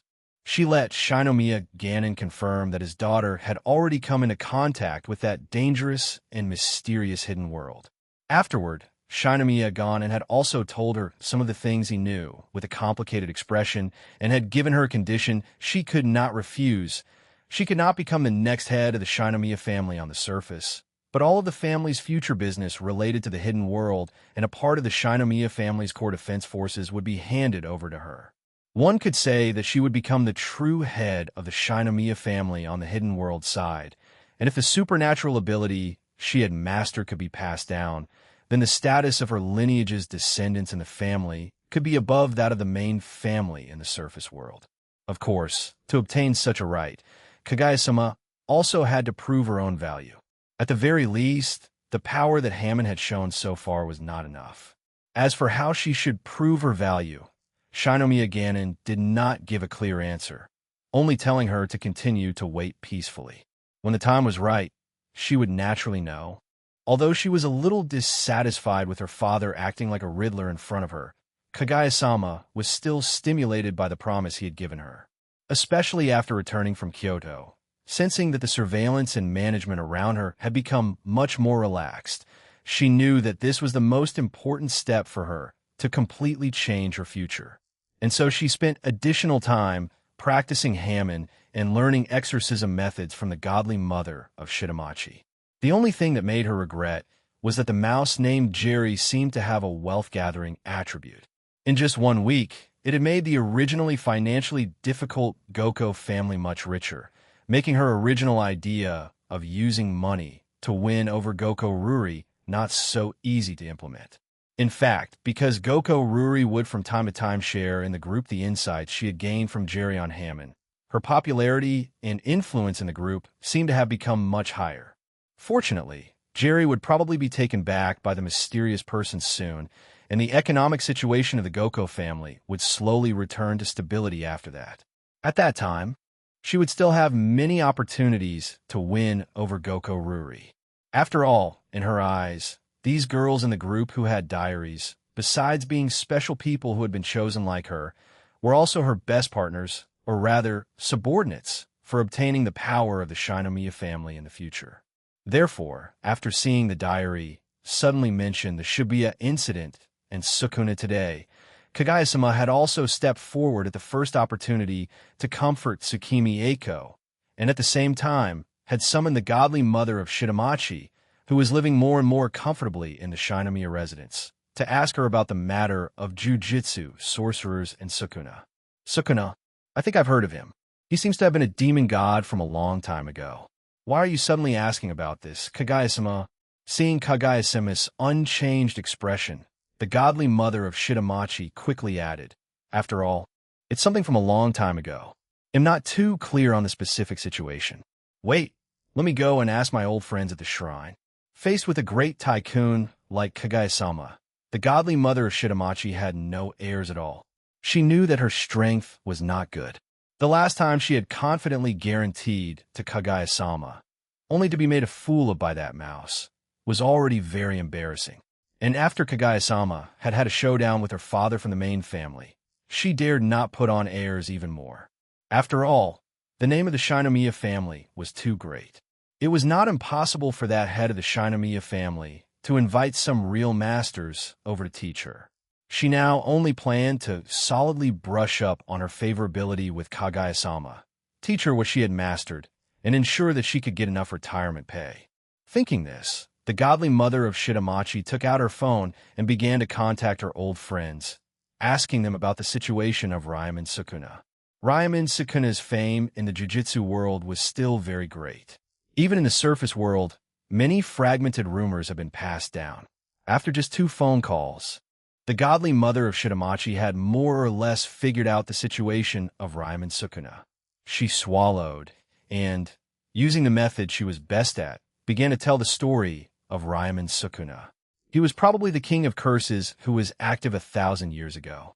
A top-tier demon god with 4 hands and 2 faces. Even in that golden age when spiritual power was most active, he was the most feared and terrifying existence of that era. It is said that in order to seal him back then, hundreds of jujitsu sorcerers gathered to fight him, but in the end, they still failed. The name Ryomen Sukuna was also given to him by the jujitsu world after that battle. Listening to the godly mother of Shitamachi seriously talk about the past of that Ryomen Sukuna, Kaguya-sama seemed to be able to feel a sense of pressure. According to the godly mother's statement, even at her peak in the jujitsu sorcerer world, she was probably only at the level of a 2nd-grade sorcerer, and a 1st-grade sorcerer was a level she had to look up to and could never reach. As for the special grade sorcerers above that, the godly mother said that they were great figures she had never seen, and she had no idea how powerful they were. Hundreds of grade 2 and higher jujitsu sorcerers had gathered, yet they still could not defeat Ryomen Sukuna at the time. It showed just how powerful he was at his barato. So, that Ryomen Sukuna was still sealed in the end? Kaguya-sama asked this question with some confusion. The final villain of Jujutsu Kaisen mentioned in the diary should be this Sukuna. It seems that the Sukuna who was sealed back then, after experiencing 1,000 years of sealing, still broke through the seal and returned to the present world. To Kaguya-sama's inquiry, the godly mother's face suddenly became awkward.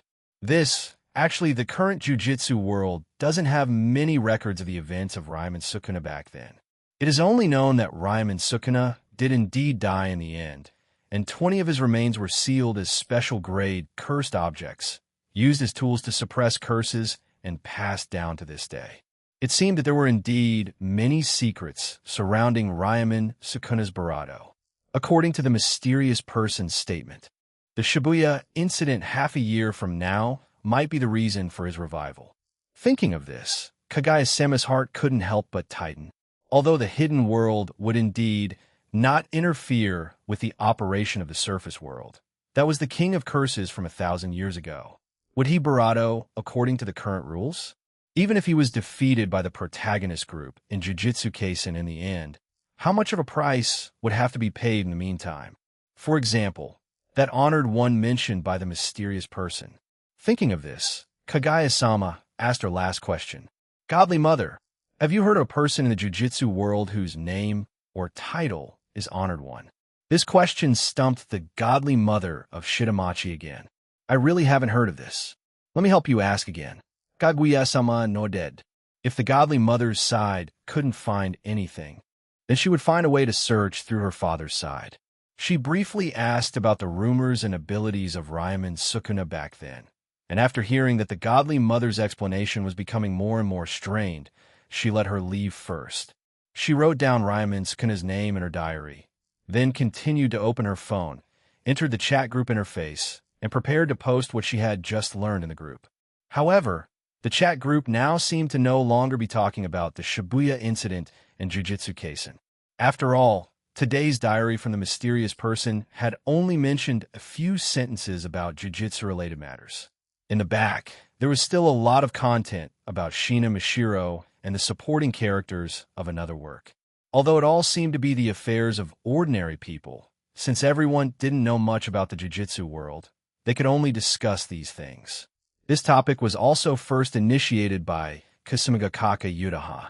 After comforting Tsukimi Eiko a few sentences in the group, and routinely cursing the mysterious person a few times, she then, as a party involved, began to talk about the matter of the Maiachi siblings. Kasumi Yutako, that Maiachi Hikari and Shina Mahiru probably don't have diaries. I've already confirmed this with Mishiro. Kasumi Yutako, but I did feel when I first met the siblings that their temperaments were a little different from ordinary people. Now I see that they really are characters from another work. UMR, a rural slice-of-life Yuri anime? Why is it another Yuri? So what's the background of these two people? Can you two explain it to me? Kasumi Yutako Mishiro, in this 1 week, humorous message asking about her own story had successfully been selected by the diary once, and then she had received Maiachi Hikage's evaluation. In my past life, someone made a comparison chart of the death-courting level and suffering level of some 2D characters. Among them, there are those characters who haven't courted death much, but have suffered great pain innocently. For example, Furud Rika, Amamiya Yuko, and Ungramenyu. Naturally, there are also those who have maxed out their death-courting level. But because they live in an anime world and have a good big brother who unconditionally cares for her and a group of girls who admire her, they have never suffered at all. For example, Doma Umaru. To this, Doma Umaru, who had seen the diary that day, had deeply reflected on her past actions in the group, and then had only persisted for 2 days before breaking her promise again. After all, her work had already landed smoothly. As long as her all-powerful Oniai-chan was around, she didn't have to worry about any changes in her life. So now she had completely given up and was slacking off. She was peacefully being a troll in the group, watching the drama and eating melon, and occasionally fanning the flames. She had completely solidified her persona of liking to stir up trouble and mess around. One could say that she was currently the #1 troublemaker in the group. And after she asked this question, Kasumigakaka Yutaha quickly stood up to respond. After all, Shina Mishiro, without Maiachi Hikage's instruction, would not waste time speaking in the chat group, so only she could stand up to explain. She had naturally investigated the identities of the 2 Maiachi siblings and had also privately gotten the data from Kaguya-sama. Now, she was just saying it again in the group. Classics Club. So it's Asagauka. My family has also mentioned Asagauka these past few years, saying that they wanted to refer to Asagauka's model to promote our side. It's just that because they couldn't find a suitable entry point, they haven't started to implement it yet. The fame of Asagauka was indeed not small. More than half of the girls in the group had said that they had heard of or seen news or videos related to Asagauka. They all sighed with emotion that Maiachi Hikage was the main contributor who had led the revitalization of Asagauka. Judging from the videos he had filmed, one could indeed see that his creativity was indeed unusual. A normal person really couldn't think of so many absurd gags. And from his low-key and antisocial personality in class, it did indeed correspond to the setting where he had not shown his face in that work. Yumar, speaking of which, the male characters in Yuri anime seem to be quite amazing, just like my brother and this Maiachi Hikage. So Mishiro, do you like Maiachi Hikari more now, or are you more dependent on Maiachi Hikage? Mashiro naturally still did not make any reply. Kasumigakaka Yutaha also sent a rolling eyes emoji in the group. I know you like to fan the flames, but that's enough. That mysterious person guy didn't have any good intentions when he wrote this kind of thing in the diary. Mashiro came back to Japan just to peacefully draw manga. She's friends with both of the Mayachi siblings. With her personality, she probably doesn't even know what like is. But I'll also help keep an eye on them at school. If that Mayachi Hikage really makes any moves, I definitely won't let Mashiro be taken advantage of by him. And just as Kasumigakaka Yutaha was explaining this, another heavyweight player once again entered the stage. Minma. Speaking of which, the person who saved me back then seems to have been that boy from the Mayachi family in Asarigaoka. Chapter 124. Ill win with Minma, who rarely spoke in a group due to her health. Saying such a thing, the discussion in the entire group immediately became even more heated. Following a series of appearing in the chat group, even those group members who usually didn't speak much popped up. All right. Originally, they thought that the male passerby supporting character was only involved with the Shina sisters and Kat Megumi. They never expected another bombshell to suddenly appear. So this Mayachi Hikage had also had contact with another girl in the group. Although Minma didn't usually speak much, she had briefly talked about her own situation in the group before. Now, because of Mayachi Hikage, she naturally quickly told her story completely once again. She had had an accident when she was a child. At that time, she would often go with her friends to a secret base they had found in the mountains to play. One day, for some reason, everyone had a little dispute and a small conflict, which led to everyone not going home together that day. And then, on her way home alone, she had accidentally fallen into a mountain river and had almost drowned. It was when she felt that her consciousness was already beginning to blur that a group of boys had popped up and discovered her drowning. She could no longer remember the specific situation. She only remembered that there was probably a boy who had stood out at that time, given accurate commands, and had finally rescued her before she completely lost consciousness. He had even performed some first aid measures on her, which had allowed her to hold on until the ambulance arrived. Although she had still developed many chronic health problems due to the drowning that year, to the point where even going to and from school was a bit of a hassle, at least her life was saved. And now, she had also obtained a diary. After starting to practice Hammond with her reading value, her body had quickly begun to recover. Now, she could actually go to and from school by herself, and could even do some simple exercises. However, because of her family's worries, she still needed someone to accompany her to and from school. Minma. After I woke up, I asked my mother. My mother told me that it was people from Asagaoka who were on a spring outing who had saved her, and that the boy who had given the command seemed to have the surname Mayachi. Hamamiko once again posted her experience from that year in the chat group, and at the same time, she also specially marked that from the mountain near her house to Asagaoka, there were only a few mountains in between, proving that what she said was true. Although she, who was already unconscious at that time, couldn't remember the other's appearance at all, and she had never seen him again after that. But she could indeed feel the nervousness and importance that boy had placed on her life. She touched her own lips. Although that was to save her, thinking back on it now, she would still feel a little shy. So the boy who saved me back then was also a character from another work. Recalling a sentence the mysterious person had written in some of the diaries that didn't record any special information. In this hodgepodge world, to see those characters who were originally not supposed to have any interaction have interactions due to various coincidences, and even end up changing each other's destinies, is sometimes indeed quite emotional. So, if that person hadn't appeared back then, my life would probably have ended on that day. Although she had not had the opportunity to leave a message for the mysterious person these past few days, she could still guess what her original ending was. Hamamiko thought to herself, since her body had gradually recovered, should she also go and meet him in person to thank him for saving her back then? Golden Week was coming up soon. Would he be returning to Asahigauka? And while she was lost in thought, the girls in the chat group were also exclaiming over her luck back then. Yumar. So, if that Mayachi Hikage hadn't appeared back then, Mima might have already died? Yukino Shida. That's not necessarily true. After all, she is most likely the female protagonist of her own story. And according to her, that day was originally the day of the Asagaoka Branch School spring outing. Even without the appearance of that Maiachi Hikage, she should have been saved by those who came for the spring outing.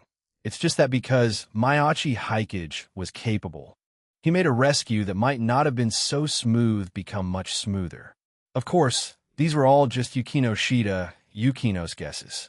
Even though there was Yatsuya Miko in the group, who had opened the highest level of yin-yang eyes and could easily see through all the secrets of this world, since ordinary people still occupied the majority, it was naturally very difficult for everyone to imagine that Minma, this female protagonist, would really die so simply and appear in her own work entirely in the form of a ghost.